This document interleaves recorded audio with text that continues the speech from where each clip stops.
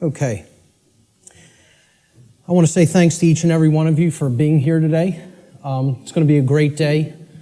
I'm going to go through what I consider to be the very heart of my material. And people ask me a lot. They say, you put out a lot of material on your website. What is the main thing? If you had to tell me the main thing that I should check out if I check out nothing else that's up there, what would it be? And I always tell them the same thing. It's the material on natural law. If nothing else, that's the material that you need to understand deeply. So that's what we're going to be covering here today in an extended presentation format. I want to go through a few things before we actually get started. So I call this section Before We Begin. And the word begin is actually important here because that's really what this presentation is actually about. It's initiation. This is an initiation into really, really deep, esoteric material that has been hidden from humanity for millennia. So I just want to ask people before we get started, how many of you are new or relatively new to my work? By a show of hands, please. That's excellent.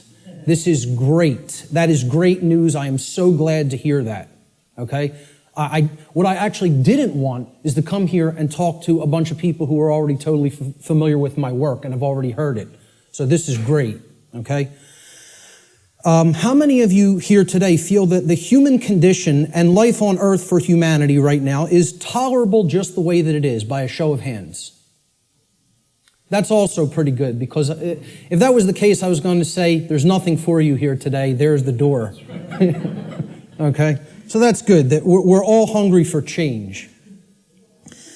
One of the big complaints I hear about my work, when I check in on forums or something, or read some YouTube comments, many people will say, there's nothing new here. I've heard this before somewhere else. This person covers this. I've read this in this book. Well, ladies and gentlemen, I have news for you. There is nothing new here. I am not going to present anything new. I am not going to present anything that has not actually been in existence and will continue to be in existence. I'm not making up new material. I call myself, I would refer to myself, Art said it the other day, actually yesterday when we were having dinner. He said, I consider you an aggregator of material. And I love that term. I love that description of what I do.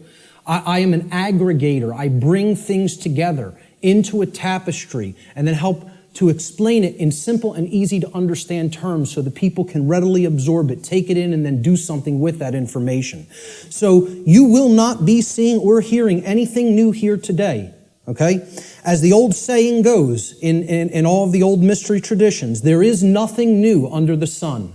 And what that phrase actually means, many people don't know what that phrase means. It means that the truth, it is singular and eternal. Truth has always been here among us, and it will always be here. It is our perception that must be aligned with it. So there's nothing new you're going to hear today. Okay? These are eternal truths that have always been here among us.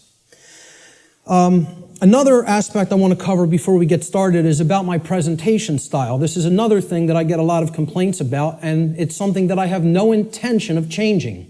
Okay?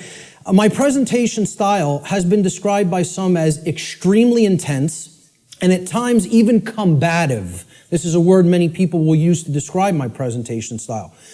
Some of you here today are very likely to be angered by some of the things you may hear me say during the duration of this seminar. And I say, so be it. That's okay. If you get angry, that's okay. The fact of the matter is that truth itself, by its very nature, is belligerent. And I'll actually be putting up a quote to that nature later on in the presentation. The reason truth is belligerent is because it actually is at war. It's at war with the lie. It's at war with deception. It's at war with mind control. So truth can be belligerent. Many people don't want to hear it when they first encounter it. So I tell people all the time, I don't do this. I don't present this information, okay, to be liked. I don't do this to make friends, okay? I'm not interested in making a whole bunch of new friends. If it happens, that's great, okay? But that's not the reason I do what I do. I don't do this to be popular. I don't do this to make money. It's not a popularity contest. Telling people many things that they don't want to hear is not going to make you popular, or it's not going to make you a whole lot of new friends, okay? So those aren't the reasons I do what I do. To be honest, and I tell people this, and sometimes they get upset by just hearing this, I don't even really want to do this, okay? I don't want to do this with my life. I don't want to do this with my time, okay? As I already know, understand, and live the information I'm going to present. So I get this. I know this, okay? I don't need to keep going over this over and over and over again for my own entertainment, okay? The reason that I actually do this is because I recognize that in a time of such overwhelming ignorance of this critical information, this information which is capable of saving humanity from its current condition, all right? The fact that I do already understand this information places me in a position of moral obligation and responsibility. That's why I do what I do. I'm in a position of moral obligation to speak this information to other people in an effort to help to get them to understand it and live it as well. And that is the reason I do this.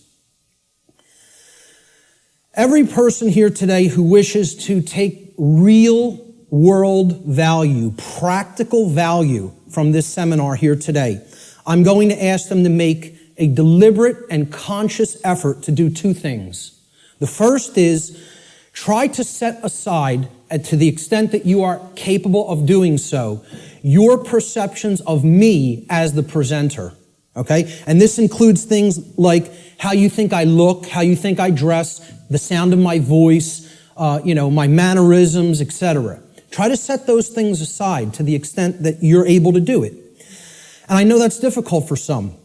And I say this because paying attention to such trivialities will detract your own mental focus away from the information that is being presented today. And that's the worst thing that could happen, because it's the information that is important, not me. Try to ignore me and focus on the content. All right?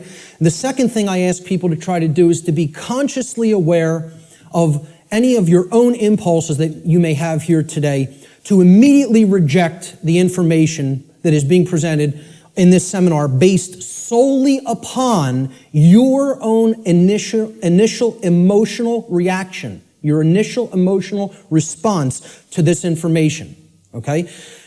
This is a logical fallacy.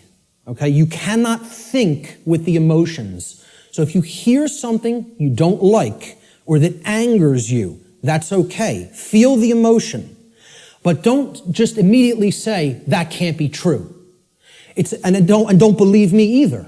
It's about checking it. It's about a process of truth discovery. It's about doing your own due diligence and actually researching this material. Okay? But if you try to gauge the veracity, meaning the truthfulness of this information, solely based upon how it makes you feel when hearing it, you are committing a logical fallacy. Okay? So I ask people to try as much as possible to suspend immediate reactions of disbelief. Okay, and saying, no, I don't want to accept that, no, it can't be true, based on how something may make you feel that you hear today. That's very important to keep in mind. And lastly, this information, the entire seminar, is a tapestry. Okay, it's like pieces of a huge jigsaw puzzle. All right? It is meant to be seen and taken as a whole in its entirety. Now, I know I'm asking a lot here too, because it's going to be a long day. Okay? And my goal here, my work here, is to keep your interest and your attention and your focus throughout the entire course of this seminar. And that's a challenging thing to do.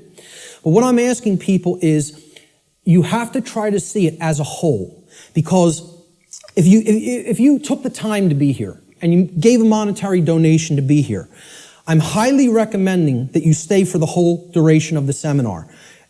There's a reason for that. You're only going to get the full tapestry, especially if you're new to my work, by hearing this information in its entirety, okay? So if you don't do that, you'll probably not recognize the patterns, which is what this is all about. That's what this day is all about, pattern recognition, okay? that are inherent to this tapestry of information. And more likely than not, you'll have wasted the time that you took to be here today and wasted the money that you spent to be here today. So I don't want anybody to waste their time and their money and their attention, and I don't think you do either. So that's why I'm asking people, stay for the whole thing. You'll get the maximum value out of this seminar if you stay for its duration. So with that having been said, let's jump into the material. This presentation is called Natural Law, the Real Law of Attraction, and How to Apply It in Your Life. And I emphasize that term, real law of attraction. Many people will be familiar with the New Age variants of the so-called law or laws of attraction. And this is going to differ quite widely from what people have heard in the New Age community and in the New Age movement regarding what the law or laws of attraction are. These are the real laws of attraction you're going to be hearing today and hopefully understanding today. So let's start in. The first section is about teachability, the teachability of the student, okay? How does a student place themselves in the best position to learn? An individual's teachability, or their ability to learn by way of being taught by someone else, is extremely dependent upon the open-mindedness or closed-mindedness of the individual being taught. Low teachability derives from arrogance and rigid skepticism. But it also derives, low teachability also derives from naivete and gullibility. High teachability, on the other hand, derives from a balance between healthy skepticism and an open-minded willingness to learn and change. So we don't want rigidly skeptical people, okay, that don't have an open mind at all. And we don't want naive and gullible people that will accept everything they're told. We want to strike a balance between these two modes. This is called a teachability bell curve, okay? And down here is the mental state of the student, whether they are, and it goes from arrogance, cynicism, skeptical nature, a teacher, a student, and then up to being trusting, then being gullible, and then being outright naive. Okay, so that's the whole spectrum of teachability. The best position to learn is up here at the top of the bell curve. This means you will learn the most if you are here. And that means you're in the balance between teacher and student. It means that you're somewhat skeptical and you're also somewhat trusting. It means that you're able to hold a proposition in your mind without accepting it or rejecting it immediately. It means you will consider the information with an open mind, okay, somewhat trustingly, but also somewhat skeptically. All right? That's going to be the mental state we want to attempt to keep during the duration of this seminar, and therefore you will be in the best position to learn. Of course, as we already said, the poorest positions to learn, the things that, if you're in these mind states in arrogance and rigid skepticism and naivete and gullibility, you're not going to take very much away from this seminar. Okay? So we want to remain at the top of that bell curve if at all possible.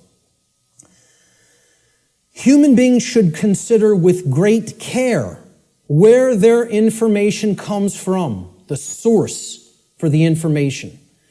And this is because by refusing to present certain information and by influencing people to dismiss, to dissuade them from looking into certain information because they're telling you that it's unimportant or unnecessary to consider, many modern institutions like media, like so-called education institutions, are seeking to actually control human perceptions, or let's call it outright what it really is, to control the mind, okay?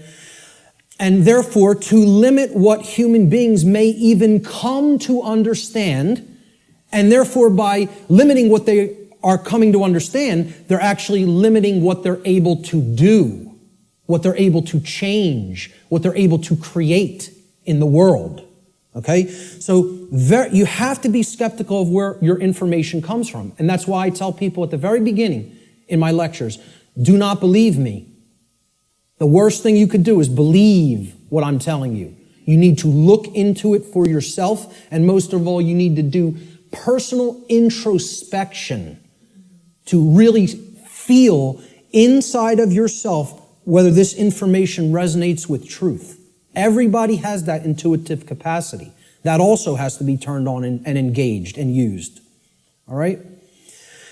If anybody is coming to this seminar from the perspective of modern, organized, institutional bodies, meaning political thought, political agendas, political organizations, religion, religious thought, religious organizations. I'm talking about organized religion here, okay? What I call scientism. Not real science, but scientism. Science as set up by institutional bodies to be rigidly skeptical belief systems that blot out anything that could possibly say anything to the contrary of their pre-existing beliefs. I call that scientism. Okay? And of course, the New Age movement, which you could group that in with religion. It's just it's for those who don't fall into the religious mindset. This is an alternative religion proposed for them, and they call it the New Age movement.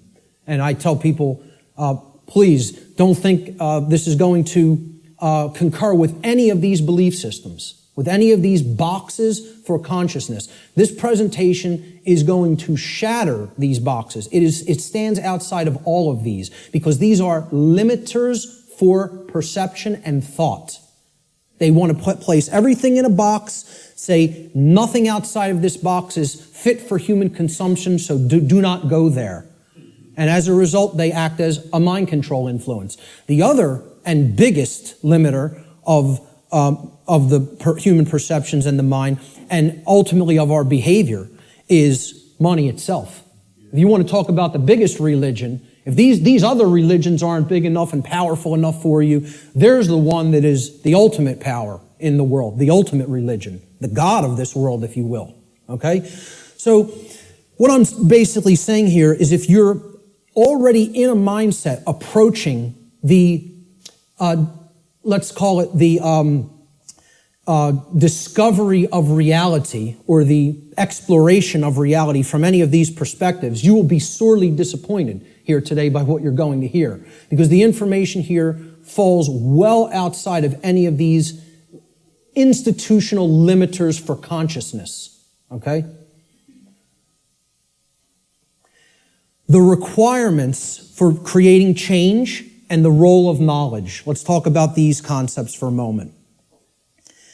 Human beings everywhere say that they want certain things in their life, and they say that they want certain things to be present for all humanity, okay? We say we want certain conditions to be present for ourselves and our species as a whole. And we say we want things such as happiness, health, peace, prosperity, freedom, etc. And all these things are great things to aspire to. And we say we want them. Most people will say and tell you we want these things, all right? However, I don't really feel that they're truly being honest with themselves, okay? They'll say they want them, but then when you tell them, well, those aren't automatic conditions. They don't just magically manifest, okay? There are requirements for obtaining these conditions, okay? And people wouldn't say they want these conditions if these conditions were already omnipresent, right? They're saying that they want something because they don't have it at all, or at least in fullness, right? So when you tell them there's requirements for obtaining them, many people will say, oh, well, I may not be willing to go there. I may not want to exert that much effort. And they believe that somehow they're going to magically get these things, right? Well, this is what the real laws of attraction are about. It's explaining conditions that you want don't just automatically manifest by thinking of them or just having a feeling about them. This is a New Age deception. There are requirements for obtaining the conditions that we say we want. Requirement exists in nature. It does exist. If you want something to be different than the way that it already is, than the default conditions, then requirement exists. If you're okay with things being the way that they are now, requirement doesn't exist. There are no requirements to creating change. You just accept the default conditions the way they are now and go on with your existence and accept it's going to be this way and possibly get worse. But if you want real change to happen, requirements exist. And this is what many New Age teachers will not tell you, or they'll outright deny that requirements exist for creating real change. Specific requirements exist in order for human beings to obtain the conditions that they say they want. If the requirements for obtaining those conditions are not met, those conditions do not just magically manifest by magical means automatically. That's not how it works, folks. And that bursts a lot of people's bubble right off the bat. This is a key concept to understand. So what are these requirements? We need to know certain things. Knowledge is required. Knowledge that will spur us to action. That's what's required. Okay? Since human beings as a species do not already have the things that they say they want, and again, at least not in fullness. If we want to split hairs, we could say we have a modicum of what we may say that we want, but we don't have it in the fullness that we will say that we want it, especially societally, globally. Okay? So since we don't already have these things, it follows logically that the knowledge of the requirements to obtaining these things, okay, either must be absent. The knowledge is not present anywhere. Or if it is present, if that knowledge for obtaining those things, the requirements for obtaining those things, if that knowledge is present, then it must be willfully being ignored. It is here, and yet people aren't paying attention to it. They aren't taking it in and accepting it and doing anything with that knowledge. So they're ignoring it because it's uncomfortable. As long as this knowledge continues to remain either unknown or ignored, the manifestation of the desired conditions that we say that we want is impossible. Cannot happen. It is an impossibility for it to magically, automatically manifest without the requirements being met. And that's what we're going to talk about here today. What are these requirements? What is this knowledge? This knowledge is occulted, meaning hidden.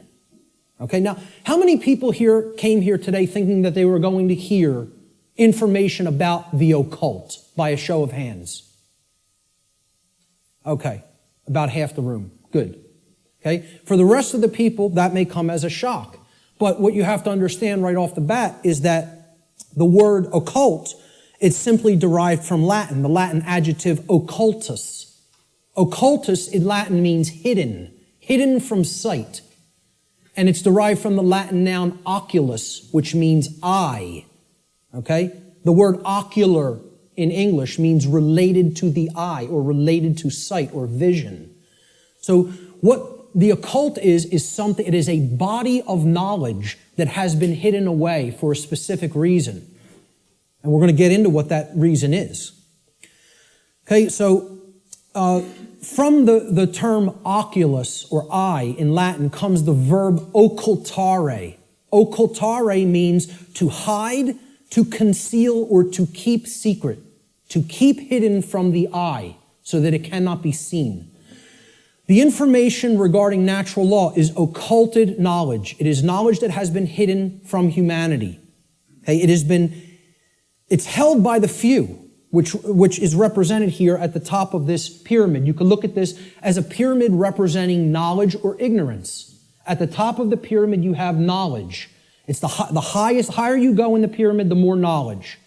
Okay, but the pyramid tapers because at the top, very few people understand that information. Very few people have that knowledge and have actually integrated it into themselves to the point where it becomes understanding. All right? Down here, you have no knowledge, the ignorant masses. Okay? And up here, you have the people who are in the know, right? Who have this knowledge about how natural law works and are actually using it for a certain reason. We're going to get to that next, what that is. So please, as you go through this seminar, please keep in mind, if I ever use the term occult, all I'm talking about here is hidden knowledge. That's what it means. Occulted knowledge is hidden. Now, why would anybody want to hide knowledge that is extremely important? Well, there's a very specific reason, all right? But before we even get to that, we have to talk about what is this occulted knowledge? What is the body of knowledge? What does it comprise? When I'm saying the occult, the knowledge of the occult, what do I mean by that? All right? Occult knowledge constitutes two things. There's two general bodies of occult knowledge.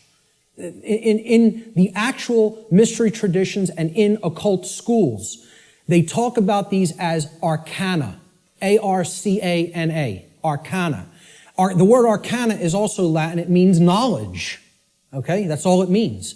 So there's two bodies of knowledge. There's one body of knowledge in the occult called lesser arcana, the lesser arcana or the minor arcana. This means the knowledge of the microcosm, the knowledge of the small things. Okay? It doesn't mean it's less important. It means it's dealing with the individual units of consciousness.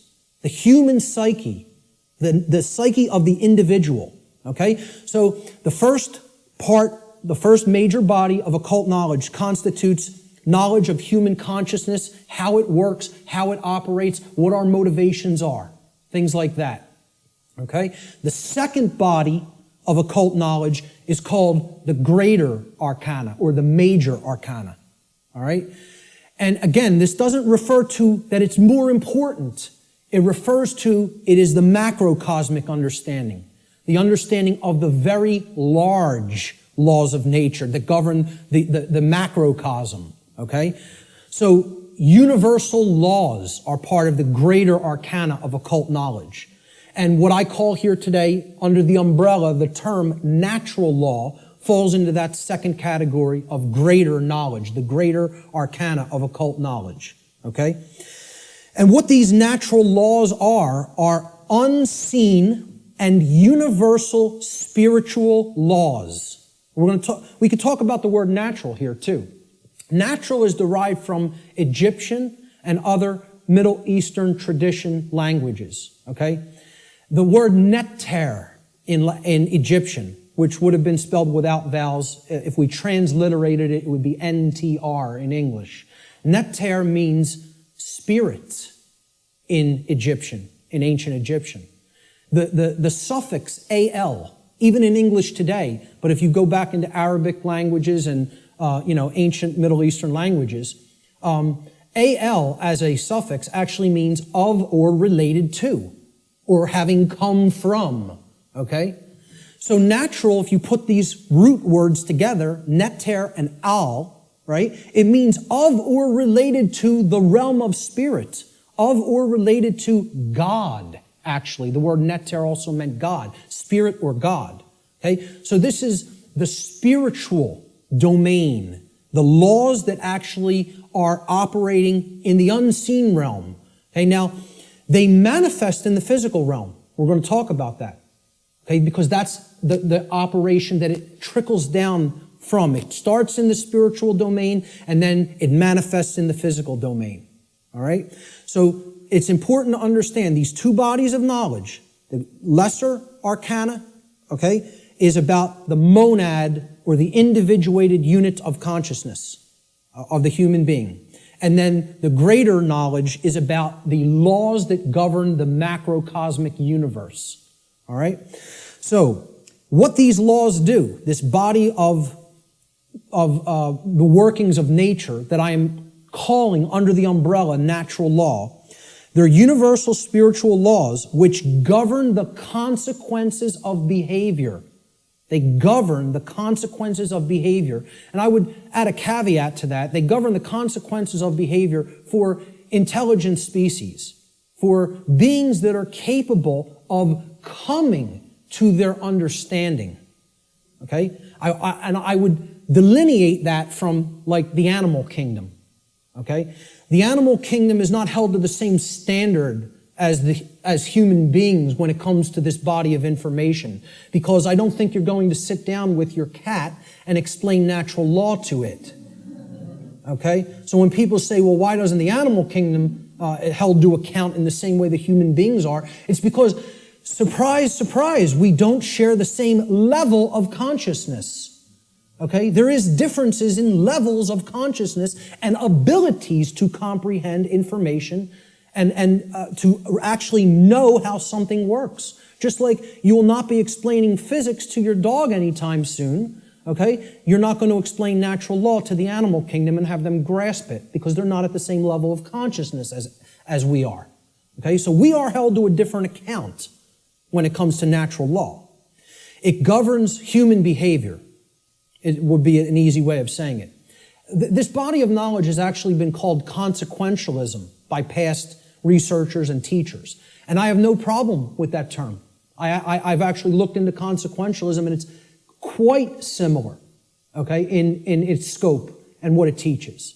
It's been called karma, karmic law, in many Middle Eastern and Eastern traditions, okay? And I have no problem with that term for it either. It has been called in some of the Western traditions and Christian traditions moral law, and I have no problem with that term either. Religionists have called it God's law, and I have no problem with that term either. I have no problem with any of these terms being applied to the umbrella of natural law, because that is essentially what it is. But we're going to get deeply into how it works and operates in our lives here today. Why is this knowledge hidden away from people? To what ends?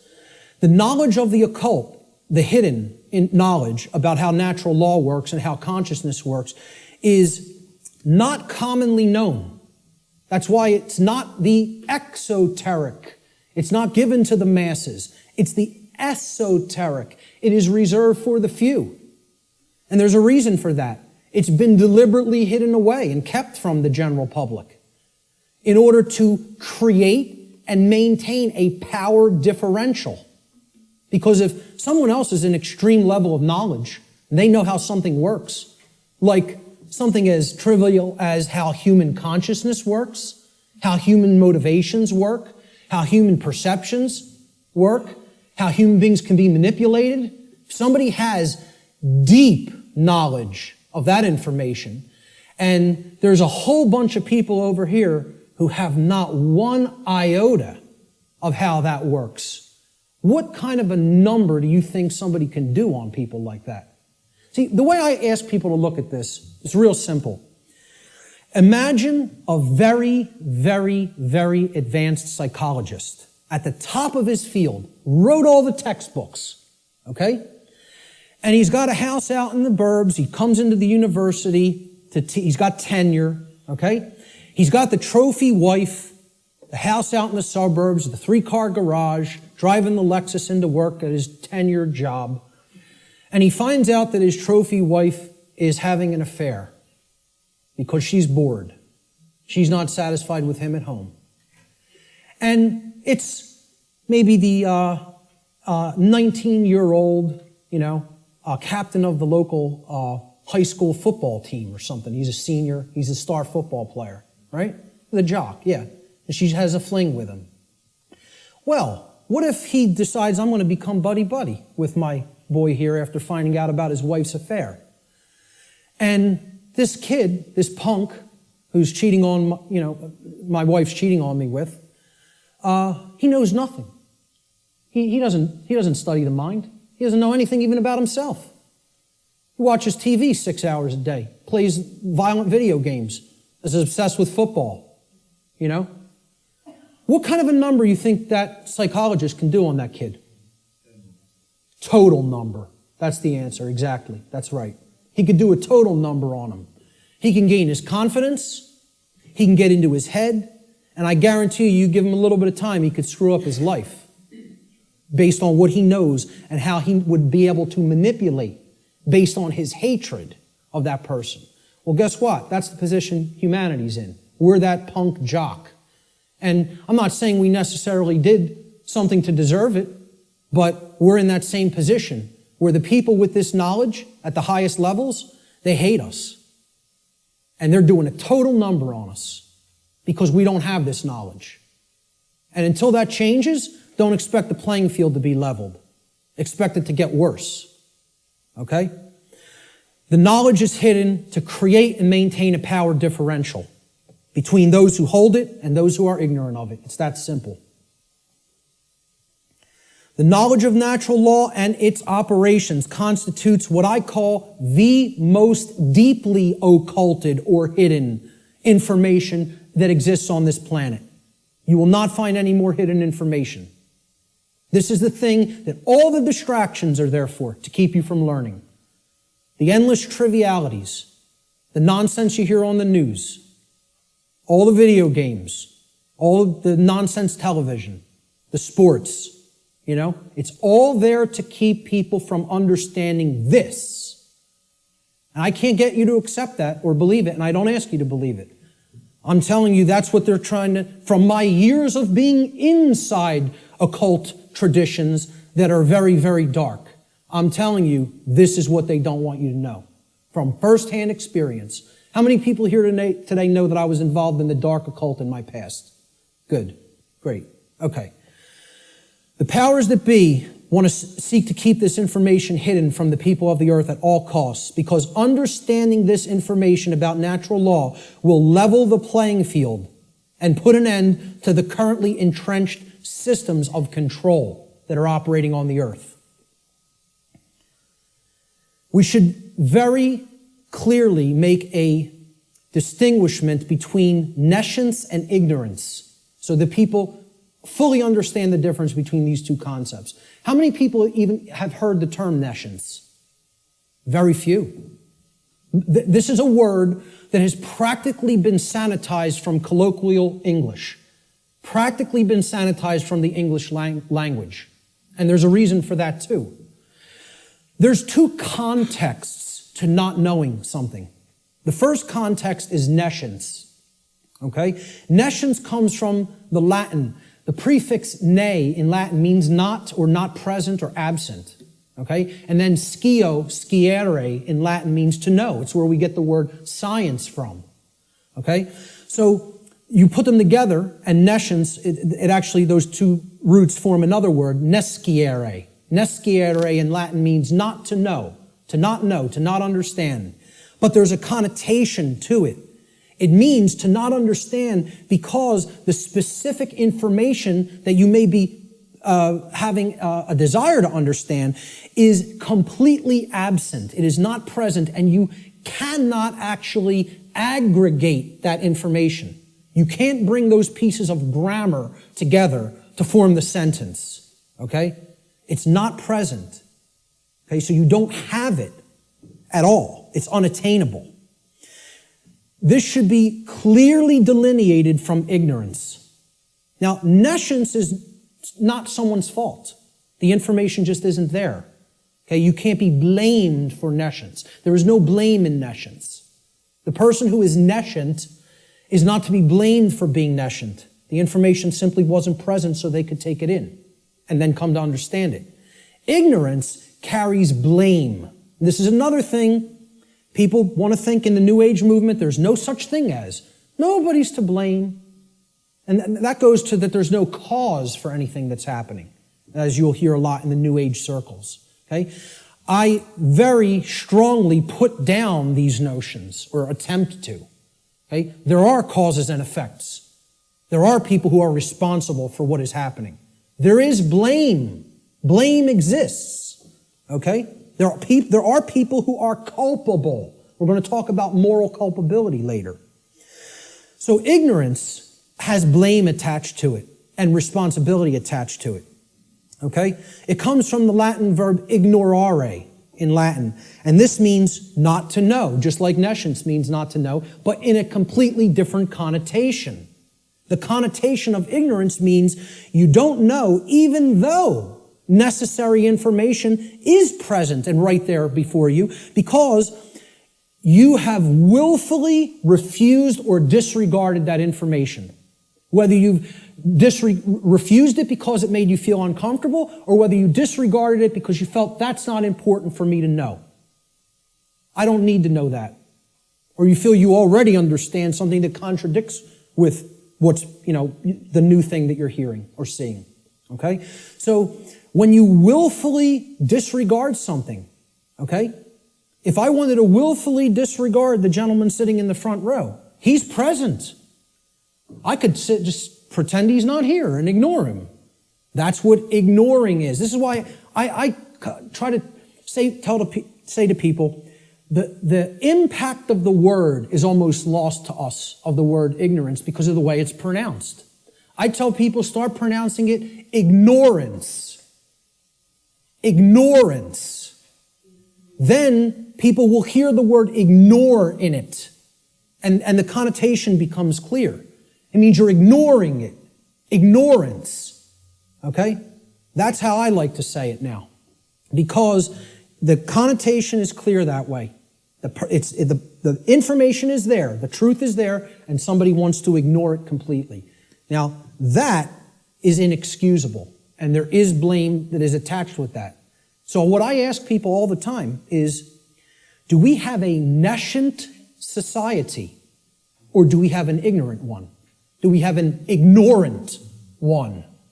Is our society ensconced in nescience, or is it ensconced in ignorance? I would argue absolutely that we are ensconced in ignorance in society, not nescience. I think we are drowning in information. I think we are drowning in the truth that is all around us, but people are ignoring it, largely. Not everyone. There's many people who are very hungry for it and taking it in as fast as they can, you know? But I think the majority of human beings are in the state of ignorance, even though the truth is present all around us. And that constitutes what Art talked about earlier, this consensus trance, which people in the so-called truth community or truth movement have likened to sleep. They say that they are asleep. I liken it to hypnosis.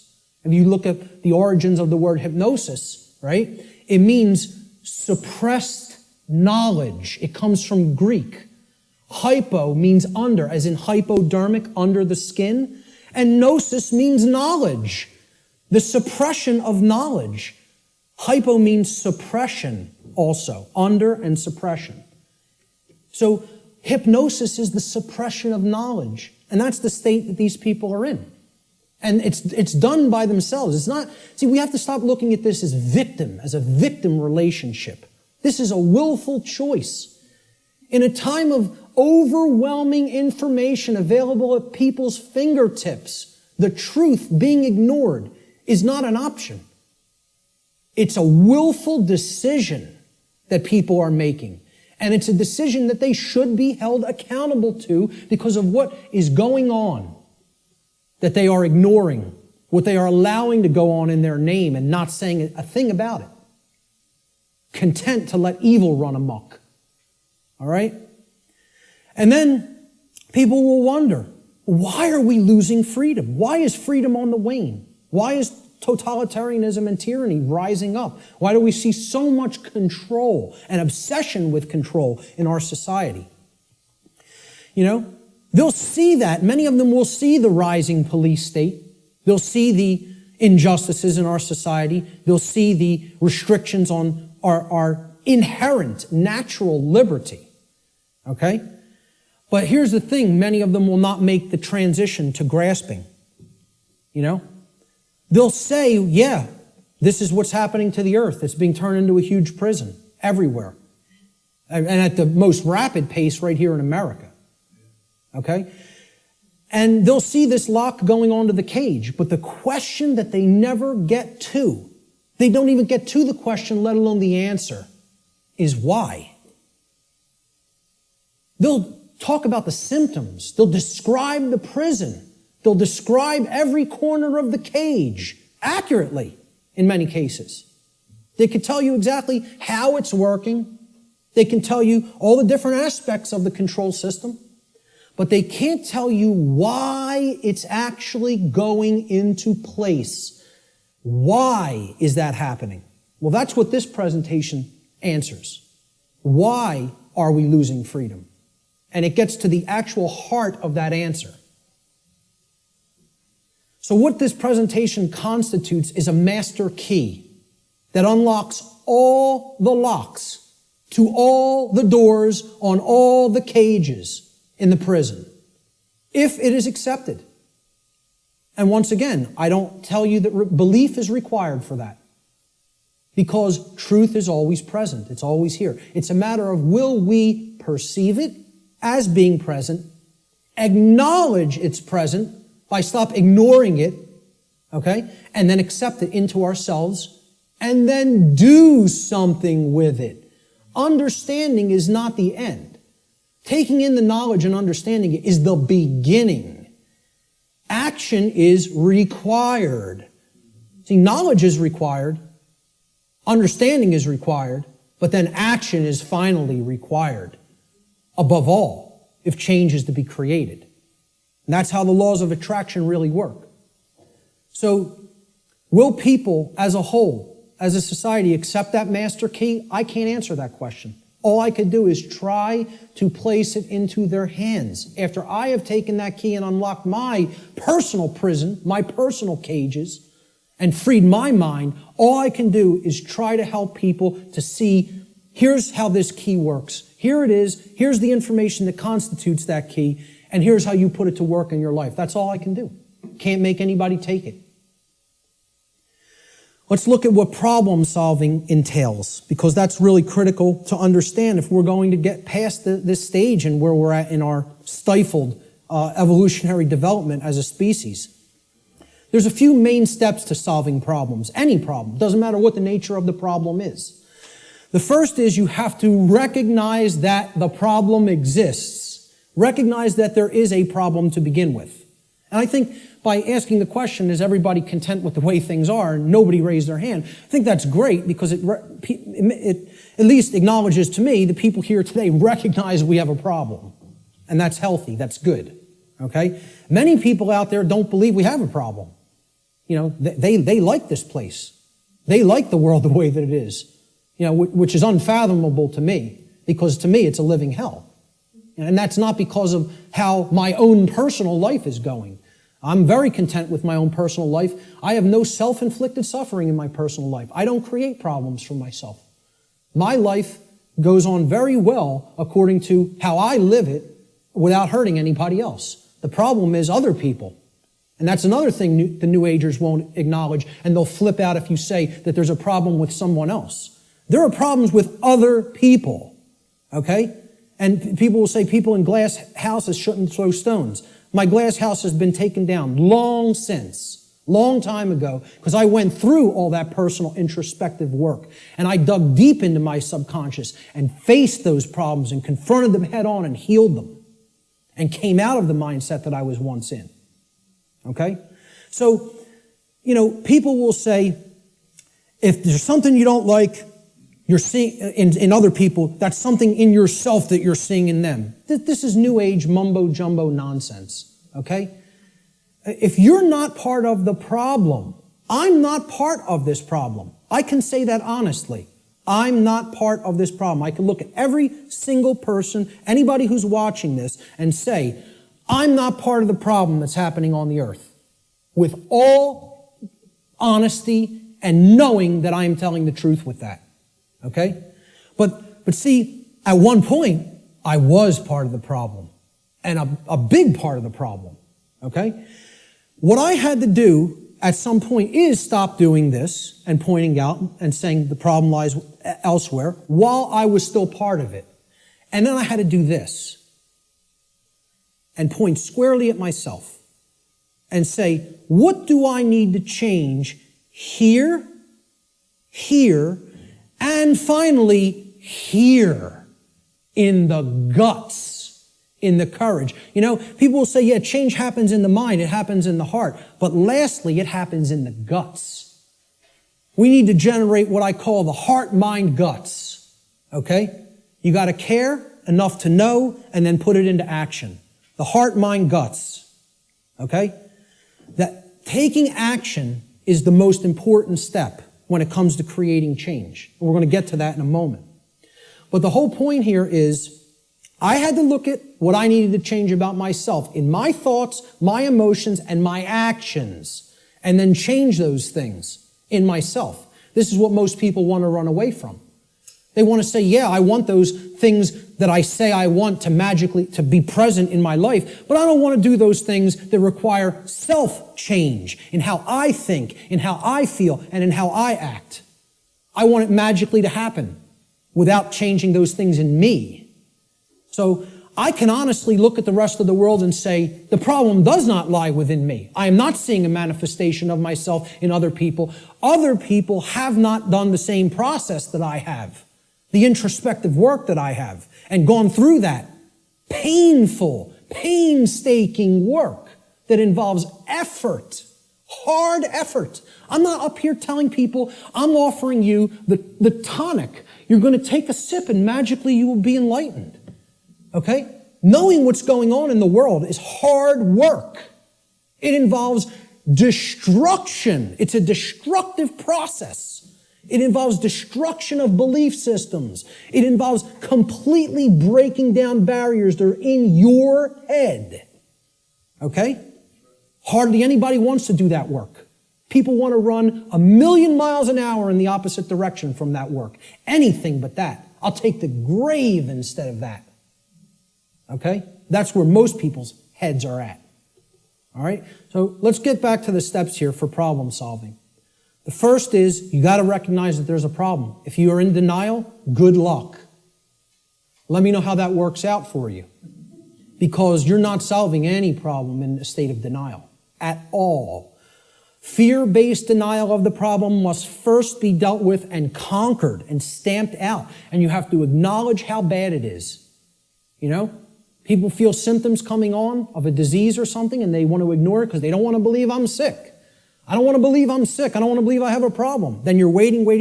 You don't get it diagnosed, and then it turns into a much bigger problem, which is where we're at as a society for ignoring this information. This is what denial looks like, symbolically. Okay? A person with their head in the sand like an ostrich. And please take note, ladies and gentlemen, when you're in this position, when you're in the position of denial with your head in the sand, you're on your knees with your ass in the air. Okay? And I almost say it's amazingly synchronistic that the human body was designed like that.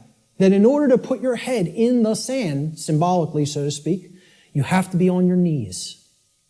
Okay? And that's where most of our society is at. They're on their knees. And in that state of denial.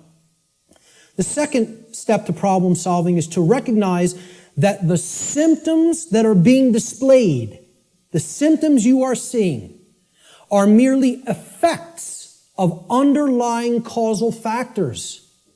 You can't treat symptoms and solve a problem. It's not possible. That's not how problem solving works. You have to get to what caused the problem. Okay? Instead of simply treating symptoms, make an accurate diagnosis of the causes of the problem. So what does the word diagnosis mean? Diagnosis comes from Greek. The preposition dia, transliterated there in the parentheses, you see it in Greek script. Okay? It means through or by way of. So by a method, by a particular method. All right? And the second part of diagnosis is the Greek noun gnosis. Gnosis means knowledge in Greek. So what a diagnosis means is through knowledge or by way of knowledge. You're going to solve the problem by way of knowledge. There is knowledge that acts as the requirement to solving the problem and getting what you want. And here's another thing, and I'm going to keep going back to this. It's going to be like an undercurrent in this. Because the New Age community, and I'm going to become a more outspoken opponent of New Age ideologies. Because they are lying to people. Whether it be through direct, willful deception, or whether it be through useful dupes and useful idiots. They are telling people things that are completely inaccurate to how things really work. All right? Because they want to keep people suppressed and non-active. They want people in acceptance mode of everything. Accept, never rebel. Okay? Don't take action. Just observe. Just watch. You'll hear all of these things in the New Age movement. Okay? The reason I bring it up is because when you even say the word knowledge to some New Agers, they almost take offense. Because what the New Age is becoming is the new modern day variant. It's a new form of what's known as solipsism. We're going to get to what solipsism is in a little while. Okay? But essentially, people don't want to hear that knowledge is what is required. Because the attainment of real knowledge, not pseudo-knowledge, real knowledge, requires work. It requires effort. It requires reading. It requires listening. It requires watching. And you know what most of all it requires that people don't want to give up? Who can tell me? Time. Thank you, sir. It requires time. There's one of the currencies people don't spend, on many things that they don't feel they can get immediate gratification from, which is why immediate gratification is so stressed in our society by the control system. That's what keeps people in their ignorance. So a diagnosis means if you're going to get well, you got to have the knowledge of the underlying causal factors that led to the creation of the symptoms. You're not going to treat the symptoms and get well. You got to have the knowledge to get to the causal factors, to find out what cause put this into effect. And we're going to talk a lot about cause and effect. The third step to problem solving is, through the knowledge that you've acquired now, via making an accurate diagnosis of the problem of the causal factors, right? You're going to then put that knowledge into action. Understanding what created the problem is like step 2, right? Stop being in denial. Understand what caused the problem. Act on the knowledge you now have to solve the problem, to make it right. Okay? So action is required. We make the diagnosis, then we have to take the required action necessary to rectify or to set right, which is what the word rectify means, the causal factors that led to the manifestation of the problem. Let's talk a little bit about the concept of what truth is, how I refer to truth in all of my work.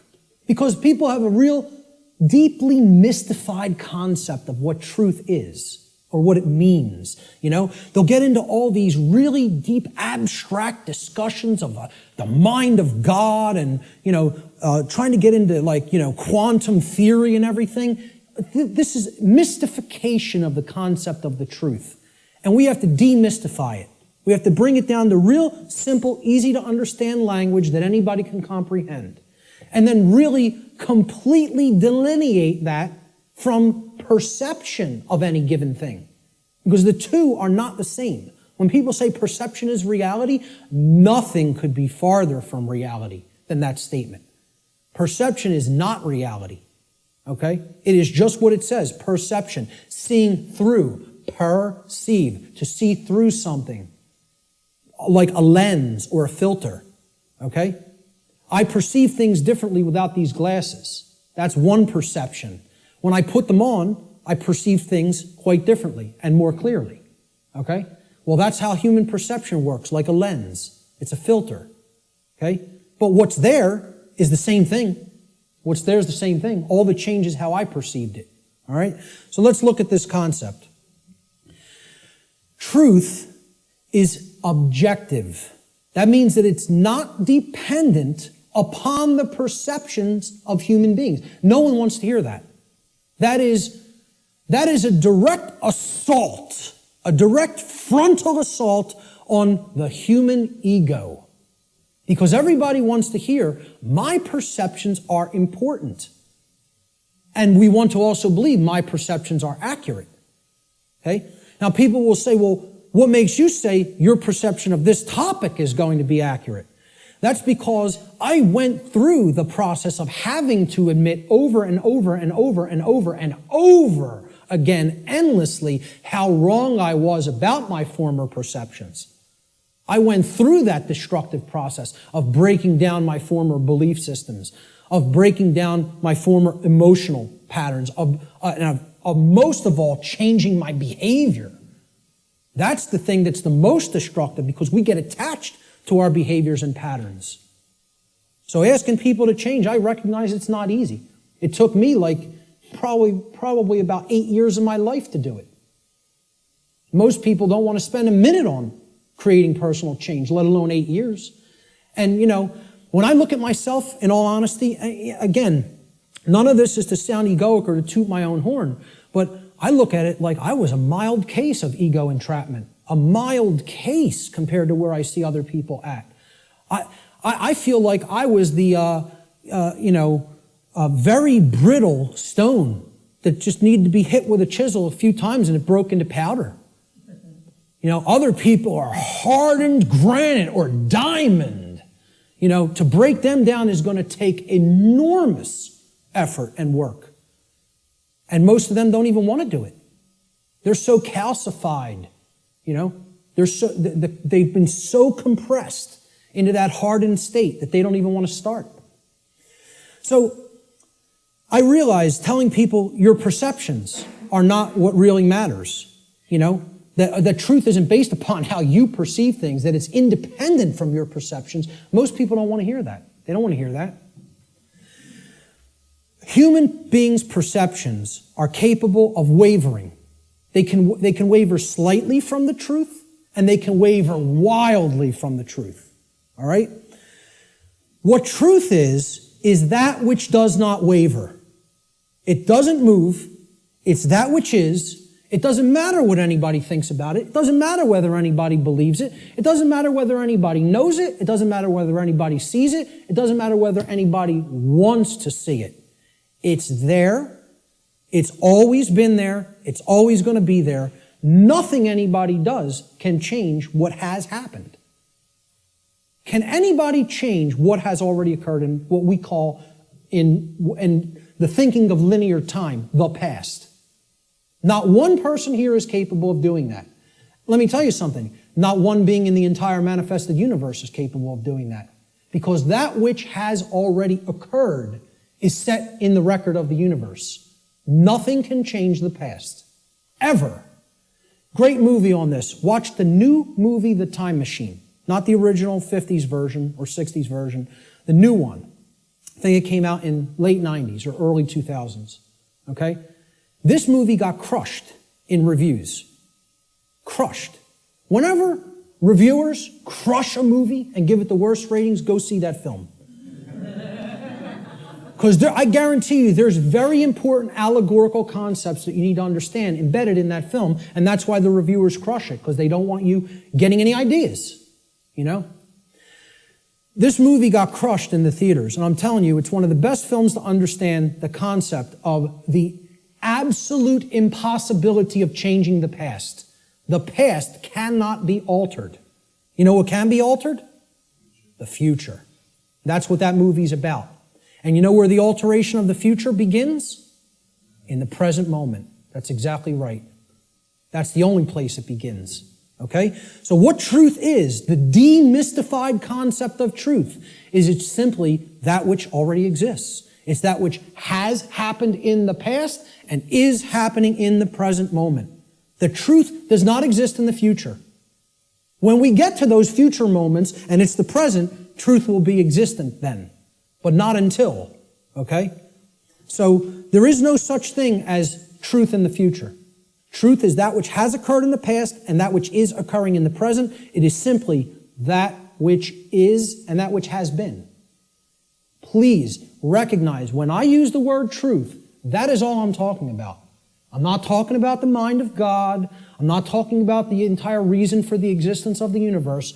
I'm talking about the events that have taken place in the past and are taking place in the present. That's all. And guess what? That's all the truth is. It doesn't need to be any more complicated than that. Okay? You want to make it more complicated than that, call it something other than truth so as not to confuse people to what truth really is. Truth versus human perception.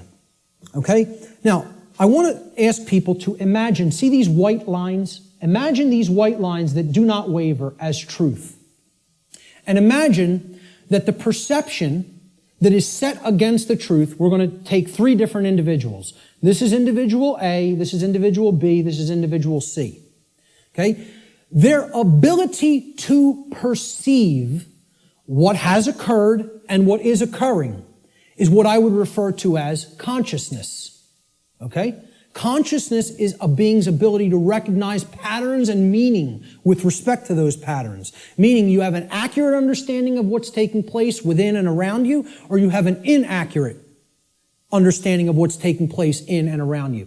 If your consciousness is high, meaning it's at a high frequency, okay, that means you're going to have more of an ability to understand and recognize the patterns. If your consciousnness is low, you're at a low frequency, you're going to see the pattern less. You're not going to accurately perceive. So I liken this to a waveform. In simple, physics, a wave, this is a simple sine wave, okay? It has its crest here and its trough here, okay? And then the pattern repeats, goes up to the crest, down to the trough, and it repeats over again. The distance between the either crests or troughs of the wave is called the wavelength, okay? The longer the wavelength, the shorter the frequency. What that means is how frequently is it going to be intercepting the line that represents truth? How frequently is it going to be aligned with this line, which we are calling truth? Okay? Now, can everybody just, with that explanation, understand this simple model and what I'm talking about here? Is that clear? Okay, because it's important. Because this is a low frequency vibration. It's a low frequency wave. A wave like this, if it was an audio wave, would produce a low frequency, would produce a low bass tone. Okay?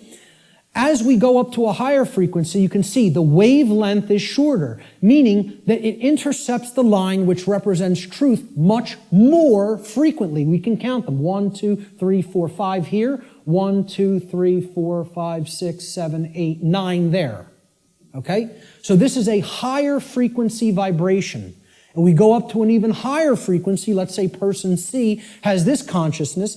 They have a higher frequency. Okay?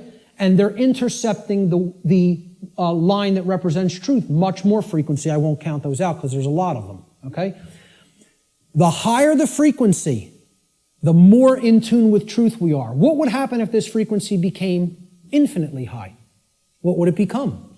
It would be indistinguishable from a line. And therefore, someone would be aligned to that which is. The higher the level of consciousness or frequency, which is their perception of reality being accurate, okay? Not wavering as much from the truth, because it's hitting it in more places. We would basically, this wave would turn into a line at some point, the higher the frequency went.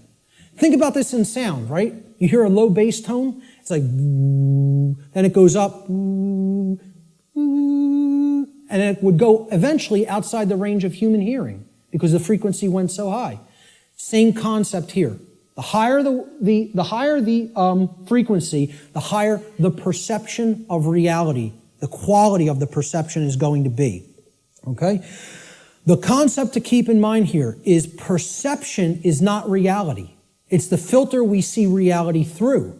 What the human being's work is to do is to align their perception to the reality which exists, which is truth.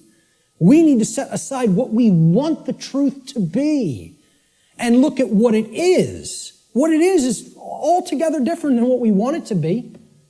But until we recognize what it is, we're not even in a position to make an accurate diagnosis of what's going on and therefore create what we want it to be. So I'm going to give the first quote here. It comes from a gentleman I personally greatly respect. How many people are familiar with Travis Walton, by a show of hands? Hardly anybody in the room. Wow, 2 people. Amazing. And I know Barb is in the back because we've met him personally. I spoke with this gentleman at a conference last year in 2012. And I just want to say, I just think he's a totally genuine individual. I don't care what anybody thinks of me saying that, okay? I believe him. Do I know factually that what he claims happened to him did? No, I do not. But I believe what he is saying for a reason.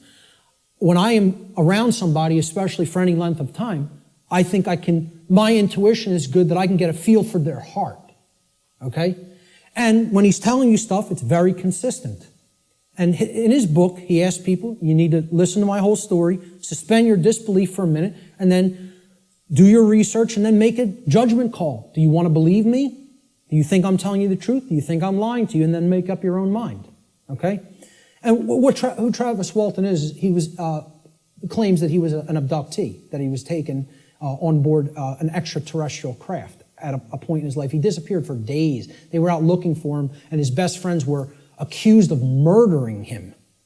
And he shows up 5 days later in like deplorable conditions, out on a country road someplace. But anyway, again, I spoke with him back in 2012. I just bumped into him again. We were just at a conference. I'm bringing this up for a reason. We were just at a conference in Philadelphia where he spoke. And this quote, I feel I would start, if I was going to quote somebody, I was going to make this like the first quote in the presentation today. Travis Walton says in his book, which is called Fire in the Sky, he said, I have come to realize that the biggest problem anywhere in the world, the biggest problem anywhere in the world is that people's perceptions of reality are compulsively filtered through the screening mesh of what they want and do not want to be true. Now, when I read that in his book, I got chills up and down my spine. Because I said, this meshes exactly with what I'm talking about in my section, in my presentation called Truth versus Perception. And he's encapsulating it in a sentence perfectly. All right? We want things to be true. That doesn't make it so. That's not what makes truth the way that it is. What makes truth is the way that it is what behaviors were taken and what is the actual effect in the manifested world. That's how things are. Okay? It doesn't matter how we want them to be. They may be a completely different way right now than we want them to be. And I would say for the people in this room, they are a completely different way than we want them to be. But most people in the world think, they kind of believe that they're the arbiter of truth. And that's a bad place to be in. That's a very, very low level of consciousness. To think that if I don't believe that it's this way, it's not this way. Many people are trapped in that state of mind. Okay? Now, the reason I even bring this up and included Travis's quote here is at this conference that we were just at a couple of weeks ago. Okay? I didn't speak at it. I tabled at it. A woman came up to my table and she picked up my New Age Bullshit DVD, which is available here today in the back. And she said, "What's this about?" With a real skeptical look. And I explained, well, it's a 7-hour extended video podcast that has many, many slides, okay? I gave a shortened version of it at the Free Your Mind conference in Philadelphia. And this is the extended version that goes deeply into the deception of the New Age movement and how it is a religion that is designed to suppress the masculine side of the personality, which is the side that actually takes action and creates change. Okay? And that's, of course, pushed by the sacred feminine, which is care and creativity, and compassion. Right? Both need to be present. We're going to talk about that here today. But I said this is about the suppression of that masculine energy. And that's what the New Age movement is about. The suppression of the masculine. Right? So I said what the New Age religion wants to teach people is just accept everything the way it is, no matter how unjust it is, no matter how deplorable the conditions are, no matter how much evil is taking place in our midst. Accept it. That's the New Age religion. And here's what she said. That's exactly how I am. I just accept everything. I don't make any judgments on anything that occurs, no matter what it is, no matter how it's perceived. You want to perceive it as evil? That's your judgment. I said, yes, it is my judgment. You know why? Because it's evil. It really is. There is such a thing. I said, and you're content to let evil run amok and take this whole world because you don't want to act. Because what's really there is cowardice. That's what it really is. Okay? And she didn't want to hear that. She said, I prefer not to see it that way. Now, align this with the quote. I prefer not to see it that way. Okay? And I hope by some miracle she happens to see this presentation at some point. Okay? And, you know, in hindsight, I didn't say this to her on the spot, but I thought about it for a little bit the next day. And what I should have really said is, no, you prefer not to see, period. That's the truth. Okay? So I prefer not to see it that way means, no, I want to ignore reality. I want to believe what I want to be true is the way that it already is. And this is what the New Age hoax is peddling to people. Okay? So, great quote that I thought accurately sums it all up. See, this woman also told me that she is a follower, quote unquote, of the New Age ideology that is referred to as the Course in Miracles. How many people have even heard of this? A lot of people. Okay? You know what that is? It's called solipsism, wrapped in a nice, neat new package. Solipsism. How many people are familiar with the ideology called solipsism? Good. More than I would have thought. Most people have never heard of this. Okay? Solipsism is a completely egoic and destructive ideology that has absolutely no bearing or resemblance to truth in any way. And the people who are solipsists are mentally ill. I'm not even going to provide any evidence of that. I'm telling you, you need to research this religion and sickness for yourself. It's a mental illness. A solipsist is a mentally ill person who should probably be somehow removed, segregated from society, and institutionalized until they are made well, because they are a destructive influence on society. This is what I focused on podcast number 1 of my podcast series and radio shows. I went into the ideology of what solipsism is and how destructive it is and how it's a religion. Okay? What this is, well, first of all, let's look at the word. And you'll notice I'll be breaking down words all day long. Because if you don't understand where words came from, you don't really understand what they really were intended to mean. Regardless of whatever connotation they may have taken on in the modern world, the intended meaning of the word, the original meaning, is derived from its etymological derivation. You need to go into the ancient languages, Latin and Greek roots and other languages, Germanic, Arabic, etc., and you need to break down the words from their etymological origins. Then you will understand their real meaning. And I'm telling you, you do this, and the top of your head will blow off by what you will find, by what words we speak on a daily basis actually mean, and we have no idea what they mean. Okay? So the word solipsism comes from the Latin adjective solus, which means alone or one.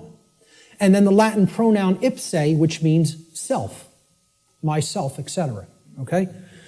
The ideology of solipsism is that nothing exists outside of me. I'm the only being that exists in creation. Or essentially, it's another way of saying I'm God. Okay? That my perception is the only real perception and no one else is here. Now imagine that. Now, what I'm essentially telling the audience here today is your perceptions are not the truth. You have to work to align your perceptions with the truth. That's damaging enough to the human ego, okay? If I just said, none of you exist, I'm only perceiving your existence, I'm the only one who exists, imagine how egoic that statement is, and actually how demoralizing it is to other people. You're even telling them, I don't even consider that you exist. That's what a solipsist is. They believe the universe is a big illusion created somehow for their amusement. And that there's no objective reality that you don't exist, you don't exist, you don't exist, you don't exist. I'm the only one who exists. And that's not mental illness. We don't diagnose that as mental illness. Okay? I don't care if you want to accept the notion everything is one. I personally accept that notion. I do accept that we are all one. That doesn't mean you're not existent in the physical domain right now as I'm talking to you. Of course we all exist here. We are in the physical domain, okay? The whole point is these people want to believe the entire physical domain is such an illusion that nothing that takes place in it matters or has any significance and should just be watched and nothing should be done to change it. And let me explain what this is, folks. When I was a Satanist, okay, and I was working inside the Church of Satan and other dark occult organizations, they have a set of sins, believe it or not. They don't look at them as sins in the same way that, religionists look at sin. But they have the things that, these are behaviors and thought patterns that should not be engaged in by the dark occultist themselves, by the magician, if you will. You are not to engage in these behaviors, but we are to peddle them to other people. We are to get them to engage in these behaviors. Okay? You know what the first one is? No, it's not. That's the second or third. I think it's the third, if I'm not mistaken. I don't have the list handy. But the first one is stupidity. That's the first satanic sin. Okay? For the dark occultist. But they want other people in deep stupidity. They want other people in deep ignorance. The idea here is we will know it all. We will know the truth so that we can control others and keep them a dumbed down herd. Okay? There's a bunch of other ones, but I think the second or third is solipsism. Solipsism is one of the biggest sin for Satanists and dark Luciferians and dark occultists. They don't want any of their membership believing in this mental illness nonsense. Okay? But they want to propagate it and peddle it. They want to do that. And they told me personally, higher ups in this network told me personally when I was working with them, wait until you see the New Age books that our membership, will be writing, or either writing ourselves or putting into the hands of useful dupes to write and put out there. We'll be giving them the idea, they'll write it for us, put it out there as their own idea. And they said, we are going to propagate and peddle solipsism like you have never seen. And you know what? When they say something, they do it. I'm serious. They're aligned. Their act is together. They act on the same page. And for that, I have respect for them as an enemy. And I don't take anything they do lightly. I recognize they have the will. They're not like the rest of humanity. They align their thoughts, their knowledge, with their version of care. It's not like our emotionally based care, but they care about what they're doing, and then they act. And when they act in concert, and they get it done. Okay? I'm not saying, I agree with any of their agenda, because I don't, and I'm trying to stop it. But I have respect for their unity. They are unified and on the same page, and humanity is not. And that's why, in all honesty, we're having our rear ends handed to us in this spiritual battle right now. At least right now. Solipsism is the ideology that only one's mind is sure to exist. Solipsists contend that knowledge of anything that is outside of one's own mind is unsure, and hence there is no such thing as objective truth. Okay? No such thing as objective truth. And therefore, nothing about the external world and its workings can actually ever be known. Just think about that statement. It's saying no one can ever know anything. You cannot come to know anything at all. There is no such thing as knowledge. So what I would say to somebody who's following the quote-unquote Course in Miracles, or a Course in Solipsism, or a Course in acceptance of all forms of evil in this world, is you can't know anything by reading the Course in Miracles, because nothing can be known. Why would a solipsist ever pick up a book? Why would a solipsist ever watch anything, any video? Why would a solipsist ever engage in a conversation with another human being? Tell a solipsist you can't know that you're going to fall off that cliff, so why don't you go try to walk over it and see what happens? Because you can't be sure of anything. They won't do that, though, you know? The whole point here is this is a religion. This is a New Age religion. And I'm telling you who it's peddled by. It's peddled by the occultists who have the knowledge of how natural law works and are trying to put out whatever ideologies they can, destructive ideologies they can, to get people not to understand it. Or to even go so far as to believe that nothing can be understood. Why would you bother to look into natural law? Nothing can be known. It's unbelievable that anybody would be so gullible and naive to fall into this mindset. Let me just tell you what it really is. It's a person who has given up on life. They feel that it's so difficult to know anything and they don't want to do the work to come to that level of knowledge that they've just said, I don't believe it can be known. That makes me feel more comfortable in my ignorance and laziness. That's the truth about what solipsism is. Okay? And that's the truth about my friend I bumped into at the MUFON conference. And I'd say that to her face. Okay? So, we have to realize we're battling this force. This religion is on the rise. Solipsism is on the rise. More people are becoming solipsists or solipsistic in their beliefs, in their thought processes. Let's look at some basic definitions and working definitions. Now, first thing we're going to define is definition. Let's define what a definition is, okay? A definition is an exact statement, a statement of the exact meaning of a word, all right? We're looking for an exact meaning, not a connotation, not a maybe or a like or a somewhat. We're looking to narrow the focus. That's why it definites it. It makes it finite. We're taking it not infinite, we're finiting it, we're making it finite, okay? We're actually limiting through words what something means so we can be clearer about what we're saying, okay? It's an exact statement or description of the nature, scope, or meaning of something. Another way we could look at a definition when we're talking about visual or audio definition is it's the degree of distinctness or clarity of an object, image, or sound. Okay? So why do people buy HD TV sets? They want higher definition. They want a higher clarity of the picture. Okay? If you have high definition audio, for audiophiles, they won't accept anything but high definition audio because in comparison to low def audio, the clarity of the sound is very good. It's much better. Okay? So that's what definition is. It is all related to clarity. When we use it in conjunction with words, it means the clarity of the meaning is amplified. Okay?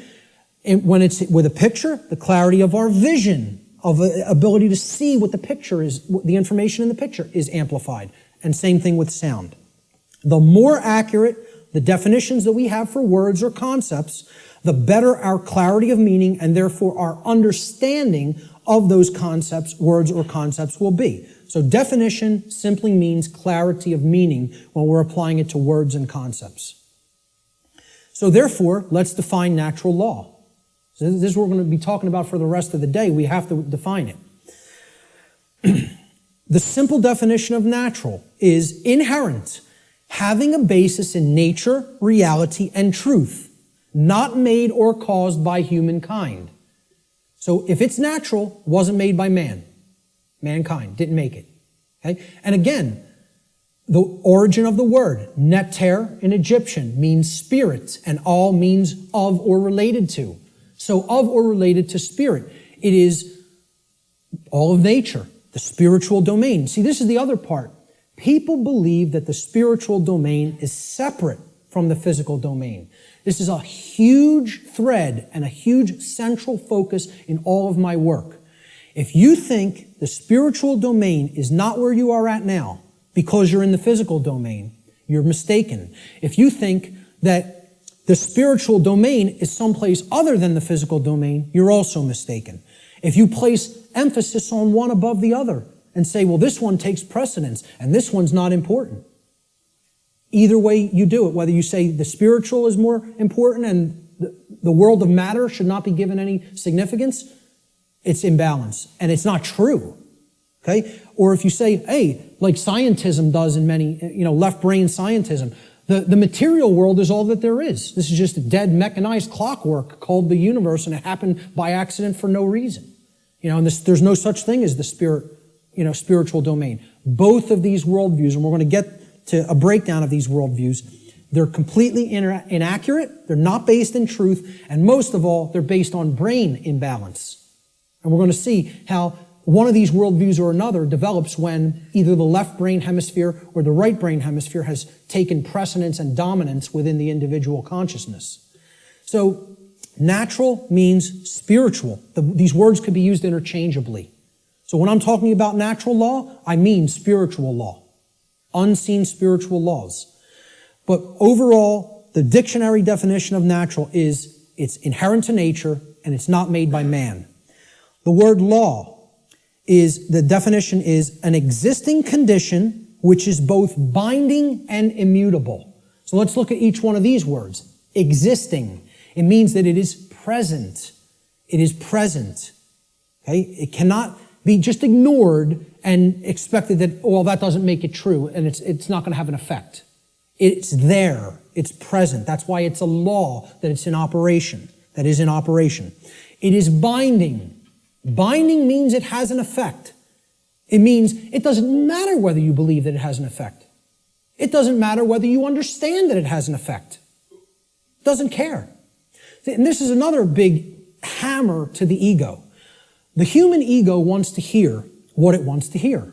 One of the things it wants to hear is the universe cares about you. Personally.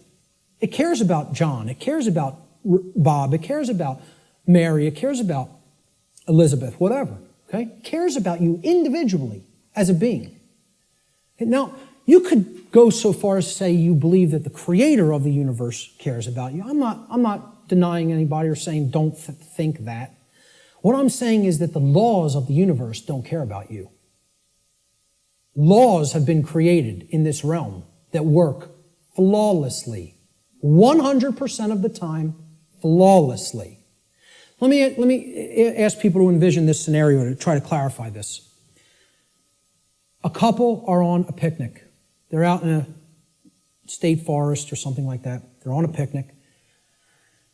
About 50 yards away from where they're at, okay, there's a pretty tall cliff, maybe about 200 feet, okay, and it ends in some jagged rocks. They brought their 2-year-old child on the picnic with them. They unfold the blanket, take out the picnic basket, they're having their picnic. Maybe passions got heated and the husband and wife were, making out a little bit. Their kid, 2-year-old daughter, in her nice Sunday sundress or whatever, wanders off, gets to the edge of that cliff. Will gravity care if that girl goes over the edge? No. Will gravity allow her to go over the edge? Yes, it will.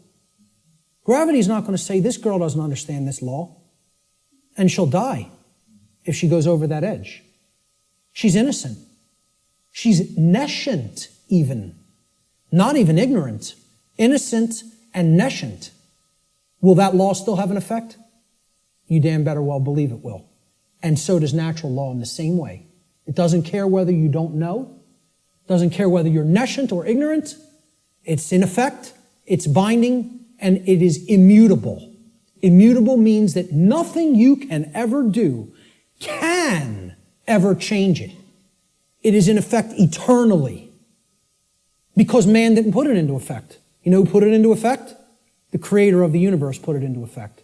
And I don't really care what you think of that force as. You could think of it as an impersonal force. You could think of it as the man with the beard. You could think of it as this remote control. I don't really care what you think of it as. Personally, that's none of my business. But you know what? If you think of it that it's man that makes the laws, then I have a problem. Because man doesn't make these laws I'm talking about. The creator of the universe set these laws into motion, put them into effect, and they bind you. You and I are bound by these laws, whether we like it or not, whether we accept it or not, whether we understand it or not, they're in effect, and you are already creating the reality that we are experiencing based upon interaction with these unseen laws. Already. You're already doing it. You can never not be doing it. That's an impossibility. Okay? You're always creating, co-creating in harmony, in cooperation, I should say. Whether it's in harmony or opposition is a different story. In cooperation with these spiritual laws that I'm going to talk about. You are already creating in cooperation with them and can never not do so as long as you exist in the physical domain. Okay? So that's what the simple definitions that we're working forward with. Natural law doesn't mean anything other than this. That's it. It means, so let's put them together. Inherent, existing conditions. Conditions that exist in nature which are both binding and immutable. They have an effect whether they're understood or not, and they cannot be changed. So what would be our requirement of knowledge here? What do you think should be done? If we are always working with these, do you think we're going to create something that is wise to create, that is good, that is in alignment with what we say we want if we don't know how these laws operate? You know what's going to be created? A mess. Total chaos. Something you don't want. Something that leads to enormous suffering, which is where we're at. If, on the other hand, you have that knowledge of how these things work, then you align your behavior to them, you're going to create a whole new different ballgame. And then you're going to not have self-inflicted suffering. Okay? That's what this is all about. So let's give a working definition. This is what I call the soundbite, right? People say, well, tell me what natural law is, Mark. You have a few days? Maybe a large portion of the day like we're going to cover today. Maybe. Some people will get it. Okay? But really, you need to devote a large amount of time to studying this, understanding it, reading about it, and even experimenting with it.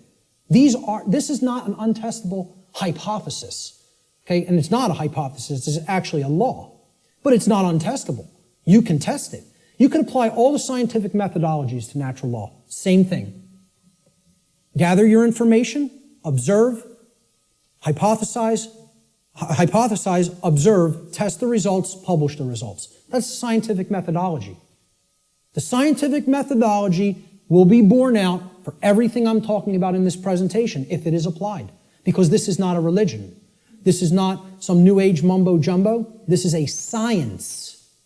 It is a science that constitutes knowledge of how laws that are existent, in operation, and immutable in this universe work, and how we are creating what we experience in conjunction with these operating laws.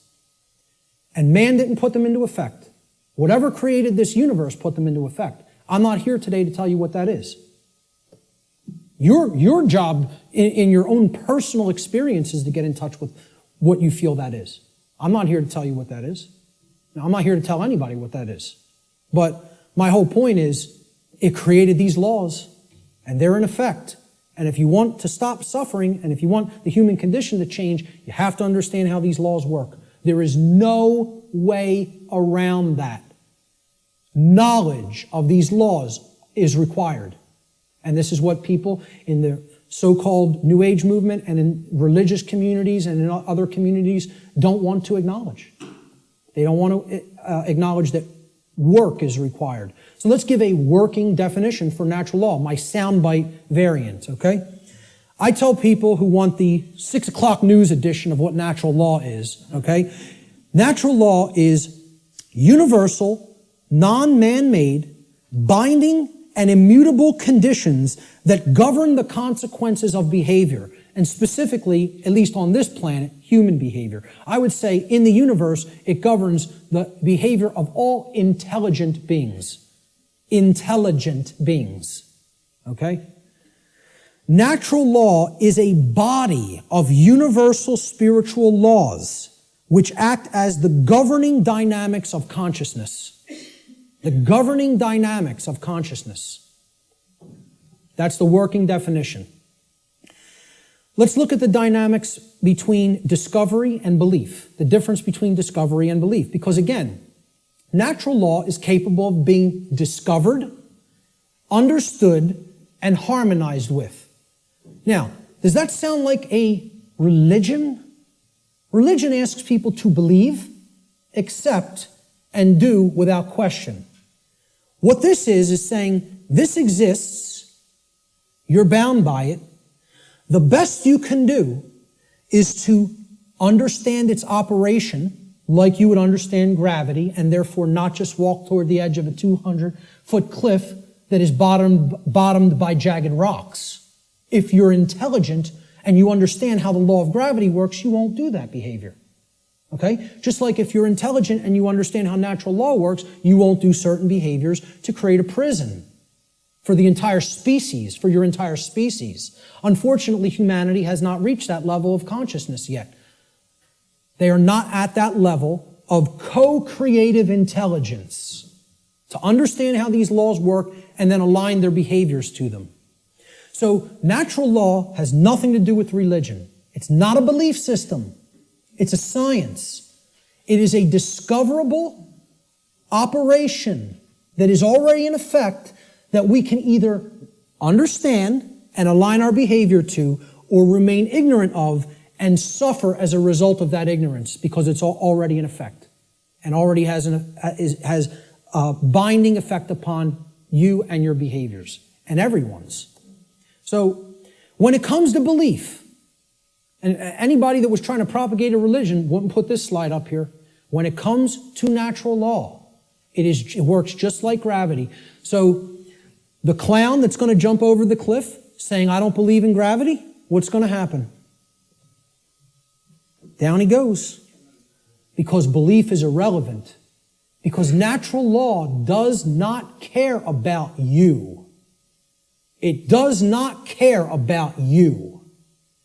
It is in effect, no matter what you do, deal with it. And people don't want to hear that. And I recognize this. I recognize I'm not telling anybody anything they want to hear. If I wanted to sell a lot of stuff, if I wanted to be real popular, I'd come up here and I'd tell you exactly what you want to hear, and then I'd be making $50,000 a presentation like Wayne Dyer does. Okay? And that is his fee.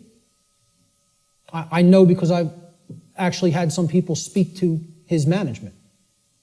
That's what a new age presenter gets. You know what I ask for? 0. I don't even ask for a stipend because I don't even care about fake money. I care about making real money. Real one eye.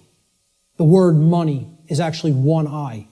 And people don't even have said it 1 billion times in their life and never recognize what they're saying is one eye.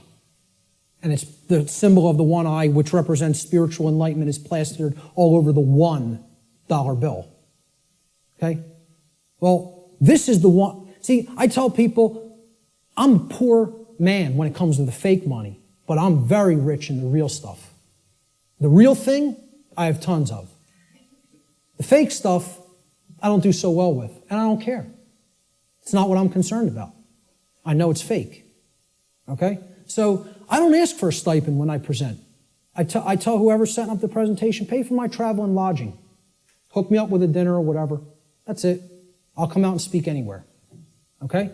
The point is, if I was trying to appeal to somebody's ego and what they wanted to hear, I would tell you your beliefs are very important. Your beliefs shape. And they do shape your reality. In a negative way, if you don't align yourself with truth and you want to stay attached to a belief system because you prefer it over what's real, okay? So when it comes to natural law, I'm not telling people don't believe in yourself. I think people will say, there's forms of belief that are good. Yeah, I acknowledge that. I understand that. Believe in yourself. Believe in your own ability to come to this understanding of information like this. But I'm explaining when it comes to a law that is existent in the universe, your belief doesn't matter. It's irrelevant. The universe doesn't care what those parents at that picnic whose child just went over the cliff believed. It doesn't care whether that girl doesn't know how gravity works. It's going to have an effect. You act a certain way, like a computer. Boom, you put this in, here's how you program this, that's what has to come out. Invariably. Invariably. It is nothing personal. Natural law is not a personal force. It is an impersonal force. That every single mystery tradition and occult tradition that has actually wanted to share this knowledge with people has been telling people about and attempting to tell people about since time immemorial. It is an impersonal force. It does not care about you. It does not worry or care in the slightest bit whether you understand it or accept it or not. It is in effect, you are bound by it, the end, and stop crying in your milk over it. That's it. No one wants to hear that. And I'm not so naive that I recognize people don't want to hear that I don't recognize that. I do recognize that. Believe me, I realize the wall I am up against in saying this. I get it fully. Fully. If I wanted to blow smoke up people's rear ends, I'd come up here and I'd say, the universe cares about you and what you believe. And it's going to gauge that, it's going to look at all that, and it's going to tabulate it, and it's going to say, well, what did he believe when he took this action? It's not going to say that. It's going to say, is this what happened? Yes or no? Yes? Here's the result. That's it. Unwaveringly and invariably. The human ego has a hard time with that. There was some popular TV show, I don't even remember what it was. Barb had downloaded it, and she was watching an episode, and it said, humanity's greatest fear is that truth is absolute. And I usually don't bother watching any television, okay? I downloaded a couple of shows to watch them because they're allegories, and I want to pick apart the allegory. But I wasn't even watching this one, but I heard it, and my head snapped around.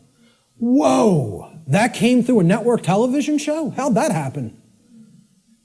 Humanity's greatest fear is that the truth is absolute. The ego has a hard time with the concept of any absolutes. It loves relativism. That's another part of the big trap of where we're at. Relativistic ideas, and especially when it comes to morality.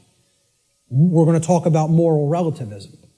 But the concept here is natural law does not require your belief to be in effect, no more than gravity requires your belief to be in effect. Okay? That needs to be understood. Human belief is completely irrelevant when it comes to the existence and operation of natural law, just as it is irrelevant in relation to any of the other laws of nature such as gravity, inertia, momentum, thermodynamics, or electromagnetism. Similar to such other phenomena of nature. The workings of natural law require no belief in order for them to be discovered and known. So what I'm saying is, your belief will not change natural law, but your inquiry into it can lead to an understanding of it. You can develop the knowledge of it if you are willing to open your mind and look at how these laws function and what we're getting as a result of our disharmony with them. The philosopher Søren Kierkegaard said that there are two ways to be fooled. One is to believe what is not true, and the other is to refuse to accept what is true. Okay? So, believing in untrue notions, which is what religion is, all forms of it, all the 5 religions I posted at the beginning of the presentation. Organized cultural religion, money, scientism, politics, and the New Age movement. There's the world religions, folks. People think of religion as only the cultural religions. No, there's 4 other ones.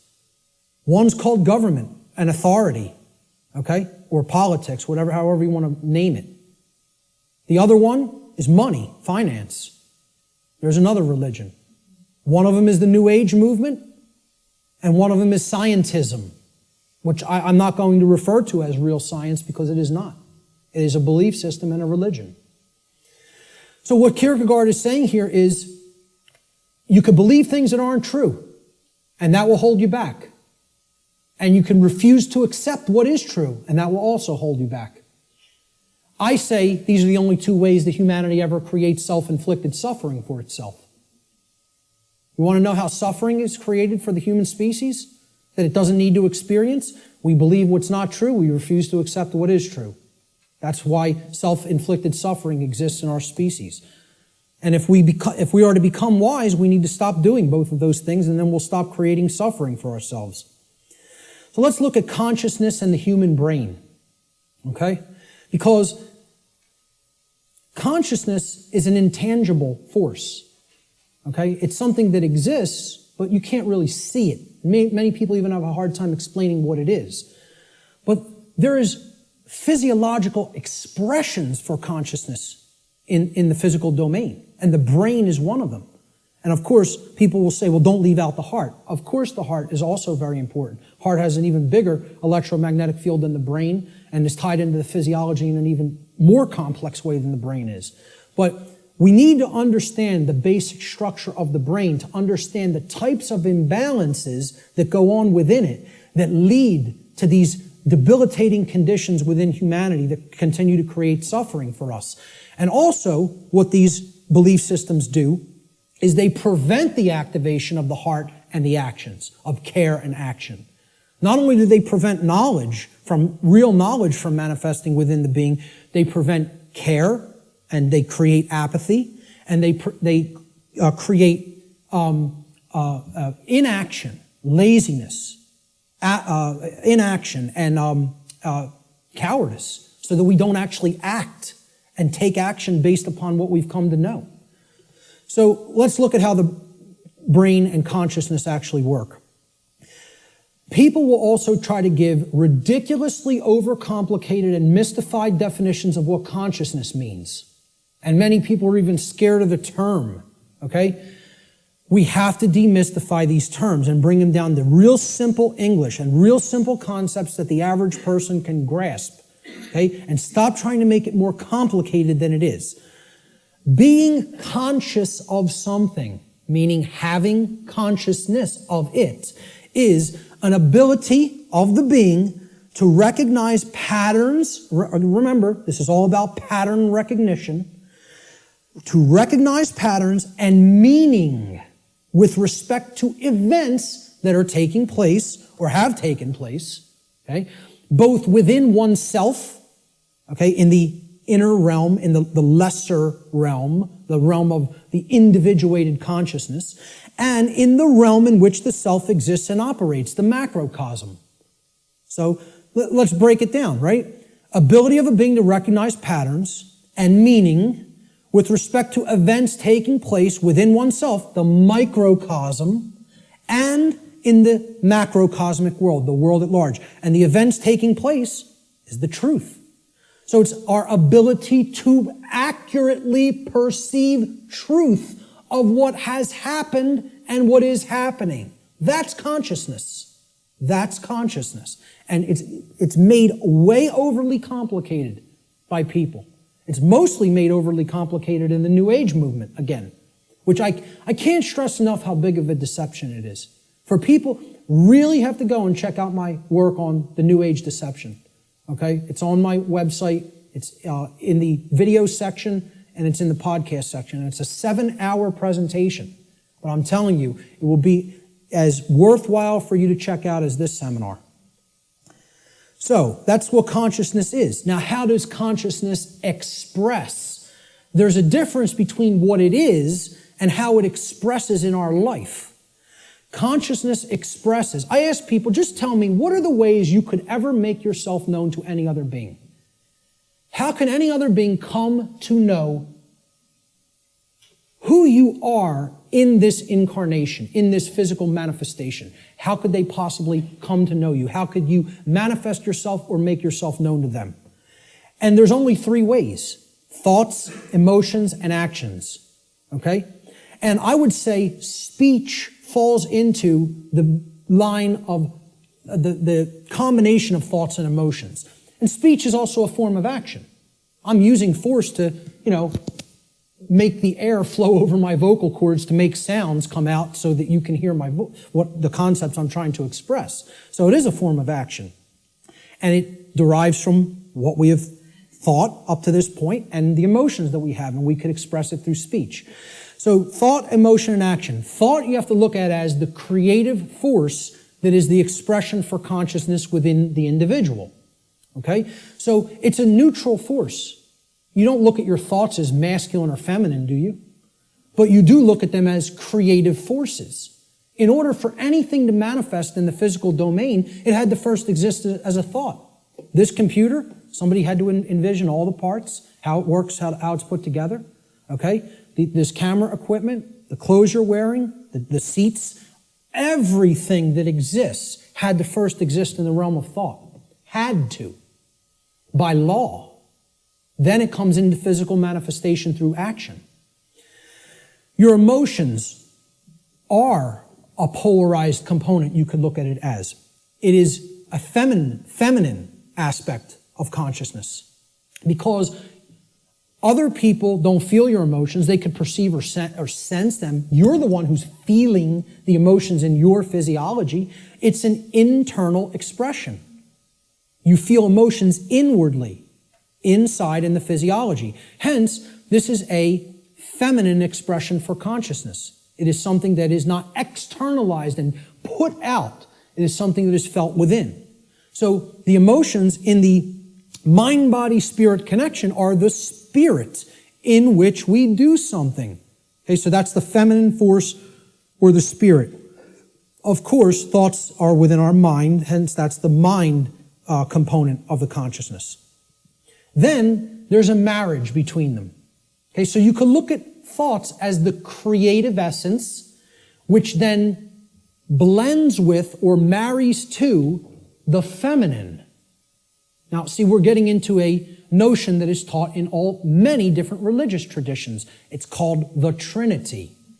And I challenge anybody, go and look in any of the trinities that exist, in any of the religions. You can go back to Babylon. You can go to the Indus Valley traditions. You can go to the Egyptian and Cometian traditions, the Christian traditions.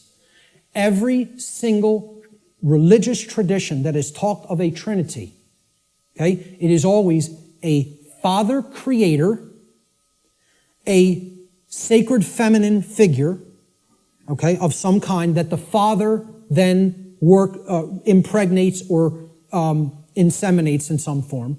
And then from that offspring is born a male child. Always. Okay? What we're talking about here is the Father being the mind, the creative essence. Then the Spirit, or the emotions, being the sacred feminine essence. Okay? Or the Holy Spirit, the emotions. And then the child, the male child, is behavior. It is the active or masculine principle that actually interacts with the physical world to change it. And hence, that is the only way to actually save ourselves. And again, people in religious thinking will immediately attack this and say, you're saying that saving ourselves will not come through faith. Yes, I am. Saving ourselves will only come through action. Action will save humanity. Faith will not do it. So, sorry to again, smash another egoic attachment that people have to religious notions. But these religions are created by the control system. Okay? People don't understand that exoteric Christianity is created by the dark occult, of the ancient dark occult mystery schools. They don't understand where this religion came from because they haven't studied astrotheology. And I'm not telling you there's no good concepts in any religion. I say take all the good concepts and leave the nonsense. Because one of the nonsense is that you need to believe in something to be saved from the current human condition. You don't need to believe in a thing. You need to know the truth. And right in their own religion, there it is. Let me just stay on this for a moment, because in their own scripture, the exoteric Christian scriptures, what is the one prescription that the Christ figure gives to the people when he is asked about freedom? He's only asked about freedom like once in the Gospels, okay? In the words attributed to his teachings. And they want to know what will save us, what will make us free, and what is his prescription? Truth shall make you free. No, that is not. There's something missing there. You're close. What is the actual saying? Know the truth. Knowing the truth will make you free. That's the prescription, even in exoteric Christianity. It's right there in the Gospels. But Christians don't want to hear that because the controllers in the church who came from the dark priest class gave them this nonsense that all you have to do is believe and everything will magically change. Well, good luck with that. When people's behaviors have no alignment with morality, you think your belief's going to change something? Again, let me know how that works out for you. And again, I'm not mincing words up here. I'm telling it like it really is. I don't care who it offends. So, the expressions for consciousness are thoughts, emotions, and actions which are likened to, in the consciousness community, of mind, spirit, and body. And it's a trinity. A father, creator, which is the thoughts, the mind, the feminine essence, which is the mother of the trinity, the emotions, the inward aspects, the spirit. And then they give birth. When the thoughts and the emotions come together, they give birth to action in the world, which is the male child. This is very important to understand. I hope everybody is clear. This is our internal trinity, which constitutes the expressions for consciousness. Okay? So let's move on. Yes? Okay, how much time? It is. Okay, we're going to stop right there and take a break. We will resume at 1:15 precisely. Okay, so you want to come in a few minutes early to get settled. I will start again at 1:15 p.m. Thank you, ladies and gentlemen. Thank you.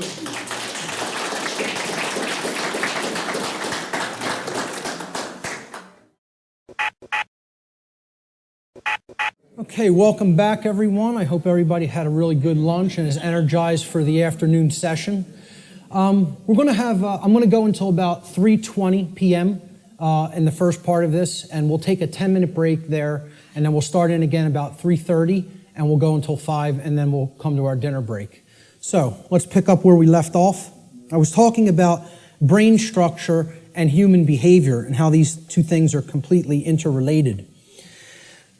Brain health plays a critical role in human behavior, so it is extremely important for human beings to become familiar with the brain's basic structure and function. Now, I'm not telling you that this is the totality of neuroscience, what I'm going to show you here today. I'm saying that this is the basics. It's the essence of how the brain structure works.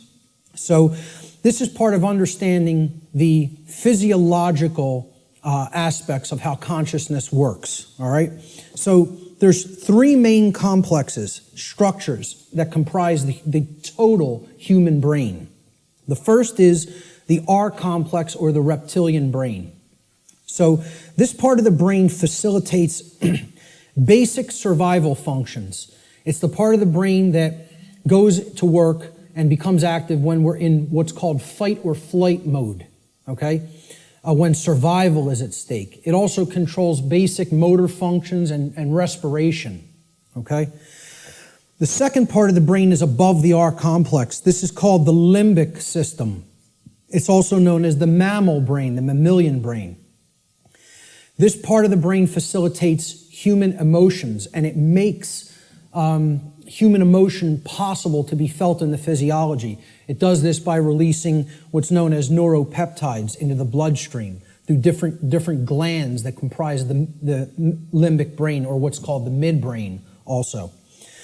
So the final part of the brain, the highest structure structurally, and the newest part of the brain, evolutionarily, it's called the neocortex. Now really what this part of the brain is really called is the telencephalon. That's what we traditionally think of as the gray matter of the brain, okay? with the hemispheres, okay? The neocortex is where all of the actual electrochemical activity that comprises our human modes of thought takes place, and that's in the outer shell of the telencephalon, which is known as the neocortex. So this part of the brain actually facilitates all human functions of thought, what we consider the things in thought that make us a human being and separate us from the animal kingdom. Higher thought functions, logic, intuition, creativity, okay? So we'll break down these parts of the brain and give you some visual understanding of them. So down here,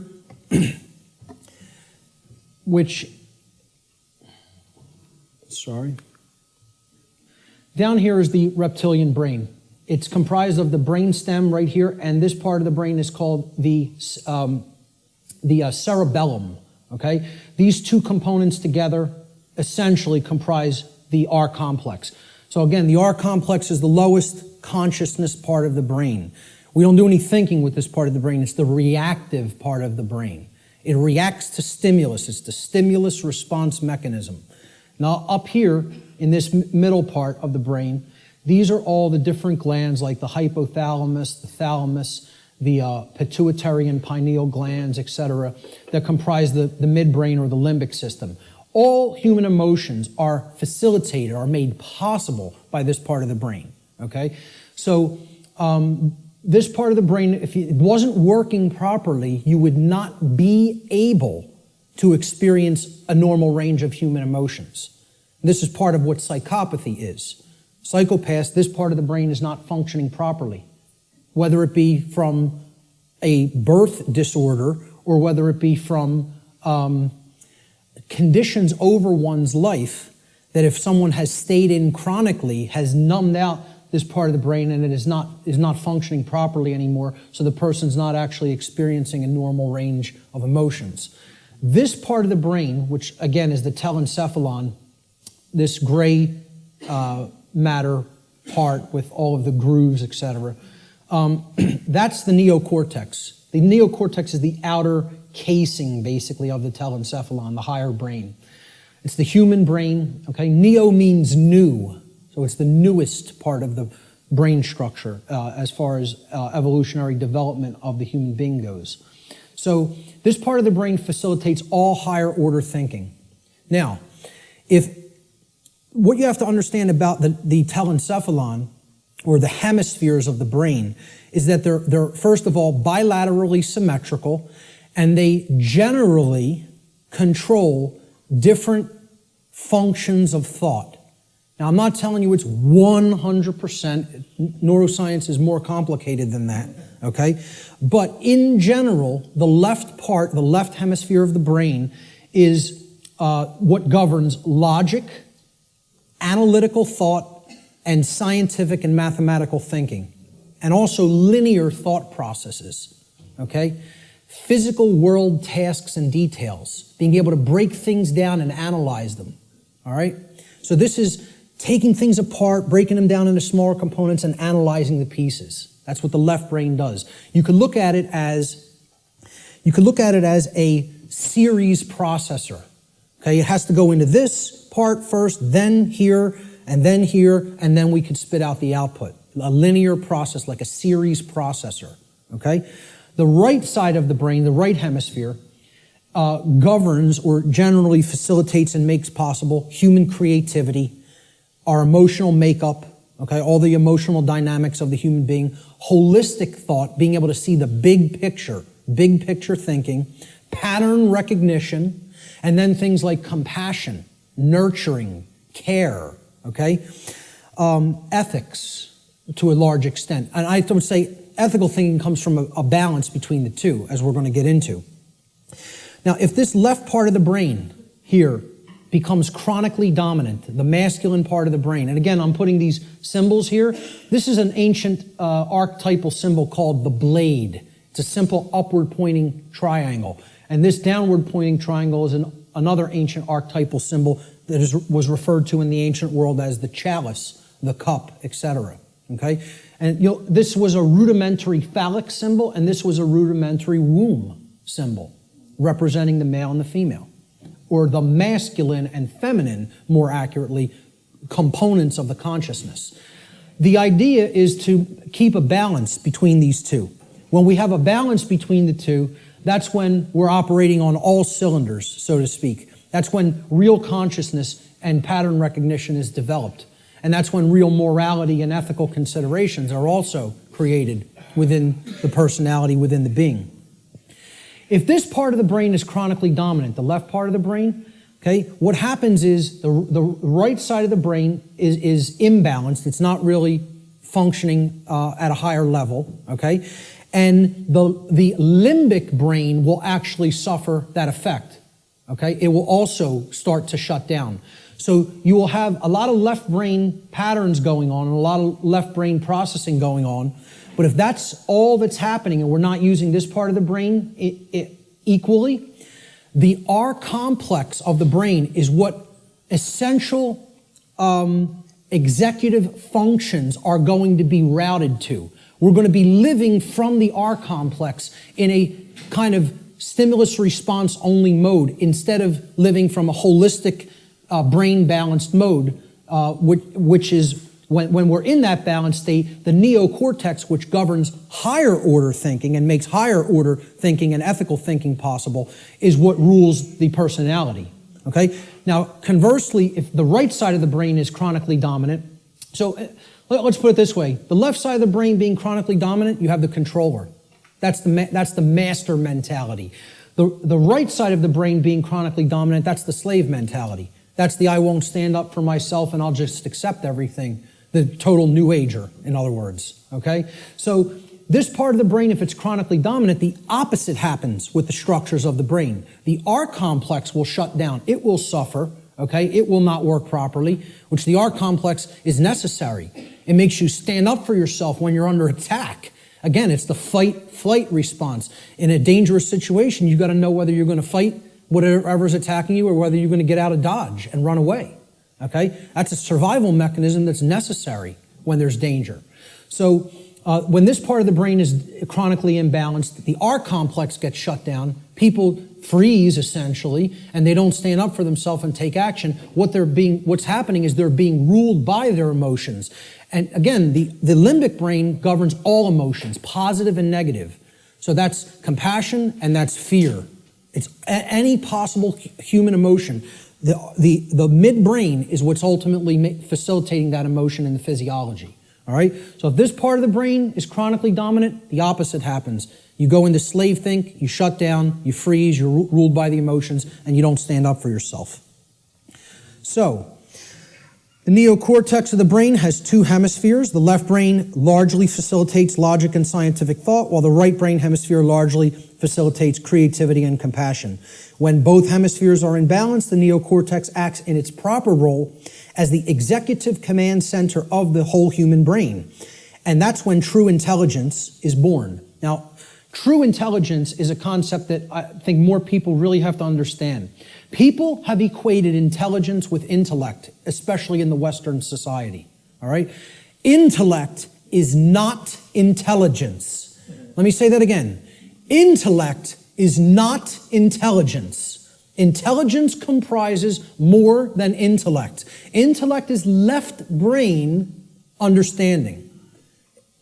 True intelligence is holistic understanding, with the right brain included in the process. The nurturing, compassionate, creative, and intuitive sides of the consciousness together with the intellectual aspect of the consciousness. And you can see this in the word. Intelligence. Right? Intella is where intellect comes from. Okay? And gens, G-E-N-C-E, comes from the Latin verb generare. Generare means to generate or to create. So it's the creative aspect of the personality or the right brain. So intellect plus creativity, logical thinking plus nurturing and compassion. That's real intelligence, holistic intelligence. And most people in our society are not in holistic intelligence. They're in one form of brain imbalance or the other. So let's look at how this manifests. If a human being's left brain hemisphere becomes chronically dominant, the R complex will take over executive function of the brain, and the person will become ruled by selfishness and base desires. And they will develop a personality that is based in domination and control. Conversely, if a human being's right brain hemisphere becomes chronically dominant, the limbic system will take over executive function of the whole brain, and the person will become ruled by their own emotions and develop a personality that is based in submissiveness and naivete. Okay? The slave think mentality. The schism of the individual.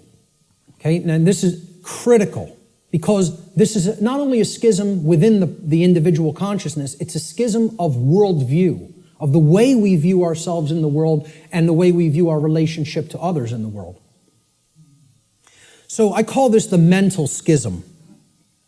And it highlights basically what will happen, what kinds of thinking will manifest when certain types of brain imbalance are present. So when we're in this schism, and again, most of humanity is, if we're overly intellectualizing everything and we're too much in the masculine hemisphere of the brain, okay, we're not using the right or intuitive capacities of the brain, the right brain hemisphere. What this can lead to in the world is, again, rigid skepticism. Now, what did we say about that? It's not conducive to learning. People aren't really going to learn when they're rigidly skeptical. This is a hallmark of scientism. Scientismists, I don't know what other thing to call it, worshipers of the altar of scientism, okay, they have this rigid skepticism because they're purely intellectual. They're not really intelligent. The creative aspect is missing from their personality makeup, okay? Atheism is a hallmark of overly dominant left brain thinking because that, shuns all aspects of spiritual reality. There is no spirit. The universe is a grand cosmic accident. From there you get things like solipsism. People will say, well, isn't solipsism purely left brain? No. It is right brain. I'm sorry. Is it purely right brain? And I say no. It is left brain imbalance as well. Solipsism can be generated from both forms of imbalance, of believing nothing can actually be known. There is no truth. Truth is a dirty word to many left brain individuals. You'll note.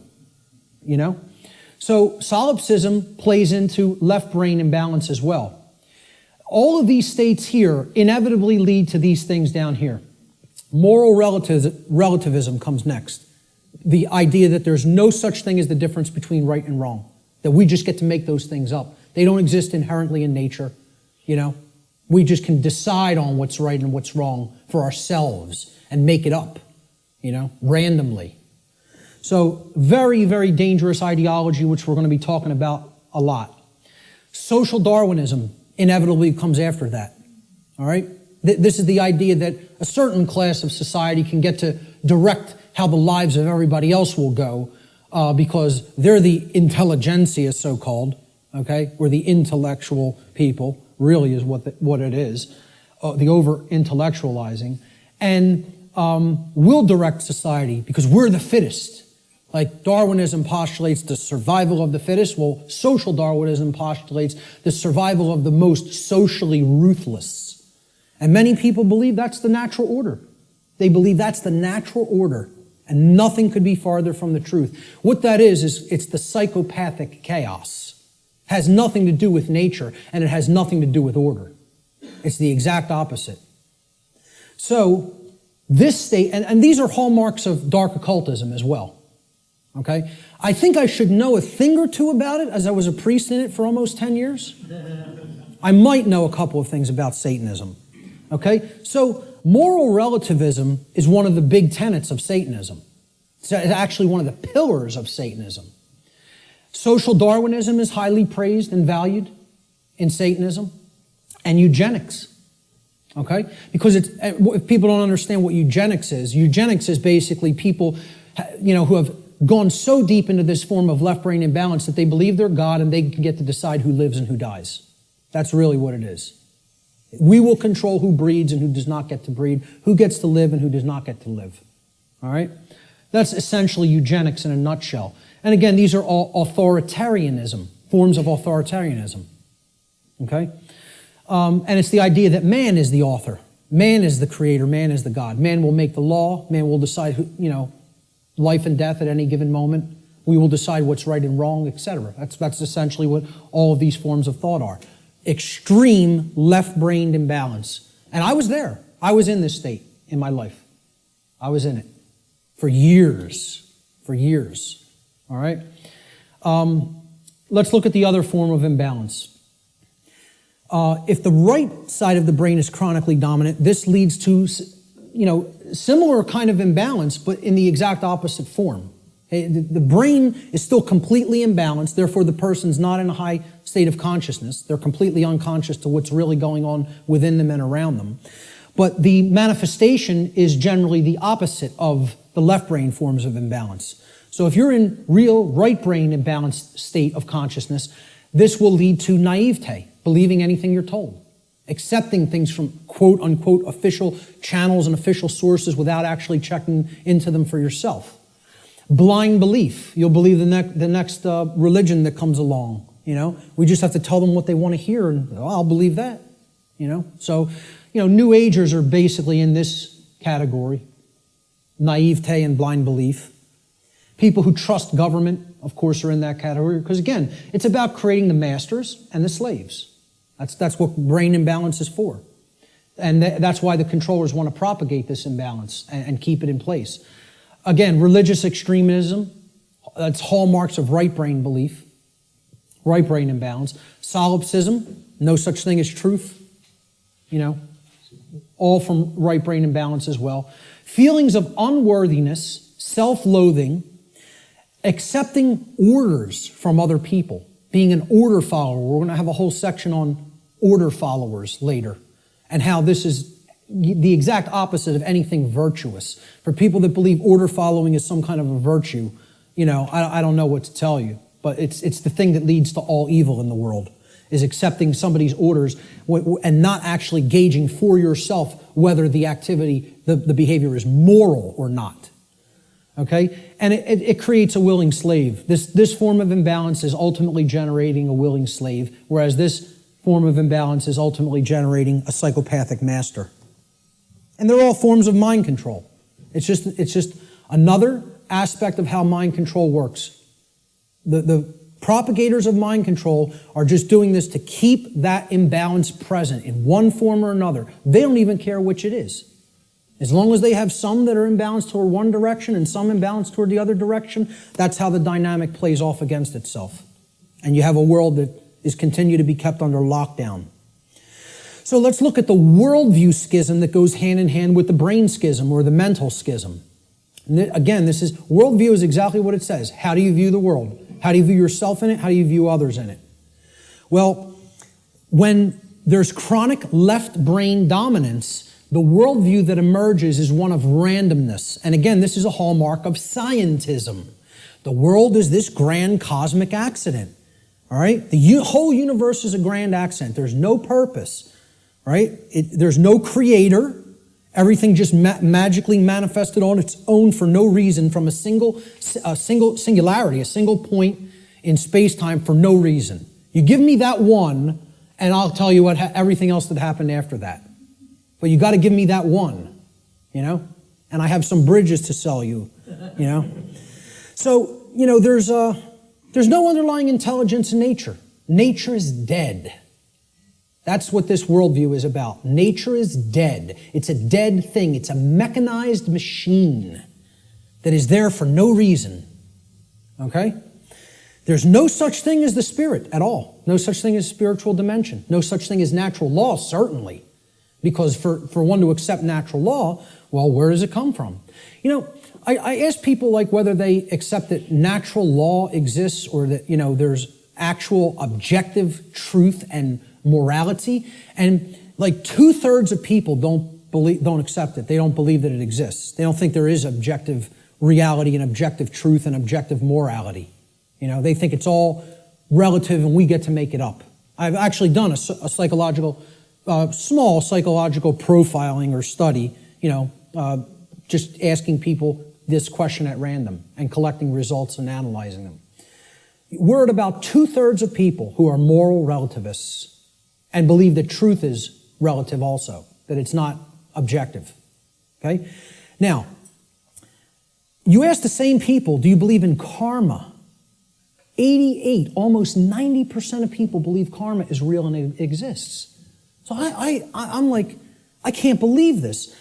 You're going to tell me that there's no such thing as a real difference between right and wrong. They're constructs in the human mind is what they think, right? And simultaneously holding in their mind the idea that karma exists. Well, I asked them the question, what put karma in place then? You believe it exists. What force created it? What made it? What put it in place? And they have no answer for that. They intuitively believe karma exists, but can't answer where did it come from, because that would involve a creator. And somebody in left brain imbalance can't acknowledge that, So to a left brain imbalanced person, there's no such thing as spiritual or natural law. It doesn't exist. As a matter of fact, all of existence has no purpose other than to continue its existence. See, survival is the highest aspiration to a left brain imbalanced individual. Right and wrong have no bearing. There's no point in even discussing it. Okay? Because right's what's right for me if I'm super left brain imbalanced. Wrong is whatever affects me negatively. Okay? It doesn't matter what's actually moral. Okay? It's all subjective to a left brain imbalanced individual. And to them, nothing has any purpose.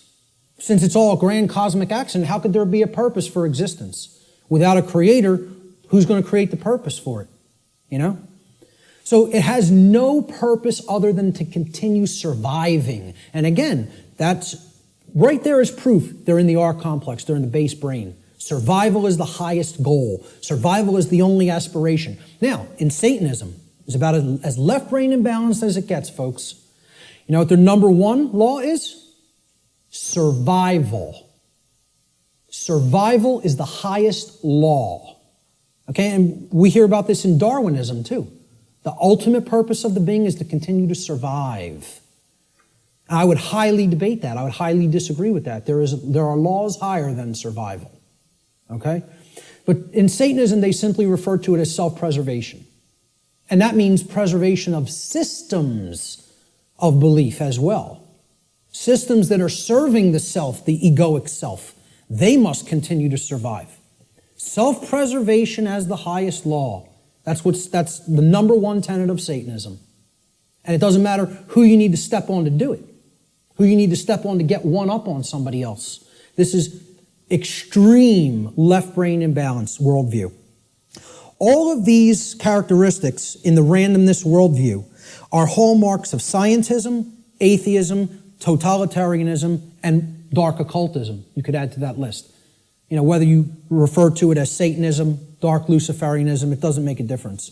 It's the hallmarks of the dark occult. On the other side, on the right brain imbalanced side of the worldview, there's another worldview called determinism.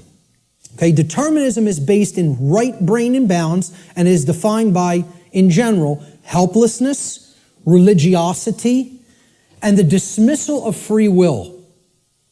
This worldview will eventually lead to a society of blind order followers and willing slaves who accept their conditions as their lot in life. So, hallmarks of deterministic worldview. God controls every event in creation. Nothing happens at random. There is no free will. So you can never throw anything a curveball through free will. Every event is preordained. Okay? And religionists believe in this. See, I like to say, my presentation is going to piss everybody off. And that's what it should do. Because if you're in one of these forms of belief systems, it represents one form of imbalance or another. So people who believe in government and science are in that left brain imbalance. They're going to get pissed off that I'm talking about that form of imbalance. And then the people who are in religion and the New Age movement, they're in that right form of imbalance, so they're going to get pissed off at that. Good. Let them all be pissed off. The truth will piss you off, and then it will set you free if you accept it. So, you know, all occurrences are preordained. Free will is an illusion. No, You know who just said this in his latest book?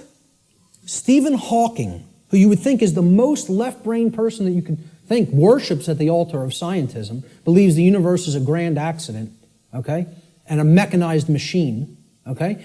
It's like this comes full circle.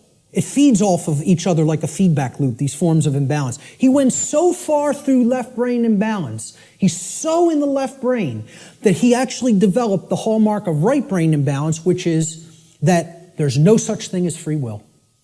No such thing. Since it's all a mechanized machine and there's no consciousness, there can actually be no choice. We are actually robots controlled by matter. Hawking believes this.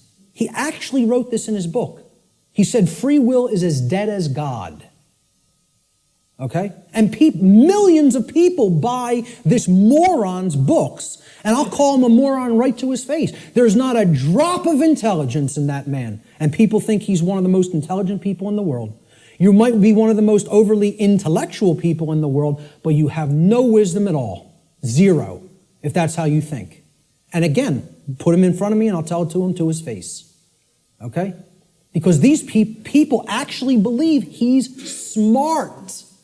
That person isn't smart. He's dumb. He's intellectual, but that doesn't make you intelligent. Okay? He has no part of the big picture. None. Just because you can theorize something and visualize it and calculate it mathematically does not make you an intelligent person. That means you're great at using the intellect. You're great at mathematics. You're great at linear and logical thinking. That does not make you wise. All right? So, to continue with the right-brained imbalanced worldview, since God controls everything in creation, nothing is possible to change. Human beings are powerless to create change. Everything is being made to be this way by God. This is what religionists and right-brain imbalanced people think. So, therefore, why take any action? Action is ultimately meaningless. A big hallmark of the New Age community, because it's a religion. The Course in Miracles. Oh, we just need to accept everything the way that it is, right, folks? Doesn't make a difference if evil is running amok in our midst. No, accept it all. Don't try to change a damn thing. Take no action, just observe. And see how far deeper that gets you into bondage. Because that's the best way to get real deeper into chains. Okay? So these are all hallmarks of religious extremism and what I call simply slave think. Because that's what it is. Let's not euphemize anything. Let's call them what it really is. This is master think, that's slave think. And if you want a world that continues to propagate slavery, you'll stay in one of those forms of brain imbalance. And this right brain imbalance, in addition to religious extremism and slave think, is the hallmark of the New Age movement and their followers, their religious followers. Now, there's a balance that is struck between these, okay? And that's what everything really is ultimately about, creating a balance. Because there are components to these two worldviews that if they come together, it shows us what the truth is. And here it is right in the middle here. There is a deterministic component to reality. And there is a random component to reality, existing in cooperation with each other, in conjunction with each other. The deterministic component is what I'm talking about here today and referring to under the banner of natural law. That is determined. It is law. It is set. You're not changing it. It works that way flawlessly 100% of the time. That's determined. Natural law is determined. Okay? It's the deterministic component to reality.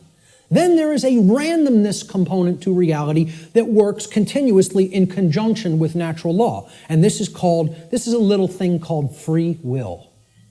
Our ability to choose our behaviors, to do certain things and to not choose to do certain things.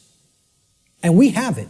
Every individual has it, no matter what position, no matter what situation they're in. I don't care what institution you're in. I don't care who you've listened to up to this point. I don't care what background you come from. I don't care what economic class you come from. Every single solitary being that is capable of thinking at all is gifted with free will. You have free will to choose your behaviors, and so does every other human being. Everyone. Okay? It's a gift of creation itself. Okay, we can choose what we will do and not do. Nobody can actually make anybody do something like a robot. Oh, believe me, there's people who are trying, like Art talked about, Jose Delgado. Was searching for means to electronically, directly control through chip implants and stimulus through chip implants in the brain, human behavior, like a robot, to put a technology into the brain to control the behavior of the individual. And that went on right here. This is where that took place, folks. Right on Yale's campus. Okay? Read some of his stuff. You want to be disturbed? You think what I'm telling you is somewhat disturbing. Read some of Delgado's material. He was telling people, we're going to show you that free will doesn't exist. We're going to show you there's no such thing as rights, that we make up what rights are. The ruling class makes up what a right and a wrong is. We tell you what it is, and you have no choice. And he's telling you, we're going to show you you have no rights, that you're our slaves. Yeah, read some of his material. And an excellent book, Art recommended too, Jim Keith, Mass Control, The Engineering of Human Consciousness. If you haven't read that book, get it and read it. And that's just an introduction. And many people think he was murdered over it. So truth lies in the middle of these worldviews. There's a deterministic component called natural law. There's a random component called free will, our ability to choose our behavior freely. So let's look at this debate that's been going on since time immemorial of human nature versus human nurture. And again, I'm getting ready to piss everybody off, okay? This debate's been going on forever. Which is it? What's human nature really look like? What's its essence? Is it angelic or demonic? Okay? I would say it's neither. It's neither one of these things. It's not both. It's neither. So nobody wins here, who falls on one side or the other. And it's a very difficult thing for people to accept as well. Because when we ask the question, what is the nature of a human being? It's a very similar question to asking, what is the nature of this computer up on this platform? What is the nature of that projector? What is the nature of those cameras? Well, can I actually say what the nature of these things is? It's a computer. Its nature is to compute information. What is the nature of that projector? Is it good? Is it bad? Is it angelic? Is it demonic? Is that projector demonic? No. Its nature is that it projects imagery. What is the nature of these cameras? They capture imagery. That's all. So what's the nature of a human being? The nature of a human being is that it takes in information, it processes it, and then it outputs it through behavior. And as we're going to see, that's very much like a computer. I'm not saying that it is a computer. I'm saying it's like one. Okay? So human nature is neither inherently good nor inherently evil, as many people think fall on one side of this argument or the other. Instead, we should consider the operating conditions or the environment in which human beings exist, which influences behavior to a great extent, thus creating the current human condition. That's why it's called the human condition. It's not called, the situation we're in is called the human condition. It's not called the human nature, okay? It's called the human condition. There's a reason it's called a condition. For any condition to be in place, well, hey, what condition is my computer in right now? What condition is my projector in? What position is Richard's cameras in? They're in operating conditions. They're doing what they're supposed to be doing because they've been kept up in good condition. Okay, in the example of my computer, it has a working operating system without malware on it. Okay, it has software that does the job, that does what I'm asking it to do properly without bugs. Okay, those are the conditions. The operating conditions will determine how does it perform? What kind of output can it put out into the world? All right, so again, what I'm saying here is that human beings are like computers. Not that they are computers. Let me just state that emphatically. We're not computers. We're like computers. Okay? We are programmable. That's the nature of a human being. How many people have ever heard anybody say that the nature of a human being is that a human being is programmable? To my knowledge, I'm the only person or researcher that is calling that human nature. Our nature is that we can be programmed. And there's another thing. That's another thing people don't want to hear.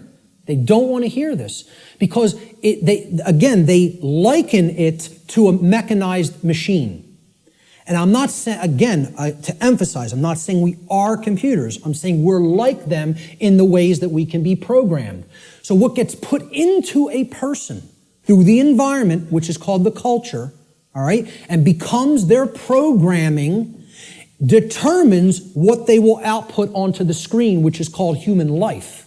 And that will create the human condition in the aggregate as more and more people operate that way. All right, so let's look at how this works. Human beings are programmable much like computers. Like a computer, if a human being has a bad file system format, that's the first thing you do when you're going to get ready to use a computer. You have to format the drive. How many people here are somewhat techie? Not many. Okay, about a quarter to a third. All right. So some people will know what I'm talking about here. For the others, excuse the jargon for a moment. All right, I'll explain what it is. A file system format is you got to format the hard drive so you can prepare it for a specific operating system, which is basically the task controllers. It's going to control what happens on the computer, how programs get launched, how memory is used, etc. in a nutshell. All right, I do this for a living, so I know all the technical stuff. So I'll try to keep it simple. So if the human being has a bad file system format, right? This is akin to the operating conditions during a child's formative years, the first 6 years of their life, essentially. Now, think about it. We call this their formative years. Their formative years, like a format on a hard drive, because this is what puts the file system into the human being, that prepares it for its operating system. Okay, so largely what programs the child at this stage is the parents and what they will see in their immediate environment and home and during their very early years in, quote, schooling. All right? Now, if, like a computer, if a human being also has a bad operating system, now this is like Mac OS, Windows, Linux, etc.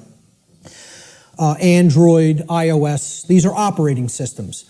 Again, they are basically providing a platform that other programs will run in, and they're providing a graphical user interface. This is your culture.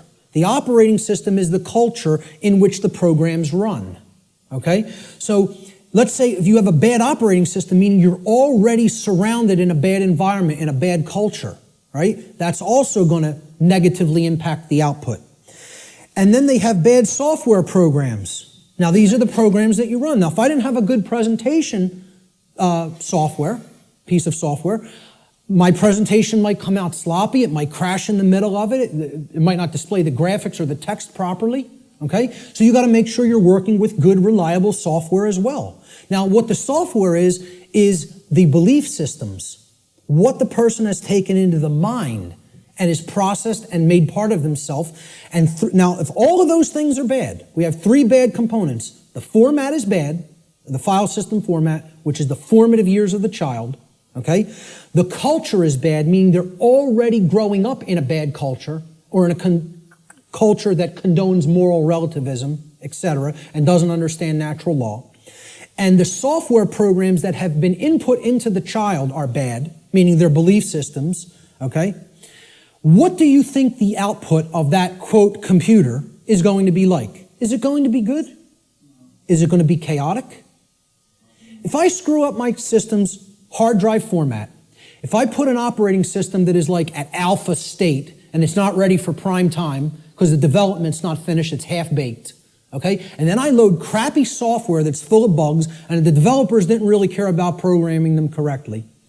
Do you think that computer is going to operate properly and give me the output on the screen I'm looking for, or output on the printout I'm looking for, or output on the internet that I'm looking for? Good luck. If you know a little bit about computers, you're laughing now because it would be ridiculous to assume that it could do that. Well, why do we think that we're going to have that in our environment when all of these things are badly programmed? See, the output onto the screen is also going to be horrible if all those three things, that determine how the system works are also bad. So it will contribute to deteriorating conditions on a mass scale.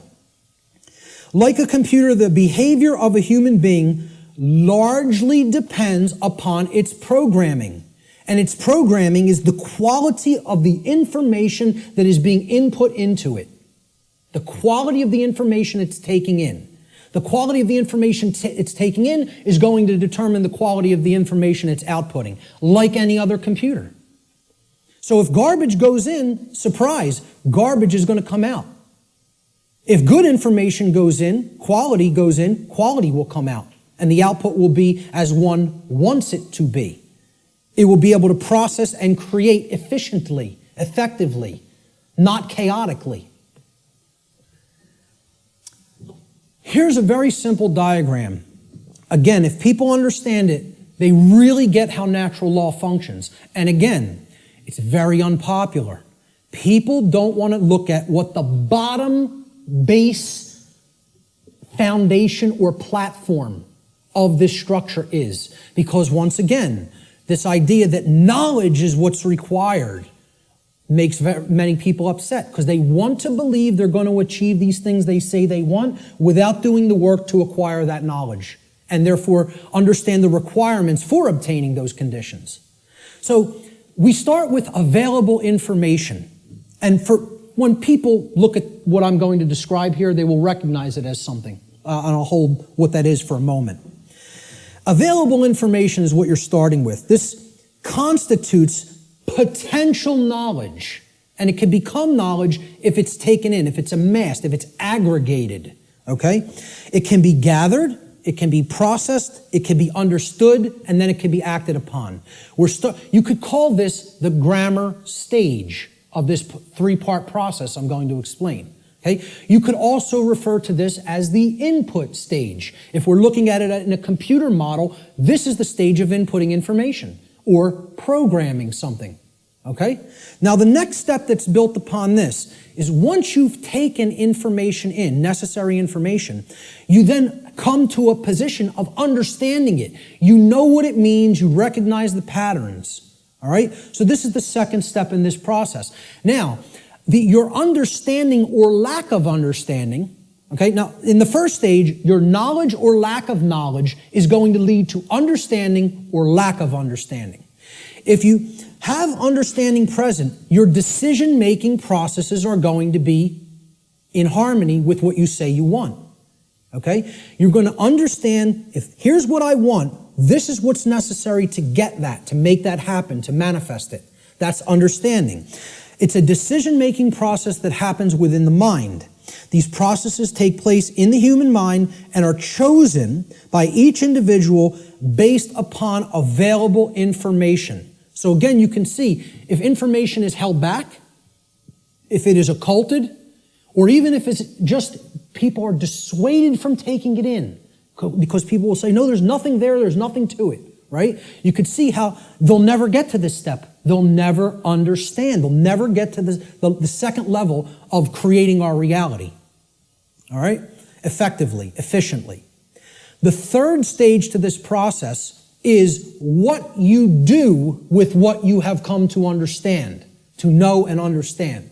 So this is the action stage. Okay?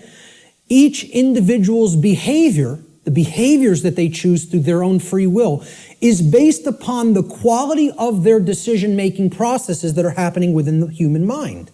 Okay? That process, as we've already seen, is in return based upon the quality of available information. So this is behavior. See, people don't think of wisdom as behavior. They don't think of wisdom as action. They think of it as something that you just know. No, wrong. Wisdom is not knowledge or understanding. Wisdom is action. Let me say this again. Wisdom is action. It is knowledge and understanding that has been applied. Application. That's the program that you're going to run on the computer that you've put an operating system on and formatted properly. The application is the action. When you're working in a computer doing things, you're working in an application. You're not building the things you're building with the operating system. The operating system is what's supporting the program that allows you to be creative. Okay? And in return, the file format supports the operating system. So, we start with available knowledge. That can be converted in available information, which can be converted into knowledge, which can then, through decision-making processes and filtering of that information to eliminate inconsistencies, can lead to an understanding. In continuation, the understanding can then lead through our free will decision-making processes to be converted into behavior, into action in the world. That, when it's done properly, it's wisdom. When it's done with morality and ethics in mind, it's wisdom. When it's done without that, it's folly. Okay? And it leads to more and more chaos. So, based upon these three processes, something is generated. Something is created in the physical manifestation, physically manifested reality, the real world, so to speak. So, the manifested reality is based upon the aggregate behavior. Aggregate behavior. No one person is creating the reality we are experiencing. Okay? It's another fallacy of the New Age movement and thinking. In the aggregate, we are creating our shared reality. All the behaviors put together creates the output on the screen, or the generated result. Is it orderly? Is it chaotic? Well, that's going to be based upon whether someone took in the information, processed it efficiently to come to an understanding, and then acted upon it. The manifested reality is the quality of the condition which manifests in any given society based upon the aggregate quality of human behavior within that society. This is how our reality is actually created. The conditions that we experience as the daily events of our life. It's a simple three-stage process that leads to a result. And for many people here, you will recognize, if you've looked into this discovery process and this creative process, is known as the trivium. This is what the trivium is. Okay? In the ancient traditions, this is what the trivium was labeled. It was labeled knowledge, understanding, and wisdom. In the later aspects, when they passed out of mystery school tradition hands and went into some other think tank and society hands, the knowledge of the trivium was termed grammar, logic, and rhetoric. Grammar being the knowledge stage of aggregating available information, logic being the understanding stage of making using processes to analyze and filter said information and come to an understanding of it. And then the rhetoric stage was the application, the action, taking action based upon what you've come to understand. Now, there's a third way of looking at the trivium in computer jargon, and that is input, processing, and output. And then you get the result on the screen, which is called life. All right? Any way you want to look at the trivium, I don't care. But understand it, know how it works.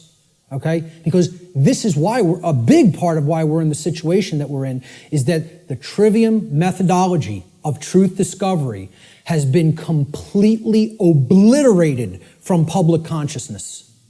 Completely obliterated. And I ask people how many people have even ever heard the word trivium. Raise your hand if you've heard the word. So a good portion of the people here have. Many people have never heard the word. And if you do a Google search on it, most people are going to get back the band, the metal band, the trivium, which is not a bad band. But, but the whole point here is the results that are going to come back through Google or Bing or Yahoo or whatever are going to give you a metal band, a heavy metal band, instead of the trivium method of learning, the classical liberal arts education methodology.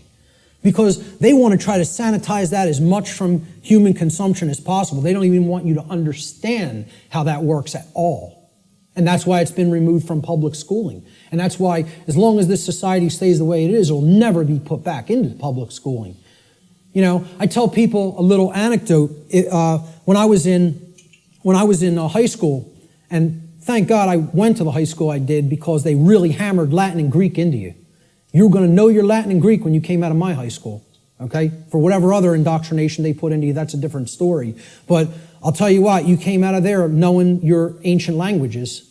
It was still part of the curriculum when I was in high school. And, again, I think I came out better out of there because of simply the linguistics knowledge that I gained from it. And we read Gaius Julius Caesar's war journals in their original Latin and translated them. And in one of them, he's absolutely lambasting one of his centurions. Okay, they're on a campaign in Gaul, which is France now. And Caesar is, making his rounds of his troops, and they're getting ready to, push deeper into Gaul.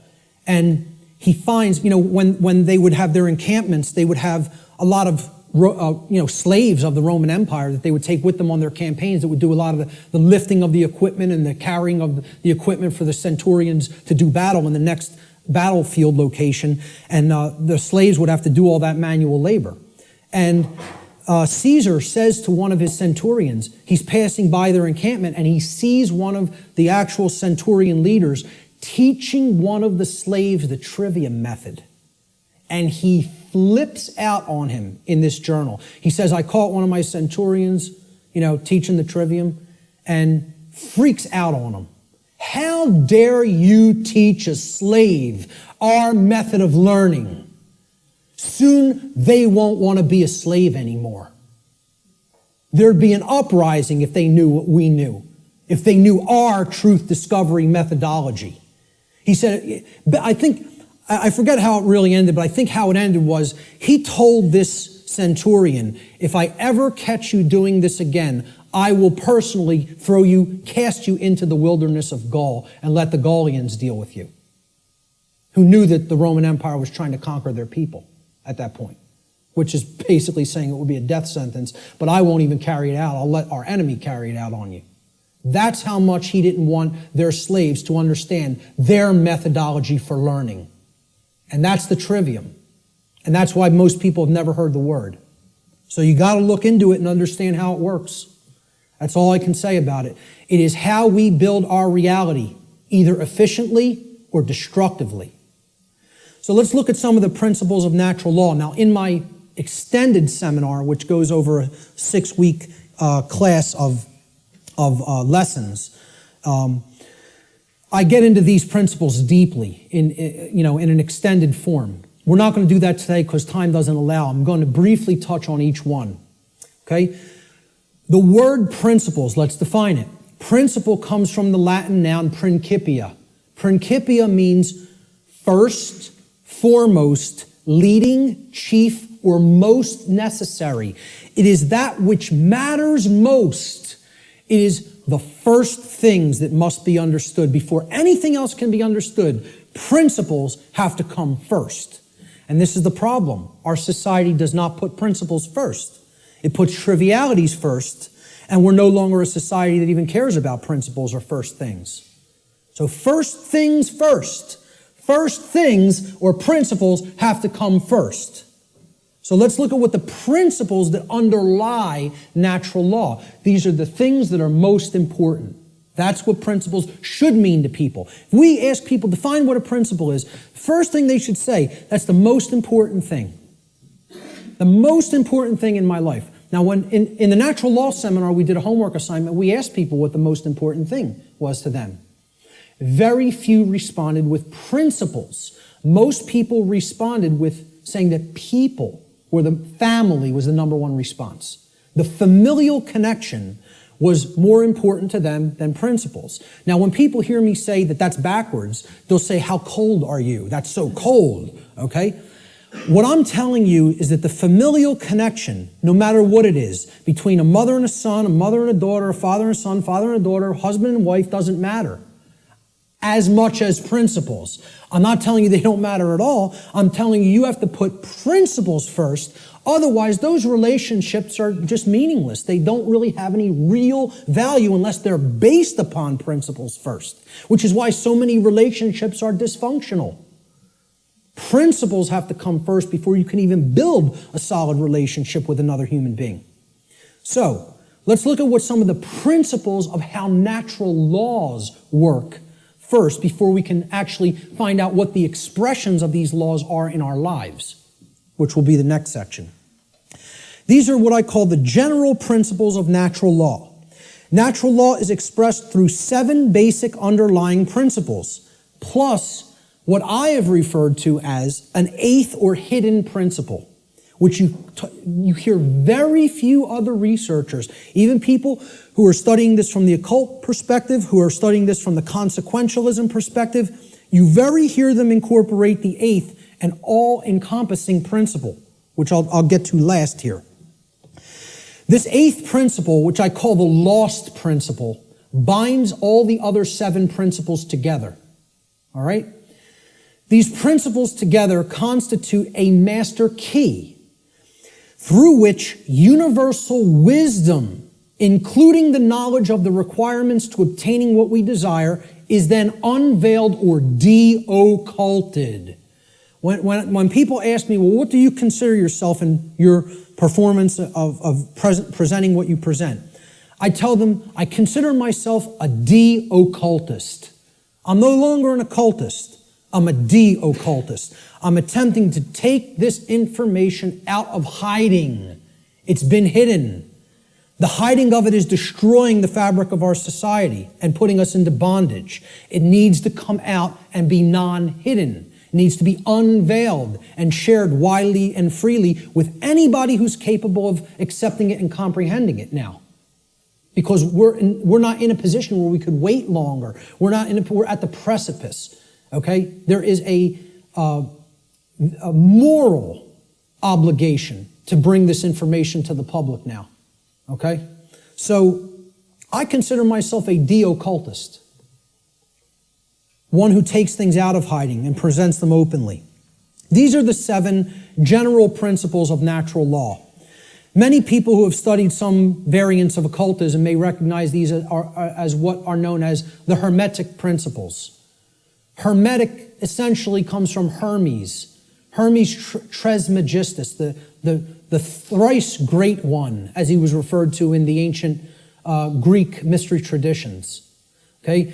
He was considered a messenger of the gods. He brought the wisdom of the gods down to humanity. Okay? In the ancient Egyptian and Cometian traditions, he was the scribe of the gods known as Thoth. All right? He has other incarnations as well. But the Hermetic tradition is named such because it's hermetically sealed, like natural law is. Natural law is hermetically sealed. It is binding principles that are immutable. They are laws that are in operation that cannot be changed. Hence, they are hermetically sealed. So, these 7 general principles, they are mentalism, correspondence, vibration, polarity, rhythm, cause and effect, which is a huge one, which we'll be getting into, and gender. So I'm going to briefly describe what each of these are and what they are about. The principle of mentalism states that the all, everything in creation, is actually a manifestation of mind. The all is mind. Okay? What this means is everything that happens has to be a result of a mental state which preceded it. Everything. For anything to exist, thoughts had to form first, and then they formed the physical reality after. The universe itself is a mental construct of the Creator. Thoughts lead to the manifestation of things and events. Thoughts create conditions. Thoughts create things and conditions. They cannot just magically manifest themselves. Thought comes first. Thoughts create our state of existence and the quality of our experience here on earth, ultimately. Therefore, be responsible for everything. We should be responsible for everything that we create by being responsible for that which we think. Because the thought processes are what are driving the behaviors. People behave the way they do because they have certain belief systems embedded in the mind and running like a program. Their thoughts and their emotions are driving their actions. So the behavior is not magically suddenly going to just change. The thoughts and emotions have to change because they're the driving force behind the behavior. That's when reality will change. See, people don't want to hear that, once again. They don't want to hear, if you want to change reality, you, yourself, have to change the way you think. Because the way you think is not conducive to the requirements for getting what you say you want. They're doing the exact opposite of that in many cases. So that's the principle of mentalism. The principle of correspondence states that that which is above is similar or like to that which is below. So what this means is that which is below, and that which is below is like to that which is above. It's a mirror, okay? The above is like the below is like the above, all right? The above, in this case, is the macrocosm, okay? The laws of the very large things, okay? The laws that govern the creation which we consider is seemingly outside of ourselves. We know at the deepest level that it's not, that we're one with it, but we perceive this as out here, the laws that govern the large aspects of things. So the macrocosm, or the very large, the totality of everything, and the microcosm, which is the very small, or the individuated units that comprise the whole in their aggregate, okay? They are reflections of each other. They cannot be separated from each other. As one goes, the other goes. The universe is actually a holographic system, okay? It's a hologram is an image, okay? You pass a laser through it, and it then projects a 3D image, okay? It's like a flat image, and it projects a three-dimensional image. But the aspect, why they call it a holo, like holistic, hologram, holistic image, is if you break a hologram into multiple components by cutting it. So if I take a hologram and I cut it in 4 pieces, you don't have a quarter of the image on one part of the hologram and a quarter on the other and a quarter on the third and a quarter on the fourth. You have 4 whole images that only lose their resolution by a quarter. Okay? So everything is contained in all the smaller parts. Okay? That's like the reality that we're living in. Our universe is a holographic one. So the universe is inside the individual. And the entire universe is like an individual. They're reflections of each other. To know the workings of the individual will help lead us to an understanding of the macrocosmic laws. Similarly, to learn the macrocosmic laws will help us to learn the way that consciousness within the individual functions. These two things cannot be separated from each other. And once again, as I said near the beginning, that's what occulted knowledge is. The knowledge of the occult is how the microcosmic world works, which is the individuated consciousness, and how the macrocosmic world works, which is natural law. So the other part of the principle of correspondence is that our reality is also fractal in nature. Now, if you studied fractals, these are self-similar mathematical generated patterns, okay? We see this through things like Fibonacci sequence in mathematics, and this is repeated endlessly throughout nature. Okay, so you look at the structure of the atom, and it's similar to the structure of the solar system, which is similar to the structure of the galaxy. They work the same way. They look the same. You pull back enough, you'll keep seeing the same pattern repeat. Everybody ever see the movie that was done in, I think, the 1970s or 80s? It's a short, like 10-minute clip. It's called Powers of 10. Has anybody ever seen this? Yes. A couple people. Watch this movie, Powers of 10, and you'll understand what I'm talking about when I say that the universe is fractal in nature. Brilliant movie. It will blow your mind. Real short, 10 minutes long, something like 9 or 10 minutes long. They basically zoom up into the cosmos to show you how everything is self-similar. Then they zoom down into the cells of a human being and in the atoms that comprise the hand and cells of the hand and show you how everything is similar there. All the way down to the atomic level, okay, and the subatomic level. So, the universe is both holographic, meaning that the whole is contained in the parts and vice versa, and it is fractal or self-similar across all scales of its existence. That's the principle of correspondence. The principle of vibration simply states that there is no such thing as rest, as dead or non-motion, okay?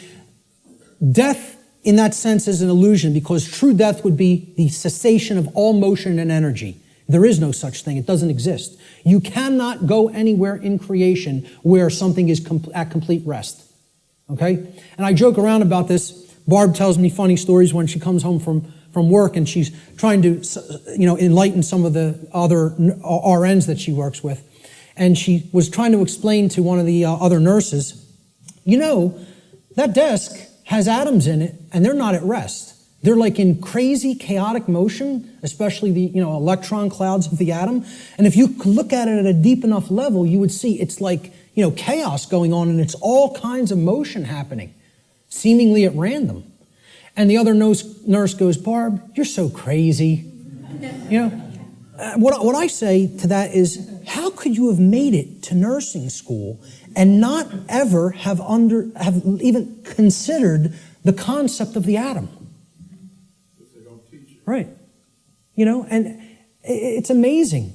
She actually thinks perceived stillness is actual stillness and didn't comprehend. If you zoom into that with a powerful enough microscope, you're going to see all kinds of motion and nothing's at rest.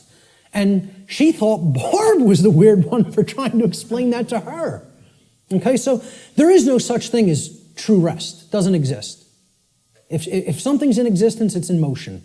Everything moves, everything vibrates, and at the most fundamental level, the universe and every single thing which comprises it is ultimately pure vibratory energy that is manifesting itself in different ways, different frequencies, different vibratory forms. The universe has no true solidity as such, as we imagine solidity at the macrocosmic level. Matter is merely energy in a state of vibration. And what this is, if we truly understand this, and many sciences are now finally really understanding this and trying to propagate this knowledge out into the public, we will come to the understanding that this is a spiritual construct for experience to be gained, to have an experience and learn and grow in consciousness. That's what the purpose of this whole thing is for, So nothing is truly solid. It's again, like we say, we are spirit having a human experience. The whole universe is spiritual, having a experience in solidity. All right? That's how you have to look at the principle of vibration. The principle of polarity states that everything has a dual nature to it. There are polarities in everything that exists. Okay? Everything has poles. Everything has its pair of opposites. However, opposites, they are identical in nature, but they're different in degree. So let me give you an example of what that means. Are hot and cold really opposites? Or can we simply look at them as the presence of heat energy or the absence of heat energy? Meaning that they're the same thing, energy. And whether it's concentrated in a specific area, which would make it hot, or whether it's absent from a specific area, which would make it cold. Okay? That's what hot and cold are at the fundamental level. At our level of perception, they're opposites, but at the fundamental level, they're the same thing, energy or lack thereof. Just like those 3 stages of the trivium. Are knowledge and ignorance the same thing? Yeah, actually they are. Because truth is always present. It's a matter of whether it's taken in and processed or whether it's refused to be taken in and it's not processed. Okay? So it's just like that. They're identical in their natures, but they're different in their degree. Okay? Extremes can meet and blend and, play with each other, like as depicted in the yin-yang symbol, masculine and feminine. They need to be blended. And at some level of reality, everything that is seemingly contradictory may be reconciled. Now again, I stress the term at some level. At the unified field level, everything is consciousness, pure consciousness. However, at this level, there are differences in consciousness. At this level, there are things that are taking place that we need to understand. At this level, there are things that we need to set right and rectify, because it does matter. It does matter. Okay?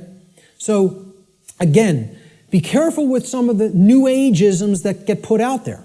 Yes, can all paradoxes be reconciled? At some level. In this realm, we need to have our feet on the ground in the physical domain.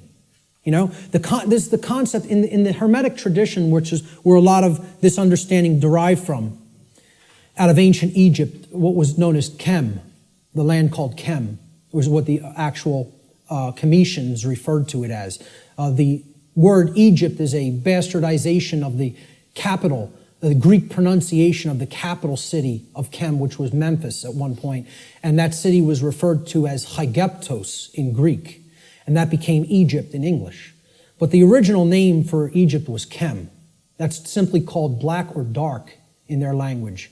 It was the black land. And we get the word alchemy, which means, again, from. Okay? It means from the black land. Al-Kemet, which is where alchemy comes from. And that means out of darkness, this knowledge will come and bring light. Because a lot of these mystery tradition teachings do come from Kem. And also the people who took it from Kem and started to propagate it in other areas were the Greeks in the Greek mystery traditions. And again, there was light sides and dark sides to all these mystery traditions. Okay? There were some who used the knowledge wisely and tried to propagate it and tried to elevate human consciousness, and there were those who wanted to use it selfishly for their own benefit and to control others. So my point was that in the Egyptian mystery tradition, I lost my train of thought there. I'm sorry. I was talking about all paradoxes may be reconciled at some level, and I brought up the mystery traditions. I can't remember why I went into that, so I'll just keep going. Let's look at the principle of rhythm. Everything flows out and in. Everything has its tides. All things rise and fall.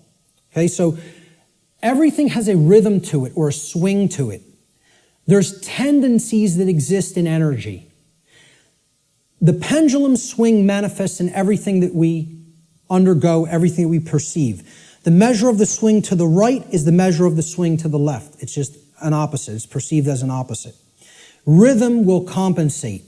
Now, how this should be understood when we are talking about natural law is many people will say, well, that's just the way the tendency is moving us. It's just the way the tide is taking us, right? But that's not really accurate, okay? We can't look at these things as that the rhythms are set in stone and it has to be this way now, right? One of the things that a lot of the Hermetic tradition taught regarding these laws, these principles, were they can be overcome by higher levels of consciousness. Okay, this one was one of them. Rhythm is a principle that is a tendency for something to swing a certain way. Let's liken it to genetics. You know, if you look at some newer biology, a lot of modern biologists are suggesting consciousness plays into whether a gene activates or not and expresses a certain condition. Well, this is the same way.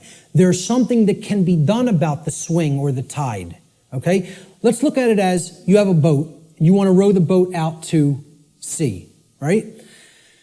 You have to get past the tide. You have to get past the breakers and the waves. And if that tide's really strong at high tide, it's going to be very much more difficult. You're going to have to expend more energy to get it out to sea. If, however, you were taking it when the current's moving out to sea, okay, there's a flow that's moving outward deeper into the ocean, and you start rowing that boat then, you're going to be able to do it much more easily. Okay, so if there's winds pushing along a plane, it's going to have to expend less energy. It's going to get there more quickly, okay, because it's adding to the energy. If, however, you're flying against the wind, you got to expend a lot more energy. It's just a tendency. You can still get to where you want to go. You may just have to exert more effort.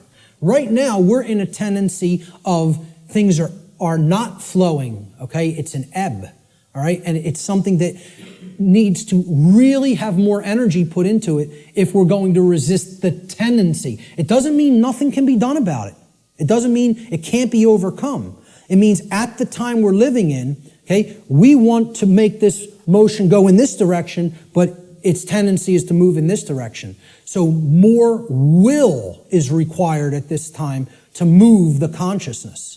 At other times, the consciousness may be flowing in a positive direction, and it may take much less energy in order to move that consciousness forward. However, we're not living in that time. We are living at what many researchers have called the Kali Yuga, or the age of darkness and destruction. You know, this is the point that resists the flow in consciousness the most. And it's going to take an enormity of effort to break down these pre-existing belief systems that don't serve who we are. So that's the principle of rhythm. This is the principle here in natural law that most fits in with how I'm using the term natural law today, cause and effect. Many people, again in the New Age community, don't want to believe that there's causes and effects, and that effects are driven by causes that, come first and then manifest conditions. So the principle of cause and effect simply states that every cause has its effect and every effect has its cause. Every single thing that occurs happens according to law. All right? Chance is a name for law, a law not recognized. There are many planes of causation, but nothing escapes the law. So again, is there free will? Yes, there is free will. But is there free will to ignore law without consequence? No, there is not. That's the limit of free will. Free will is operating within boundary conditions that I'm referring to as natural law. It's a series of laws, actually. Okay?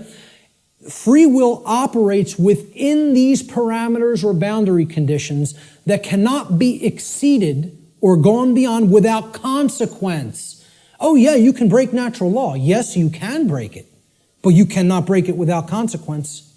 You cannot break it without consequence, negative consequence. And that's why this body of knowledge has in the past been referred to as consequentialism.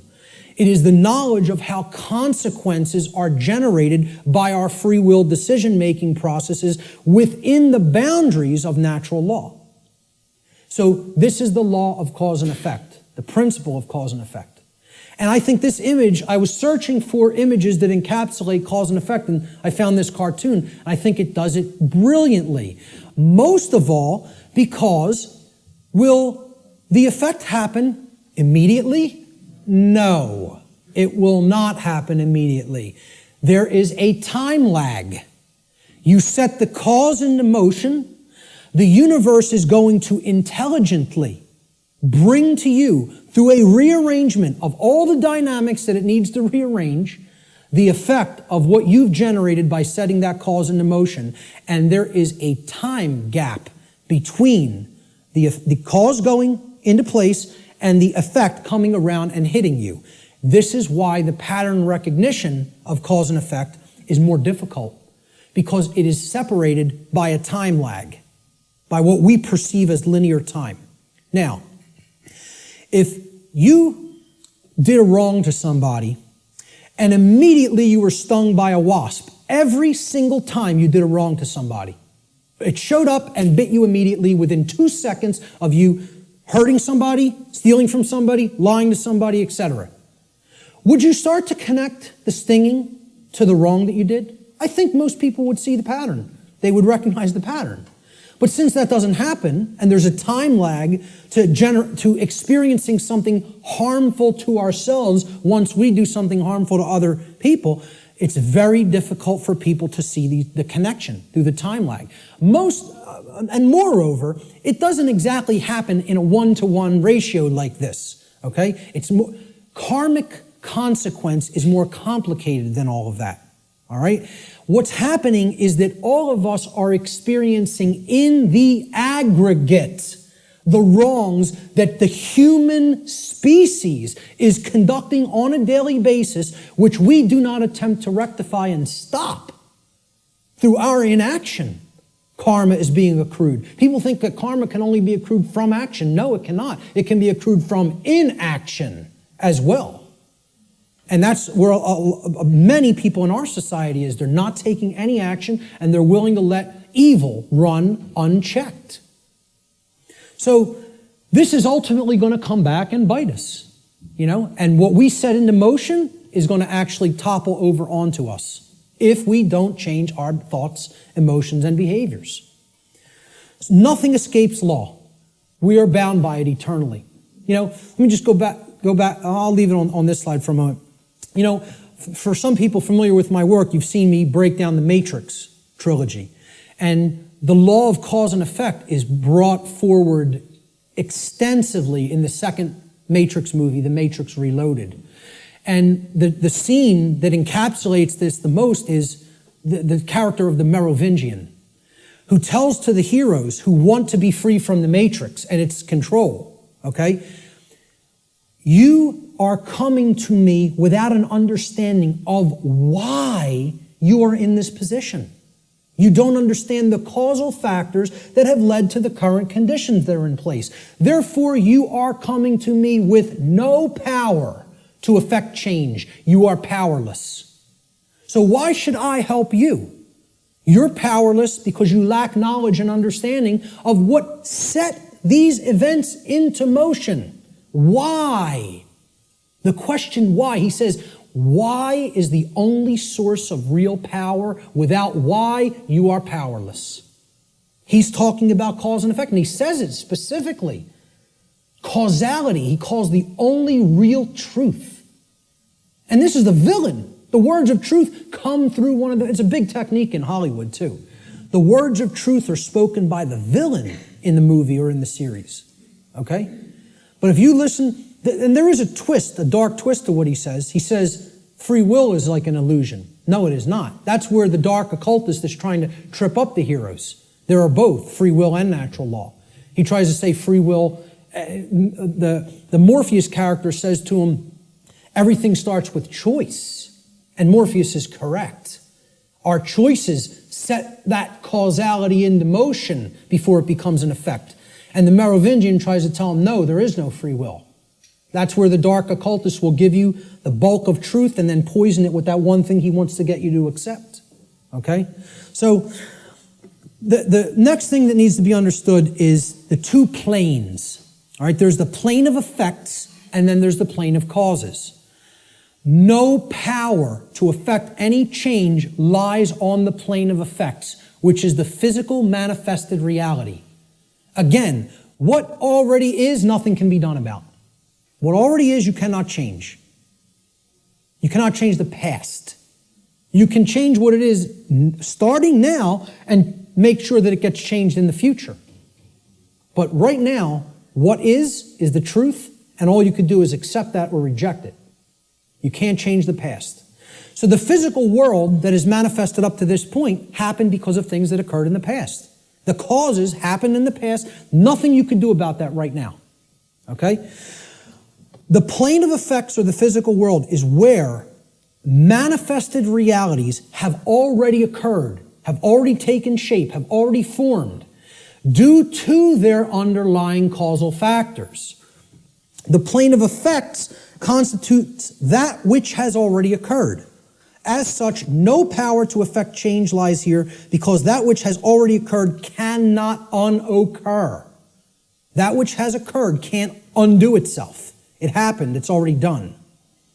It has become that which is, or truth. Human consciousness seems to be trapped upon the plane of effects, meaning that humanity as a whole remains ignorant of the underlying causes which they themselves have set into motion and which lead to self-inflicted suffering in their lives. So if you're trapped at this level, what you're doing is you're looking at the symptoms, and you're stuck looking at the symptoms. Okay? This is everybody. Oh, there's a political solution to this. We need to vote in the right people. Oh, there's a financial solution to this. We just need to set the right monetary policy. No, there's a scientific solution to this. And technological advancements are going to be made that suddenly save ourselves and make the world any different.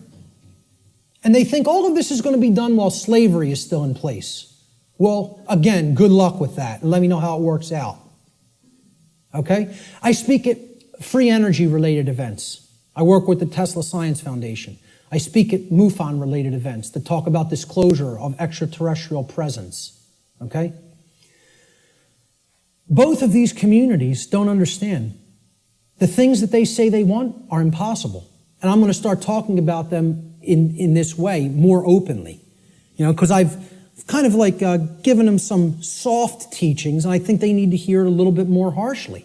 Because both of these communities are not talking about morality to the extent that they need to.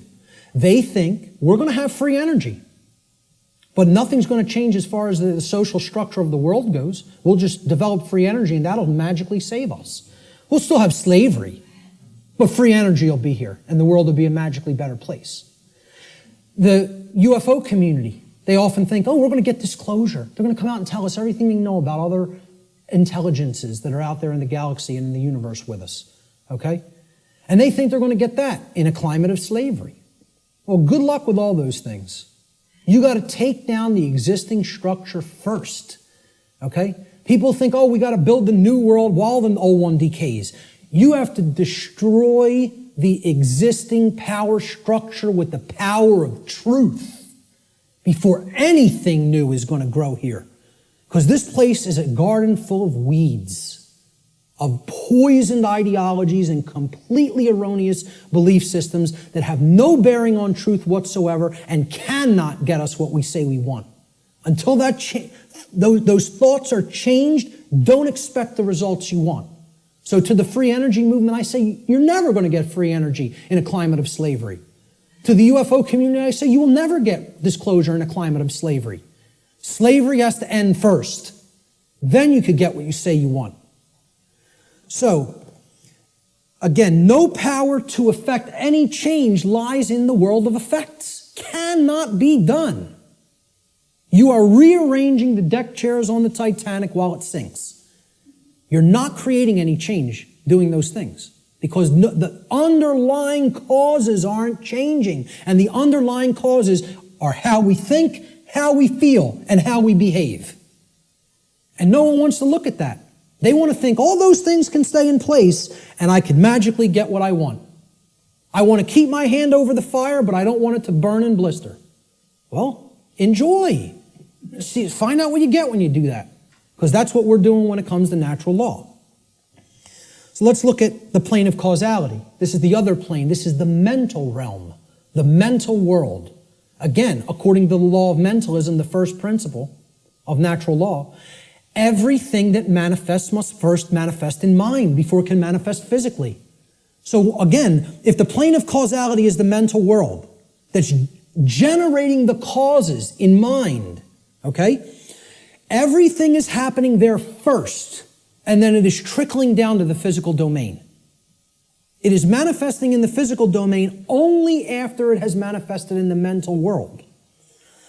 The plane of causality is where causes are set into motion prior to those causes manifesting as formed realities in the plane of effects. This plane of causality constitutes the causal factors, the why, which underlies and precedes all manifested things and events. All power to effect change lies on this plane of reality. Human consciousness must move away from the plane of effects and to the plane of causality in order for human beings to understand the causal factors of the conditions which they are collectively manifesting in their lives. Only then will humanity be able to co-create their shared reality on a conscious level, meaning with an understanding of how natural law operates, rather than on an unconscious level, meaning that we don't understand how natural law operates. And I just look at it in a simple graphic, in a simple, chart or graph. This is the higher realm. This is the world of causality, the mental world, the why, the underlying causal factors, okay, that precede conditions which are manifested. This is where our consciousness has to go, because this is where all power to affect change is at, in the understanding of why that manifested to begin with. So these are the symptoms. This line could be looked at as the diagnosis. You have to make that diagnosis and get to the underlying causal factors that lead to the symptoms. Okay? The plane of effects, on the other hand, meaning the physical world, is the manifested realm. That which has already occurred, that cannot be undone. At least in the present moment. You could start in the present to undo it in the future. But as far as the present moment and all moments in the past go, you're not changing that. That's truth. That's what is. Okay? That's already manifested. You can't change it. No power to affect change lies in continuously analyzing the symptoms. You got to do that long enough that you know where the problem's at. You've made the diagnosis. Now you can get to the causal factors and start going to work changing those causes. Okay? Unfortunately, this plane, the plane of effects, seems to be where human consciousness in the aggregate is trapped. It can't seem to get past there. Even if it recognizes the problem, it wants to keep describing the problem. It wants to keep describing the prison. It doesn't want to look at the causal factors because it's afraid of what the causal factors are. It doesn't want to acknowledge the causal factors lie in how we think, feel, and act, and until those things are changed, the external manifestation cannot change. That takes responsibility. The final principle of the 7 principles of natural law, at least the formalized ones, are gender. Again, I'm going to talk about an 8th lost one. Gender exists in everything. Everything has its masculine and its feminine components or principles. We've already seen that when it comes to the human brain, consciousness, worldview, etc. Gender manifests on all planes of existence. Spiritual, mental, physical, everything. Okay? Very simple concept. What I want to briefly talk about is mental gender. Mental gender is the state of coexistence between the masculine and feminine aspects of the mind. Again, we've already looked at this. We looked at the breakdown of the physiology of the brain, at least of the higher order part of the brain, the neocortex. Our left brain hemisphere largely facilitates the masculine aspects of the mind, or the intellect, logic, analytical thought, linear thought processes, while the right brain hemisphere largely facilitates the feminine aspect, or intuition, meaning creativity, compassion, and holistic thought processes. This next section is what I call the lost principle. This is the 8th principle of natural law, which binds all of the other principles together. Okay? It is what I would call the encapsulating principle. Okay? It's the container inside which all the other principles fit very nicely and neatly. However, it's lost because we're not exercising it. See, we already looked at 1, 2, 3, 4, 5, 6, 7 principles of natural law. And there they are represented by these circles overlapping each other. Okay? Can anybody see an 8th circle anywhere? You got it. Correct. Here's the 8th circle. And this might look familiar. You might have seen this somewhere. Okay? This pattern is called something. Does anybody know what this pattern is called? What is it? Not the flower of life. The seed of life. The seed of life. Okay? Now, what happens from a seed? It grows. It generates something. It creates something. A seed has an outer casing, an outer shell. Okay? That if you're going to get to the inner core of it that contains all of the creative, genetic, generative material, okay, that shell has to be there and intact. You break the shell of the seed, the creative essence of the seed is going to be gone. Okay? Now, what is that principle? Here's what that principle is. It's the 8th, or what I call the lost principle. And it's the thing that has to be present in order for any change to manifest itself. And it is not what most people think of it as. Even when I tell you what this is, I guarantee you there will be an inaccurate connotative meaning for what people think this means. Okay? Here's what the eighth principle is. It is known as the generative principle, or the principle which governs creation, which actually is the causal factor that goes into effect and generates the result that we say that we want. But what's the real term for it? Who can guess what the actual term, what the generative principle of creation actually is? No, it is not action. Okay, now most people will say it's love. I want to distinguish it from the concept of love, even as I'm going to describe love in this presentation a little bit later on. Okay? What is it? Procreation. No? What? Somebody said it. But somebody said something else. No? Who? Care. There it is. Okay? The generative principle is care. Now, this is different than compassion. People say, why don't you use the word compassion? Because that's not what I'm talking about. It is a different concept than compassion, or even what I would describe as love. Care, and I mean care with a capital C, and here I didn't even put it with a capital C. I'm just putting it in all uppercase care. Distinguish this from care with a lowercase c, okay? This means, what are you giving attention and helping to grow? What are you focusing upon? Because what focus you're focusing upon, that's what's ultimately getting generated, getting created, and growing. And this doesn't mean be ignorant of what's going on in the world and don't look at anything that's negative because you're going to feed that and give power to it. That's not what it means. Okay? That means, you know what you're feeding? In that instance, if you want to do that, you're feeding ignorance. And that's what's going to grow. It's the exact opposite that the New Agers want you to believe that it is. By ignoring the negative, you are ensuring that more of it occurs. You are fueling it by ignorance, ensuring that it grows and takes over. Okay?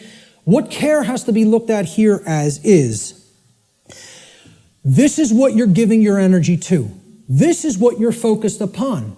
This is what you actually care enough about to do, to spend your time on, to put your attention on, to manifest in the world. That's what I'm talking about as care. Okay? That's what generates our experience in the aggregate. Most people don't care about what's really happening. Therefore, it is an impossibility for us in the aggregate to change the direction of energy, to change the direction of consciousness, and ultimately to get what we say we want. That's how the real law of attraction works. All right? Here's how it actually operates. The lost principle is the dynamic of care. What we care about on a day-to-day basis acts as the driving force of our thoughts and actions. What did I say we need to develop? The heart, mind, guts, right? Heart, mind, guts, in that order. Care comes first. You got to care enough to know, to develop the knowledge, okay? Then you got to act on it and put it into practice. Apply it. So that's the order. Heart, mind, guts. Care, knowledge, action. Those are the steps, okay? And all three of those have to be in place. All three. That's what unity consciousness is. It's unifying thoughts, emotions, and actions. The three aspects of consciousness, such that there is no contradiction between them. Our thoughts, what we say, what we think, how we feel, and how we act are one and the same. There's no contradiction. That's unity consciousness, okay? Therefore, okay, since care is the driver of our thoughts and actions, it ultimately can be seen as the generator of the quality of our shared experience here on the earth. Care is what generates the whole thing. Hence, it has been called the generative principle. Liken the heart to a pump in the body. Well, what does a pump do? It's a generator. It provides energy. It moves the life force through the blood in the body. In every ancient tradition, they talked about the life force being in the blood. The heart is what pumps that through the whole physiology and enables us to continue to sustain life. Okay? The heart is the generator. It's the pump. It's the center of the being. As important as the brain is, which we just talked about the importance of it, the heart is ultimately what's generating the experience. Because what we care about determines what we think about on a daily basis most of the time, and therefore how we behave. All right? So, this principle has often been referred to as the generative principle. Is anybody familiar with the compasses and square symbol of Freemasonry? With the G in the middle? Well, that's what the G stands for at the highest level. They'll talk about many porch masons. These are the exoteric masons that are given the teachings of the profane and they think they're in the know. Okay? They're given the information, well, this only means geometry, it only means God, etc. Okay? One of the things they'll tell you it means at a slightly higher level is that it means gnosis, knowledge, okay, which we saw the meaning of in Greek earlier. At a higher level, at illuminated levels of Freemasonry, which are above 32nd degree, they will give you what the real meaning of the G inside the compasses and square is. And it is the generative principle. It means genesis, creation, okay? And yeah, you can tie that right back to God. I'm not saying those things are different. And the forms that get created in the physical manifested world are geometric forms. So it is geometry as well. It's all these things. But at the highest level, it's the generative principle. That's what that G really stands for in esoteric Freemasonry. Okay?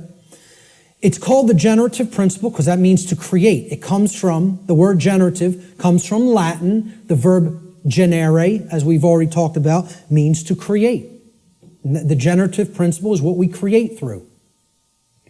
And it's lost because people don't care. They don't have care. Hence, it's the lost principle. Okay? Here's how it works, folks. What we care enough to put our will behind. Okay? So again, heart, mind, guts. Guts is the will. The action, the masculine principle. That's what gets things done ultimately in the physical domain. What we care enough to put our will behind. And that's driven by the care. That's the generator or the pump that drives the will. Okay? What we care enough to put our will behind is ultimately what gets created or manifested in our world. The world is the way that it is because most people do not care enough, even if they say, they pay lip service, okay, and say that they want things to be different. They don't care enough to actually change it through their actions.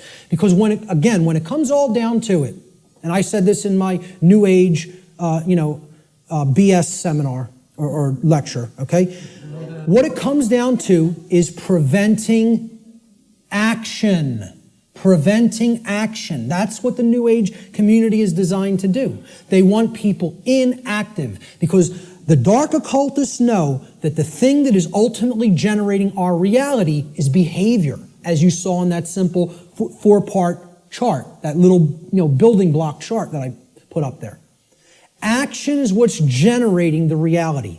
That gets generated through what we care about because our cares and our desires drive our actions. Okay? So most people will say they want things to change, but then when you say, what are you doing to make that change happen? Not a word. Silence comes back on the other end. Okay? So they don't care enough to change it through their actions. That's what the generative or lost principle is about. And until that principle is regained and people get out of their laziness and most of all get out of their cowardice. Again, in that New Age lecture, I'm talking about what it ultimately comes down to in the New Age movement, and I'll look at any New Ager in the eyes. They're cowards. Cowards. Ultimately, they know the evil that we're up against, and they intend to do not a damn thing about it. That's what it really comes down to. And anybody telling you it's different than that is lying to you. Okay? They're cowards, period. And I'll say it right to any of their faces. Anything I say up here, anybody that believes in that nonsense, come and bring them to me. I'll tell them right to their face, straight and open, just like I said it here, because I don't care. I don't care about their nonsense. I care about what's real. Okay? So, I'm telling you, this religion has to go. It's got to go. If people are going to make real change happen, the idea that it can't be done, that it can be done without taking actual real-world action has to be purged from human consciousness. Reality does not work like that. Period. The end. And I can't make you accept that. I recognize I can't make anybody in this room accept that. All I can do is put it out there for your consideration, and if you have some common sense and really, really think about it, you'll understand what I'm saying here is absolutely the way it is. Okay? Many people want to deceive you through these religious notions, okay, which is all about getting people to stand down and accept their chains. That's what that religion's in place for. All right? This next section I call spiritual currency or spiritual currencies. All right? There's two spiritual currencies, time and attention. Now, look, we can readily see this, right? Time is money, people say. It's currency, right? What am I going to spend my time on? What am I going to pay attention to? Pay attention. You pay for something, you get something in return when you pay for something, right? That's what attention will get you here. It will get you something in return. You pay attention, you're going to come out of here with a lot of understanding. There's two spiritual currencies, time and attention. This analogy can be seen very readily in the saying, spending time and paying attention. Whatever information or endeavors we put our time and attention toward, we end up getting something in return for that investment of these currencies. This is what real money is, folks. Real money. This will get you real money. One I, mon I. Okay? If you want real money instead of the fake Federal Reserve nonsense, fiat paper currency money that isn't worth the paper it's printed upon, then keep thinking that that has value. Okay? And people who say gold is value, gold is real money. Yeah, well, I ask people, what intrinsic value does gold have? And they say, well, it's been traded with throughout time immemorial. People have valued it all the time. Does that make it intrinsic? You answered my question. It's like saying, why does that projector have intrinsic value? And you say, because I find it valuable. No, that projector has intrinsic value because it's capable of projecting an image. And if I want that task done, that's what I use a projector for. Okay? Well, what's gold used for? Can you build clothing out of it? Can you build a house out of it? Is it malleable enough to be molded into a weapon of some sort? You going to take shelter under it? Well, maybe if you have enough of it. But, you know, the whole point is there is no intrinsic value to this. It's something that's, the idea of it having, of any precious metal having intrinsic value, other than, okay, in a technological society it's used for computers. This is true, okay? But I'm talking about in nature. Where would this idea of intrinsic value of gold come from in the ancient past? People say, it's used as a medium of exchange, okay? Money is not a medium of exchange. People think of it as a medium of exchange, and it's not. It's incorrect, okay? Money is the limiter of energy in the system.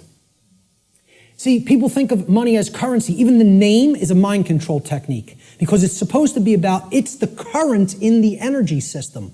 This is the current. It's the amperage, right? No, it's not. It's not the capacitance either.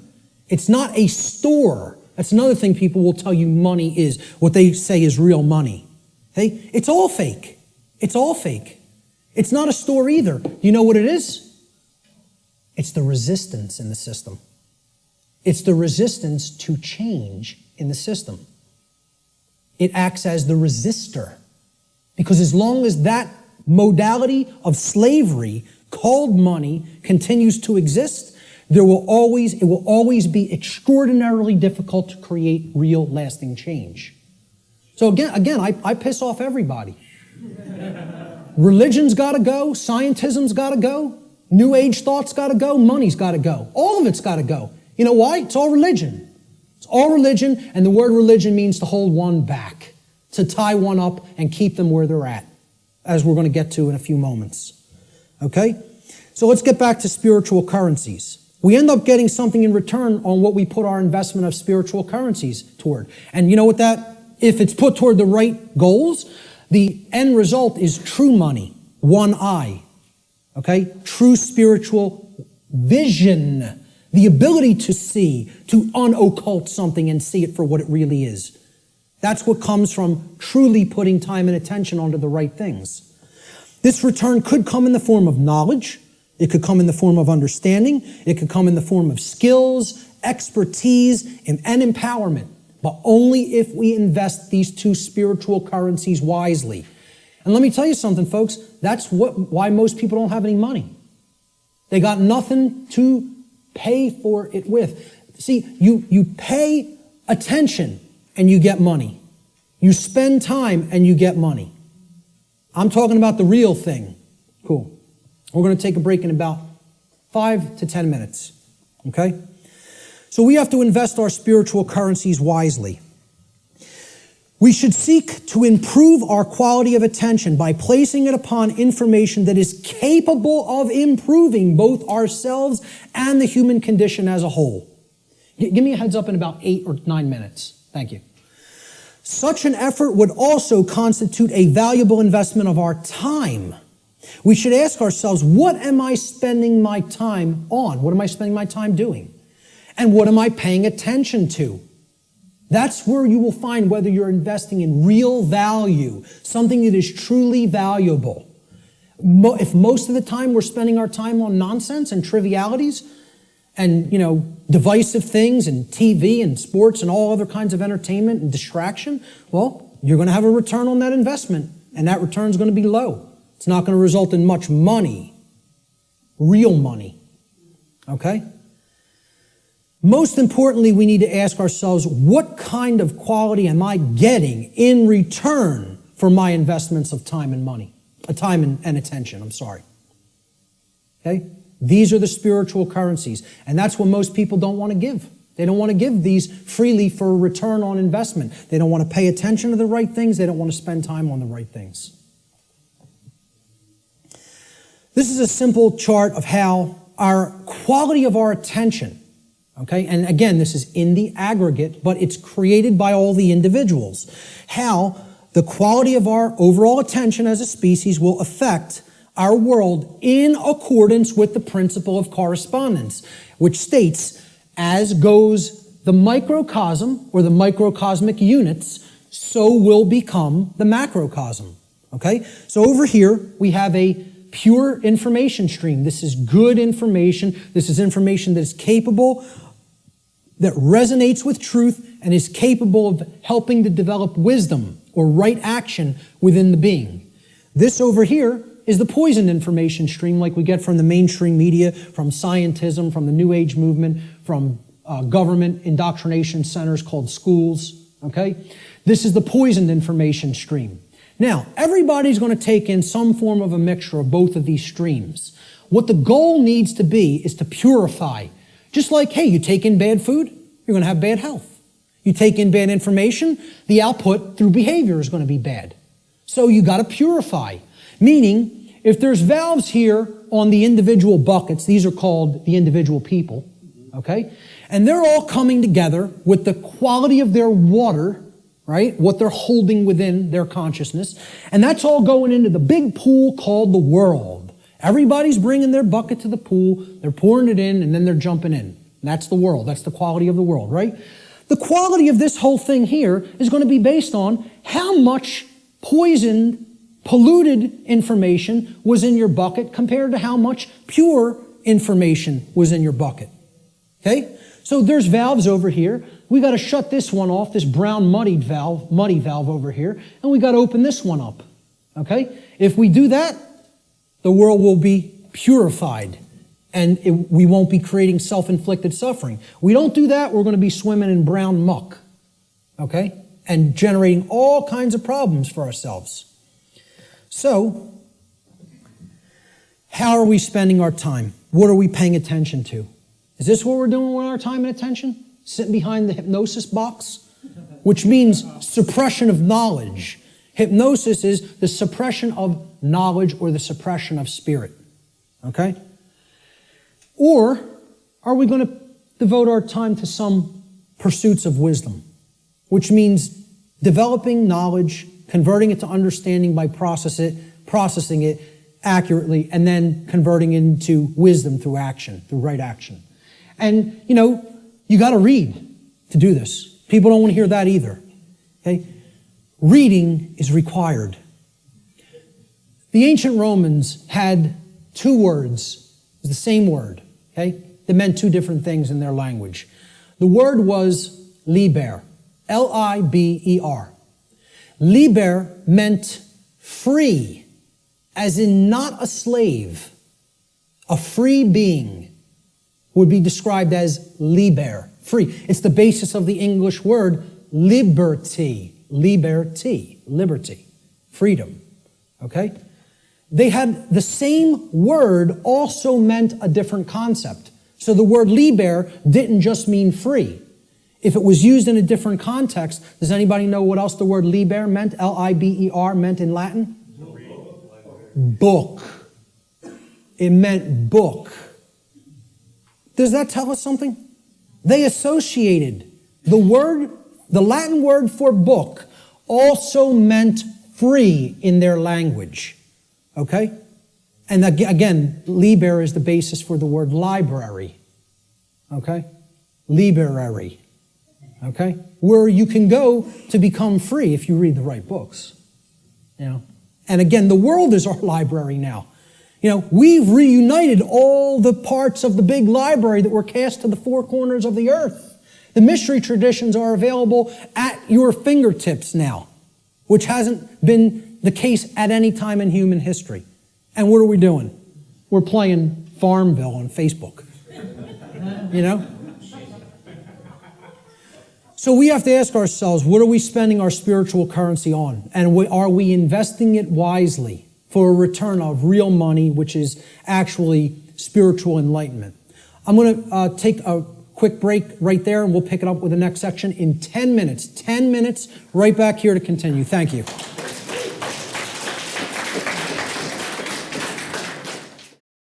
So natural law has been called many different things in different traditions throughout the world at different times in history.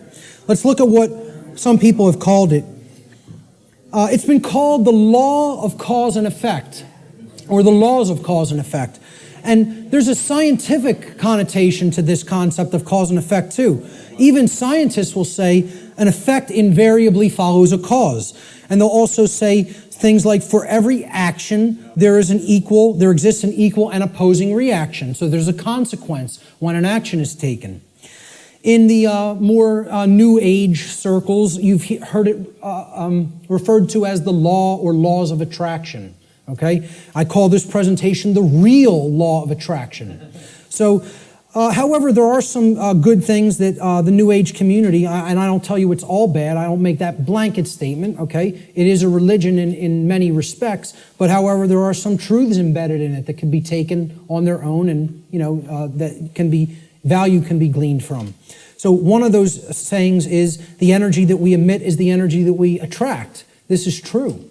What we're putting out into the universe is what we're getting in return from the universe and what we're creating in our reality. Energy flows where attention goes. I just talked about this in the last section. What we put our attention on is what ultimately gets manifested in the world. As you think, feel, and act, so you shall be. Some of the teachers of different variants of law of attraction teachings have only put the first part in that. As you think, so you will be. No. As you think, feel, and act, so you will be. And most of all, as you act, so you will be. Most of all. Okay? So, it's been called karma. It's been called moral law, as I talked about before. And this is, captured beautifully by the phrase, what we sow, we reap. The seeds that you scatter, that's what's going to grow, and that's the fruit that you're going to harvest. So, a very accurate way of looking at it. Again, it's been called consequentialism. That's another thing I could put into this chart. In other words, that there is free will, but there is no free will without consequence. That's called consequentialism. That would be another very accurate way of referring to natural law. And finally, the golden rule, it's been called. Okay? And it's been stated in the affirmative as do unto others as you would have done unto yourself. I find this much more powerfully stated in the negative, or what I call the apophatic variant. And we'll talk about what apophatic and apophasis means in a few moments. I think it would have been much less ambiguous, the golden rule, if it was said like this: do not do to others as you would prefer not to have done unto you. Now the ambiguity goes away because people want to be treated slightly differently. You know, hey, a masochist might want to get beaten by a sadist. Okay, but that doesn't mean do that to others because you like it. But people know what they don't want. They don't want their rights taken. They don't want their property taken or damaged. They don't want to be harmed in their person. You know, they don't want any of those things. They don't want to be lied to. They don't want to be deceived. So don't do those things to other people. So let's jump into this is the heart of the presentation here. It's how natural law actually works in our lives. What are its expressions? How can we come to understand how this operates? There are ways of knowing, and they're through these expressions of natural law. So we defined what natural law is. We talked about the underlying principles that it's based upon. Now we are going to talk about how it works in our lives, okay? So we're going to build a chart of the natural law expressions in a moment. What these expressions are the recognizable workings in our life. And they take place through 5 basic expressions. Each of the 5 expressions of natural law have a positive aspect and a negative aspect. So that gives us a total of 10 overall natural law expressions. And we're going to build a chart regarding these expressions. Okay? So here's the expression, and then there's a positive aspect to the expression, and there's a negative aspect to the expression. The first expression of natural law is known as, and again, this is what I call these things. There's no hard and fast rules. It's just terminology. It's jargon to try to explain them in words. Okay? These are unseen concepts and laws in reality, in nature, in the nature of the universe. Okay, these are just English word terms that I'm applying to these concepts. Okay? So the first principle of natural law I call the generative polarity. Or in other words, this is the force or energy that we are using at the base level to start the process of creation. Or you could say of co-creation. Okay? We're co-creating the reality that we experience with the laws of nature.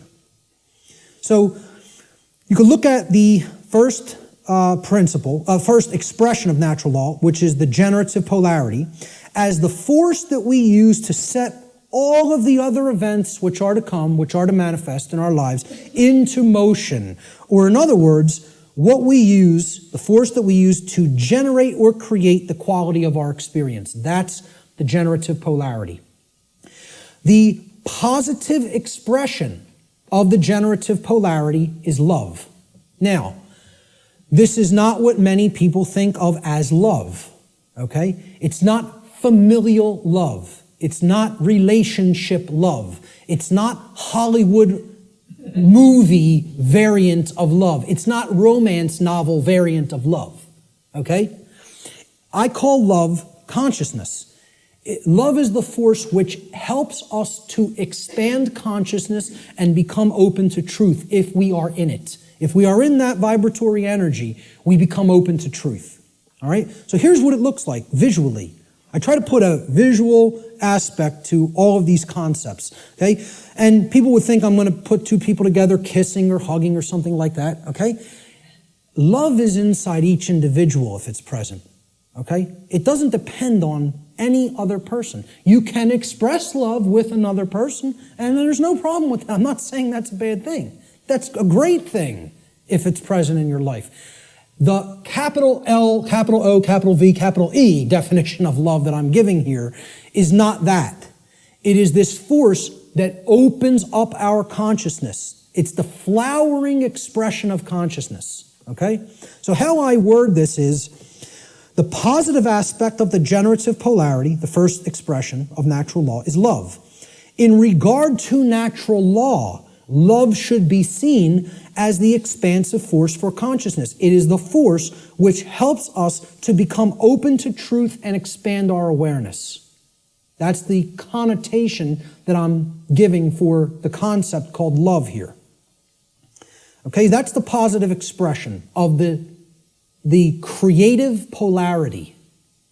Now, the negative expression of the creative polarity is the exact opposite of love. So people will automatically think, well, that's hate. And it is not. Because the thing that puts consciousness in a box and prevents it from growing and keeps it where it's at is what? Fear. There it is. Fear. Fear is the basis for unconsciousness. You cannot be unconscious of anything in particular unless you fear it. Okay, that's what shuts consciousness down. And here's my visual for it. Fear. I don't want to look at that. That's too horrible for me to contemplate. That can't be true. I don't want that to be true. That's all fear. Okay? The negative aspect of the generative polarity is fear. Fear is the contractive force for consciousness. Fear is the force which influences us to become closed to the truth, and it is the force which ultimately shuts down our awareness. That's why so many people are unconscious, because they are fearful. They are fearful of the responsibility that comes with knowledge, and most of all, they are fearful of having to act based upon knowledge, because that requires courage. The second natural law expression is the initiating expression, what I call the initiating expression, just my term for it. Okay? The initiating expression is the first stage of tangible and recognizable results which we produce in our lives after we have, quote unquote, set the ball rolling, okay? Set the dynamic in motion by choosing between the generative polarities of either love or fear. All right? So, we choose love and something starts to happen. We become open to truth, right? Well, love is the expansive force for consciousness that opens our minds to the truth and awareness. So what do we gain as a result of accepting or existing in the vibratory energy called love? We gain knowledge, which is the acceptance of truth. Since love opens us up to truth, knowledge is its reception. It is the receiving of truth. We come to know, okay? So that's how it starts. I call this the initiating expression. Now, of course, there's a negative initiating expression if we are existing in the vibratory dynamic of fear. That would be the opposite of knowledge. What is it? Ignorance, right. Okay, now, this is what I put forward as knowledge. This is my imagery for knowledge. Okay? That's a being who knows themselves. You know, and as the mystery traditions of Greece put forward at the Delphic Oracle, know the self and you will know the universe. In other words, know the microcosm and you will know the macrocosm. Know thyself. The positive aspect of this initiating expression is knowledge or the acceptance of truth. Knowledge positively influences the quality of our lives because it positively influences our decision-making processes that lead to understanding in every area of our lives. You want to know how something works and ultimately create something good? You have to have knowledge. You want to know how a car works? Keep it running in good order, you have to have knowledge. You want to know how a computer works? Keep it running in good order, you have to have knowledge. You want to know how the human psyche works and keep it running in good order so that conditions on earth manifest the way you want them to manifest? You got to have knowledge. Not getting out of this condition without learning. Learning is the key, it's the answer. Knowledge is the answer. And people don't want to hear that. They don't want to hear it. They want to think we're magically going to manifest the desired conditions that we say we want without learning a thing. It doesn't work that way. So again, the negative initiating expression is ignorance. Ignorance is the refusal of truth. It is the refusal to gain knowledge. Okay? Because we are in fear. So here's what I put as the image for ignorance. You know, the population that is hypnotized, that wants to keep paying attention to nonsense and trivialities, feed themselves tons of GMO food that is crap for the physiology, you know. Pay attention to distraction, entertainment, mainstream news and media, you know.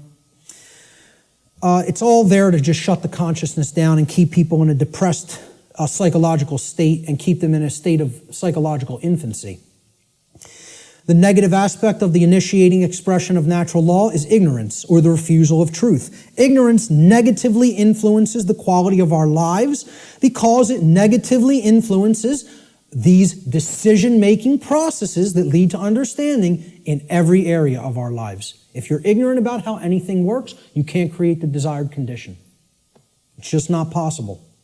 It's important to remember, again, that ignorance should be distinguished from nescience, which means not knowing because necessary information is not present or was unattainable. Ignorance, on the other hand, means not knowing even though necessary information is present because that information has been willfully refused or disregarded. And again, to keep us in ignorance, they don't need to hide the information anymore because it's not hidden anymore. It's out. And once again, it's available at your fingertips for free if you have the desire to take it in. But now, the manipulation mechanism that is used is dissuade people from looking at it, provide endless entertainment, provide endless amusement, provide endless distraction, and say there's nothing to any of that stuff. That's just some old crazy religion that you don't need to understand. It's no different than any other religion, believing that natural law exists. Okay? That's what people will insist on telling you. So people will be dissuaded from ever looking into it, and they'll disregard it of their own choice.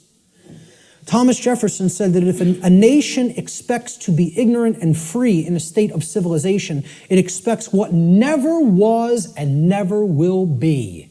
Freedom and ignorance are antitheses of each other that can never coexist simultaneously. That is an impossibility in natural law. I'm going to put up a couple other quotes on ignorance. Samuel Adams said, "No people will tamely surrender their liberties, nor can any be easily subdued. When knowledge is diffused," that means it's everywhere present, "and virtue is preserved," meaning morality. On the contrary, when people are universally ignorant and debauched in their manners, meaning purely selfish and only worried about themselves, they will sink under their own weight without the aid of foreign invaders, meaning the society will turn inward on itself and collapse and destroy itself just based on the fact alone that the population is ignorant and they are ensconced in moral relativism and other forms of debauchery and just self-pleasure as their highest virtue, their highest desire. Socrates said that the only good is knowledge and the only evil is ignorance. And this is a quote I'd like to be remembered for. "Willful ignorance in the presence of knowledge is the measure of a bad person." And people will say that's extremely harsh. That's true. That doesn't make the statement untrue. The statement is true as well. It is a harsh statement. See, people in my family will ask me, why don't you have anything to do with me anymore? I've deliberately cut off many members of my own family. Okay? Because many members of my own family say, I know what's going on and I don't care. I don't intend to do a damn thing about it. I'm worried about me, myself, and mine, and I don't care what's happening in the world. Well, you know what that's called, folks? That's called a bad person. Let's not mince words. Let's not euphemize. Let's call it what it is. That's called a bad person. And I don't want anything to do with bad people in my personal life. I don't hang out with bad people. I try to surround myself with good people who care. Because they're co-creating wisely. Okay? I tell family members who I've cut off association with, because you do not care is what makes you a bad person. I don't want anything to do with you until you start caring about what's going on in the world. Then we could talk again. And I'll welcome you back with open arms and forgive you. But not until. You want to stay in that level of consciousness? I want nothing to do with you. I don't want to be around people like that. They're bad influences, and they do bring other people down. So I'll still put out the information. It's there any time for free that they want to go and engage it. And I tell them all, anytime you want to ask me and come over and engage directly with me, I'll make the time for you. But until you want to do that, until you develop that desire, I don't want to be in your presence. Okay? So maybe, I don't know if that's going to be effective. I don't know. And guess what? I don't care whether it's going to be effective, because I'm not going to surround myself with bad people until they decide I want to make myself a better person. Then I'll engage them and speak the truth to them. But until then, I'll put this out there for all for free, and they can engage it any time they want. But in my personal life, I can't make time for that. I don't have energy for that. I barely have energy for this. An anonymous quote, I believe this was from some internet forum. I don't know what the gentleman's name was, but it was a great quote. Ignorance is the root cause of all evil. And since only knowledge eradicates ignorance, it is our duty and moral obligation, there's that term, to educate ourselves as well as the masses around us. That's a moral obligation if you're in a position of knowledge. And once again, that's why I do what I do. I don't do it because I like people. Believe me, Barb will tell you how much I like people. I don't do it to make friends. I don't do it to make money. I do it because it's a moral obligation and for no other reason. I don't serve people. I serve truth. Truth is the force which I serve. And I bend the knee to no other. That's it. That's it. So great quote on ignorance there. Great few quotes on ignorance. Let's look at the next expression. The internal expression is what happens inside of us, very simply. So now, we've started creating with a polarity. Something has happened in the world, either acceptance of truth or refusal of truth. Now something's going to take place inside of us, right? So look, this level is that knowledge level, right? This is the base consciousness level. You could look at, that's the foundation. Remember that 4-block diagram, right? You could look at this, here's the foundation. This is the foundation that lies underneath the trivium, right? Okay? That's as deep as it gets. Consciousness or unconsciousness, love or fear. That's what everything is a choice about, between, right? Now here's that first block. Knowledge or lack thereof. Knowledge or ignorance, right? And you can see these polarities are like that concept of, the polarity aspect of the natural law principles, okay? There's one thing that's real, and then this is the illusion, okay? These are two aspects of the same thing. This is consciousness, and this is its lack. This is acceptance of truth, and this is the lack of that, okay? So it's the same thing, but opposite in degree, which is why they're the same expression. Now, what happened after knowledge or lack thereof? We went up to understanding, right? So that's what this level is. Understanding happens internally, right? It's an internal process, all right? So the positive aspect of the internal expression is when we come to understand through developing the knowledge and the acceptance of truth that we are sovereign. Sovereignty is the expression, the internal positive expression of natural law. Now, again, underneath these, in parentheses, I always put what I call these things, another name that I've given to these things, these concepts. I call sovereignty internal monarchy. Internal monarchy. Now, monarchy means one ruler. Mon means one, is a prefix for one, and archon in Greek means ruler or master. So, internally, we each need to master and rule ourselves. This is our kingdom that we get to rule and nowhere else. We don't get to rule over anybody else. Many people think they're the rulers of other people, but they're wrong. Each of us is a sovereign being. Sovereignty, as we're going to see, means that you're not owned by anyone else. No one else owns you if you're sovereign, okay? So here's my expression, my visualization for sovereignty, okay? Somebody who truly has the light.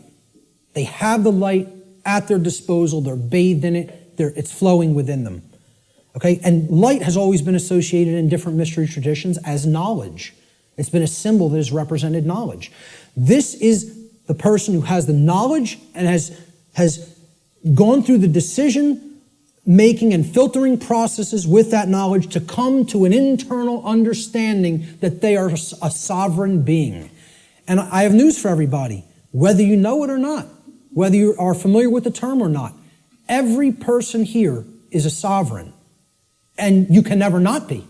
It is an impossibility for you ever to be non-sovereign. It cannot be done. Cannot be done in nature. Okay? Every single human being on this planet is a sovereign being. And we're going to look at what a sovereignty actually means. The positive aspect of the internal expression is sovereignty, or what I call internal monarchy, meaning one ruler within. Internal monarchy, one ruler within. As a state of consciousness, sovereignty means that one has unified the three aspects of their consciousness, such that there is no internal contradiction between one's thoughts, emotions, and actions. We become a being that as we think, so we feel, so we speak and act. And there's no contradiction between those. We're not torn apart from within in this state of internal opposition amongst our own consciousness. Okay? Moreover, let's break the word sovereign down. That's where we're going to come to the real meaning of the term. Sovereign is derived from the Latin adverb super. Super means above. See, in classical Latin, there's no V in classical Latin, right? There was no V character. Actually, if you wrote a V like that, it was a U, okay? And why a double U looks the way that it is. It's two V's, actually. But that sound was U in Latin, if you see a V. There's no V sound in classical Latin. It doesn't exist phonetically, all right? So this phonetic variation that we express as V or V in English, in Latin was P or B. It was represented by a P or a B. So what we're really seeing here is suver, okay? But it was pronounced in Latin super, like super. Well, what does super mean? Super, you're beyond, you're above and beyond. Okay? It means above or beyond. That's what it means. A superman is one who's beyond an ordinary man, right? The Latin noun regnum comprises the second part of the etymological root of this word. Regnum, it comes from rex regis in Latin, or regis. It means king. So regnum was the king's rulership. Regnum means his reign. It's where the word reign comes from in English, regnum, in Latin. It means rulership or externally imposed control. Okay? Not control in the context, I'm going to control my emotions, I'm going to control my behavior. No. It means I'm going to control you externally by imposing my will over your will through coercion. That's the context of rulership or control that I'm talking about here. So put them together. Super regnum, sovereign, means above or beyond externally imposed rulership or control by another. That's what it means. Sovereign means not a subject to another being, like a king, like one who considers himself a king. And it means not a slave to someone who considers themselves your master. That's all sovereign means, folks. Not a slave. And why I say every single person here is a sovereign is because there is no such thing, never has been any such thing, and never will be any such thing as legitimacy to slavery. That has never existed, does not exist now, and never will exist. Slavery is an illegitimate concept. None of us are slaves. The condition of slavery has been imposed upon people, but it has never in history been legitimate, and it never will in history be legitimate. So there is no legitimacy to the concept of slavery, of the rightful rulership of another being through directly imposing your control through coercion. Doesn't exist. That's a big part of what natural law is about. We have to understand when we're saying this word, this is what is meant by sovereign, not a slave. Okay, we did a study where we asked people, are you a sovereign? Like 11% said yes. Maybe. I think it was 10 or 11%. Which I thought was almost encouraging, that 1 in 10 people knew that they were sovereign beings. It was amazing. But 90% of the human population doesn't feel that they're sovereign, doesn't know that they're sovereign. I'm telling you, it doesn't matter an iota whether you believe you are or not. I'm telling you it's an eternal truth that you are a sovereign and can never be non-sovereign. There is no such thing as someone else's legitimate rulership or ownership of you. Because there's no such thing to the legitimacy of slavery, and there never has been, and there never will be. So everyone is a sovereign. A sovereign is a monarch. Again, mon means one, and archon means ruler. So when people ask me, what kind of government do you want? I tell them I want anarchy, and I want monarchy. And they're like, how could you have those things simultaneously? Because if you have internal monarchy, you can have external anarchy. See, we need to have the rulership within, and we need to get rid of the rulership without. This is the kingdom we need to master, and we need to set aside the concept of mastery and slavery in the external domain, in the physical world.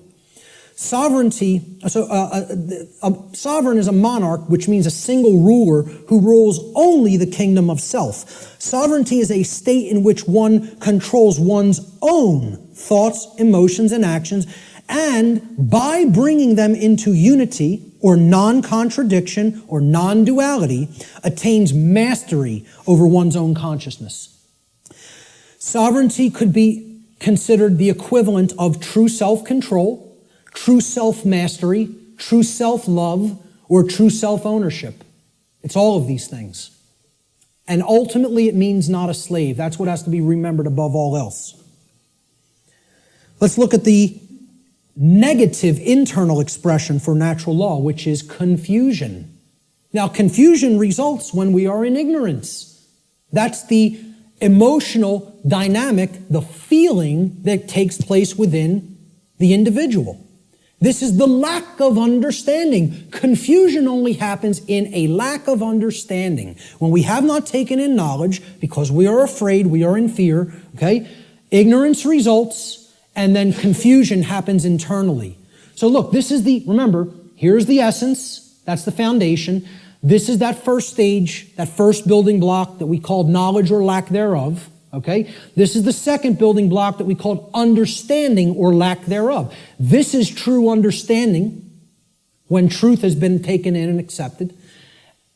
And this is the lack of understanding.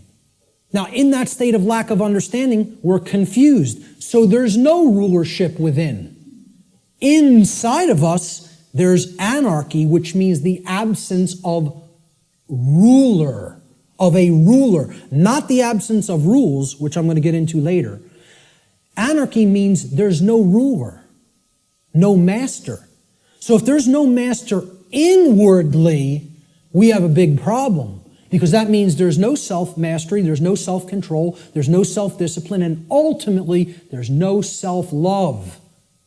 And that results in an understanding that we don't truly own ourselves. It would result in the absence of self-ownership, which is what we're experiencing as a species. That other people believe they own other people. This is what I found as a picture representing confusion. Someone who doesn't know themselves. Doesn't know themselves, completely attached to a ego identity. Their whole mind is all wrapped up. I believe I'm this businessman. I believe I'm this banker. I believe I'm this lawyer. I believe I'm this doctor. And that's my identity, and if something goes wrong with that, there goes my identity. There's who I am down the drain, you know? So this negative aspect of the internal expression of natural law is confusion, or what I call internal anarchy, meaning no ruler within. Confusion is the state of mind in which the being is ruled by fear and ignorance. Confusion could be seen as internal opposition within one's own consciousness. In other words, being torn apart from within in such a way that one's own thoughts, emotions, and actions are in perpetual contradiction with each other. A thought, emotion, and action are not in alignment. As we think is not how we truly feel and is not how we act. There's total contradiction and separation. No unity amongst those three aspects of consciousness. That's confusion.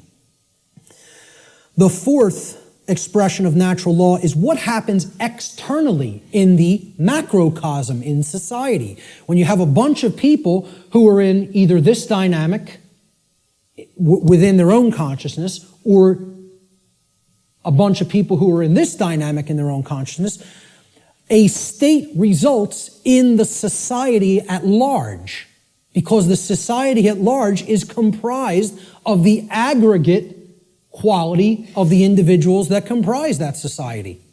All right?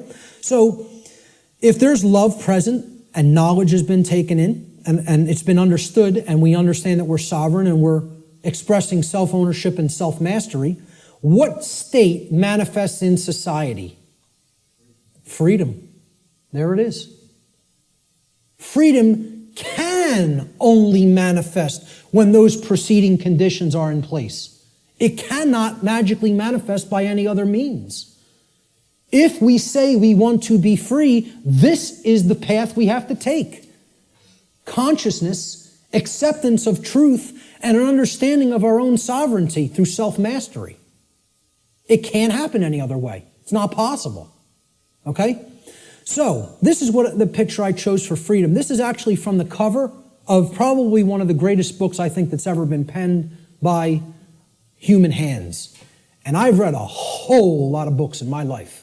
And for me to say that, it's a high compliment. Okay? I think I'm a pretty good judge of books that can impart some wisdom to people. And I'm telling you, you need to read the book, The End of All Evil by Jeremy Locke, if you haven't already read it. This is one of the cover image from that book. Very rare book. To find it physically online, if you find it at a decent price, snatch it up and give it to other people or sell it to other people. Okay? I had a physical copy of this book. I lent it out, took off. Forgot who I lent it to. It happens, right? But this was a rare book. And I think it was only pressed a couple thousand and was never repressed. So it's a single printing or something like that. Never repressed it. Now, you'll find that book for $150, $200 in some places, right? I finally found it at some foreign source online for like $20-25 and jumped all over it, and I finally have a new physical copy of it. One of the books, along with Larkin Rose's book, The Most Dangerous Superstition, that if I had to tell you, destroy every other book on earth, it would be down to these two. You know what I mean? It's that much. They're that important. This is the cover image from that book, with chains being broken that were formerly holding the earth in captivity. I think it's a great image that represents what freedom is about. It's not about my freedom. It's about our freedom. It's about freedom for all beings. And guess what? Our, when I say that in relationship to the earth, doesn't just mean human beings. It means all beings, including the animal kingdom. So the positive aspect of the external expression is freedom, or what I call external anarchy, meaning externally there are no rulers. There is no condition of masters and slaves. Okay? So that's what anarchy actually means, the absence of slavery. That's what it really means.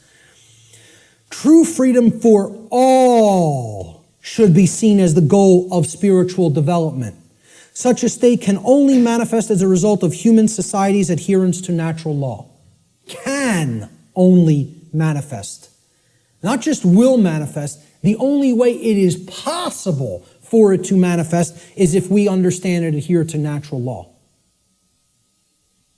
Okay, so that's the positive external expression, what happens in society. Now, there's a negative external expression, and you can call it multiple things. You can call it totalitarianism. You could call it slavery.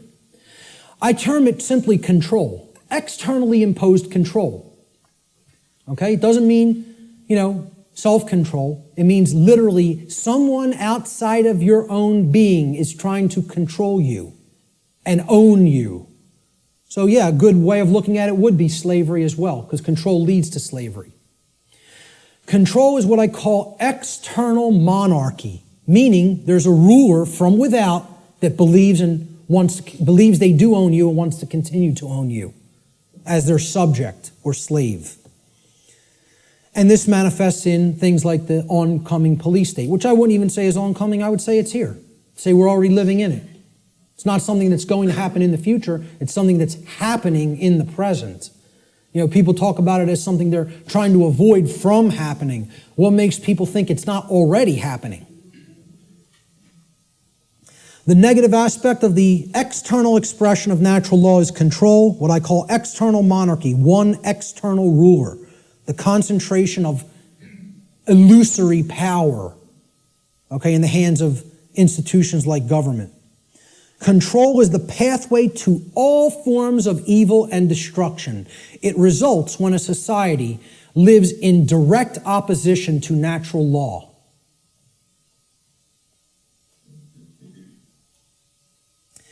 The fifth and final expression for natural law, how it operates in our lives, is what I call the manifestation, or the result that we create. So again, here's the foundation for that little 4-part building, right? Here's the first block, knowledge or lack thereof. Here's the second block, understanding or lack thereof. Here's the third block, wisdom or lack thereof, which is why we're in a society that's completely based in control, because we're drowning in knowledge and having a lick of wisdom. Or very, very little, I should say. Certainly not enough to go around. Okay? That's the action stage or the wisdom stage, what happens externally. Right? This is that top block. Remember the top white block that sat on top? We had the blue block at the bottom, then the red, then the green, and then the white block. This was the manifestation, the result that we create. Remember the little question I put on the top of that white block? Who can tell me what it was? The manifestation. No, the manifestation was either order or chaos. What do we ultimately create? So the positive manifestation is order, or what we would call all the things we say we want. Manifested goodness.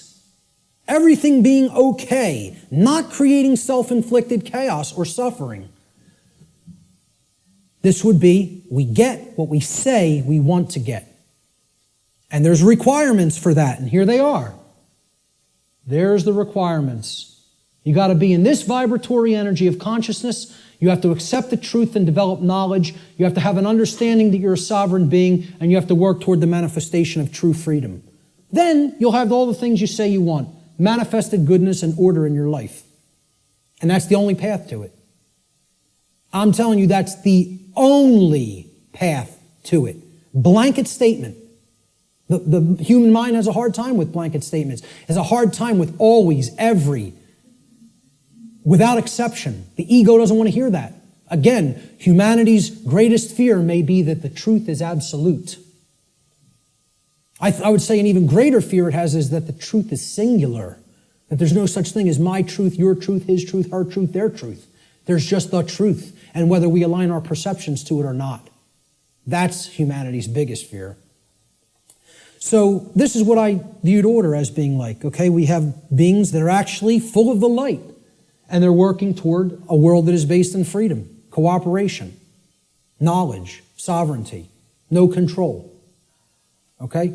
It's what I call in some of my former presentations cooperative spiritual anarchy, which is the natural condition of humanity. The natural, meaning spiritual, natural condition of the human species that has been blocked from manifesting through mind control, indoctrination, fear-based, trauma-based methods. So that's what I call order, the positive manifestation, manifested goodness. It represents everything we say we want, and it only results when there is balance or justice. Justice comes about through adherence to natural law. Justice can only be present when truth has been accepted in our lives and our behavior has been brought into harmony with natural law. Cannot manifest any other way. That's the positive manifestation. The negative manifestation is the opposite of order, chaos. Chaos is manifested evil. I just put this as, complete disregard for other people, a breakdown, me first. Knock everybody else down, get what I want. Don't worry about anybody else being hurt.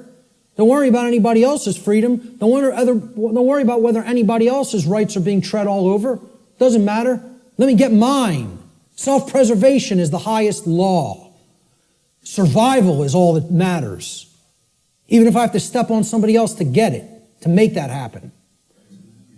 Yeah, it's an animal. That's exactly right, sir. That's exactly correct. That's not a human being. That's an animal. That's how animals in the animal kingdom behave. And again, natural law doesn't work the same way for animals as it does for human beings because they do not have the same capacity for consciousness that a human being has. So let's not start saying that's the natural order. No, it is not. It's the exact antithesis of the natural order. The natural order is just that. Order. It's in the word. It's in the phrase. Natural order. What people are describing as the natural order through this utter nonsense concept called social Darwinism is, as I've called it before, psychopathic chaos. And break down that word. Psychopathology means an illness of the mind. Psychopathy is mental illness. Psyche in Greek means the mind. Okay? And pathology is an illness, sickness. Psychopaths are mentally ill. And they don't create anything resembling order. All they can create is chaos, which is why they want us to mimic their mindset, because they're just bent on hell and destruction to manifest, and they have to have our complicity and cooperation to make that dynamic happen. Our energy has to be given over to them by our mindset being made like theirs. Otherwise, their worldview can't come into manifestation, which is one of chaos and disorder. The negative manifestation, chaos, or manifested evil, is the exact opposite of what we say we want. Chaos results when there is imbalance and injustice, which results whenever there is ignorance of truth and behavior which is in direct opposition to natural law. So that's our chart, and one last thing I want to say about it is that the manifestations or the expressions of natural law are what I would call, they're unilateral. They don't cross into each other, okay? There's no such thing as, well, I've accepted the truth and I've developed knowledge, so now I'm in a state of confusion. It doesn't work like that. Okay? You can't go from ignorance to sovereignty, to the understanding that you're sovereign. You cannot cross the area of these charts. Once you're here, you can only go here. In order to get here, you got to come from here. In order to get here, you got to come from here, here, and here. You don't get there from any of these. You don't get here from anything in this column. You don't get here from anything in this column. Okay? Please keep this in mind. These expressions are unilateral. Okay? You can't skip. No, they cannot be skipped either. Good question. They must proceed in order and in the same column of expression. So you can only get to order through freedom, which comes about through the understanding that we are sovereign, which comes about through taking in knowledge of truth, and which comes about through staying in a vibratory energy of love or higher consciousness. The openness to truth. That's it. Same thing here. We can only create chaos when our society is bent on control, okay? Because we are confused beings that don't understand our sovereignty and think other people can legitimately own us or rule us. And that comes from a place of ignorance or refusal of the truth, which is based in fear. Can only manifest that way. Blanket statement, too. And I will not retract on that blanket statement because this has nothing to do with what I think or feel or my beliefs. This is how laws operate in creation. Not a belief system, not a religion, has absolutely nothing to do. I did not develop this. I came to an understanding of it by seeking truth. I'm telling you, this is not my information, never has been my information, never will be my information. There's no copyright on it. I don't claim it. It's eternal truths that have existed forever and will exist forever, whether human beings are here or not. Take it and share it freely and widely to anybody that's capable of comprehending it, because it's the only way we're going to get out of this mess. Okay? Those are the expressions of natural law. Now, when I say living in harmony with natural law or living in opposition to natural law, what do I really mean? Well, what this has to do with is knowledge. And we're going to keep going back to this trend. This thread is not going away. Okay? And guess what? Every time I teach any of this stuff, whenever there's the new age community around or present, okay, and you'll encounter them from time to time, they'll insist, they'll even see it's like, you can tell knowledge is becoming a bad word to these people. No. When you say K-N-O-W, no, it's almost like they immediately have an avulsion, extreme negative reaction, and it is fear. But it's mind control, moreover, because they are being fed this poisonous untruth that there's not really any such thing as knowledge, and that knowledge is not the way out of this prison.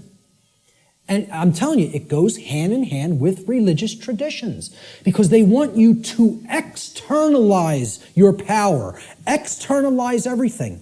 And I'm not telling you, I'm not saying don't have a model for behavior. And okay, this person, Buddha patterned it. You want to pattern your behavior on the Buddha's life? Great. Live the great life. You want to pattern your behavior on the life of Christ? Whatever. And again, I'm not getting into this discussion here today about the actual historicity of the man Jesus, regardless of what you believe regarding that. I understand I could write books on astrotheology. Okay? I understand that being may never have existed in the way a lot of people believe he did. So what? Whether Siddhartha Gautama existed in the form of a man or not, or whether that's an allegory, who cares? Understand the spiritual teachings they were trying to convey to humanity and then apply them in your life. Live by that ethic, that code, and great. Okay? And have whatever religious notion you want.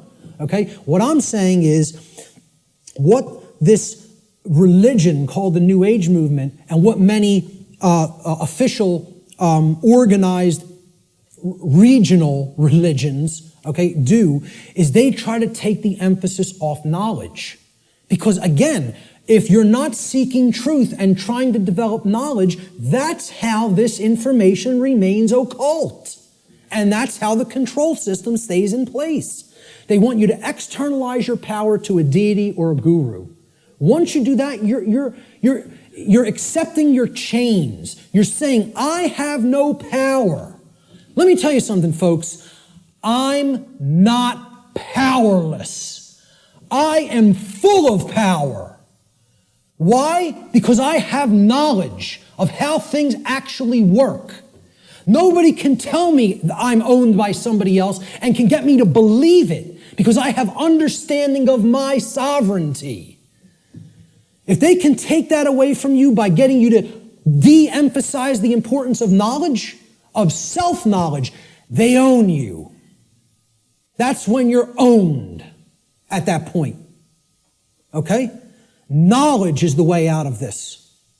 Knowledge, understanding, and then converting that to true wisdom through actions. Not believing in something, not accepting everything, not waiting on somebody to come down and save you, whether it be Zoroaster or the aliens from Zeta Reticuli or Ashtar Command or Jesus Christ. Okay? You keep waiting on an external Savior, you're going to be waiting in your chains forever.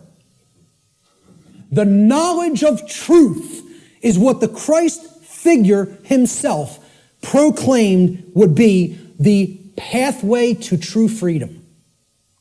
Now, whether you put any emphasis on even exoteric Christianity, I'm telling you, that's the core of all the mystery traditions, is that until you take in the light, you'll never dispel the darkness.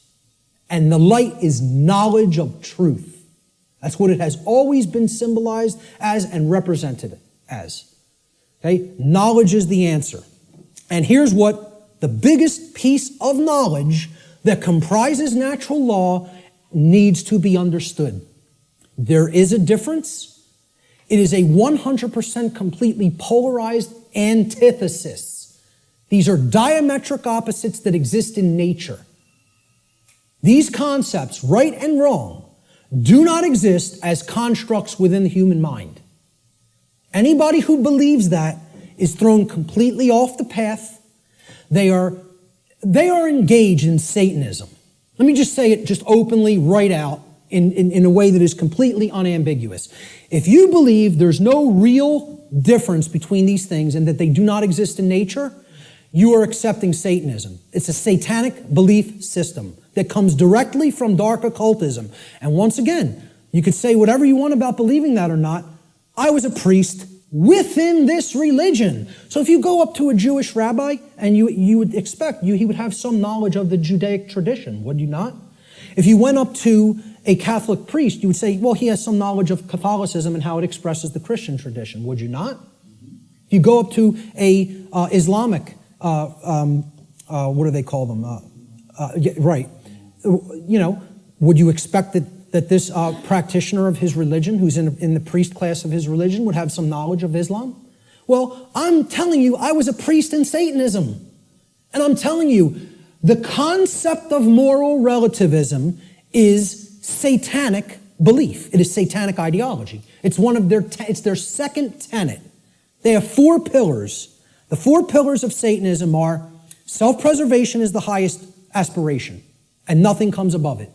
The second tenet is there is no such thing as the objective difference between right and wrong. Right is what's good for me, wrong is what's bad for me, personally. And that's it. And I get to make that up based on my likes, preferences, and whims. Okay? The third tenet is social Darwinism, which is an extension of macrobiological Darwinian theory. Okay? Social Darwinism, an oligarchy or a ruling class gets to direct the herd because we know better. And it's just our right to do so because our intellect makes us superior. And the fourth pillar is eugenics. Since we are ultimately God, since we decide what's real and what's not real, and we give that perception to the rest of the herd, and we get to decide what's right and wrong, well, we're God here. And therefore, we get to decide who lives and who dies. That's the 4 pillars of Satanism. And you know how many people believe that nonsense? A whole lot. Way more than people in the priest class of this religion, because they are propagating these tenets everywhere in human society. So many people are Satanists and do not even know that they are Satanists. It is a secret, infectious ideology. And I'll tell you a personal anecdote real quick. And I'll tell you who it is now, because I don't care anymore. My own grandmother. All right? Let's make it personal. All right? Okay? And I hope she sees it. My own grandmother, I believe was in her late 70s or maybe early 80s at the time. Okay? I think she's in her mid-80s now.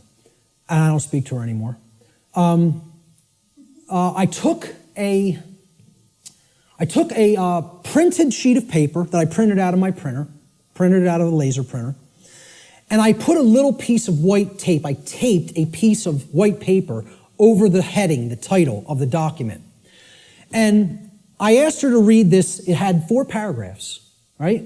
And the paragraphs described each of the tenets of Satanism, very briefly. Self-preservation is the highest law, etc., etc.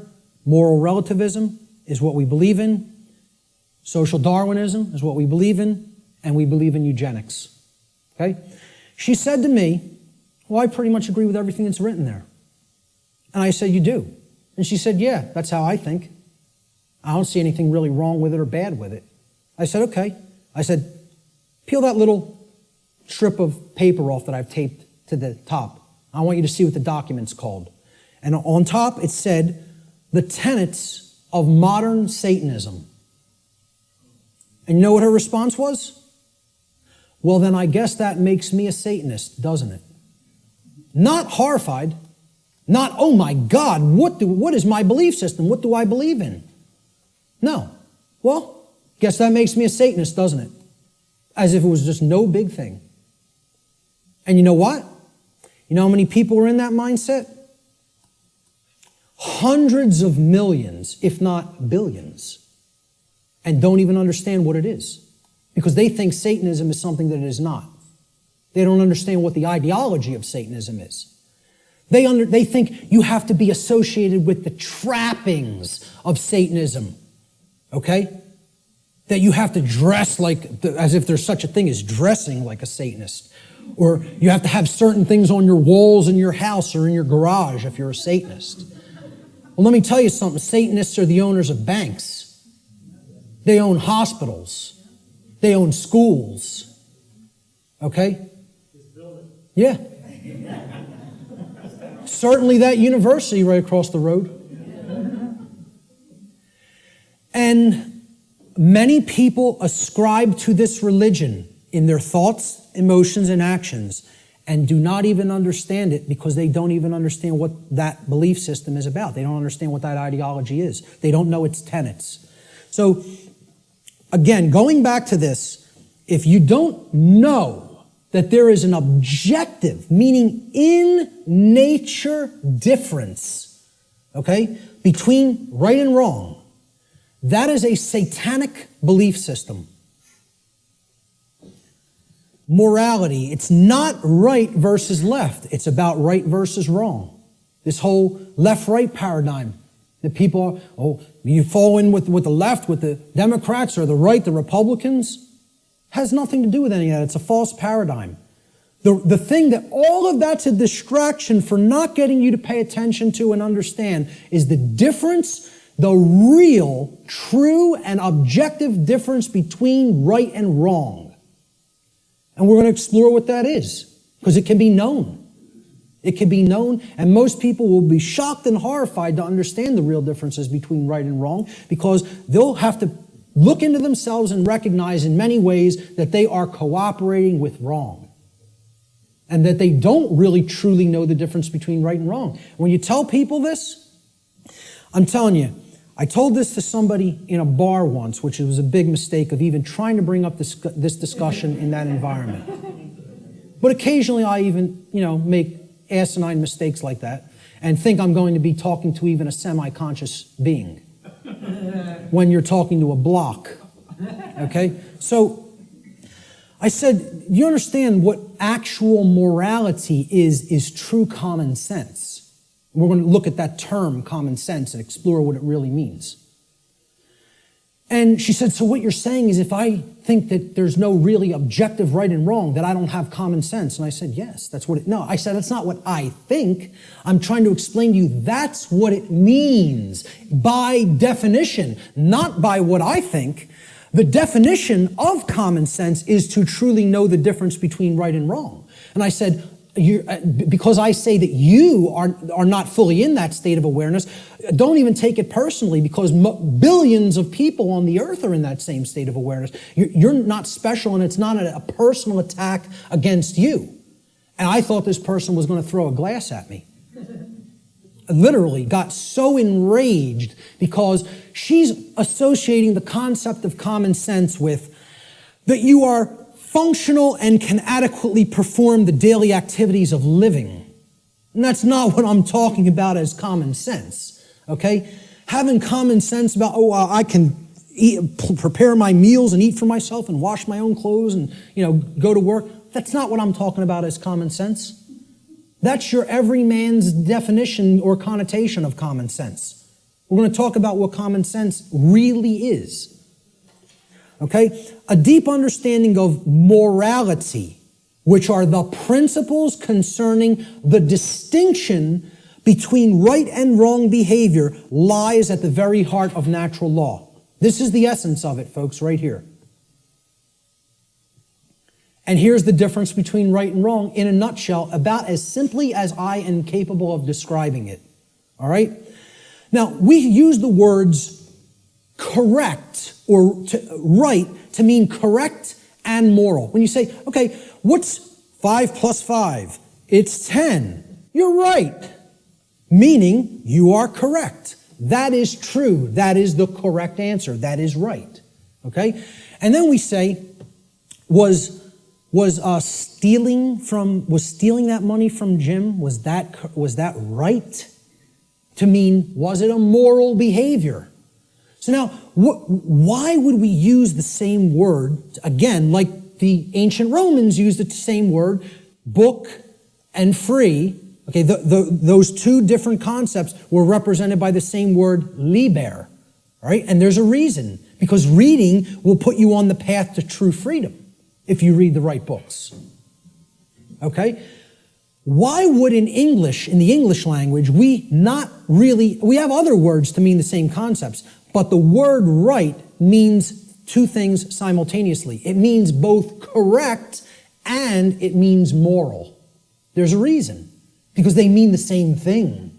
Correct is moral. Correct meaning that it is in alignment with that which is true, means literally by definition, if it is true, then it is moral. The more you are following something that is false, that is not based in truth, the more you are going down the path of immorality, of wrongdoing.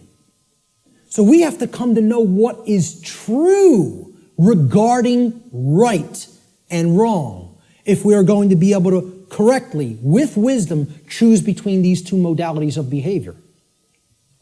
So, right, again, it means both correct, which is based in truth, and moral, which means that the action, if taken, if acted upon, is in harmony with natural law. Actions based in it do not result in harm to other sentient beings. That's the definition of right. Now look at how simple that definition is. And think about it for a moment. We're talking about what is a right. Meaning, what do you have a right to do? And what you have a right to do is no different than what I have a right to do. What I'm telling you here is every single human being on this planet has the exact same rights. Not one person has one more right than another being. Not one person has one less right than another being. To think that anybody has more or less rights anywhere on the earth at any time in history is a fallacy. It is a lie. It is a deception. It is wrong. It is not correct. It is not based in truth. Rights are universal and the exact same for every human being. Blanket statement, absolute truth. Let the ego chew on it and deal with it. Okay? And again, the ego will have a hard time with this in many cases, with many people. They'll hear that and they'll want to throw a glass at me. So, look at the definition again.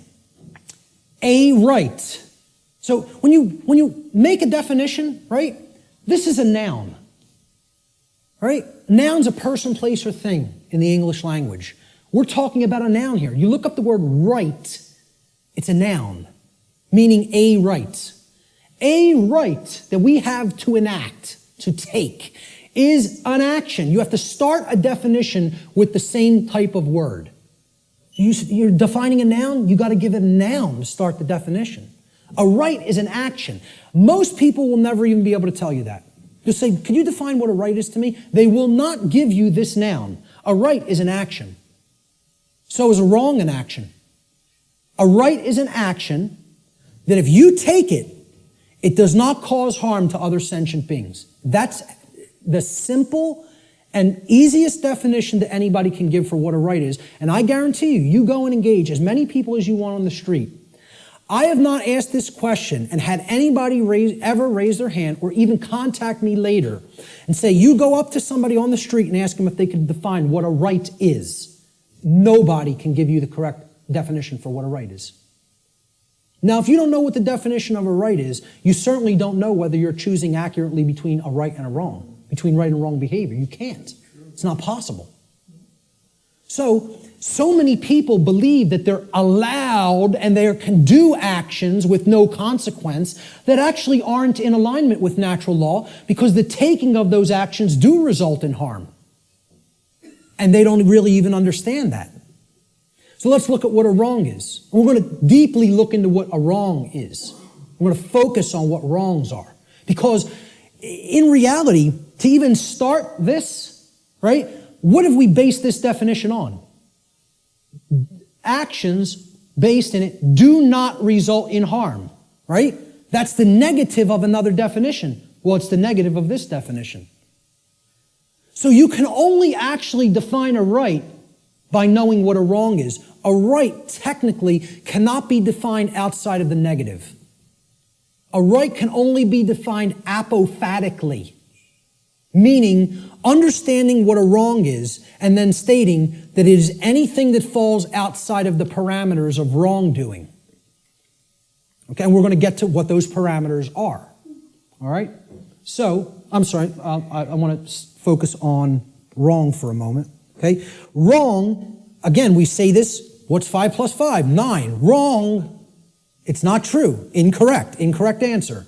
It's not based in truth. We use the term wrong to mean both incorrect and immoral. Well, that was wrong what you did to that person by hitting him for no reason. You didn't have the right to do that. Immoral means in opposition to natural law. Because actions that are based in it result in harm to other sentient beings. That's the simple definition of a wrong. Now we can go deeper into the definition of what a wrong is and look at different types of wrongs, which is what I'm going to do in a moment. So this is the concept that is referred to as apophatic inquiry. Very, very critical to understand concept. And you have to apply this concept. What this essentially is it's a filtration process. This is the process of the middle process in the trivium. Okay? It's weeding through the inconsistencies and saying, well, is this inconsistent? Is this inconsistent? Is that not true? And you're setting those behaviors aside and you're saying, here's the behaviors that are wrong. Don't engage in those behaviors. It's negative. It's a negative process. It's a destructive process.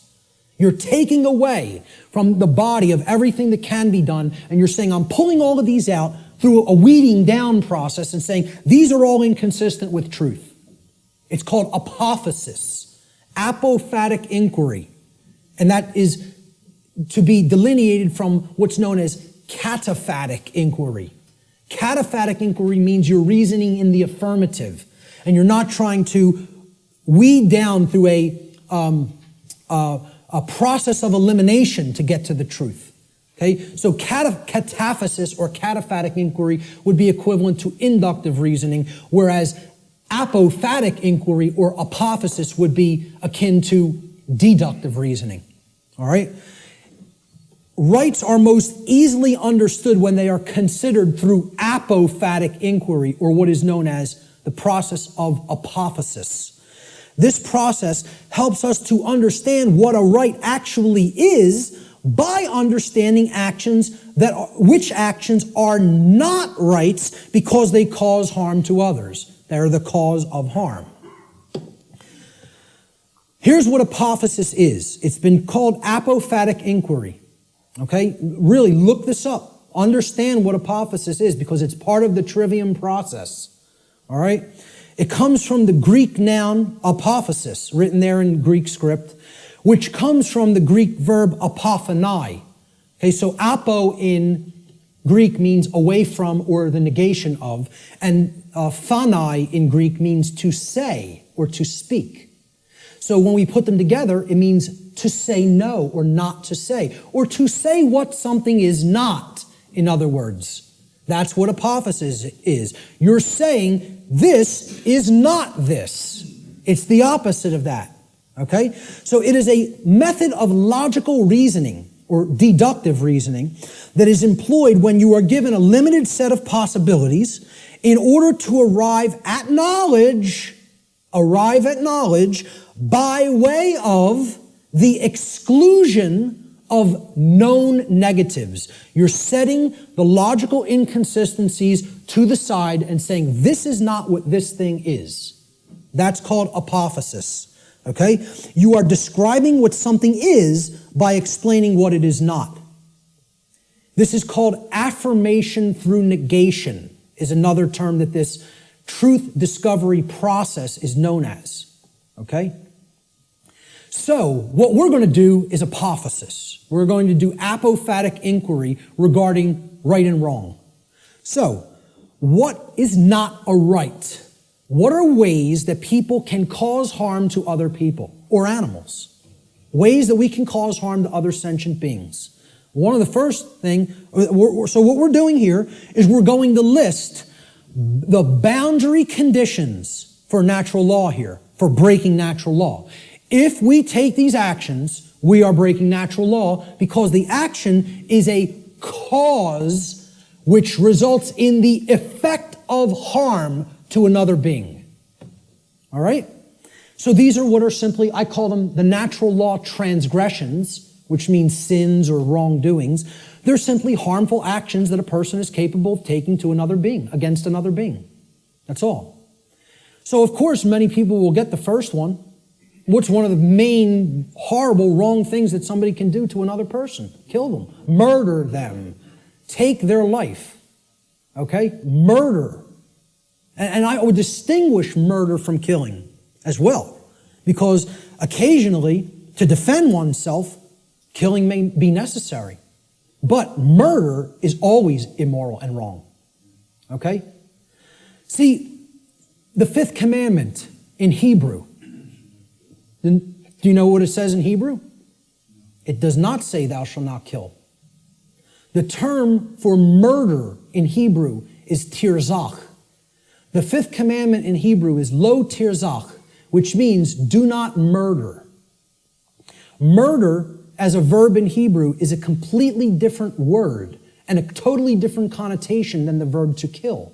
Because what they're saying is don't take life without any right to take it, meaning that you initiated the violence. And that's what murder is. It's the initiation of the taking of somebody else's life when you had absolutely no right to take that life. Now, if someone is coming after you, your rights, there may be times when you do have to take defensive action and forceful action up to and including deadly force. We're going to talk about that later. But murder is the first natural law transgression. And if you want to go down to a subsection of this transgression, you could list it as a totally separate wrongdoing. I'm keeping it in the same basic category.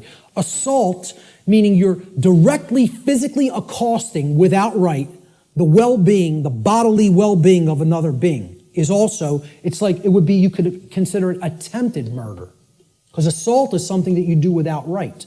If someone assaults somebody, they have no right to commit assault. Never exists. The right to commit assault does not exist. The right to commit murder does not exist in any circumstance, ever. Blanket statement.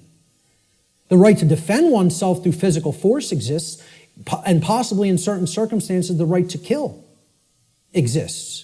But murder and assault can never be rights, because they always are done by being initiated without the right to do so. It is the initiation of violence. All right? Rape is the second natural law transgression. Okay? You're coercing the free will of another person and making them sexually associate with whom they wish not to. That's rape. And it's always wrong. Blanket statement. All right? The third natural law transgression is theft. It is the taking of property that does not belong to you. Someone else, got that property through lawful means without hurting somebody else. That's their property for as long as they are using it and being responsible for it. And you don't have a right to just take what doesn't belong to you. Nobody has a right to take my projector or my remote control or my computer any more than I would have the right to take Richard's cameras. Okay? It would be theft of somebody else's property. It's not mine. And this is the problem. We don't understand property. As we're going to get to, all rights are property rights. We'll get to that in a moment. That's the third natural law transgression. The fourth is trespass. And that means going into somebody else's lair that they are using, that they own lawfully and that they're responsible for, without their permission or consent, and you're just invading their privacy and their space, and you're taking their security away from them in that process. Okay? We do have a right to set aside a place for ourselves for our own lair. Okay? And to violate that is to trespass against somebody else in their own property.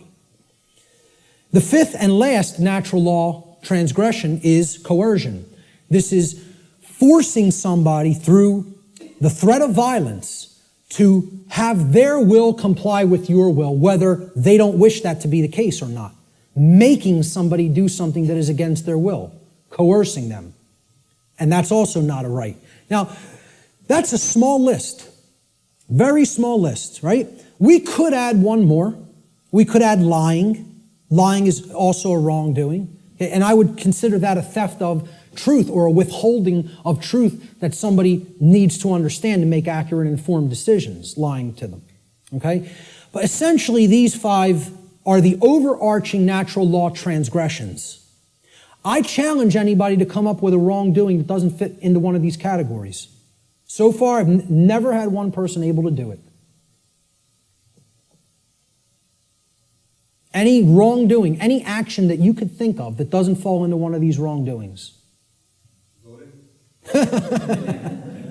Yep. I would probably categorize it as pure ignorance, but I would say, hey, maybe you could look at it like that because that's propagating the slavery system indirectly. So, you're actually, you're not doing anything to help anybody else's freedom, certainly. I don't know if I would categorize that as a natural law transgression because, it's giving consent and propping up that system. It's not technically what I would call an action, but it's more of like giving consent. Hey, you could say that is a wrongdoing, I guess, because giving your consent is tacitly saying yes to control, and that's ultimately affecting everybody else's freedom negatively. So, possibly. But in general, what I would say is if you could think of an actual physical action that doesn't fall into one of those categories, let me know. Because that's a pretty comprehensive list, and it's only 6 words. So, now, what if I told you I could narrow it down? What if I told you I can get rid of 5 of those words and take it down to 1? Okay? These are the wrongdoings. Let's try to narrow it down, right? Okay? Every harmful action that a human being is capable of taking is a form of theft. Now, many people will hear that for the first time. I've never heard that said. There is no action that you can take that causes harm to another person that is not a form of theft in some form or fashion. I challenge anybody to come up with an action that isn't a form of theft, that is an action that is a wrongdoing that isn't a form of theft. You won't be able to do it. I put that challenge out on my podcast. Say, email me if you know. No, not one person. The only one person challenged it and tried to say lying. I say, okay, that's really taking the truth from somebody, thieving truth. And whether you want to look at it as you're simply dissuading them from looking at the truth too, deceiving them or not offering correct information, still you're taking away their ability to make correct judgments based on the availability of information. So it is a form of theft. Some form of property. Now look at that word. Property. Proper, meaning right, is always being stolen when a wrongdoing is committed. All rights are property rights. All wrongs are theft of property. Once again, I challenge anybody. It's an open challenge. If you can find me a right that is not a property right, or a wrong that is not the theft of some form of property, please do it. Please let me know. Okay? Life is a form of property. So taking life you had no right to take, murder, is stealing property that wasn't your own, because that was that person's life, possessive. They own it. And I didn't have a right to just go and take it for no reason. Rights are a form of property, meaning actions that you may do because they are in harmony with natural law and do not cause harm to others. I don't have a right to stop you from taking. If you're not harming somebody else, nobody has a right to stop you from taking a right, taking an action. You may perform any action which does not directly result in harm to somebody else. Okay? Rights are a form of property. Freedom is a form of property. Somebody doesn't have a right to take somebody else's freedom and hold them against their will just because they don't like what they're doing. They have a distaste for what they're doing. Or they want them to comply with their behavior, with their commands. Okay? They want them to make their behavior comply with commands that they're being given. So, if you really break it down, let's look at the wrongdoings once again. Murder. Is that not the taking of somebody else's life? Assault is the taking of their right to remain unharmed in their person. You're taking their health if you assault them, right? Their homeostasis in their body is being put under assault. And that's robbery. That's somebody taking something that isn't theirs to take. Rape. You're taking somebody else's free will to sexually associate with whom they choose to sexually associate. And therefore that's a property theft, because that's their property, their free will. Theft itself says it right there. You're taking physical possessions that aren't yours to take from somebody else. Stealing. Trespass. You are taking someone's security in their own lair, as we talked about, which you don't have a right to take. That's also their property. Coercion. What are you taking? Somebody else's free will, which isn't yours to take. That's a gift from the Creator, which belongs to each individual. And if somebody's coercing somebody by telling them, you must do this because I said so, and if you don't do this, I will come and do some form of harm to you, that's not a right. That's a wrongdoing, coercion. And it's a form of theft. Exactly.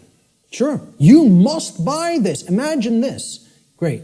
We're going to take 5 more minutes, and then we're going to take an hour and 15-minute break.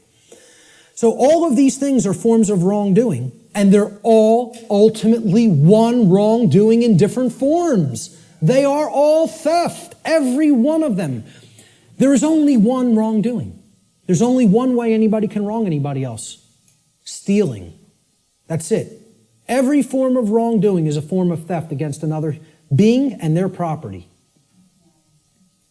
A living being or their property must have been harmed in order for a violation of natural law or wrongdoing to have taken place. Any action which does not cause such harm is a right. There's the apophatic definition of a right. Through understanding what a wrongdoing is. And I'm telling you, billions of people, not millions, not hundreds of millions, billions of people on this planet do not know this. Could not tell you this. Because this is it. This is it, folks, right here. This is the crux of natural law. What is a right? What is a wrong? And I couldn't sleep last night. After we got home, I never had problems sleeping. Ever. Ever. I'm just going to tell you this before we break. I was laying in bed last night before I went to sleep for the night. Could not sleep because all I was thinking of is how preposterous. I told this to some people at lunch. I'm just sitting there thinking about how preposterous and ridiculous it is for me to even ever have to utter any of this. The fact that this is not 100% pure common sense knowledge on the earth is so abominably preposterous to me that all I was sitting there thinking is, how could I be going out and explaining this to people? This is what I must do? Me, though. It was almost like schizophrenic in a way. Because I was just thinking, I was waking up And then falling back to sleep and waking up thinking, where am I? Why am I here? And I'm the person who's coming out and doing this. And it's just so absurd and ridiculous to me. Some punk from South Philadelphia taking in the knowledge of the mystery traditions and teaching them to people. Me. It's the most ridiculous thing. I can't even imagine it, you know? I still can't. I can't imagine that it's necessary, you know? That's the position that our society is in. It's so profoundly sad that I can't believe it. And unless we deeply start to understand this and propagate this knowledge to other people, things are going to get worse and worse and worse and worse. And there's no reason for it. There's no reason to go down that path. We want to choose the way of maximum pain because we don't want to give up thoughts that we're addicted to just because the pattern has been there for as long as we can remember. We would rather go down the path to the grave and the abyss rather than admit we were wrong and just say, I need to give up this negative way of thinking. You know? I'm going to leave it right there and just say the bottom line to what this section comes down to is if someone hasn't been harmed, no wrongdoing has been committed. No victim, no crime, in other words. Many people insist, there doesn't have to be a victim for there to be a crime committed. You know how many people are rotting away in a jail cell right now as we speak who have never harmed another living being? You know how many people? Tens of thousands. Okay? And no one has any right to hold them. Unless you've harmed somebody else, nobody has a right to stop you from continuing to take the action that you are taking. Okay? We're going to talk about some of those things in the last section. So let's take an hour and 15-minute break, and we'll be back here at about 5:20.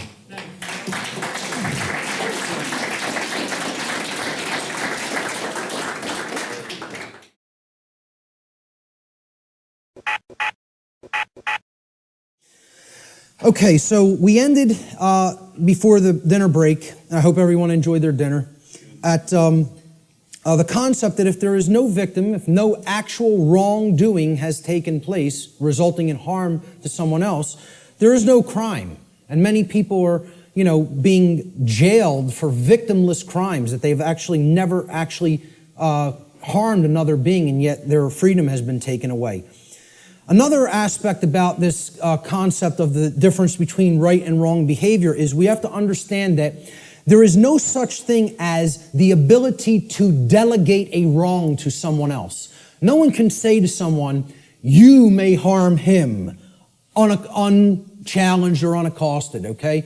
That you're allowed to do that morally, okay? No more than anybody can say a group of people may commit a wrongdoing and they have the moral right to commit it, to commit that wrongdoing. There's no such thing as that, okay? So this is what many people who believe in things like government believe in, that we can delegate to a group of people who are calling themselves a government something that is not a right and all come together and agree upon, they now possess this right.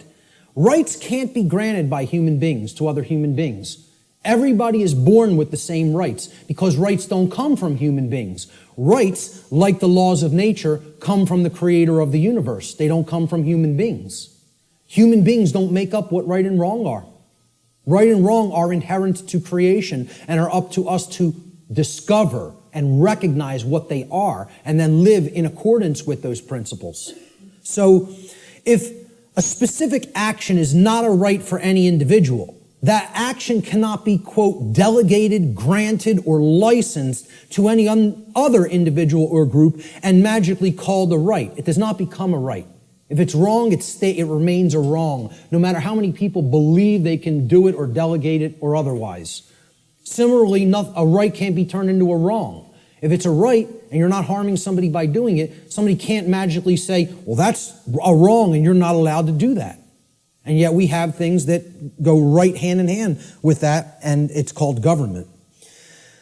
An action that is a wrong would forever remain a wrong under natural law. So how do we know what rights are? Part of knowing rights is understand that natural law, the difference between right and wrong, always holds true regardless of a population's belief system. Like natural law being in effect, the difference between right and wrong are not dependent on anybody's belief. They are eternal truths that need to be understood.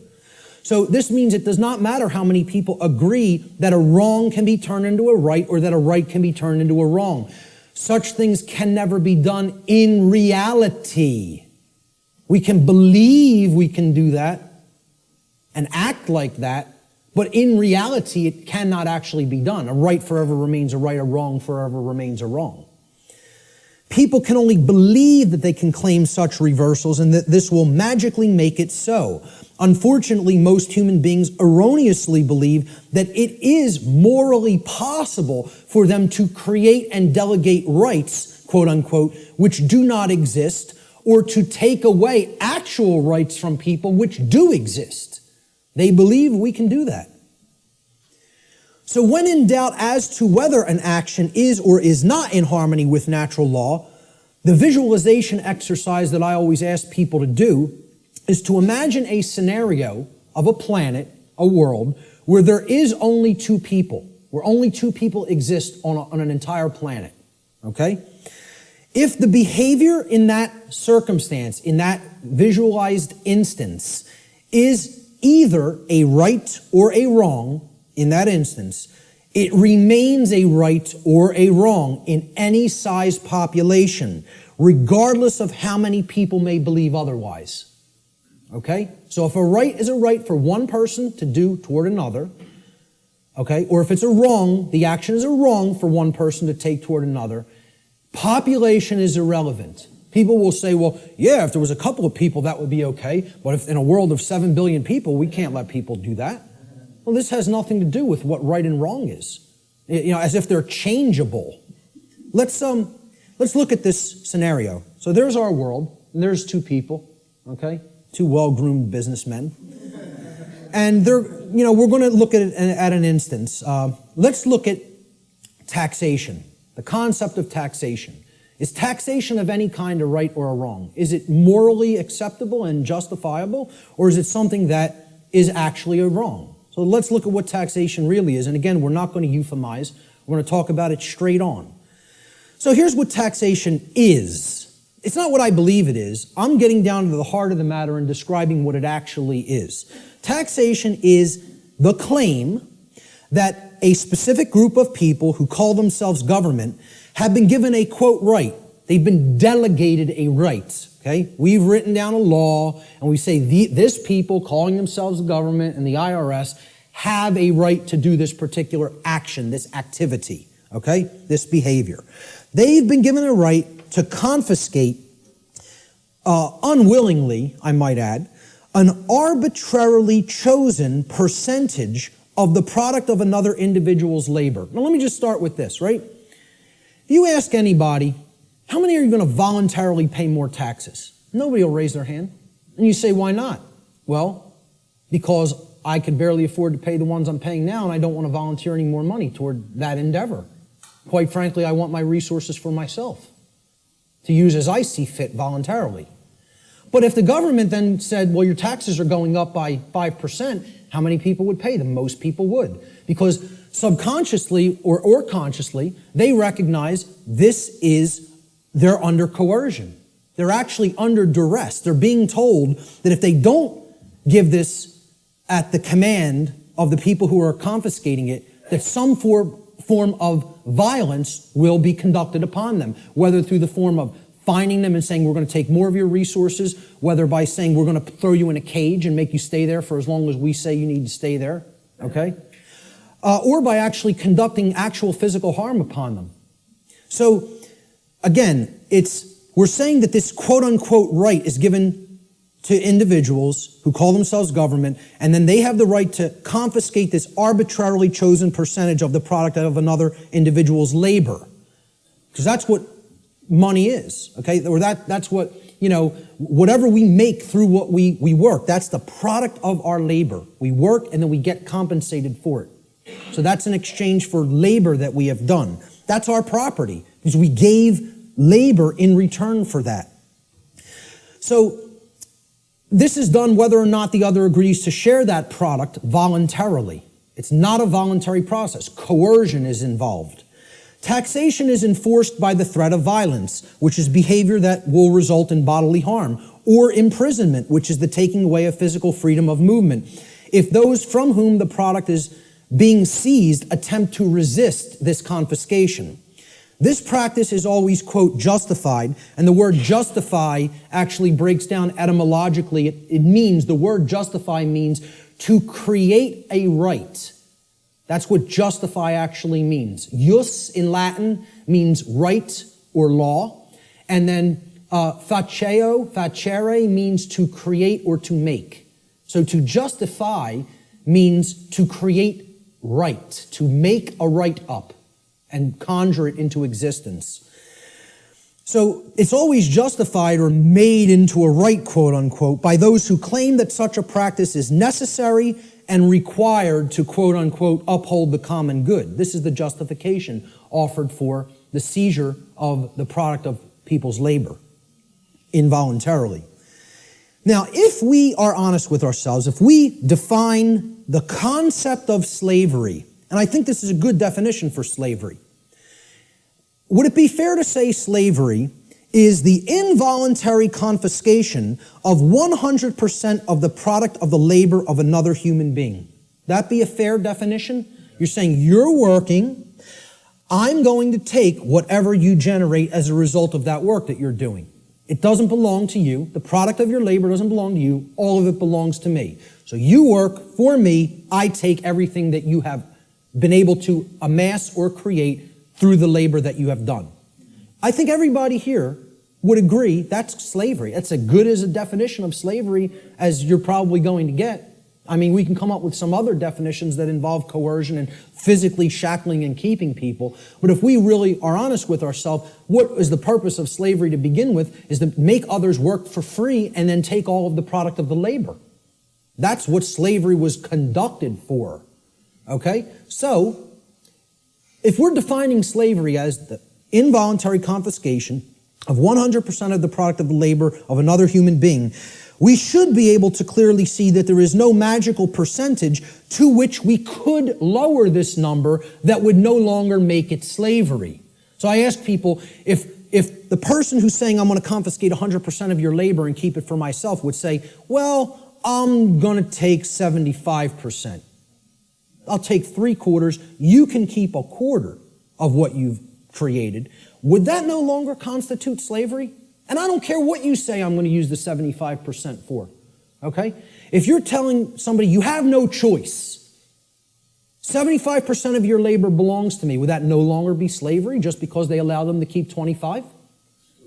Okay, let's lower it to 50. Is it still slavery? Okay. Well, what percentage could it possibly be lowered to for it not to be slavery anymore? Only 0. There is no percentage that it could be lowered to for it not to constitute slavery. And again, if we're being honest with ourselves, many people want to justify this in many ways by saying, oh, it's used for services which someone doesn't have a right to refuse. You know, I tell people, hey, if I said to you, I'm a computer technician. You own a computer?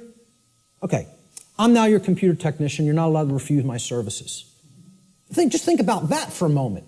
You may not refuse that I am now providing the service for your computer to keep it in good shape. Okay? First of all, what have I just taken from that gentleman? Right to choose. Free will. Right there, that's slavery. I don't even have to keep going and say, hey, if you refuse, or if you, whether you want or don't want my computer services, I'm now your technician, and I need $200 every year. I'll come over a couple of times. I don't care whether you're happy with my service or not, okay? And if you don't pay me, I'm coming and taking the computer. Now, is that really your property if you're living under that kind of duress? Or am I just a violent criminal who's saying I'm going to steal your stuff if you don't give me what I say? I'm holding you under extortion. That's duress. That's called duress.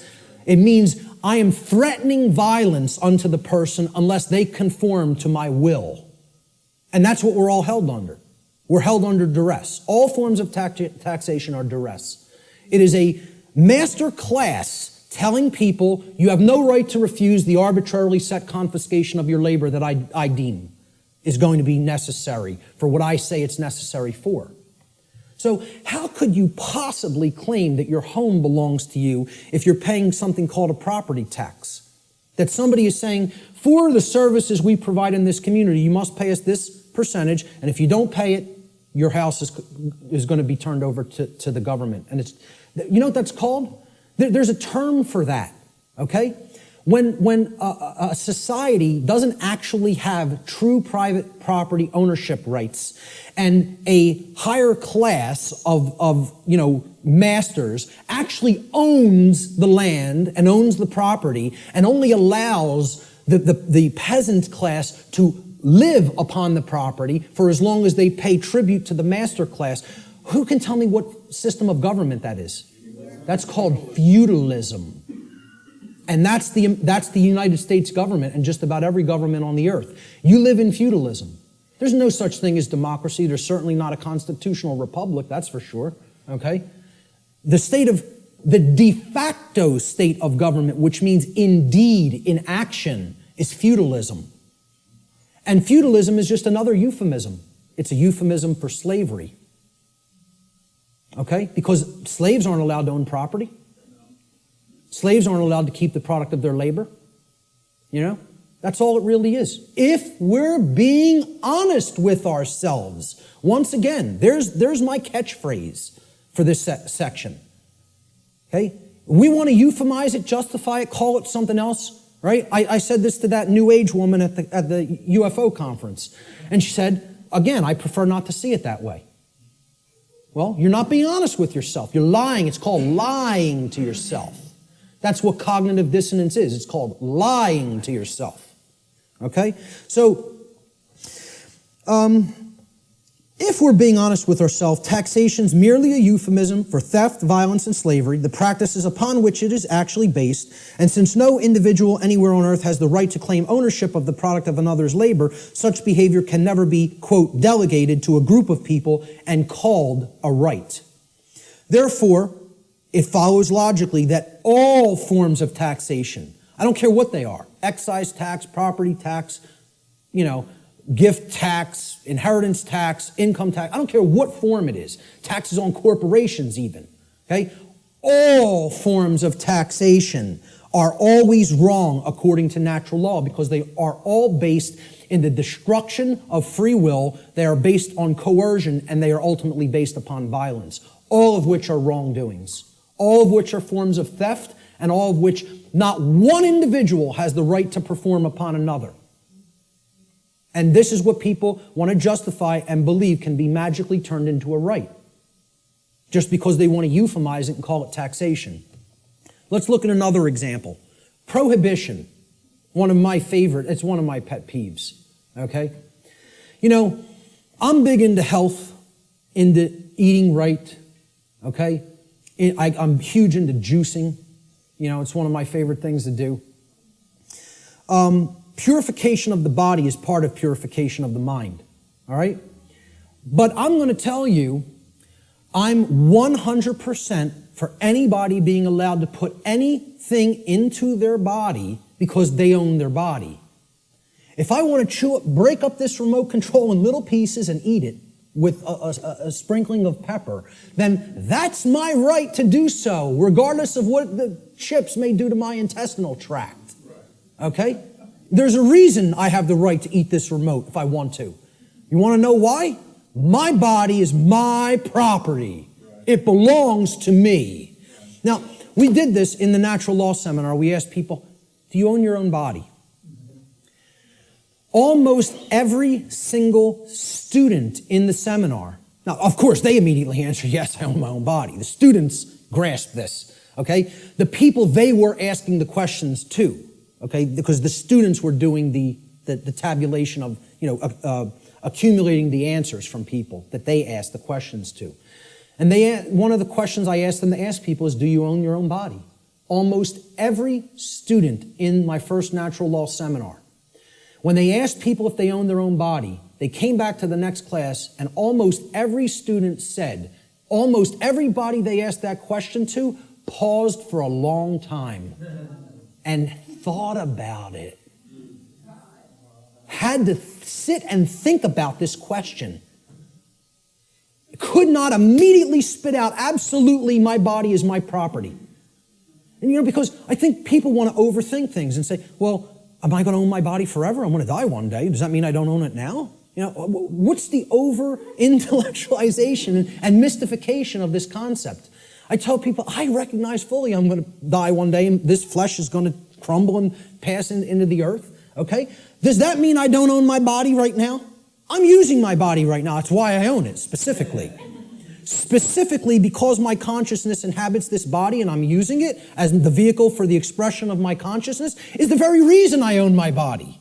Okay? And people can't spit that out. It's like unfathomable to me. The ridiculousness of some of this, that the human mind could be worked into the situation that it has been, is almost incomprehensible.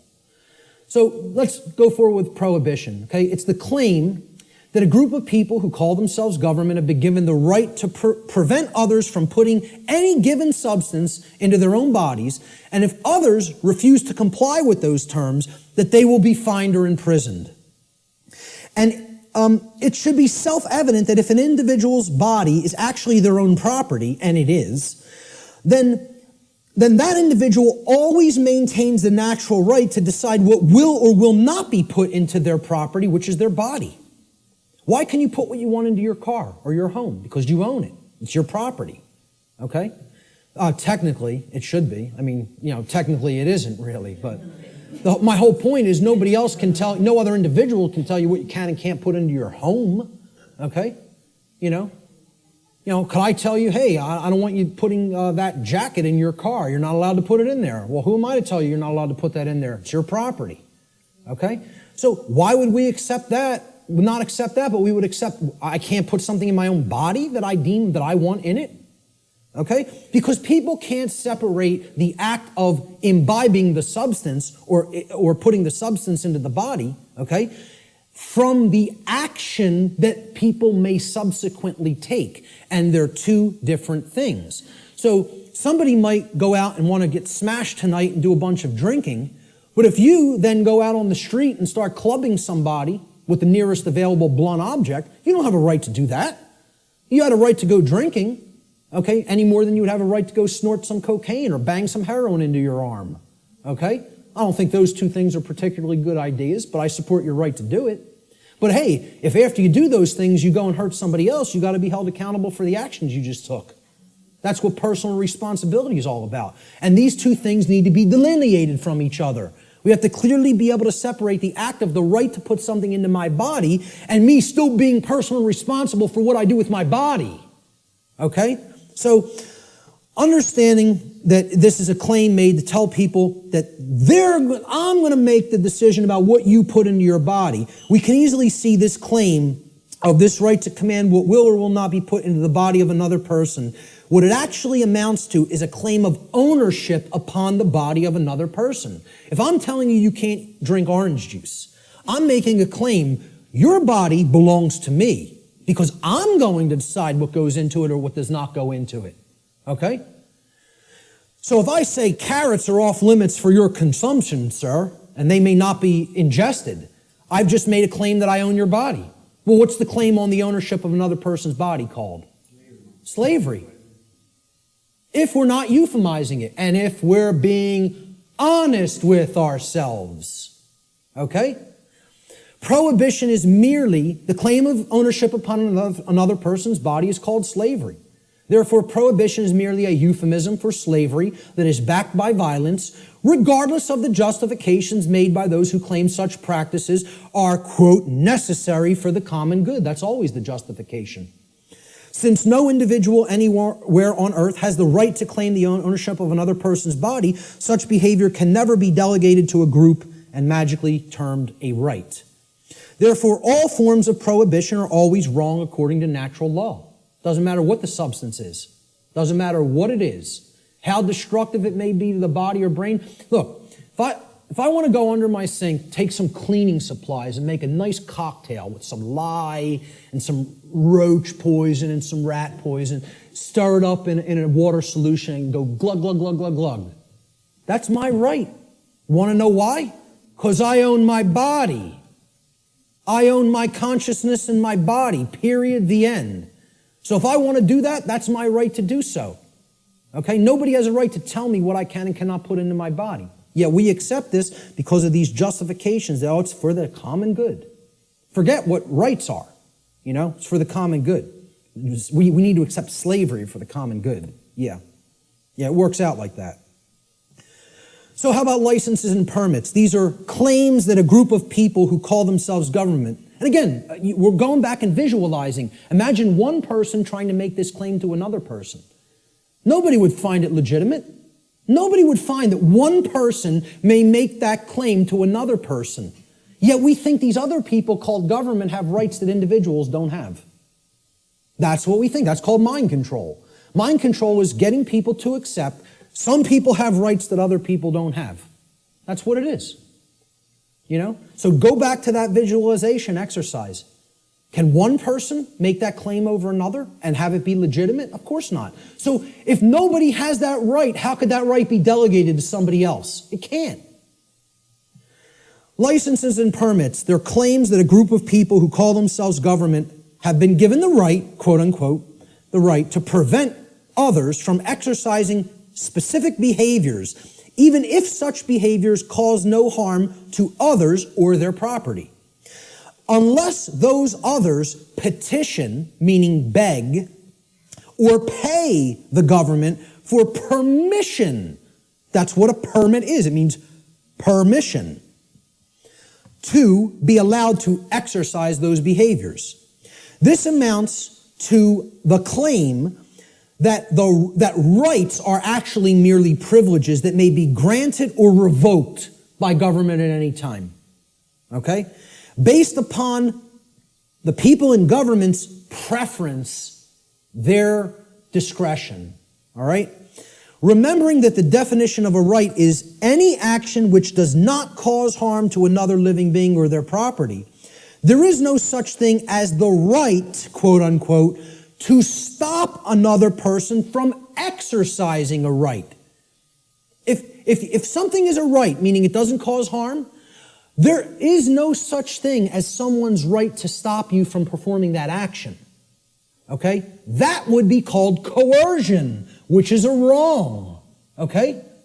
So the actual ingestion of, let's say, marijuana, for example, harms no one else. You can put that into your body, sit there perfectly peacefully, and not cause harm to another living being. That's called a right, for the very specific definition that it caused no harm. Okay? I would not have the right to tell another individual, you may not do that action. That would be a wrongdoing. Well, it's the same thing for something when it comes to licenses and permits. You're telling people, hey, if you pay me $50, I'll let you smoke that marijuana without doing violence to you. Unless I change my mind. And then I won't give you a permit. I'll just say, hey, you're not allowed to do that. Even something that is a right, like assembling and speaking. Like what was done in the state of Pennsylvania a few years ago when the G20 visited it in the city of Pittsburgh. Okay? The city telling people, we have revoked the right to assemble and speak and petition for grievances.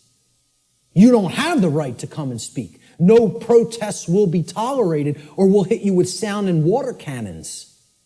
And people just laid down and accepted it. The whole city of Pittsburgh. Because, we're going to go and ask them for a permit. And they just said no. Nope.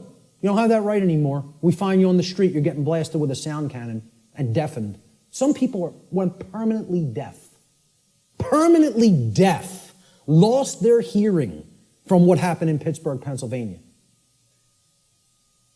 You see the stuff that was happening in, it wasn't Egypt, where they were hitting people with water cannons recently and killing some of them. It was in the Middle East somewhere. Turkey, correct. Hitting people, some people died getting hit in the eye with such pressure it hits the brain. People are dead from water cannons. They call these non-lethal weapons. Because they're telling you, you may not speak. You may not assemble. We're going to revoke that right, really. See, there is no right to stop someone from exercising a pre-existing right. That's you making the claim, I own your rights. That's what that's really doing. That's saying, I'm God, I get to grant what a right is or revoke what a right is at any given time. It's basically what it is. It amounts to someone claiming to be God. The claim over the rights of another person is called slavery.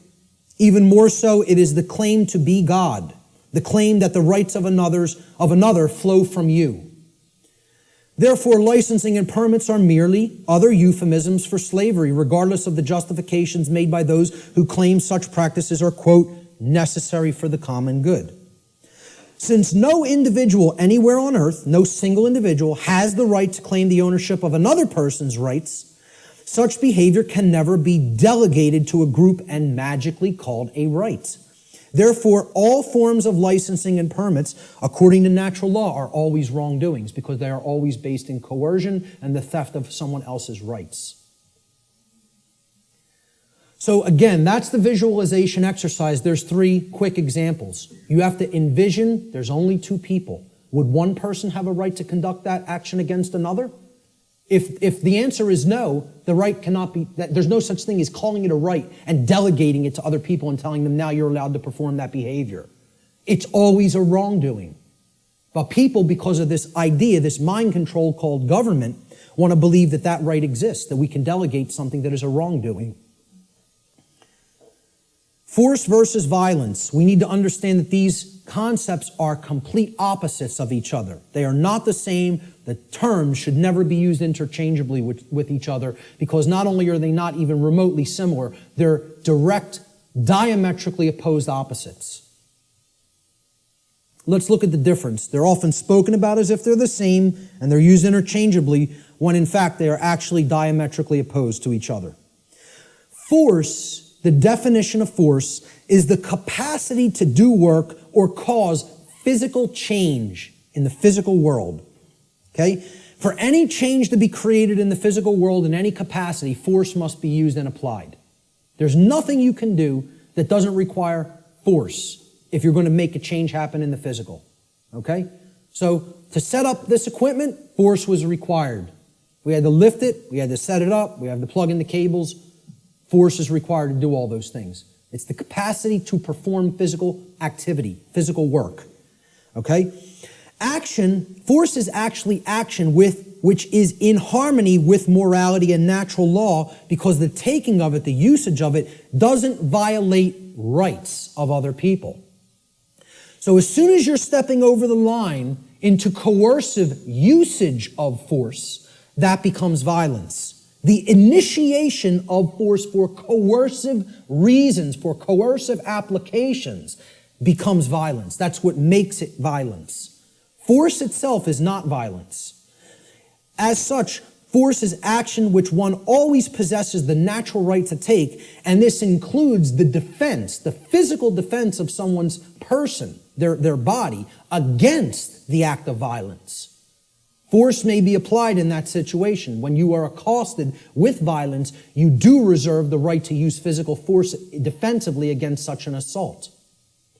Violence, on the other hand, and this is the key to keep in mind with violence, it is the immoral initiation of physical power to coerce, compel, or restrain unrightfully. No one has the right to ever enact violence because violence is always starting it. Initiation, that's the key word there.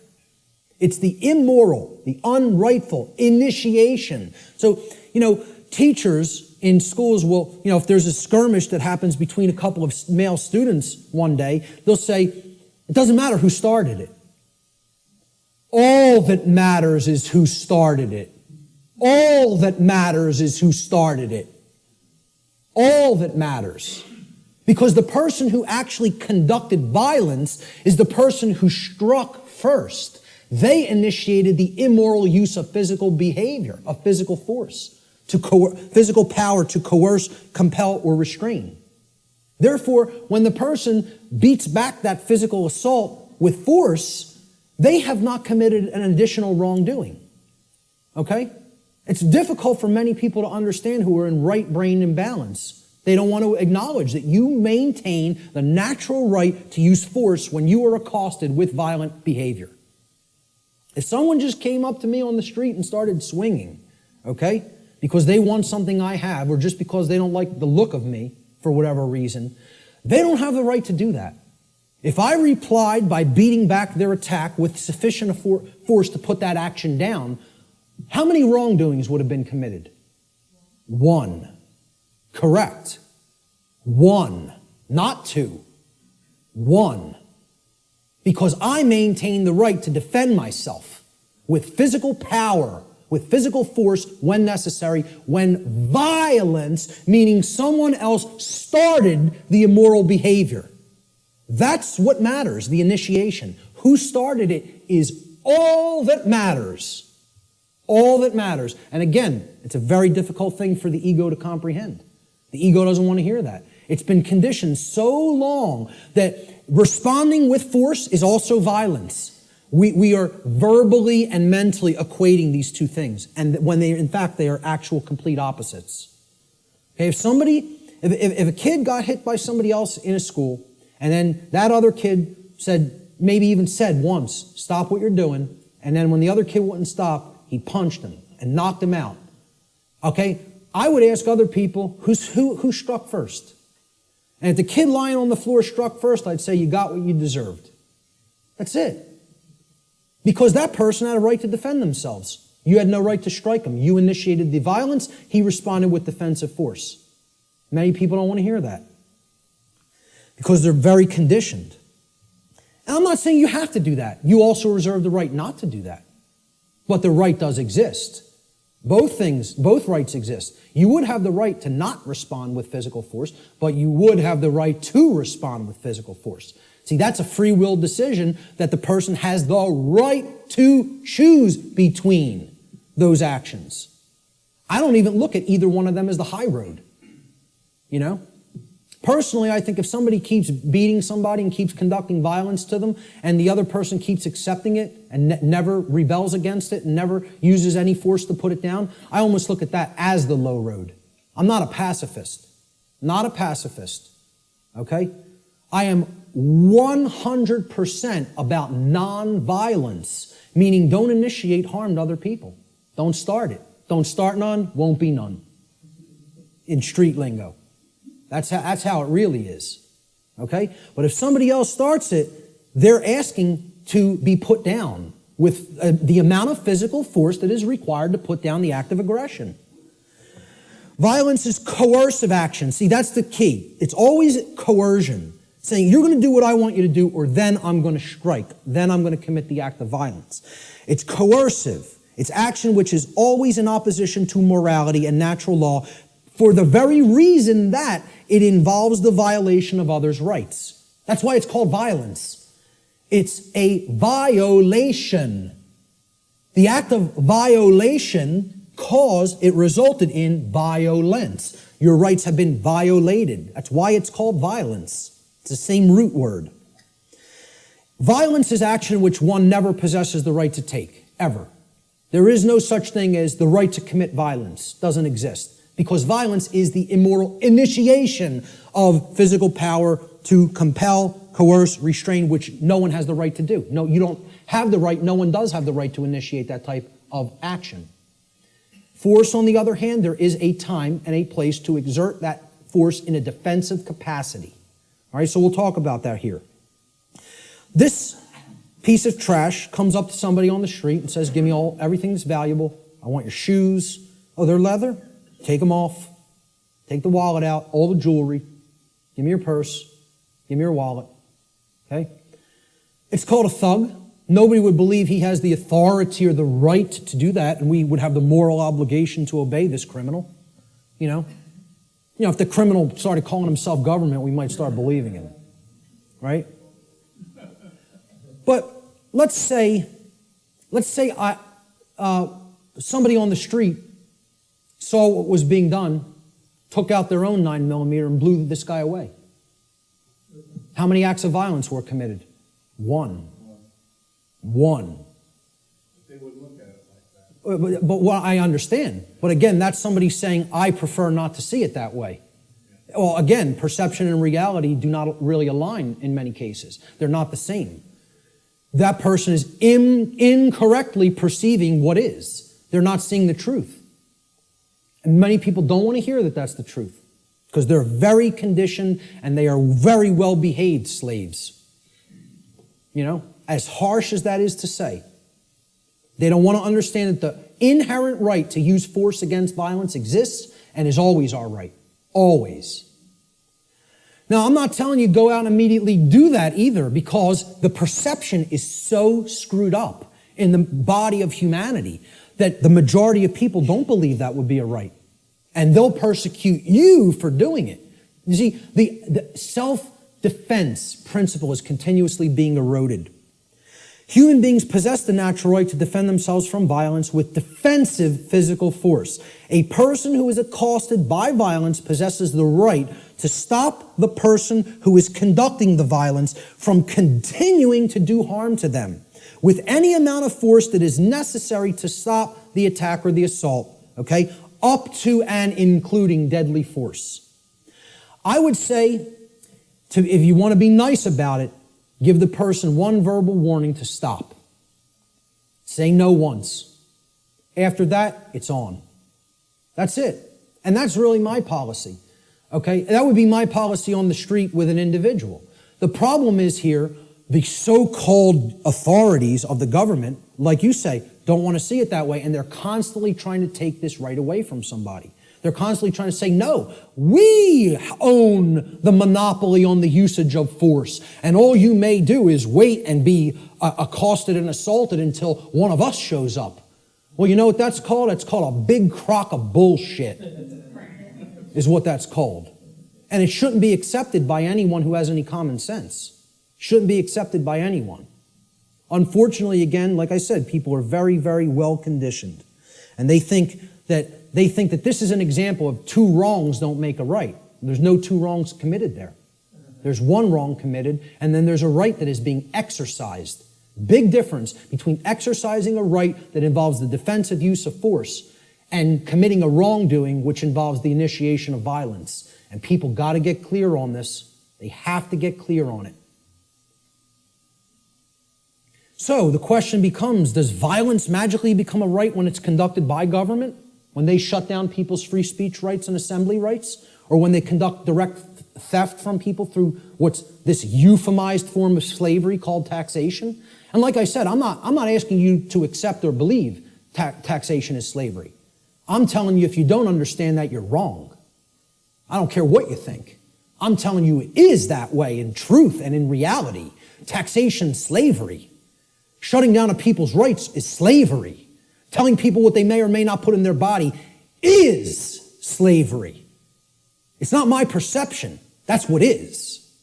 Okay? And that's what we're accepting as a people. We're accepting that. These people have no more right to do it than any other individual would. And this concept brings us to the way I try to define and explain to people what real spiritual enlightenment is. Because what the New Age community is telling you that an enlightened being looks like is equally as a big crock of bull of what people who don't understand self-defense, the self-defense principle, believe. Okay? Enlightenment is not what this New Age nonsense community is trying to tell people that it is. All right? It's not about not taking action and sitting under a tree and meditating until you're magically enlightened. Okay? Enlightenment means knowing what's going on around you. Enlightenment means knowing what's going on within you. Enlightenment means truly knowing the true objective difference between right and wrong and living that in your life on a daily basis.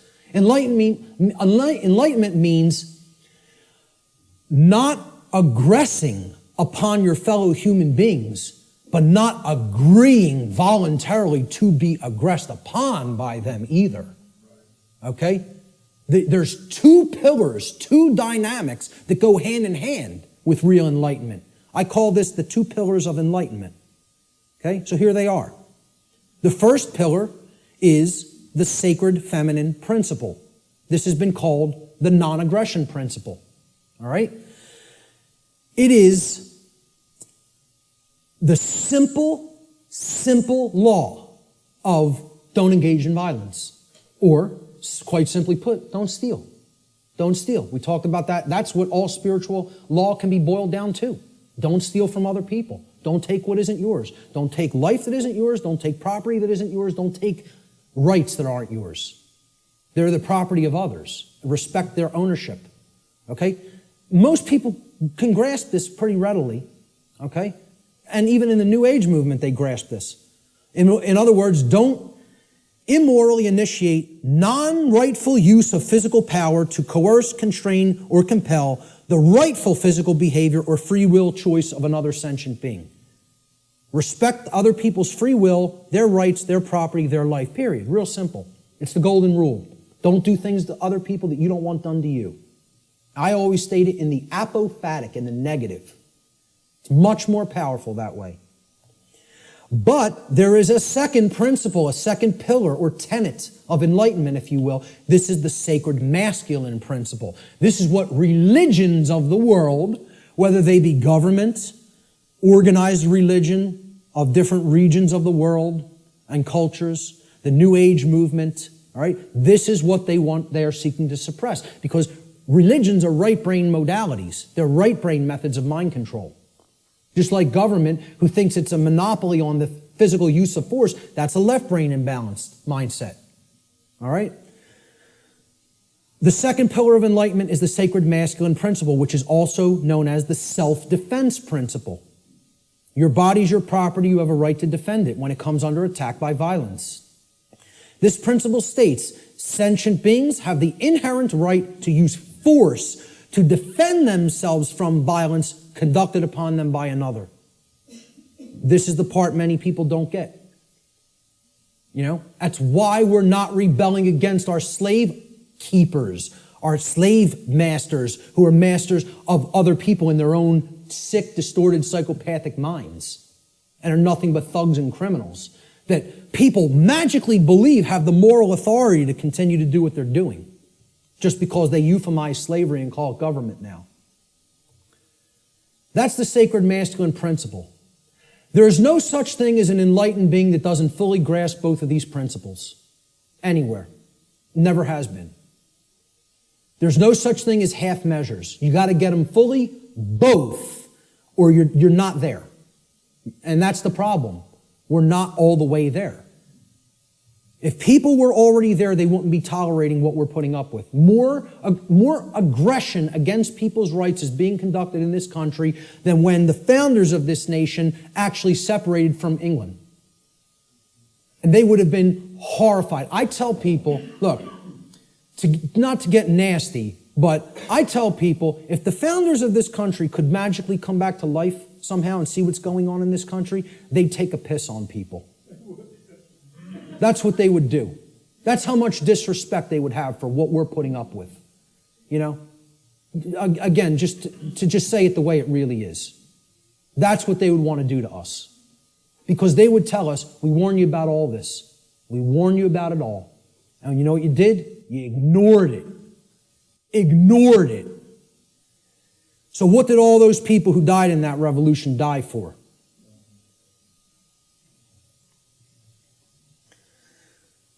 We have to understand true ownership. Real, deeply. Not peripherally.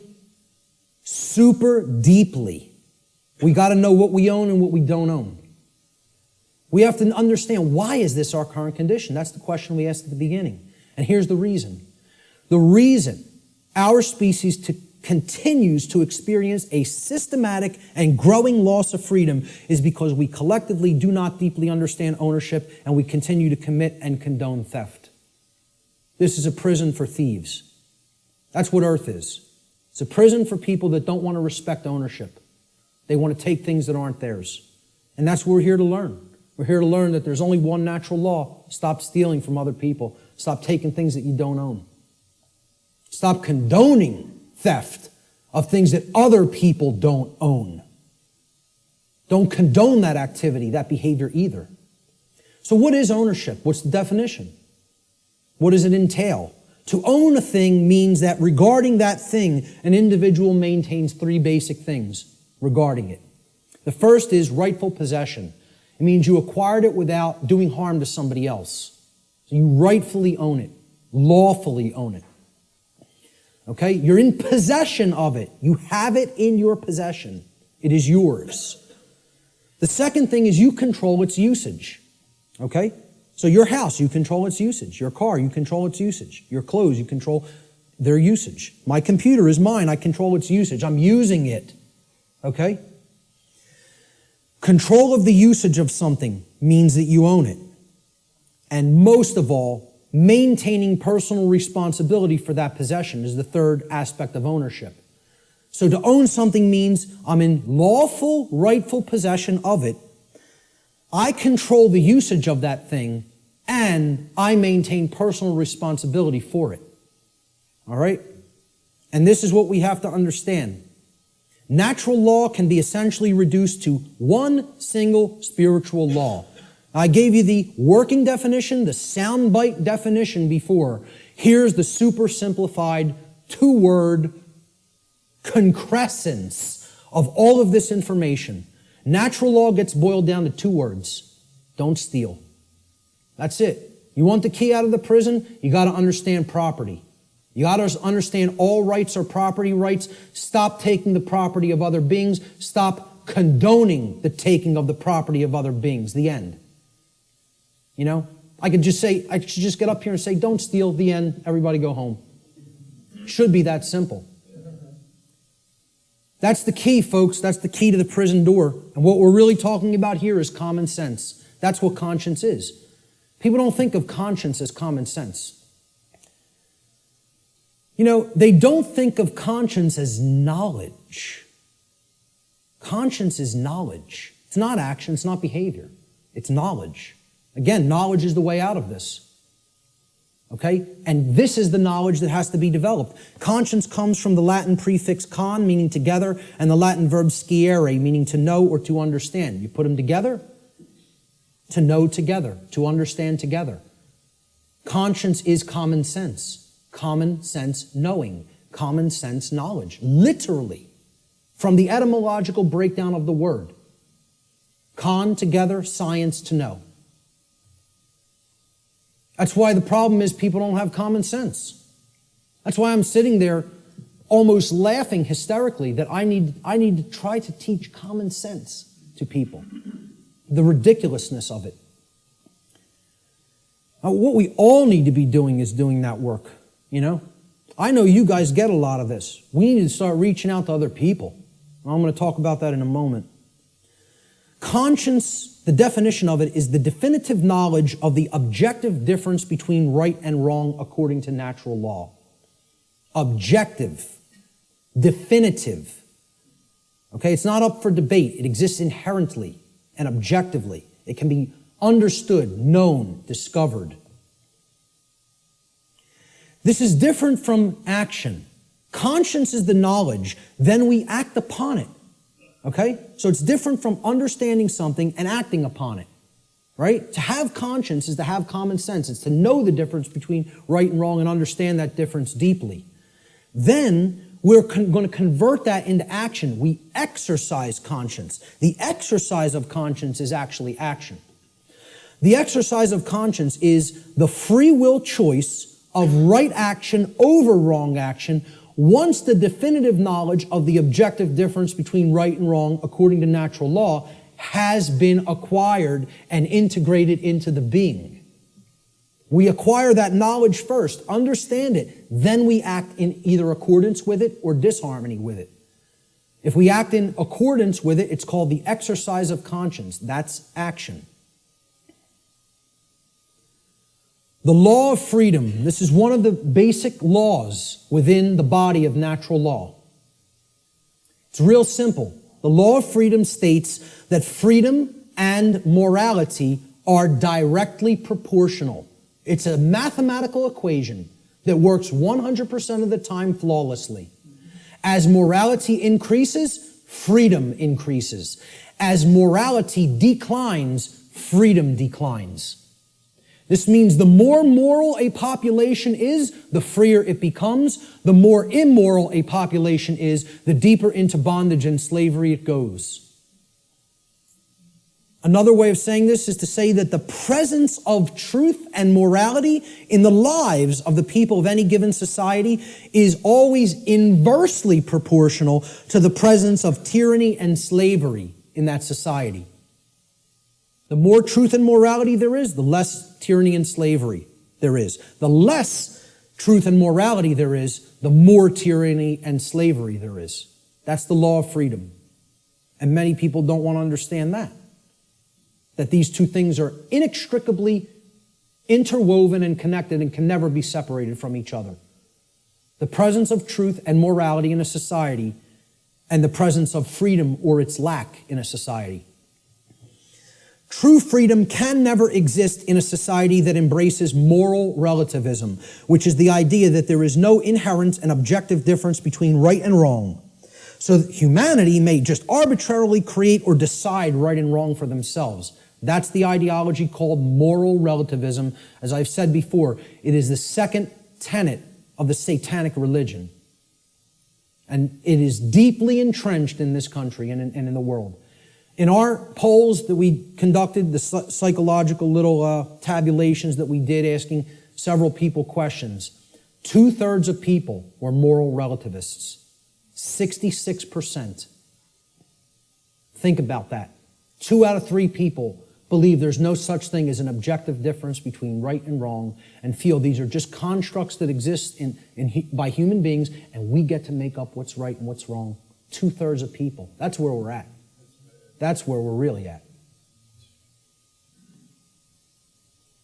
Natural law versus man's law or government. Here's the differences.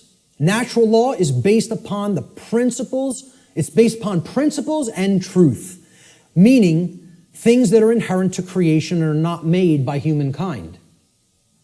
Natural law can only either be harmonized with due to knowledge and understanding or rejected due to ignorance.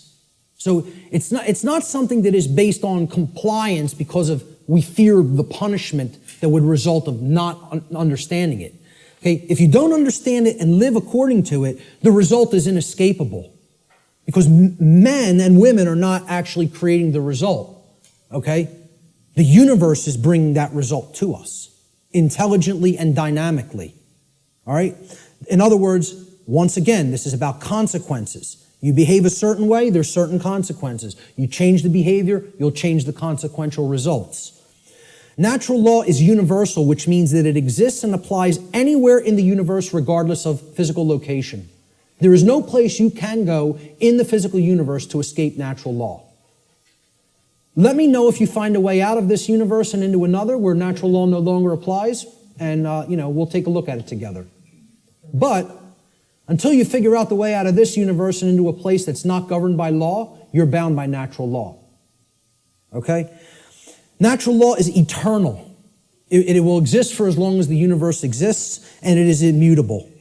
Exists and applies for as long as the universe exists and cannot be changed by anything humanity is capable of doing or any other species in the universe is capable of doing for that matter.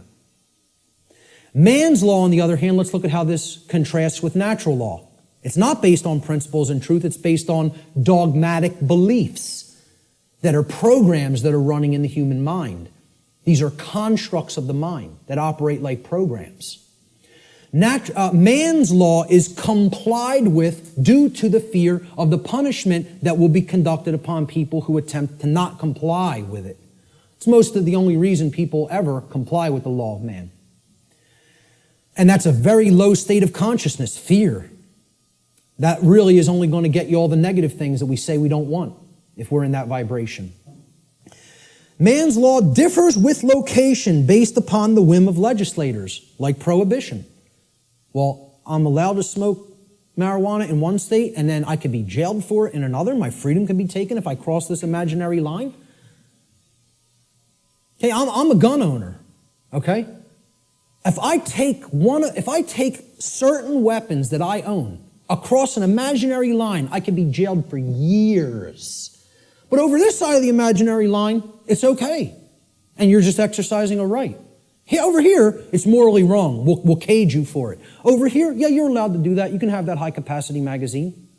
But over here, you're going into a cage for it, just by crossing an imaginary barrier called a state border.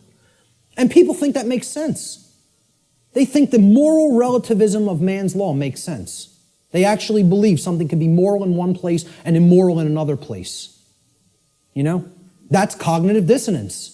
That's holding two contradictory notions in the mind simultaneously and accepting them both when they're clear contradictions with each other. It's called lying to yourself. Let's be honest about what it really is. It's called lying to yourself.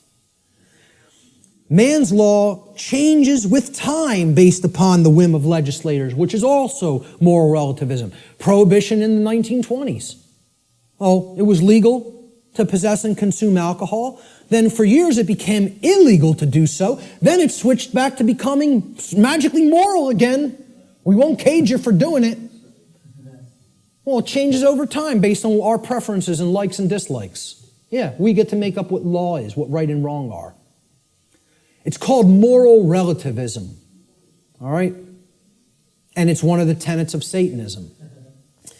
So what does this mean for the law of man, actually? You know, that people seem to have so much respect for. You know, we're a nation of laws written by men. You know, we don't give a damn about moral law. We don't really give a damn about what's right and wrong. You know, but we have so much respect for the law of man, which people actually believe is somehow based in morality, when it's nothing of the kind could be further from couldn't get any further from the truth than that. It's based in moral relativism, which is about the whims of the legislator at any given time or place. You know, you listen to certain forms of music in certain countries in the Middle East, you could be jailed for years just by putting a certain song on. Imagine this. Now, and we would think that's unacceptable and deplorable. Yeah, we think you have this 30-round magazine here. This state only allows 10 cartridges to go into a magazine. I bring the physical object, even if it's not loaded with any ammunition, into another state. I can be put in a cage. Physical piece of plastic. You know, it's just total nonsense. Either something's a right and you're allowed to own it and you need to be responsible for it, or it's not a right because you're harming somebody. You know, it doesn't get any simpler than that. So what's this all mean for man's law? In light of natural law, what does it mean? To understand natural law, what does that mean for the laws of man here on earth? Well, what it actually means, it's simple if-then logic to apply. If a particular man-made law is in harmony with natural law, then it follows logically that it is redundant. It is stating the obvious. It is stating what is already known. It's like saying, I'm going to write down, yes, during the day the sky refracts a blue frequency. The sky is blue. I'm going to write that down and make it so. Well, it's redundant. It's self-evident. You can go out in the sky and look at the natural color of the sky on a clear day and see what the frequency is with your own eyes. No, you don't need to have it written down. Okay? It's a redundancy. So if it's in harmony already with natural law, it's stating a truth that is already there. It's an inherent truth. It's pre-existing. It's self-evident. Therefore, the writing down of that concept and calling it a law is irrelevant and unnecessary. Now let's look at the opposite. What if something that man writes down as a law is in direct opposition to natural law? So if a particular man-made law is in opposition to natural law, it follows logically that it is both false, meaning that it is incorrect. Okay, that's what natural law is. It's based in truth, that which is. And it's also immoral. Because if it's not based in natural law, it means that it is doing something that is actually harming somebody by taking something from them that doesn't belong to you. Like taxation, like permits and licensing, like suspending rights that do already exist, etc., so forth. All right? So, therefore, it's wrong, and it cannot be legitimately binding upon anyone. You can't write down a wrong and say, this is morally binding upon you, even though it creates harm, it causes harm, yet you must follow it. And people believe this. We asked in the natural law seminar, how many people believe that if a law is passed and it restricts a right that you feel you have naturally because that action that it's saying you may not do causes no one else any harm, do you have any moral obligation to obey that law until you could find a way to get it changed? And over 2/3 of people said, yes, you have a moral obligation to obey that law. Because these people have the moral right to issue commands and write down laws that constrain you, even if that behavior actually doesn't harm anybody and therefore is a natural right. You would still have to try to find a way to get that law changed. Nonsense. Nonsense. No one can be legitimately bound to a dictate of man that prevents somebody from exercising a natural right. It's called mind control, is what it's called. So in light of the differences between man's law and natural law, in light of natural law, man's law is both irrelevant and unnecessary, as it is either redundant because it is in harmony with natural law, or it is completely immoral because it is in direct opposition to natural law. This is a system of slavery that is not needed. There is equality under natural law, perfect equality. Everyone has the exact same rights. No one has any more or less rights than anyone else. Also, since rights are not created by humanity, and since they are the birthright of humanity, gifted to us by the creator of the universe, no human being or group of human beings is actually capable, in reality, of granting rights to anyone else, nor is any human being capable of revoking rights from anyone else. Everybody has the same rights. No one can make up a new right. No one can grant a right to somebody that is actually a wrong. Does not exist, never has existed, never will exist. This is an illusory belief system. All right? I'm not telling you people don't believe that can be done. I'm telling you in reality, in truth, it can never be done. Chris Leispooner phrased it pretty well. He said, government is nothing but men acting in concert. The morality and value of government, like any other association of men, will be no greater and no less than the morality and value of the men comprising it. Since government is nothing but men, its inherent, quote, authority to act is in no way greater or different than the, quote, authority to act of any individuals in isolation, like that example of two people on the planet. Government has no magic powers or, quote, authority that is not possessed by private individuals. Let he who asserts that government may do that which the individual may not do assume the onus of proof. That means the burden of proof, and demonstrate his contention. And you know what? There's nobody on this planet that can do that. Because when it comes down to it, if you're telling somebody else they may either commit a wrong against somebody else or prevent someone else from exercising a right, that's a lie. And that does not exist. Not in reality.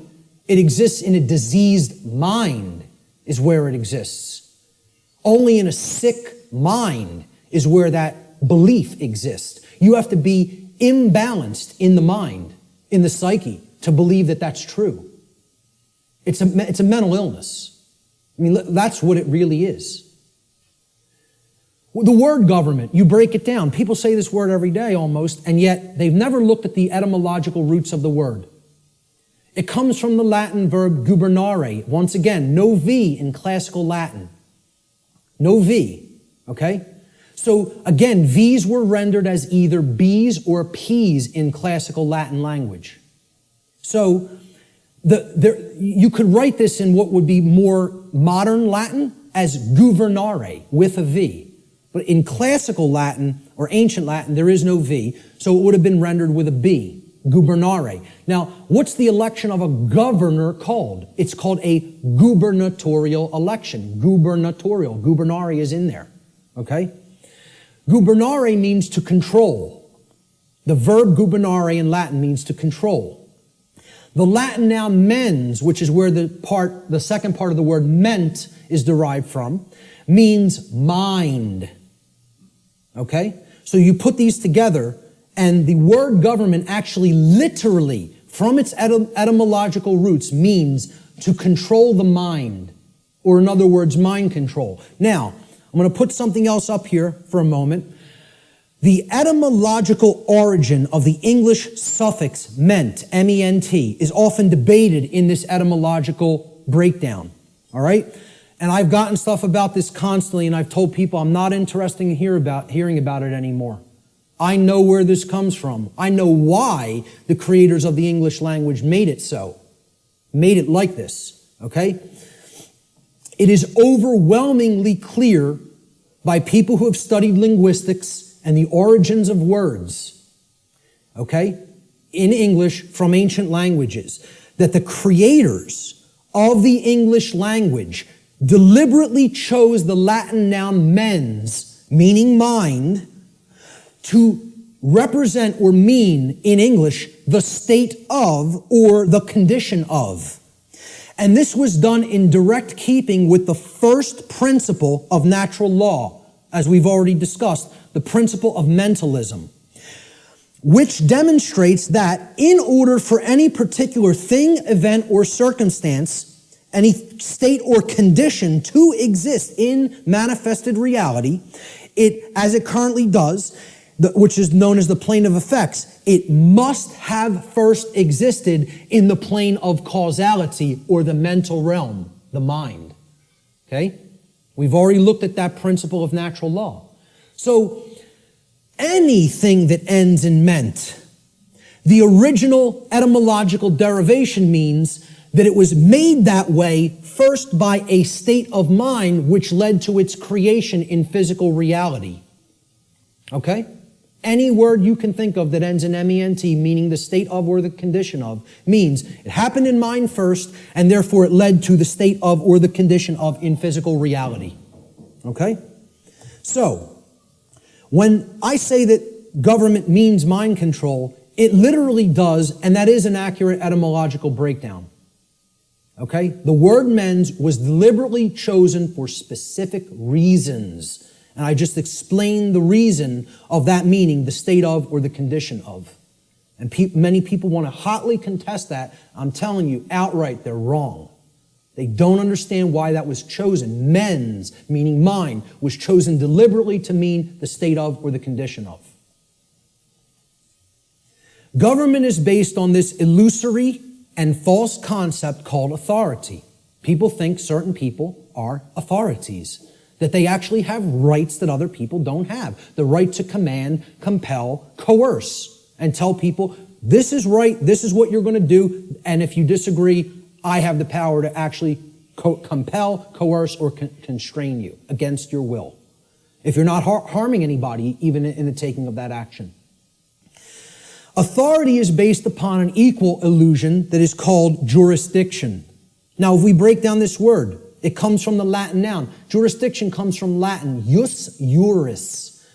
Jus juris in Latin means law. Juris is the possessive case. And the Latin verb dictere. So jus dictere, juris dictere, jurisdiction. Okay? Dictere means to say or to speak. Thus, jurisdiction literally means to say what the law is. Or in other words, we get to make up what the law is. The law is not something that exists in nature and is based upon right and wrong and truth and morality. No, we get to make it up. We're God. We get to say what's right and what's wrong. And therefore, since we make the law, we're the owners of these people.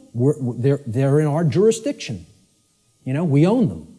And we get to make up what they're allowed to do and what they're not allowed to do. Authority ultimately is an illusion, again, of a diseased mind, a diseased psyche, based entirely in violence and built upon the erroneous and dogmatic belief that some people are masters who have the moral right to issue commands and others are slaves who have a moral obligation to obey the commands of the masters. I don't care what you want to call it. You can euphemize it any way you want. I call it what it really is. Slavery. That's what it really is. It doesn't come down to anything else. You can call it whatever you want, euphemize it, try to make it sound as nice or as pleasant as possible. It's all one thing. It's called slavery. It's always immoral and it needs to be ended. That's it. And we have to develop the knowledge and the courage to end it. The knowledge, the care, and the courage to end it. The belief in the legitimacy of, quote, authority, this illusory nonsense notion, is the belief in the legitimacy of slavery. Anybody who believes in that authority is legitimate and government is legitimate, whether they want to admit it or not, or know it or not, or understand it or not, I don't care what they believe. They are advocating the legitimacy of slavery. That's not my belief. I don't care who calls that my belief. I'm just looking right into the camera and saying this. Because I know the people in this room know that that's not my belief. I'm telling anybody who's listening to this, that's not my belief. That's eternal truth. Eternal truth. Okay? You believe in these concepts, you are a supporter of slavery. The end. That's how it really is. Not because I said so, because that's how it really is. Okay? And that's called mind control. For somebody to believe that slavery is legitimate, you gotta be under deep mind control. You gotta be either that or a sick, psychopathic, absolute piece of garbage. Okay? One of those things or another is true if you believe in those concepts. And again, I'm not afraid to tell it to somebody right to their face like that. I don't care. I'm not here to serve truth, make friends, or be liked.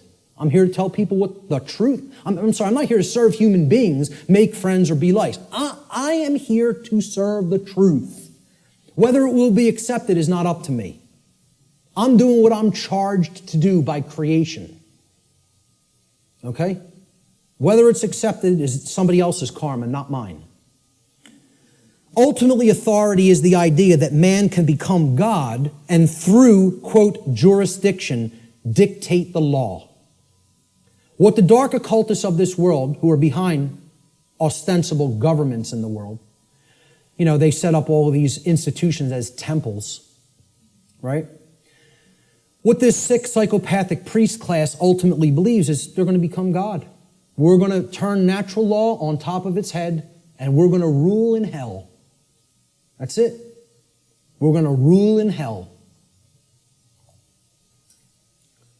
It's a religion.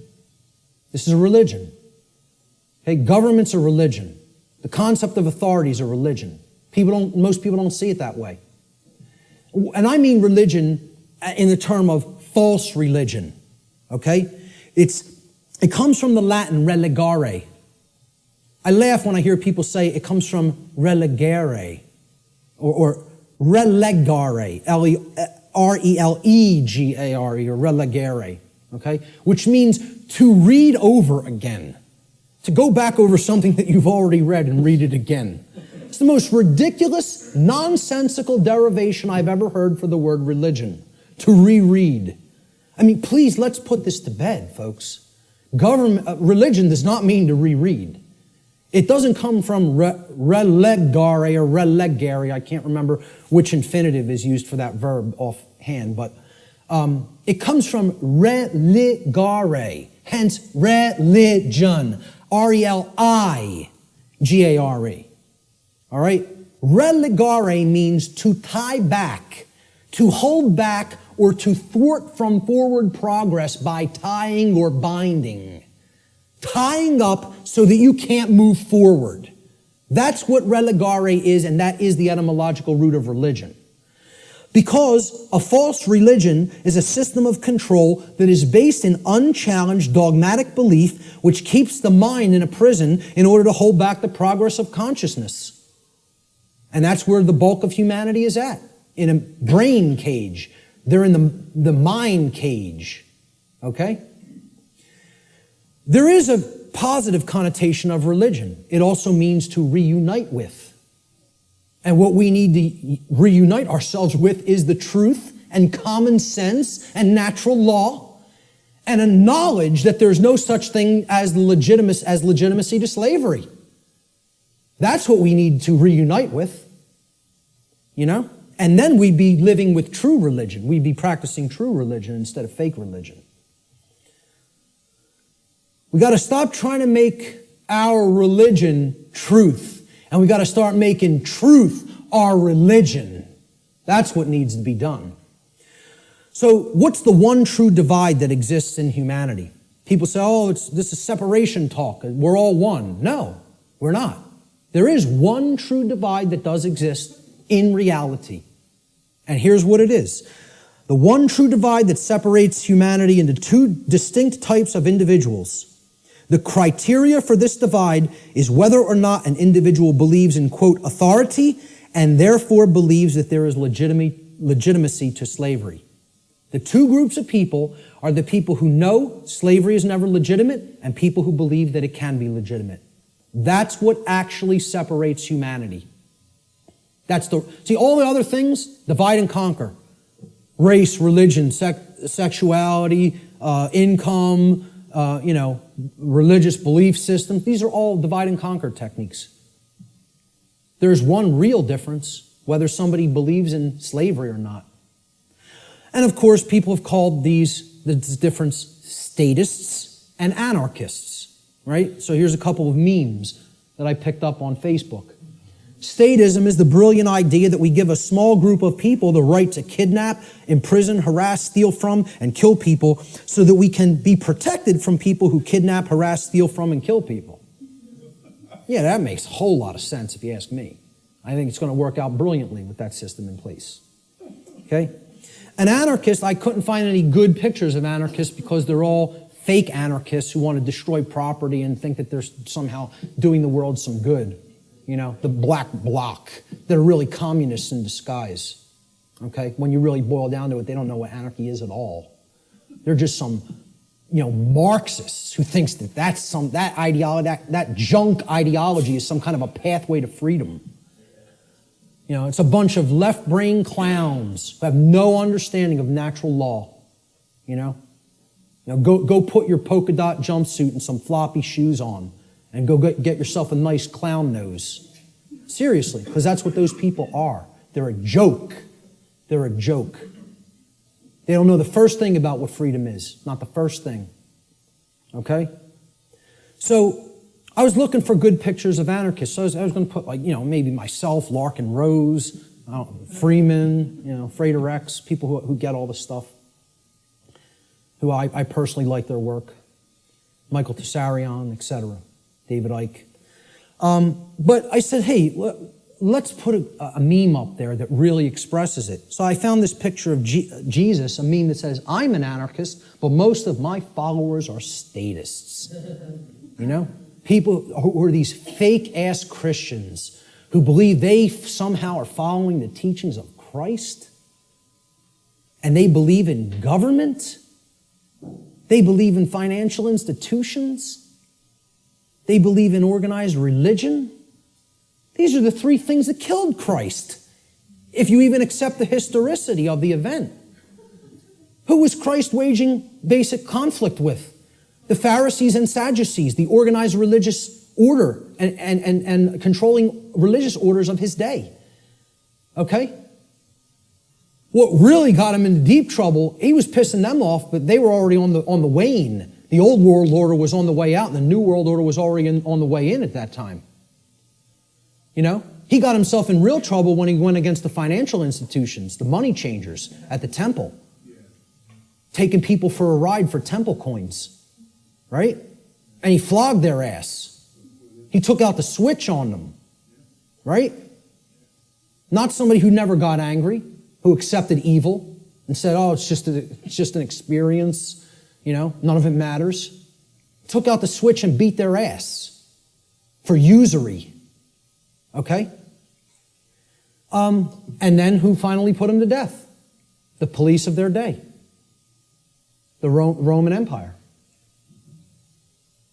Roman centurions, the operating standing army and police of their day, the government. So who is he waging spiritual warfare against to try to bring righteousness into the world? And again, I don't care whether you accept it as historical fact or spiritual allegory. I could care less. Believe what you want. Doesn't matter. All that matters is the teaching. He was waging spiritual war against the three entrenched mind control religious establishments of his day. Organized religion, organized finance, and government. And people don't see it that way, so-called Christians, you know? Because they're not interested in the real teachings. They just want to call themselves something and identify it and say, oh, that magically makes me this, you know?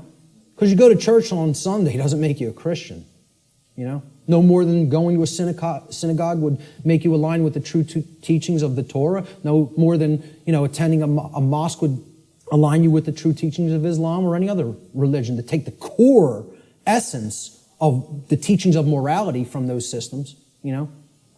They're all people who claim these faiths in name only when they don't understand real freedom. So a statist is an individual who erroneously believes there's such a thing as authority that is vested in certain human beings, magically giving them the right to rule over other people. This authority means that certain people who we call government have the, quote, moral right to issue commands to those whom they rule, those under their jurisdiction, and that their subjects or slaves have a, quote, moral obligation to obey the arbitrary dictates or laws, quote unquote, that are set by their masters. Most simply put, a statist is nothing more than someone who believes in the legitimacy of slavery.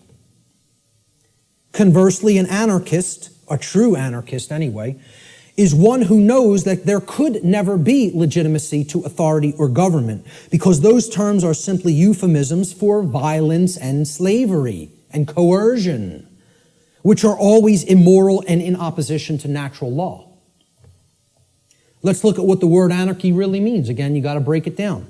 From the Greek prefix an, which means without or the absence of, and the Greek noun archon, they're written in Greek script, which means master or ruler.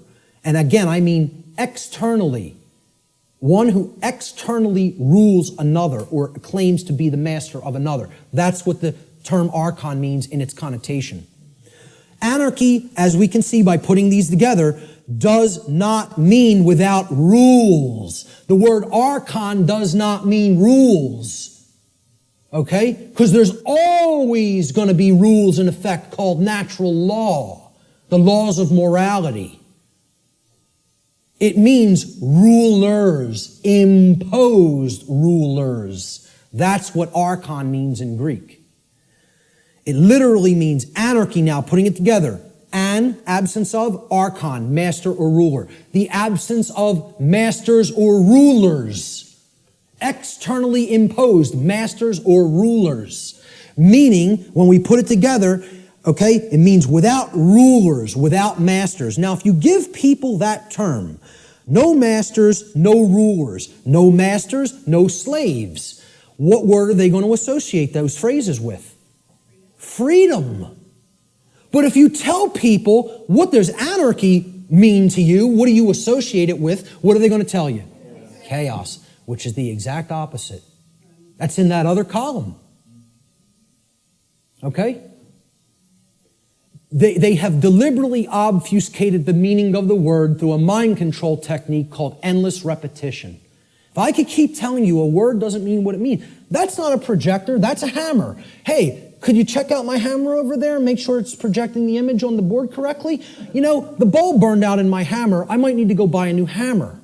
If I kept doing that endlessly for years and years and years, people would start calling that device a hammer. If I got enough people to keep calling it that. So they've gotten enough people to call freedom chaos. Think about that. They've gotten enough people to believe that the absence of the state of slavery means chaos instead of freedom. It's almost unfathomable. It's almost incomprehensible. The mind job that's been done on this species. It's almost incomprehensible. Anarchy is the state of existence where there are no masters and no slaves. Therefore, what it really means is the absence of slavery, or in other words, true freedom. That's all it means. I prefer to call it anarchony, okay? Keeping the entire word archon instead of taking out the O-N, okay? If we keep that there and call it anarchony, and I say I'm an anarchonist, people will ask, well, what the hell is that? And then you could really break the word down and say the absence of archons, the absence of those who would claim to be masters over a population of slaves. That's what an anarchonist is. It's saying that's illegitimate, that's unnecessary, and that we need to do away with that state of existence. Okay? So we look at these two, this true divide again, the statist and the anarchist. I call the statist the archonist. This is somebody who believes in the legitimacy of the archons, the rulers. Okay? And I'll be talking about in future presentation the concept of the archons more in future presentations. And the anarchist, as it's been called, I think should be called the anarchonist. Because that's somebody who knows that there's no legitimacy to the mastery over other people, or the rulership externally over others, keeping them as slaves or subjects. There's no legitimacy to that. And that's the one true divide that separates all consciousness here on the earth. The real divide and the real enlightenment comes. Do you understand there's no legitimacy to slavery, or do you continue to believe that there's legitimacy to slavery? That's the divide in consciousness that has to be bridged. The fear of chaos. This is what keeps this system going. Chaos can't be viewed as something to fear. It's got to be viewed as a teacher, a harsh teacher, but a teacher nonetheless. See, chaos teaches us through the apophatic process what not to do. Okay? That's a bad idea. Okay? You probably shouldn't do that. If your desire is not to burn your hand to the point where it's blistering and flesh is starting to peel off of it. If you don't care about whether that happens, by all means, keep it right on that stove. Okay? Right on that electric stove.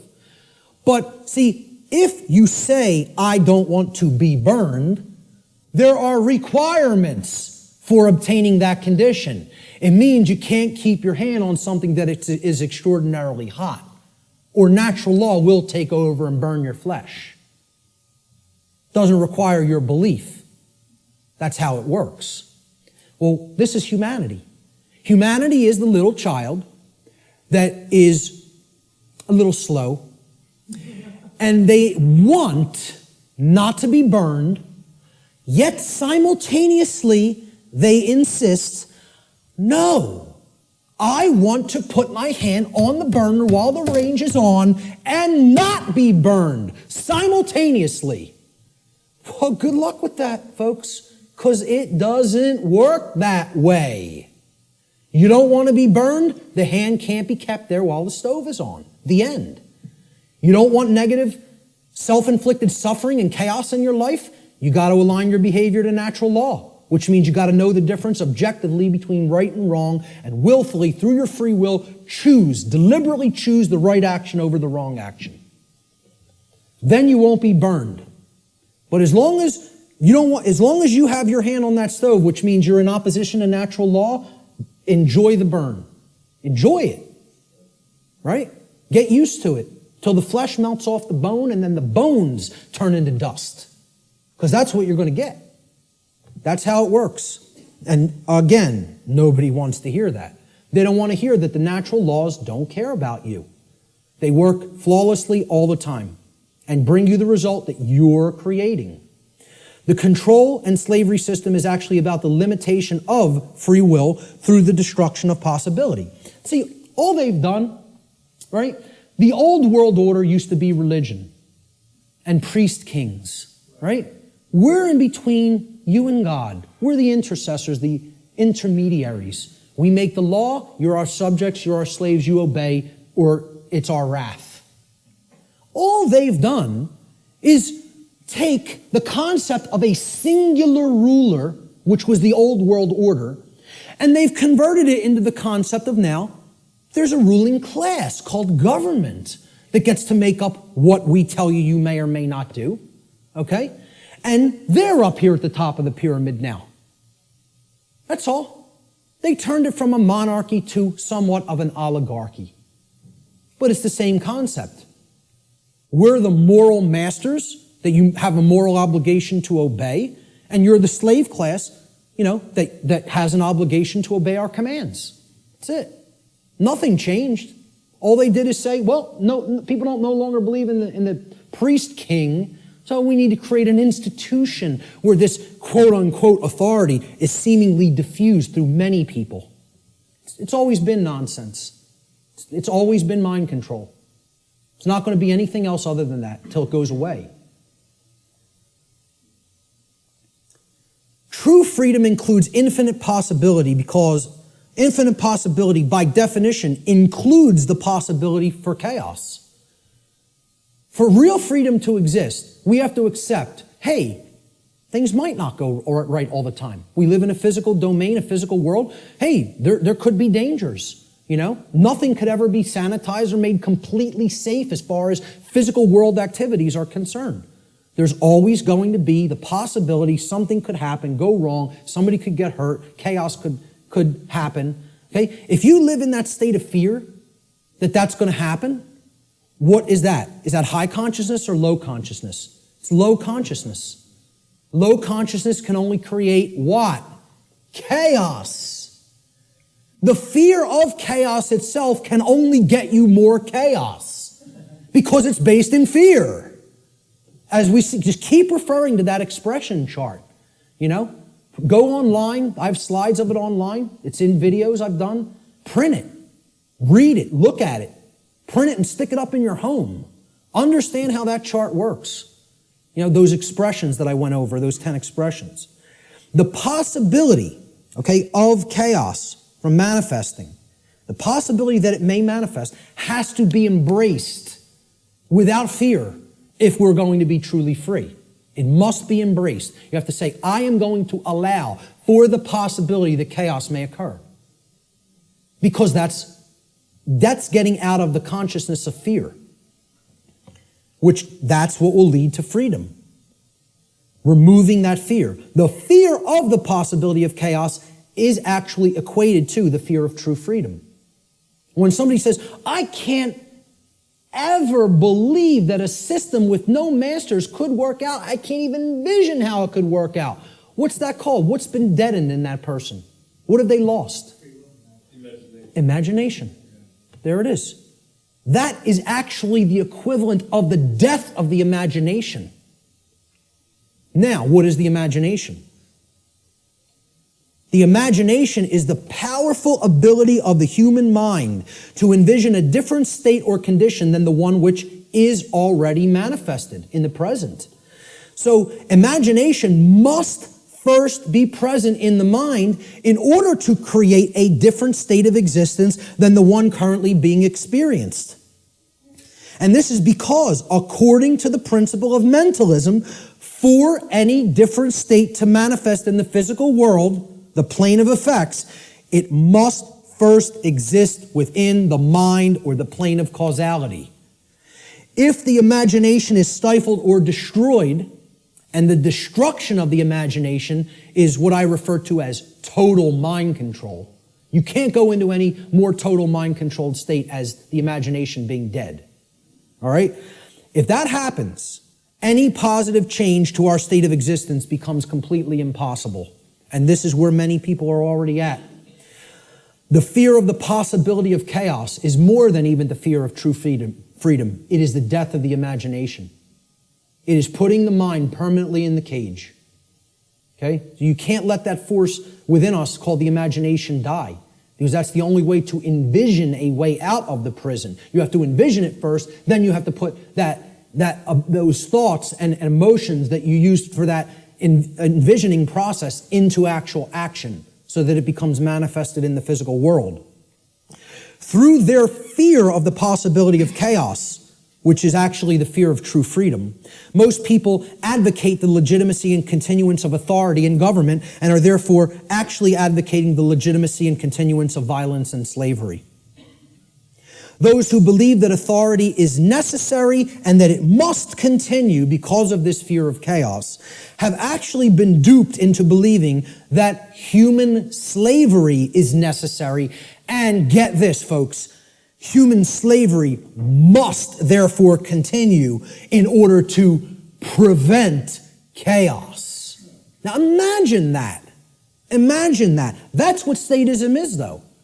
That's what the religion called the belief in government or statism is. It is the belief that human slavery is necessary and must continue indefinitely in order to prevent chaos from manifesting. Now, tell me how that could possibly work. Can violence and slavery, which is actually what government is a euphemism for, statism and government are just euphemisms for violence and slavery. Okay? Can violence and slavery ever possibly prevent chaos? Why? What? Why can't it? Because they are chaos. Violence and slavery are chaos. We are already in the state of chaos. Being held under the threat of violence and duress, which is slavery, is the state of chaos. So forget about fearing chaos coming on. You're in it now. Surprise, surprise. Hate to break the news to you all. Okay? We're already in the state of chaos. We need to create real order by getting rid of violence and slavery. Order followers. These are the people who keep this system of slavery in place. Okay? They're the people who keep this system of slavery in place. Let me just say this again.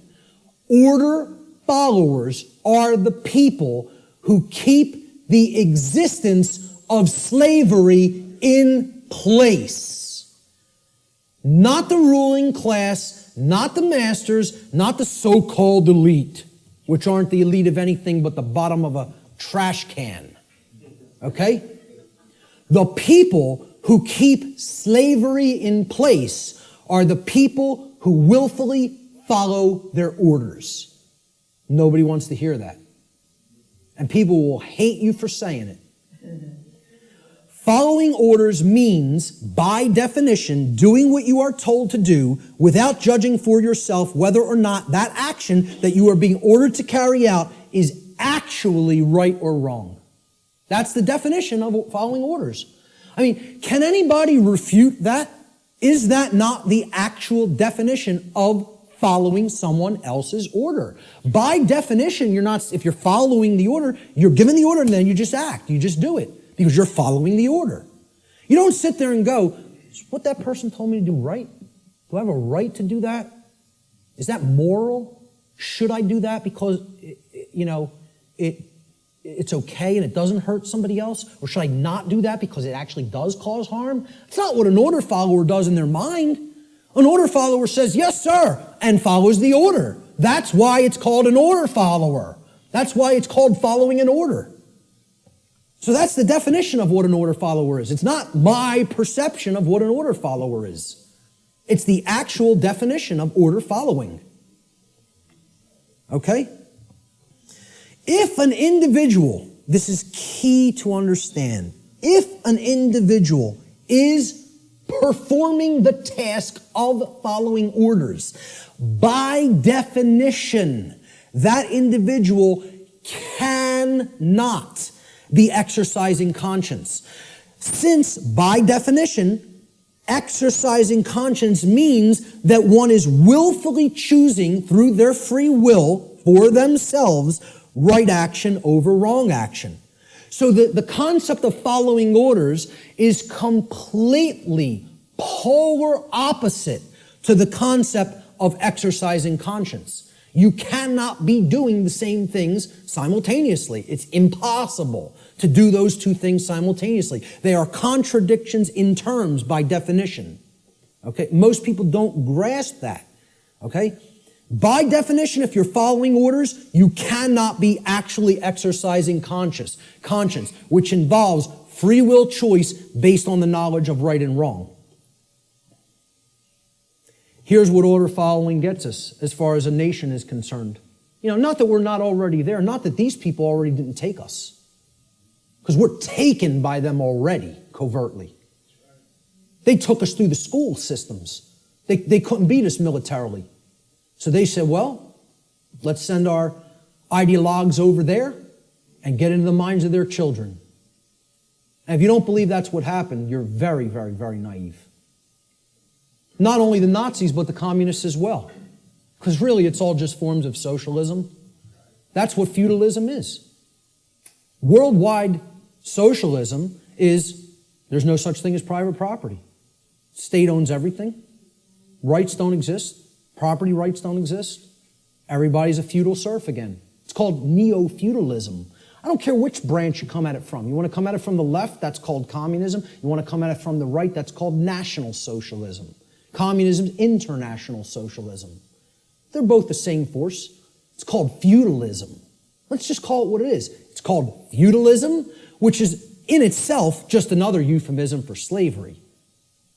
They want neo-feudalism, which is the New World Order of slavery. Okay? And it's already here. It's not something that's coming. It's here now. The object is to get out of it.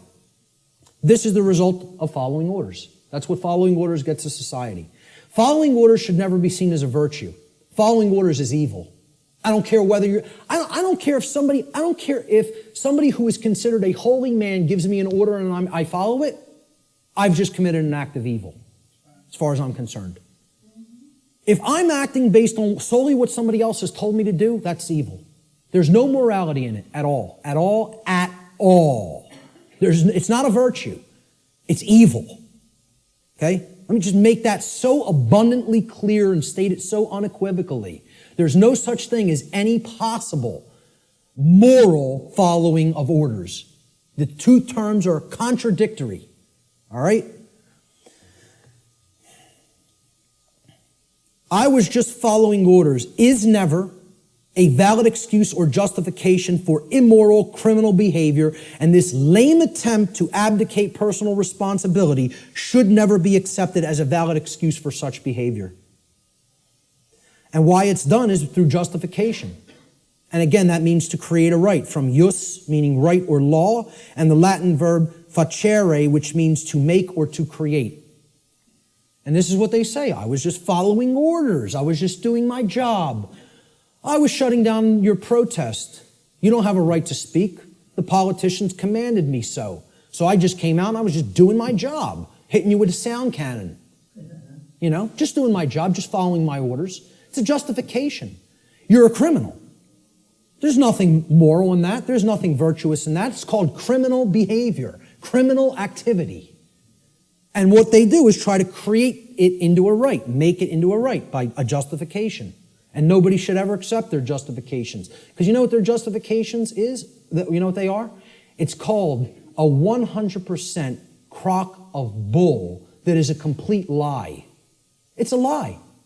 They're just straight up looking you in the face and saying, I'm not responsible for that. I just did it, but I'm not the one who's responsible for it because I was acting on orders. Well, see, this defense didn't work as the Nuremberg defense, and nobody in America should be accepting it. Nobody in America should be accepting it because they believe in the legitimacy of authority and government through mind control. That's what they believe it. They believe there's legitimacy to it. Most people actually believe that there's legitimacy to this criminal behavior because a class of people calling themselves government have magically been imbued and gifted with such rights, quote unquote. They believe they have rights other people don't.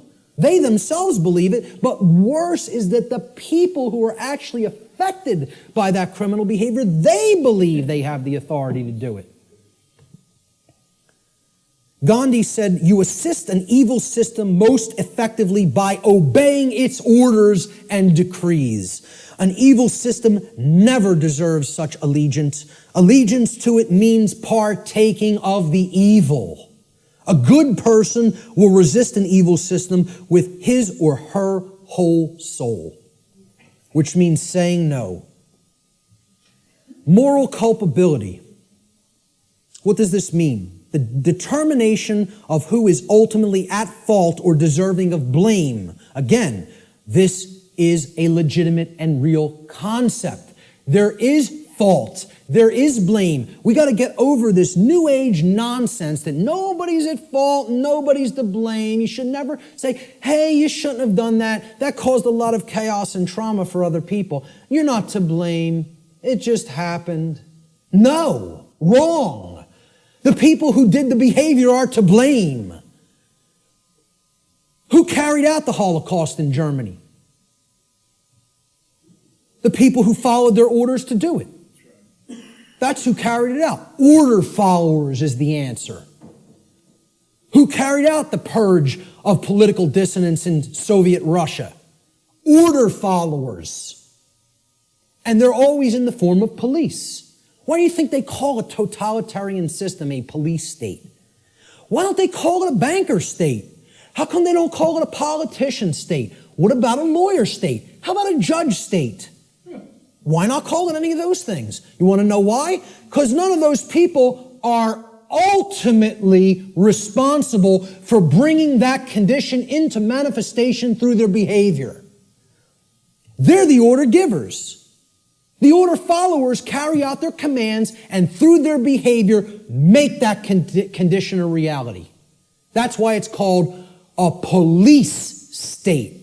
Because every police state that has ever existed has always been created by police who follow their orders because they don't want to take responsibility and think for themselves and know the difference between right and wrong for themselves like an adult. Instead, I want to be a child who obeys daddy because I have daddy issues. All right? And that's what it's really about, folks. We're going to get to that. There is such a thing as blame for the commission of actions which have resulted in harm or loss to others. This is what culpable means. It comes from the Latin culpa, meaning fault or blame. It means at fault or deserving of blame. Now, who's more morally culpable? The order giver or the order follower? And please recognize I've underlined and capitalized the term more. I'm not telling you the order givers are not morally culpable. They are. That's not the question. Are any of these people morally culpable is not my question. My question is, look at the full question. Who is more morally culpable? The order giver or the order follower? Always. Always. At all times and places. At all times and places. I put this meme up on Facebook, and I got some hate back for it. Okay? People don't want to hear this. Like I said, I'm not here to be popular to make friends. I'm here to tell people what the truth actually is, and they have to accept it or reject it on their own. I made this meme and put it up on Facebook, and it had politicians on the left that said, my actions, underlined and capitalized, didn't cause that. And then there was some soldiers or Marines, whatever they are, order followers on the right side, and they're also saying the same statement. My actions didn't cause that. And then at the bottom, I just put this question. Oh, I'm sorry. Looks like, I'm sorry. At the top, I put this question. Who is lying and who is telling the truth? So who's lying here? And if people can't see, I hope that they can see this horrific picture. This is the result of, bombings that took place in the Middle East around Iraq. And it's a father carrying his dead child in his arms, okay? Maybe if bombs were raining down on our children, we might think differently about going in and waging imperialism on other nations. I don't know. Maybe we might think differently about it, right? But when it happens to somebody else's child, that's okay. That's done in the name of freedom, okay? Well, who caused this? Did they cause it? No, they didn't cause it. They are not the actual cause of this. Because you know what all they did? They signed some pieces of paper, wearing their expensive suits, okay? And they told these guys, they said, well, you're under our orders now. Go and bomb these people. And you know what these people did? Say, yes, sir, and go and drop the bombs. And fire off the ammunition. Okay? These are the people whose actions create things like this. Not these people. All they're doing is speaking into somebody else's ear. All they've done is speech. Speech, not actions.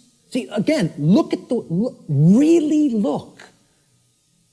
My actions didn't cause that. Yes, it is. If these people are saying my actions didn't cause that, they're lying. Very, very, very painful and difficult thing for people to comprehend and accept. I'm not telling you shouldn't feel bad hearing this, but I'm telling you it's true. The painful truth, the order follower always bears more moral culpability than the order giver. For the reason that the order follower is the one who actually performed the action, and in taking such action, actually brought the resultant harm into physical manifestation.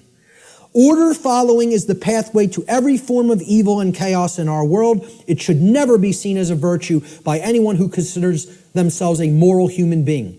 Order followers have ultimately been personally responsible and morally culpable for every form of slavery and every single totalitarian regime that has ever existed upon the face of the earth. That's the painful truth that people don't want to accept because they want to believe the absolute nonsense that order following is a virtue of any kind.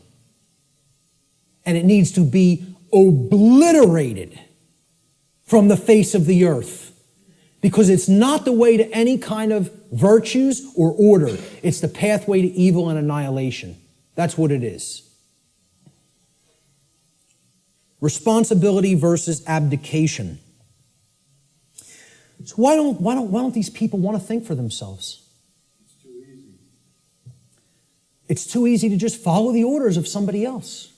They believe somehow magically this absolves them of personal responsibility to choose right from wrong. An individual's personal responsibility to choose right action over wrong action for themselves always belongs to that individual. And that responsibility can never be given to another person or passed along. One can only claim and imagine that they can abdicate their personal responsibility for such choice to someone else.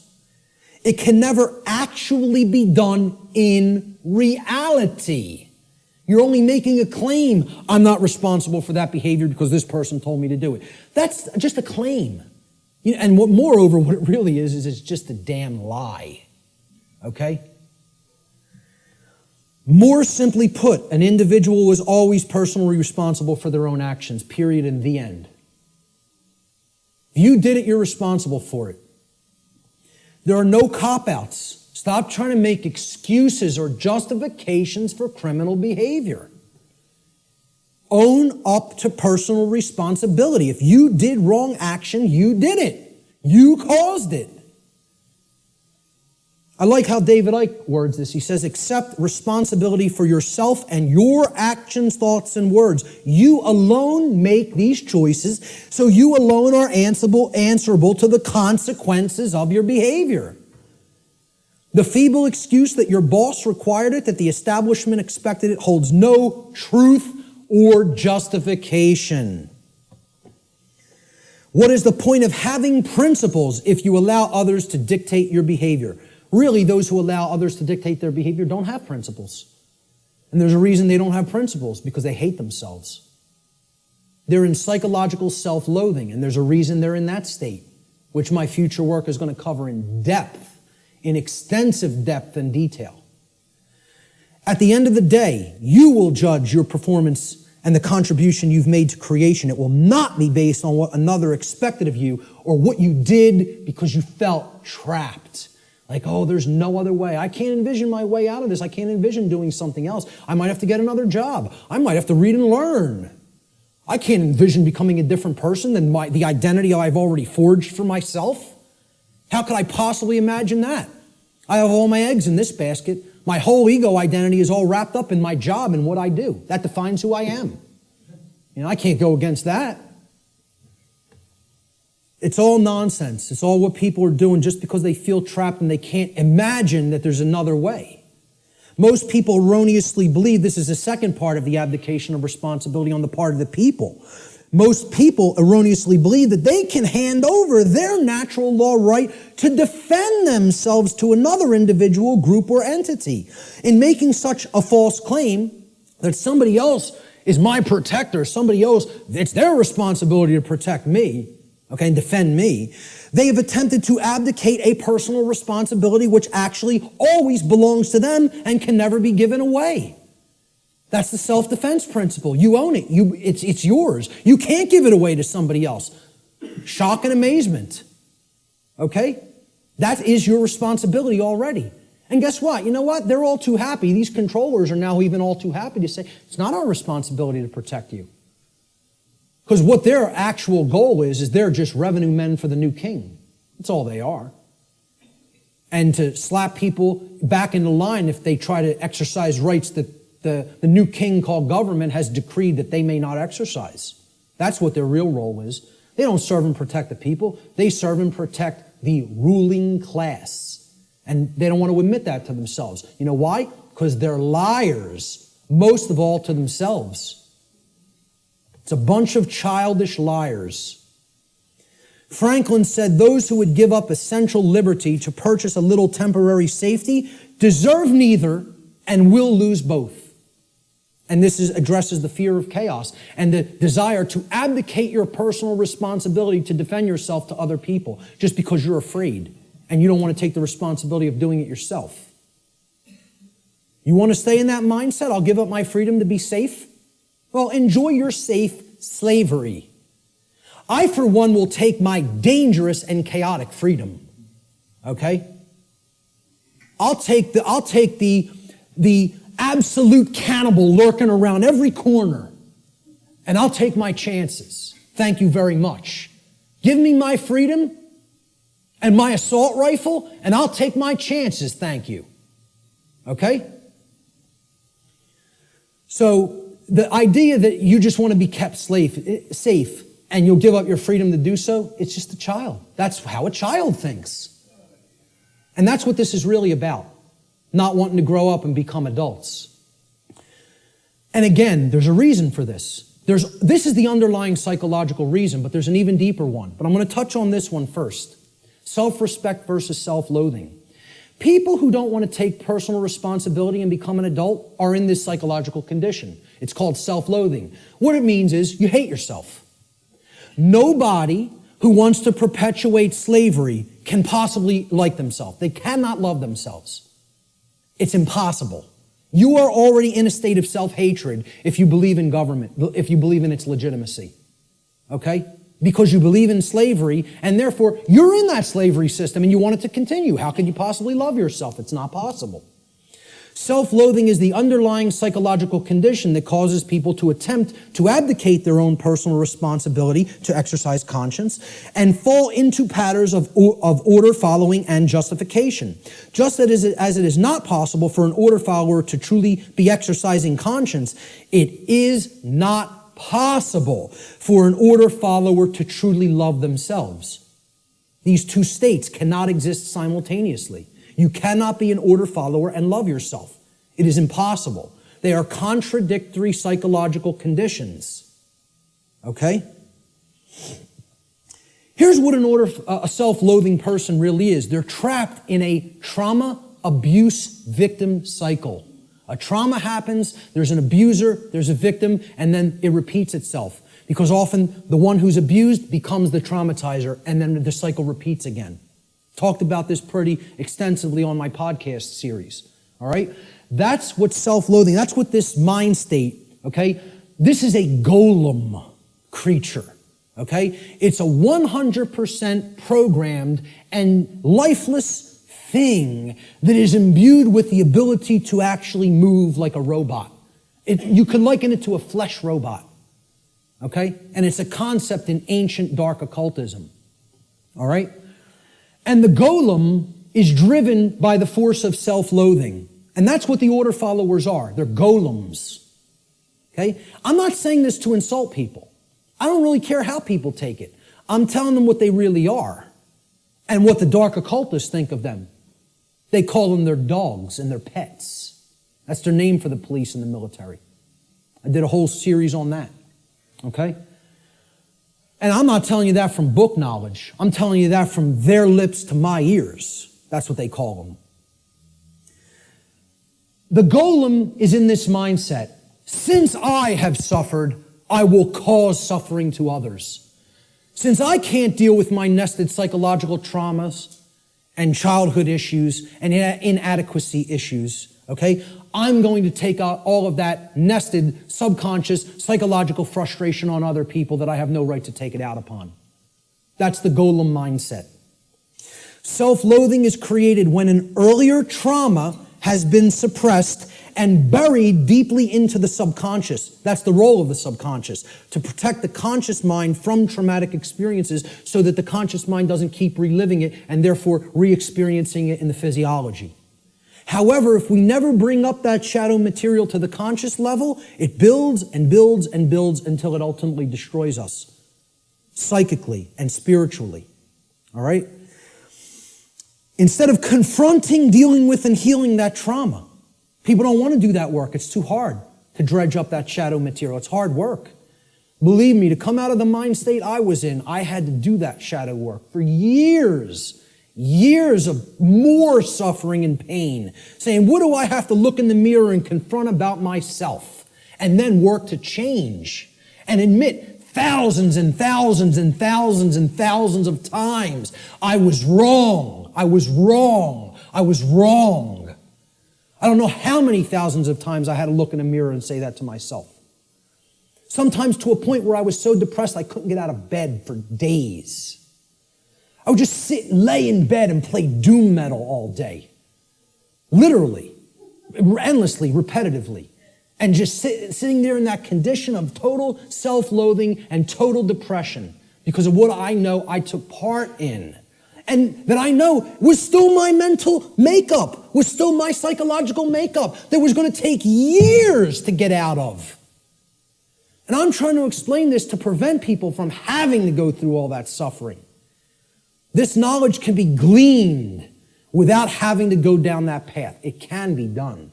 I'm not telling you that's easy work, but it is possible. Such trauma could take the form of feelings of inadequacy, whether they are real or imagined.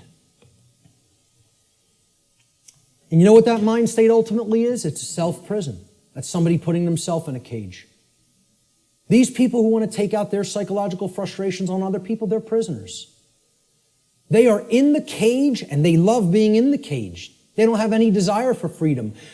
The only kind of person that would have no desire for real freedom is a person who's in the psychological state of self-loathing and hates themselves and does not love themselves. Now, what heals self-loathing? Self-respect. And we have to know what the word respect means. And this is about looking at yourself. Introspection. Respect comes from the Latin re, meaning again, and the Latin verb spectare, which means to look at.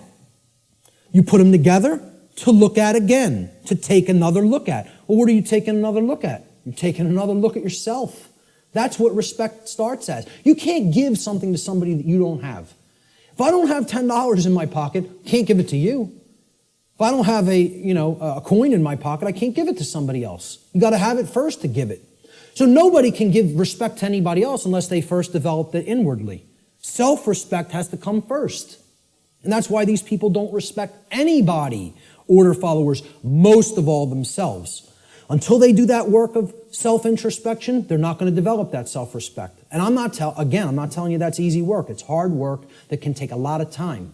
And it's dredging up shadow material that most people want to run away from. They don't want to confront that about themselves. Only self-respect can heal self-loathing and therefore help to put an order follower on the path to conscience. We need to take another look at ourselves. The lost word. All right, this is the end of the natural law segment, and I'm just going to talk about solutions toward the end a little bit. All right? The lost word. It's a concept in esoteric Freemasonry, which represents a state of consciousness that has been largely, quote-unquote, lost to the majority of human beings. In order to speak the quote-unquote lost word, A human being must work upon themselves in order to achieve a state of equilibrium or balance between the left and right hemispheres of the brain. In such a state of balanced consciousness, the being has come to know oneself, as well as the working operations of the macrocosm, meaning natural law.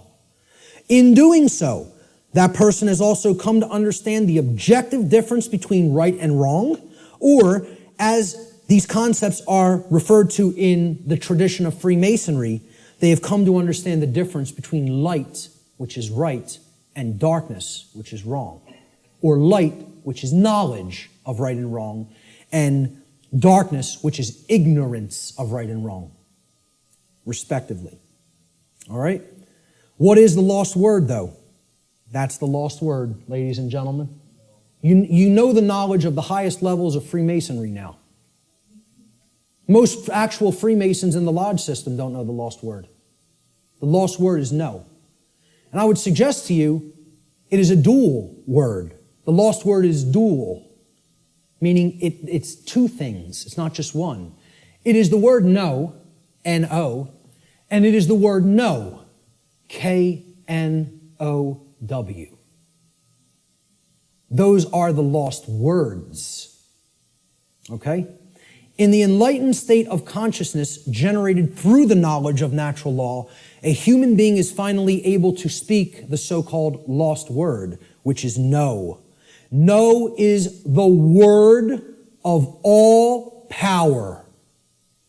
Only when we say no to those who would claim to be our owners, those who would claim that it is they who will decide which rights we have or do not have, do we stop externalizing our power to anyone outside of ourselves, and in doing so, reclaim all of our rights, all of our property that has been taken without right.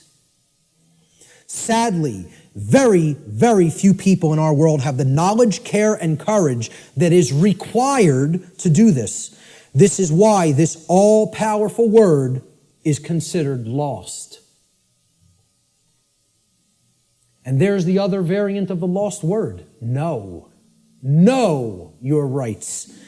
The reason you have to know what the difference between right and wrong is, and therefore know what rights you have and what rights you do not have, is because those who do not know those things will never say the lost word to someone who claims to be their owner. They will not say no, N-O. So let's look at some solutions. I call this section Teaching Natural Law to Others. Because as we're talking about, education is the only solution. Knowledge is the solution. The propagation of that knowledge is education, which means to lead out from. Educare in Latin means to lead one out from something. And what is education? It means to lead one out of darkness, out of ignorance. That's what a real teacher does. You know, doesn't push somebody out. It says, I'm going to go first and show you the way. And you could follow, you know, if you feel that this is the accurate path. Okay? But you could do the same discovery process. It's a repeatable process. That's what a science is, which I've said this is not a belief system or a religion. It is a science.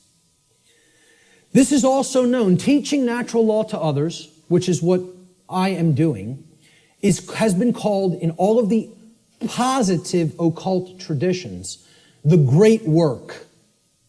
And I call it the true great work, because the dark occultists take everything and twist it around, and they have their own variant of the, quote, great work, which is creating a world of total slavery.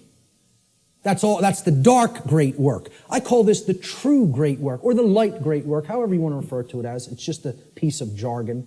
It's just a tag that we put on it. Shift happens. Well, maybe, but maybe not. The result's not guaranteed here, folks. The New Agers want to tell you it's all guaranteed, it's all in hand, you know. The Zeta Reticulians are going to be coming in from orbit any moment here, give us all the secrets to the universe, save us from our own ignorance, you know. You just got to wait a few more years or decades or millennia. But they'll be here soon.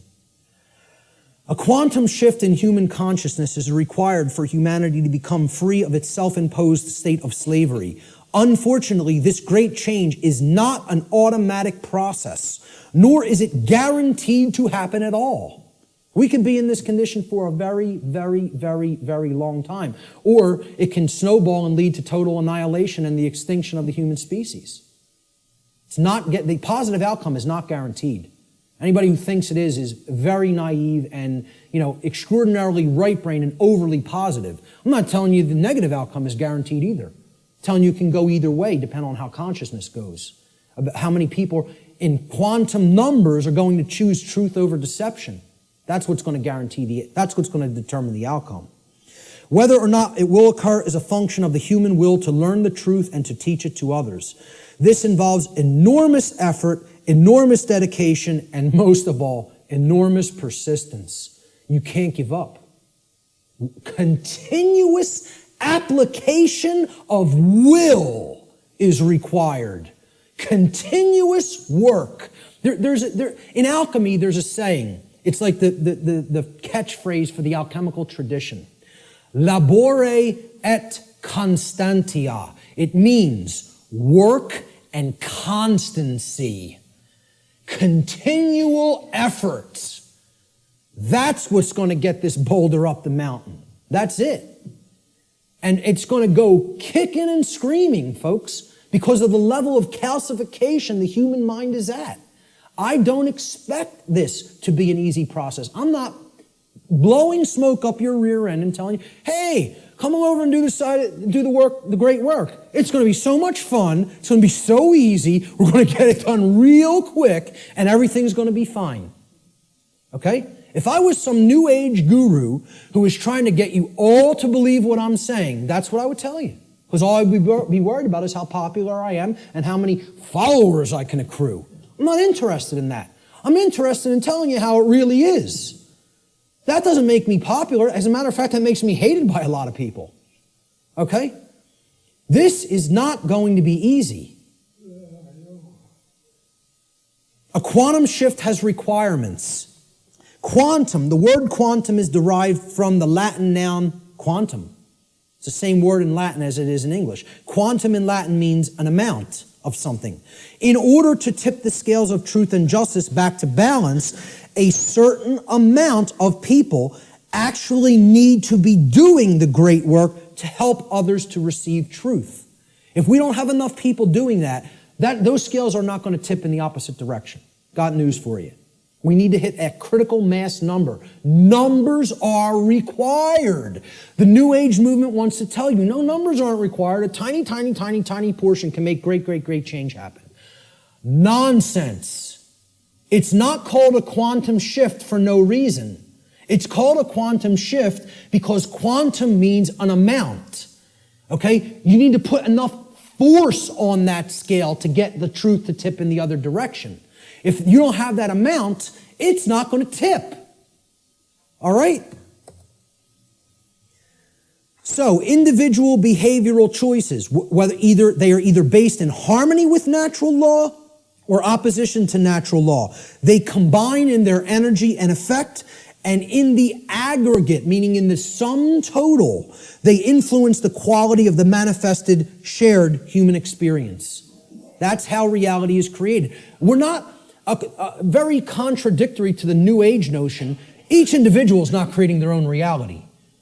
In the aggregate, humanity is co-creating the collective shared experience that we are all undergoing. We collectively create our shared experience. Not each individual creates the reality that everybody experiences. Yeah, you do create a microcosmic aspect of how you experience your life, whether you're experiencing self-inflicted suffering, large amounts of it or not. That's how the laws of attraction work at an individuated level. But at a mass level, they work in the aggregate. We need a population who understands and lives in harmony with natural law. And numbers are required for that to happen. This dynamic acts as a perfect expression of the principle of correspondence. As above, so below. As below, so above. As the individuated units of consciousness are co-creating reality, so the macrocosmic reality shall become and shall be experienced. Decisively contrary to the New Age view, in order for a quantum shift to take place, numbers are required. So what is the true great work? The true great work can only be performed after one has already realized the truth regarding natural law and brought oneself, one's own actions into alignment with natural law. That's when it begins. Because once you do that and you're no longer in that internal contradiction or opposition, that's when you can legitimately start teaching it to other people, because you know it deeply enough and you've actually aligned your behavior to it. So the true great work is what comes after that. And here's what it is. This is actually what the true great work is now. It is the arduous task of influencing other people to go through the very same process of change, of positive change in consciousness that you have gone through. It is to help them to realize that in supporting and condoning the legitimacy of authority and government, in other words, man's law, that what they have actually been supporting and condoning is the legitimacy of slavery, and that they were immoral for having done so. Now that is hard work, because people don't want to hear this. They want to believe what they want to believe. They want to be true what they want to be true. They filter their perceptions through those lenses. In short, what the true great work comes down to is to actually get people to abandon their religions, their false religions, really, I should make this slide say. The false and dogmatic beliefs which hold back the progress of consciousness by impeding the reception of truth and natural law. They're calcified religious belief systems. That's what has to be broken down and abandoned. Carl Jung described the great work beautifully. I consider him a modern-day alchemist, as I consider many other teachers of the great work. He said, one does not become enlightened by imagining figures of light, but by making the darkness conscious. Making the darkness conscious. Not wishing for it to become conscious, not meditating upon it, by making it happen through an act of will. And that can only be done if enough people are doing the great work. Okay? This latter procedure that he's just described, he says, however, is disagreeable and therefore not popular. So few people are doing this work. The answer is to actually become the teacher. I don't do this because I want a lot of people to be students and follow what I'm saying. I could care less whether you follow me. Believe me, I'm telling you, the wrong thing to do would be to follow me. That's a bad example. You follow me, you're going to go down a deep path of suffering for many, many years before you come out of it. It would be a bad choice. I'm telling you to follow truth, to know truth. It has nothing to do with me. All right? When people hear that's what the great work is, to help change other people's minds, once you change your own, it's like this. Let me run away from that as fast as possible. Are you crazy? You want me to do what? That's the hardest thing there is to do. Exactly. That's why so few people are doing it. Many hands make light work. If we had more people involved in the effort, it might go smoother. It might go faster. Jefferson said, educate and inform the whole mass of people. That is the only sure reliance for the preservation of our liberty. Education is the answer. Researcher Donald McIlvaney said in his book, Toward a New World Order, in every declining civilization, there is a small remnant of people who adhere to the right against the wrong, who recognize the difference between good and evil, and who will take an active stand for the former against the latter. There's a small group who can still think and discern for themselves and who will courageously take a stand against the political, social, moral, and spiritual decay of their day. Brilliant. The words that are attributed to Jesus in the Gospel of Matthew, And many people will never have heard this quote. He says, "Do not suppose that I have come to bring peace to the earth. I did not come to bring peace, but a sword. For I have come to turn a man against his father, a daughter against her mother, a daughter-in-law against her mother-in-law. A man's enemies will be the members of his own household." We're going to talk about who the enemy really is. "Anyone who loves his father or mother more than me is not worthy of me. Anyone who loves his son or daughter more than me is not worthy of me. And anyone who does not take his cross and follow me is not worthy of me. Whoever finds his life will lose it, and whoever loses his life for my sake will find it." These are words attributed by Jesus, but what you want to put in place of Jesus is the word truth.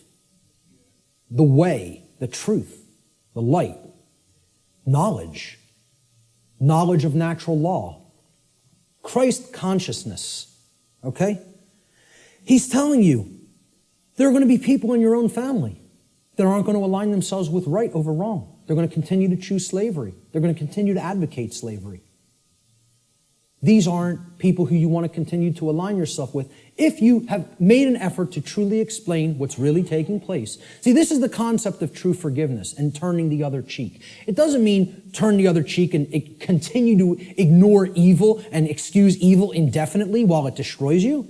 It means you have to give people who you're close with and you have an affinity with more chances than you would give just somebody who you don't know to learn the truth. It's like saying, because I really care about this person personally, I'm going to keep going back, and I'm going to keep hitting them with the truth. And eventually, if they come over to the side of truth and right, fine. But what he's saying here is eventually, this spiritual war is going to go hot, so to speak. And the people, even who are closest to us, if they don't align themselves with right, are the people who are ultimately continuing the evil in the world. They're the real spiritual enemy. What will this battle really be against, this spiritual war? Well, I say it will really actually be against inner demons that exist in the psyche of mankind. And these inner demons are egos that are hardened into what I've referred to as negative knowledge, emotional mind control, and the fear of true freedom. So negative knowledge is the concept that somebody already knows. They don't want to look at something because, hey, I already know what's really going on. Okay? It's the illusion of knowledge. The greatest enemy may not be ignorance, but rather the illusion of actual knowledge. And people don't have the truth. And not only don't they have the truth, so they're at zero there, right? They're at the 0 point there because they haven't really started looking into truth for themselves, but they're attached to all this stuff that isn't true.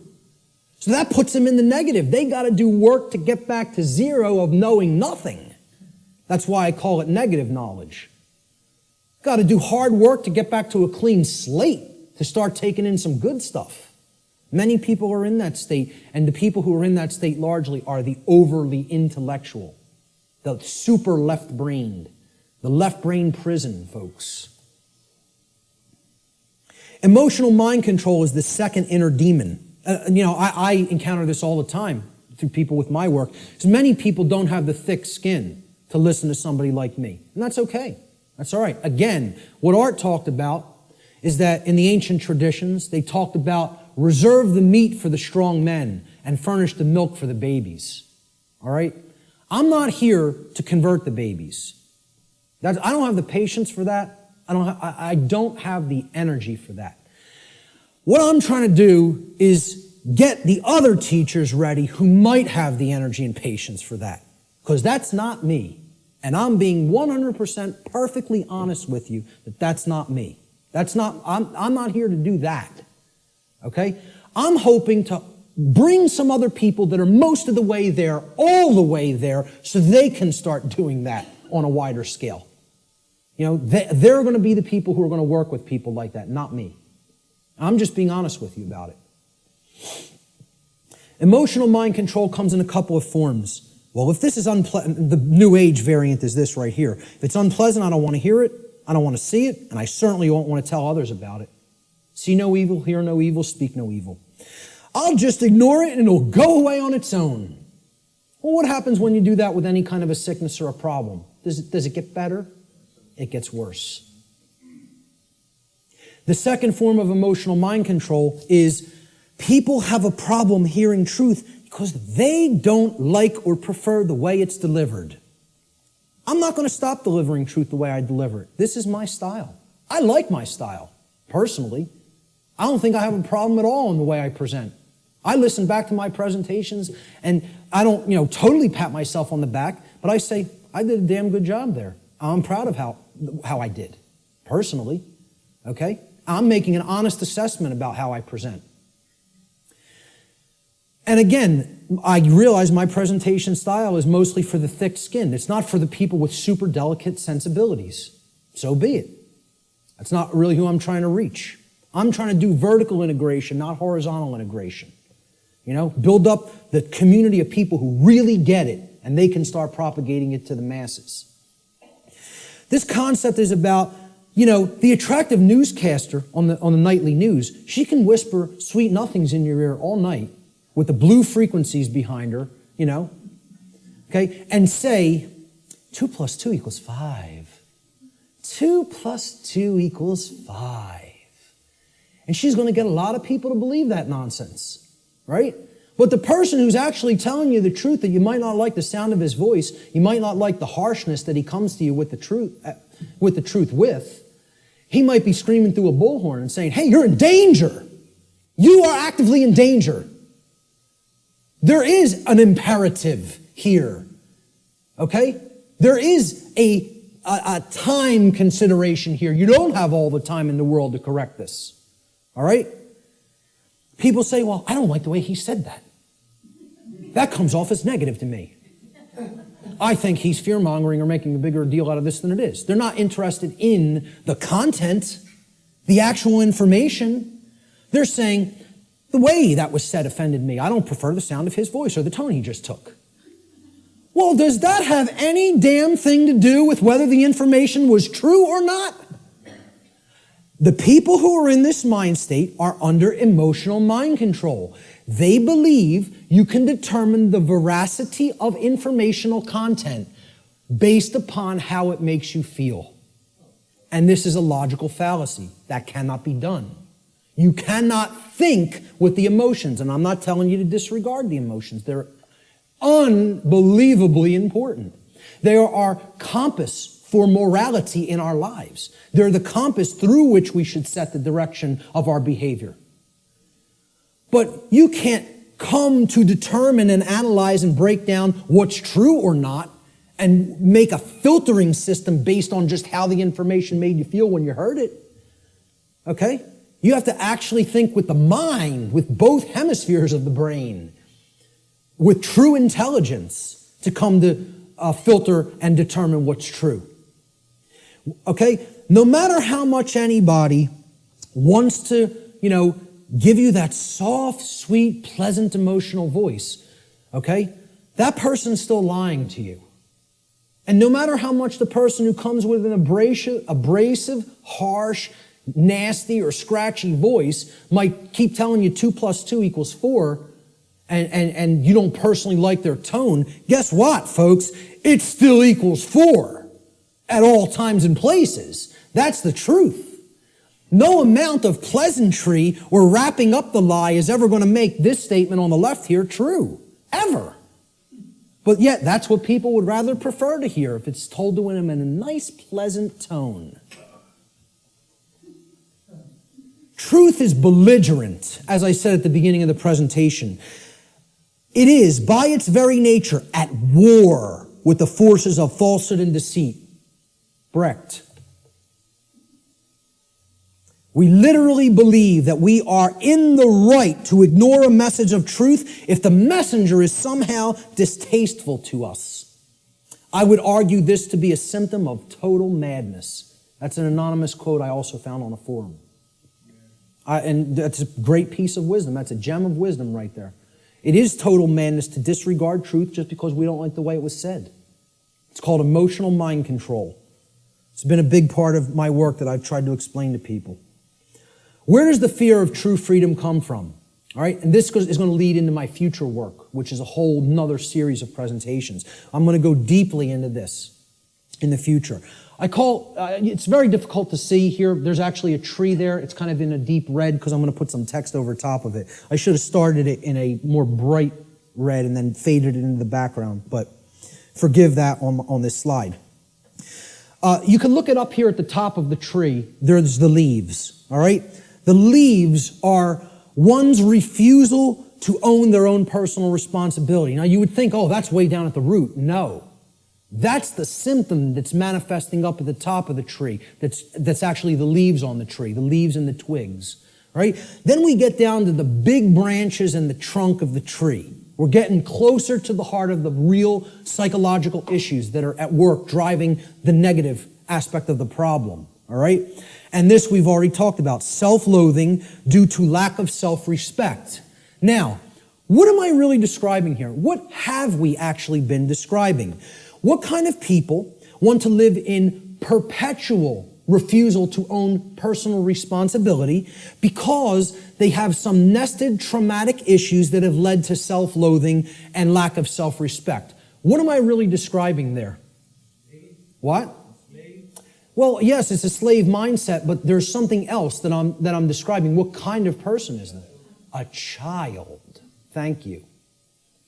We're talking about people who are psychologically, emotionally, and spiritually immature. They have not grown up. They have not accepted personal responsibility, which is a hallmark of true adulthood or maturity.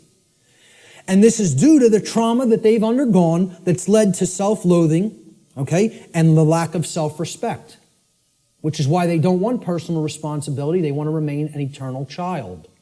Now, let's find out what is at the root of this tree of evil. Because until we go into this space, into this causal factor of these other manifesting psychological conditions, we're not actually hitting the actual root of the problem. If a child doesn't like themselves, they hate themselves, they feel they're not good enough, they're not worthy, they have all these imagined feelings of inadequacy and self-loathing, okay? And that's expressing their refusal to grow up and take personal responsibility for themselves in their adulthood. What kind of trauma specifically has that child more likely than not psychologically undergone? They've gone through a specific type of childhood trauma. And I would argue that most people on earth have gone through this type of trauma. And that type of trauma is called abandonment. The human species is suffering from very deeply seated parental abandonment issues that lie at the very core of the psychological condition that we call the human condition. Until we deal with that nested psychological trauma that has been created through abandonment issues, we're not hitting the roots of the tree of evil.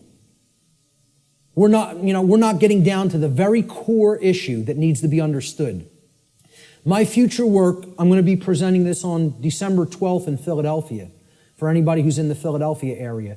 It's going to be what I would call a synthesis, an explanatory synthesis of why this is the root psychological condition of humanity. I call it cosmic abandonment.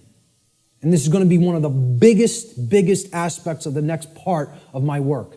I think it's going to really set my work apart from others in the truth and freedom community and the alternative research community. Until we wrestle with those psychological abandonment issues, we're not getting to the heart of what's causing these other problems in the human psyche, like self-loathing, the lack of the development of self-respect, and the refusal to own the responsibility for one's own actions. And I'm going to connect this with human origins. And I'm going to make the case that it has always been like that. It has always been like that. We have been children on this planet since we have been on this planet. And we have never actually psychically, psychologically, and emotionally and spiritually grown up because as a species, we have undergone what I term cosmic abandonment. So that's going to be coming up in future aspects of my work. What will be required on the part of those performing this great work? And you know, it is like Sisyphus rolling that boulder up the hill. We just got to get it up to the top and give it that one last push so we don't have to keep doing it again.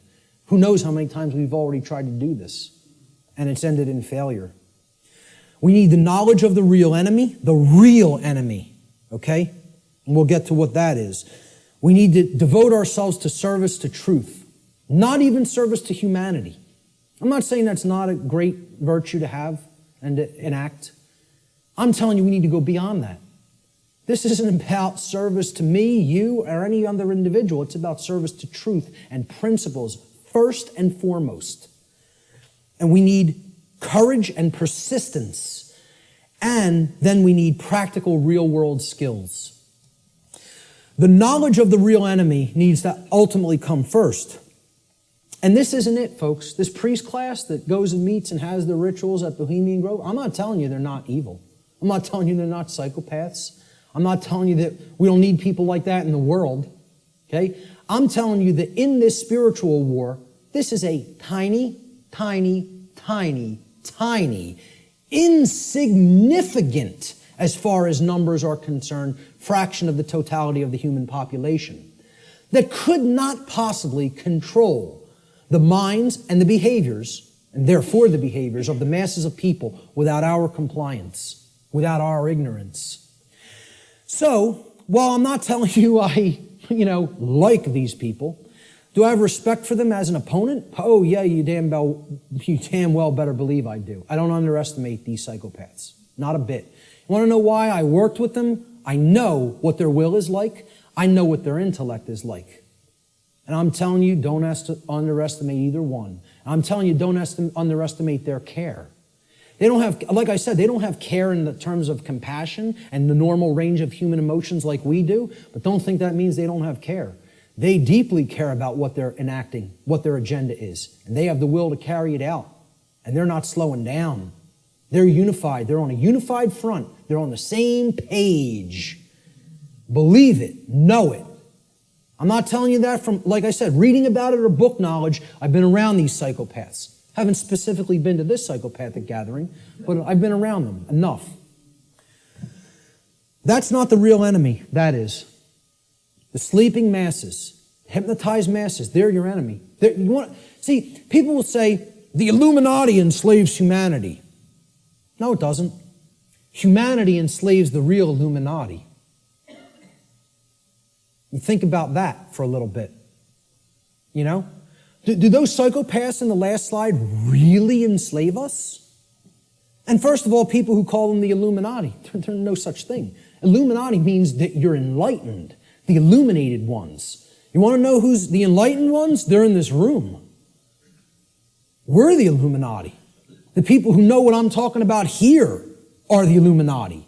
They're the illuminated ones. They're the ones with the light. They're the ones with the real knowledge. Okay? They want to refer to themselves as the enlightened ones. Well, they might have the dark sun, but they don't have the true sun. They're imbued with the black sun.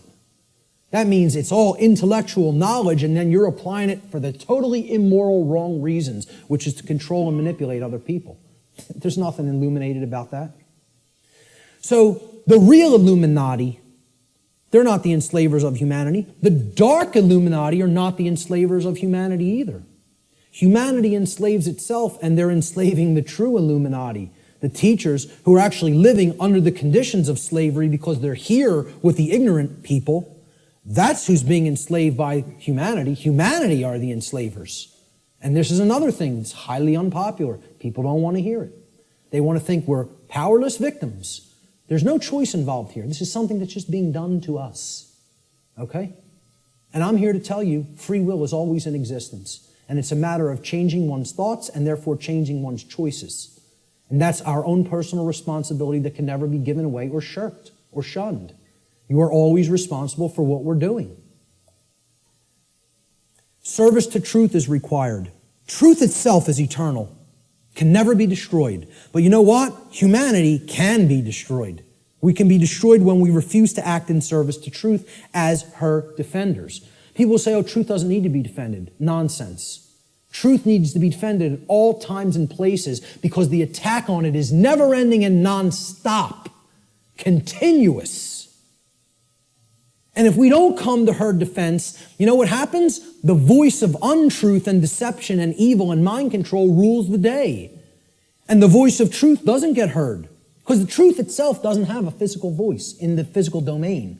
You know, we have to be its mediums and we have to be its voice. It's possible for us to co-create a positive outcome in this scenario, but this can only be accomplished if we care enough to learn the truth ourselves, and then we develop the courage to continuously speak it to other people until our voice of truth becomes a non-stop chorus like the voice of lies and deception and mind control has been for millennia on this planet. Courage is required. Samuel Adams encapsulated this brilliantly. He said, "The liberties of our countries are worth defending at all hazards. It is our duty to defend them against all attacks. It will bring a mark of everlasting infamy on the present generation if we should suffer them to be wrested from us by violence without any struggle, or to be cheated out of them by the artifices of designing men. If you love wealth greater than liberty, if you love the tranquility of servitude greater than the animating contest for freedom, then go home from us in peace. We seek not your counsel nor your arms. Crouch down and lick the hand that feeds you. May your chains set lightly upon you, and may posterity forget that you were ever our countrymen." Now that's about as powerful as it gets as far as I'm concerned.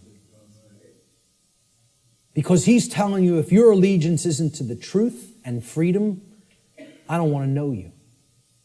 I don't want to know you. And we hope history forgets that you ever were with us at this time and place in history. And because you deserve to be forgotten. That's what he's saying here. You know, I couldn't agree more.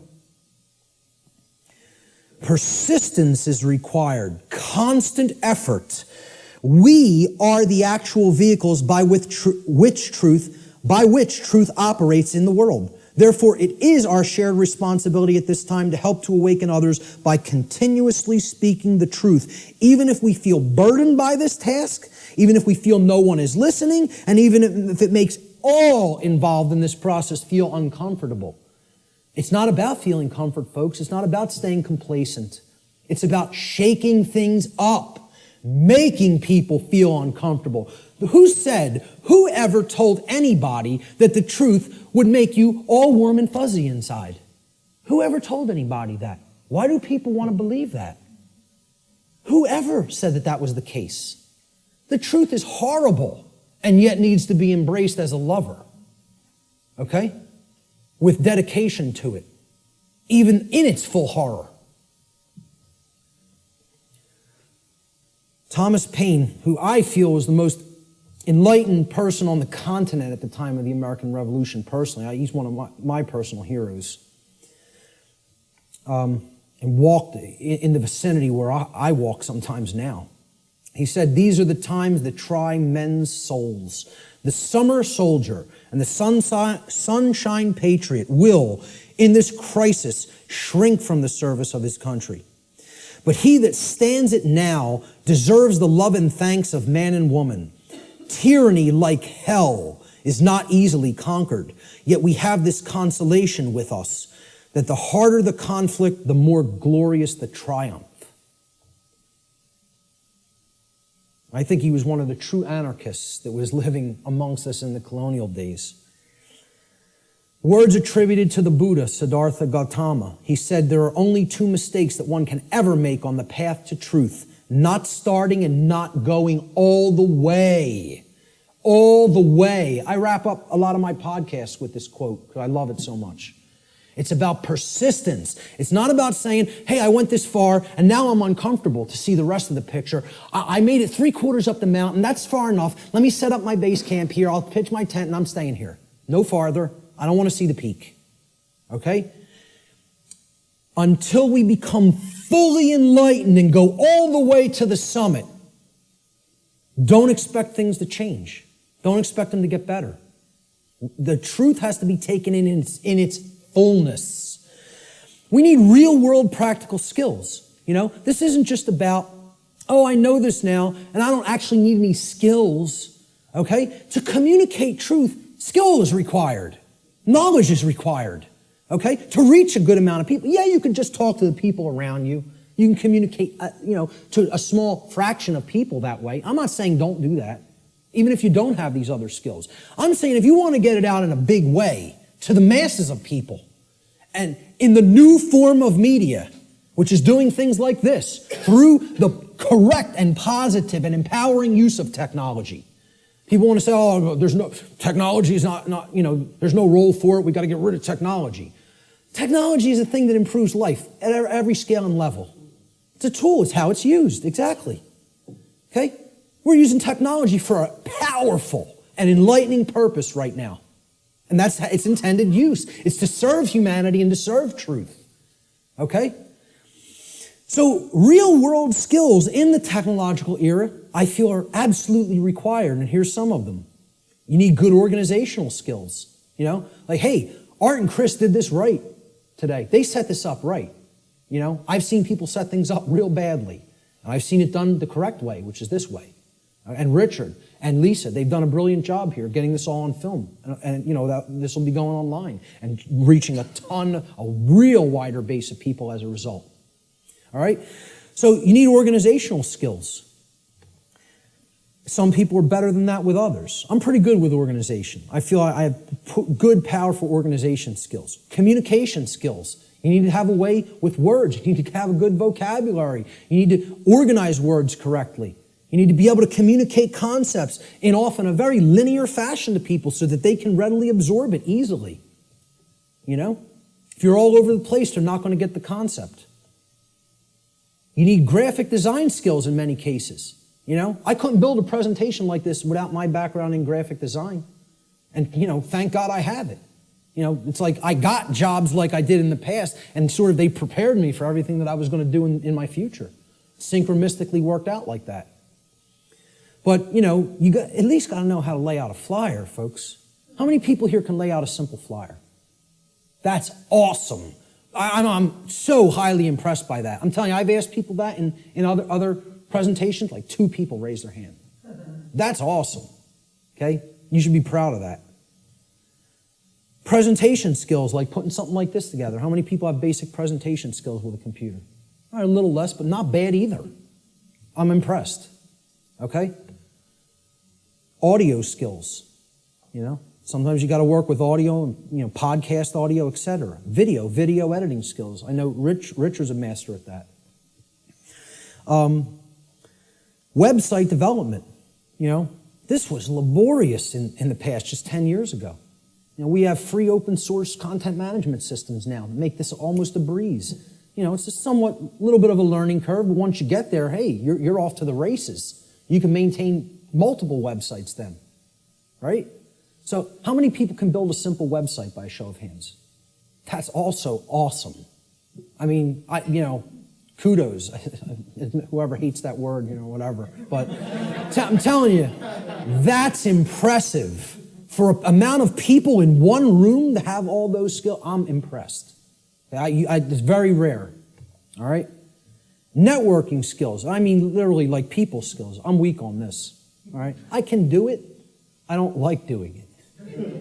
I don't like marketing and promotion either. I'm not a good marketer of my work. I'm trying to get better at that, but I need some work with that. And maybe there's people that can help me with that.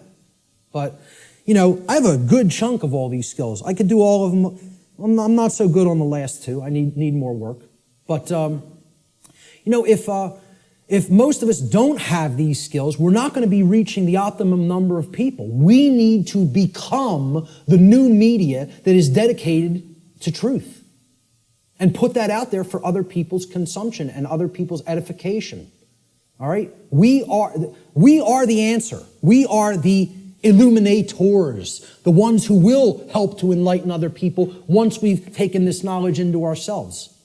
And then that's only the beginning, folks. You got to put it back out there. I tell people the story. I had all this knowledge for a long time, sitting on it, doing nothing with it, just taking more in. Oh, I want to make sure I got it all right. I want to make sure I got the whole picture. I go to a meeting in the state of Virginia. Virginia, virgin, the goddess, okay? Care. Very synchronistic. A woman comes up to me. She says, "You're one of the most knowledgeable people I've come across. What are you doing?" So what do you mean, what am I doing? She said, "I mean, what are you doing with all the knowledge you have? You doing lectures, presentations, videos, audio? What are you doing?" "I'm not doing any of those things. I'm just taking a lot more in, downloading a lot more videos." She goes like this, and it's just so matter-of-factly and harshly. "What makes you think you have the right to do that? What makes you think you can keep taking all of this in, all of this in, all of this in, and not put any of it back out? What makes you think you even have a right to do that?" I was like, it was like somebody hit me in the face. She said, this was her phrase. She said, I'll never forget it, "You're Niagara Falls in a water balloon. You're taking all this in and all this pressure building up. It's got no outlet. It's going to burst." She said, "You have to put an outlet valve on that knowledge and let it flow out of you and go out to others, and then more will come in. Right now, there's no pressure release valve. You're Niagara Falls in a water balloon." It's like a truck ran me over, literally like I got hit by a truck. I came up with the idea for what on earth is happening like a couple of weeks after that, because that's all I could think about. All I could think about is what she said. It kept echoing in my head. What makes you think you have a right to do that? And didn't say it nice. Like said it like, you're not doing the right thing here. Get up off your ass and do something. That was the tone it was said in. And I totally appreciate it, Who knows, man? If that wasn't said to me at that time, I might not be doing anything. Might not have done a thing. You never know. I like to think at some point I would have, but at the crossroads, this is the last section. Then we'll get to some questions. Quote by R. Buckminster Fuller, "The dark ages still reign over all of humanity, and the depth and persistence of this domination are only now becoming clear. This dark ages prison has no steel bars, no chains or locks. Instead, it is locked by misorientation and built upon misinformation. Caught up in a plethora of conditioned reflexes and driven by the human ego, both warden and prisoner attempt meagerly to compete with God. All are intractably skeptical of what they do not understand. We are powerfully imprisoned in these dark ages simply by the terms in which we have been conditioned to think. The conditioning of our thought is what has kept us in this prison. And only now, the actual depth of the dark ages that we are in are starting to become clear to some people. We are in the time that I call the apocalypse. And actually, I want to start rephrasing this. I want to actually explain to people we're not in the apocalypse anymore. We are now in post-apocalyptic times. We are living in post-apocalypse. The apocalypse has already occurred. It's over. We are living in the time after the apocalypse. And what do I mean by that? Well, we got to look at the meaning of the word. Okay? From the Greek prefix apo, which means away from, off of, or removed from. And then the Greek verb kaliptine, which means to cover or to conceal or to hide. So, apocalypse means literally to take the cover off of, to remove the veil from, or to take something out of hiding. Well, ladies and gentlemen, another big surprise. The veil has already been lifted. The truth is already out there. It's out. The truth about what's going on here and has been going on here on the earth is out. It has been de-occulted. And not just by me, by many, many other researchers. Okay? There's a laundry list of them out on my website, and I talk about in the podcasts. All right? It's all out there. It literally means to reveal or to take out of hiding. The apocalypse is the great revealing of the truth to the masses of people. Or it is what I simply refer to as the process of de-occulting the truth, removing it from being hidden. What humanity needs to do is make what I call the cosmic apology. And I'll get to what that means. See these words right here? I was wrong. That's the most powerful phrase that can ever be said by a human being. The second most powerful phrase I would say, I would acknowledge, is I love you. But this is more powerful than even that. Because this is about internal change. Not just a dynamic or an interaction or a relationship with another. This is about an internal metamorphosis. When you say these words, this is the phrase of all power. No is the word of all power by which we reclaim our power. But this is the phrase of power. All right? Okay. The word apology comes from Greek. Apo, meaning away from, off of, or removed from, as we've just seen. And the Greek noun logos. Logos means word. Okay? So hence, an apology, it literally means to go away from the word or to give back the word. Okay? You are taking it back. So if I make an apology, I said something, I didn't really mean it, or I want to retract it. An apology means, let me take back what I just said. Okay? I'm taking it back. I'm removing the word. All right? I'm going away from the former word or phrase that I just said. That's an apology in the standard colloquial English understanding sense. All right? Let's look at what I call the cosmic apology and where this term really comes from, what it really means. See, the Greek noun logos, which is written there in Greek script, which means word in Greek, it comes from the Greek verb lego. All right? Lego in Greek means to speak or to say. It's where we get the English word lexicon from. All right? The Latin noun lex legis is related to the Greek verb lego, to say. Again, because who put the laws into manifestation? The Creator did. How did the Creator manifest the physical universe and all the laws? Spoke it into existence. Reality and truth are spoken into existence by the power of vibration, the vibratory power of voice. Okay? So the Creator created the universe by the phrase, fiat lux in Latin. It means let there be light. Okay? The Latin noun lex legis, meaning law, is actually derived from this Greek verb lego, meaning to speak or to say. God and not man is the logos, the author of law, the one who spoke the law into existence at the creation of the universe, because natural law is the boundary conditions of the manifested reality called the physical universe. These are the boundary conditions which govern it.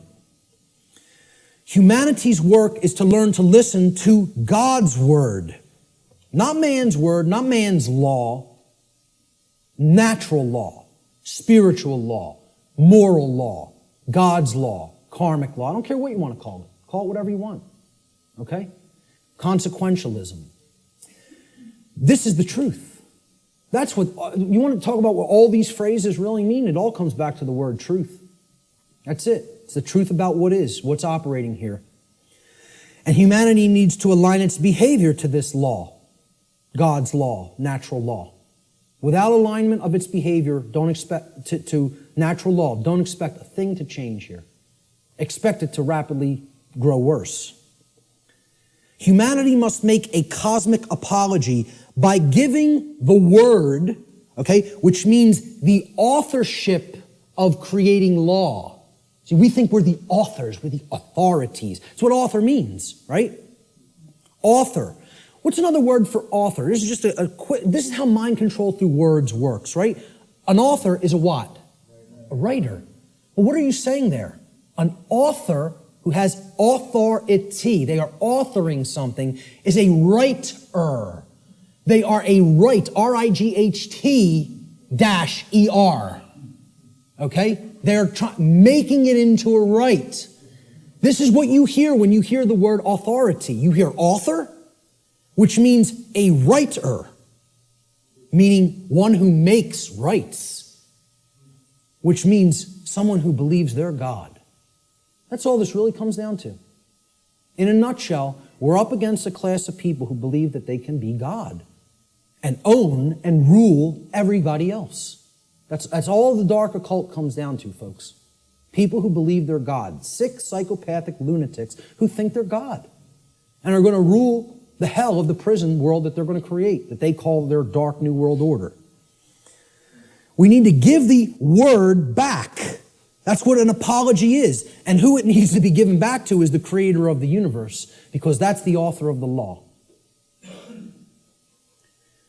That's its rightful owner. The word doesn't belong to us, folks. The word belongs to God. That's why it says at the beginning of the biblical text, in the beginning was the Word, and the Word was God.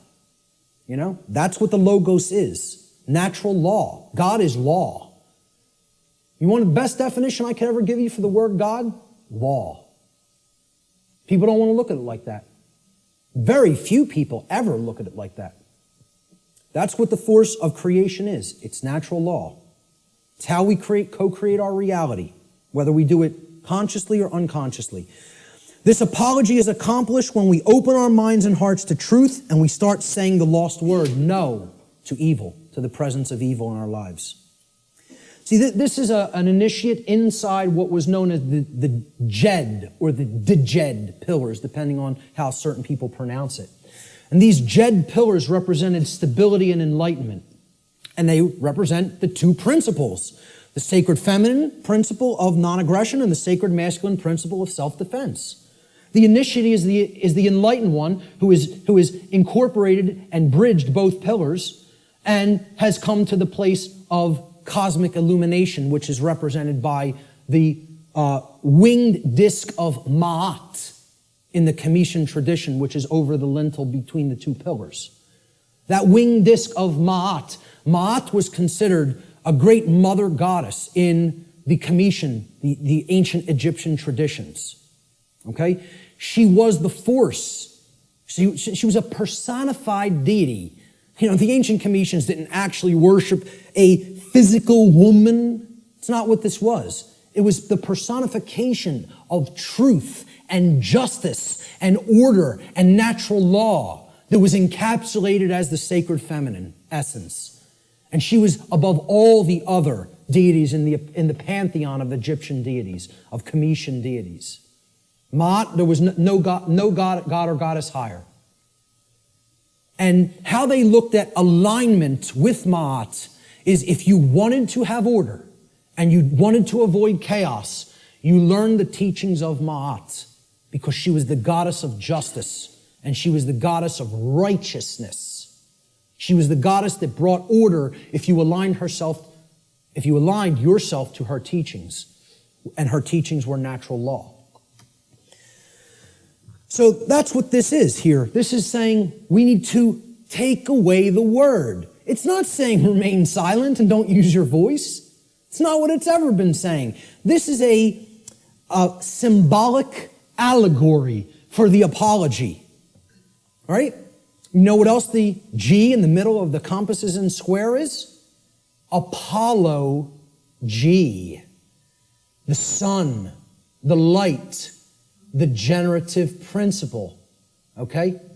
We need to make the Apollo G. All right? That's what the G in the middle of the compasses and square in allegory also represents, because one of the big deities, the Greek deities that is often kind of exemplified in the Freemasonic tradition is Apollo. He was a sun god, and he was a corollary to Horus in the Egyptian tradition, and Jesus in the Christian tradition, and Mithra in the Persian tradition, and many other sun gods that represented truth and light. All right? So that's the middle way, the middle pillar. That's what the initiate represents. I started this presentation with the slide before we begin. Now we have begun. And it's up to you to take it further. What you'll do with this knowledge is entirely up to you. See, this is a painting by Alex Gray that shows the worldview schism. Are we going to stay embedded in the left brain and in other forms of imbalance, and we're going to create the negative worldview, right? Or are we going to live in harmony with natural law, which can create this path when we incorporate the creative and nurturing and sacred feminine aspect of our beings? Natural law, living in harmony with it, can only lead to these conditions: freedom, peace, prosperity, the continuation of our species, our actual physical survival, and our evolutionary progress in consciousness. That's what living in harmony with natural law leads to. Conversely, living in opposition to natural law will get us this side of the world tree. It'll bring this world, this hellish world of chaos and destruction. Because living in opposition to natural law can only lead to these states: control, enslavement, war, chaos, evolutionary stagnation, and ultimately the extinction of our species. Which will we choose? That's still up in the air. I can't tell you that. Only each individual can make that decision for themselves, and then that will play out in the aggregate, in the mass consciousness, the numbers. Thomas Jefferson said, "A free people claim their rights as derived from the laws of nature." And this was also embedded in the Declaration of Independence. The laws of nature and of nature's God, and not as the gift of their magistrates. John Locke said, "The natural liberty of man is to be free from any superior power on earth, and not to be under the will or legislative authority of man, but only to have the law of nature for his rule." Former Grand Master of the Order of the Rose Cross, the Rosicrucian tradition, Francis Bacon, said, "Nature, to be commanded, must first be obeyed." If we want the forces of the cosmos on our side, we have to learn and adhere to the principles of natural law. If we do not align our behavior to that, nature will not stand with us. It will continuously stand against us, and it will itself create more strife and suffering in our lives. And we certainly won't command it. We won't command its forces with things like free energy used for any positive purpose. It'll only be used for destructive purposes. The psychologist Alfred Adler said, "There is a law that man should love his neighbor as himself." And he's referring, of course, here to the Golden Rule. "In a few hundred years, it should be as natural to mankind as breathing or the upright gait. But if he does not learn it, he must perish." And folks, I would really hope this is going to take less than a few hundred years. But based on where we're at, I'm not so sure. I think we could do it a lot faster than that if we accept the key that's been shown here today, that, as I said before, has the power to unlock all the locks on all the doors to all the cages. And that's what the knowledge of natural law comprises. Will we make the choice to climb the ladder of consciousness through an act of our own free will, choice, and effort? It's not a simple climb. I mean, it's a difficult climb. It's not overly complicated to learn these concepts, to learn these truths. It involves abandoning many things that we've already been conditioned with that don't serve who we are, okay? But I'm not telling you it's going to be easy, all right? It involves a lot of deep introspective work. But if we do it, we can step out of the prison that we've imposed upon ourselves by balancing the sacred feminine and masculine forces within each one of us. And by recognizing our own inherent sovereignty, and that there is no legitimacy and never has been any legitimacy to slavery and control and the external rulership of human beings as subjects. Okay? That recognition of sovereignty has to go hand in hand with our knowledge of natural law. It's a totally integrated component of it. This was the title slide. This tarot card was on the title slide. When you understand, and I've talked about this in some of my work online, when you understand the deep connection to the tarot tradition and other mystery tradition teachings, specifically its very deep interwoven relationship to the Kabbalistic tradition of the Middle Eastern mystery traditions, all right?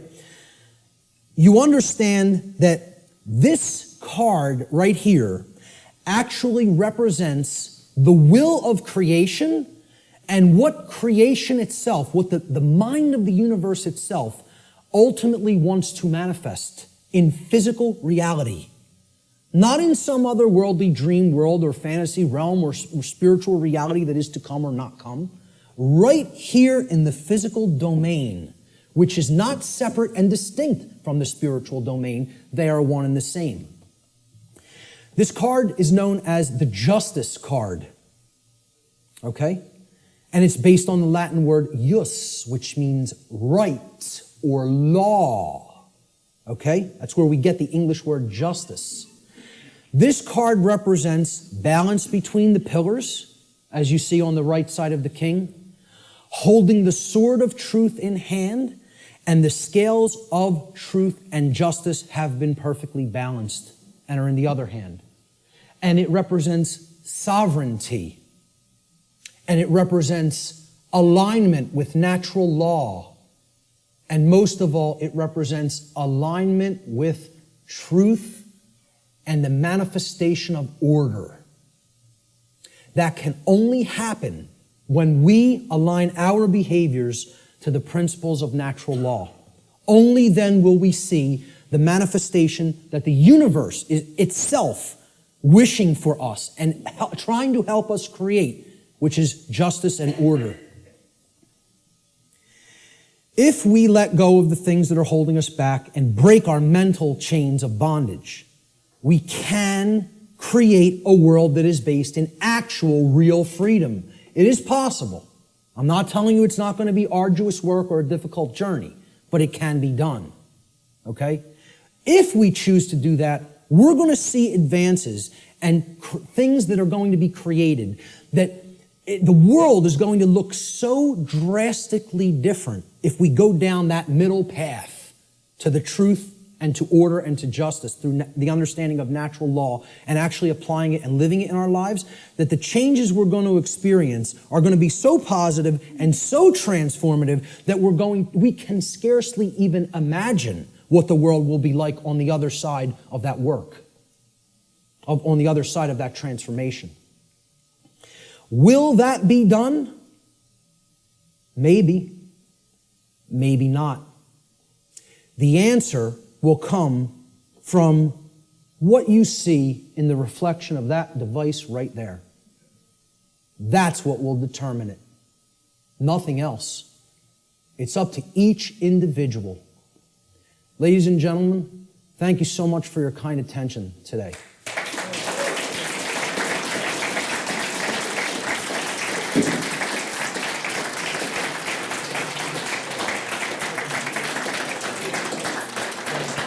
Thank you. Thank you. Thank you. I appreciate that. Finally, this right here, Lex Rex, simply means the law is king. The law is king. Lex Rex. That's my final slide. Thanks so much. Let's do some question and answer. How much time do we have, by the way? Did I run way over or did I leave some? Oh my God. Hey, I'm very happy that the venue allowed us to go over by this much, okay? And that they didn't just come in and say, you got to get out of here. So I really did want to leave time for questions, but I think it would be, I don't know if it would be really just, intrusive and ignorant at this point to just stay even beyond this time. So maybe we should start packing it up, all right? I apologize for going so far over. I think the information speaks for itself and is worth it, and I hope I was clarified on that. Listen, I'll tell you what. Anybody has specific questions, since there's no time for questions, let me just get this across, okay? Since there's no time for questions, I'll make a personal effort, and I rarely tell people I will respond to email questions. You tell me that specifically that you attended this seminar here today in an email, and if you have a specific question, get to the specific question quickly in your email, and I will make the time over the next few weeks to try to respond to everybody. I'll promise that. How's that? Does that sound okay? All right, great. Thank you. Thank you guys all so much for being here, for staying for the whole thing. Thank you. I'm very impressed with with you guys today. That takes a tremendous effort of will and attention. So, thank you guys so much.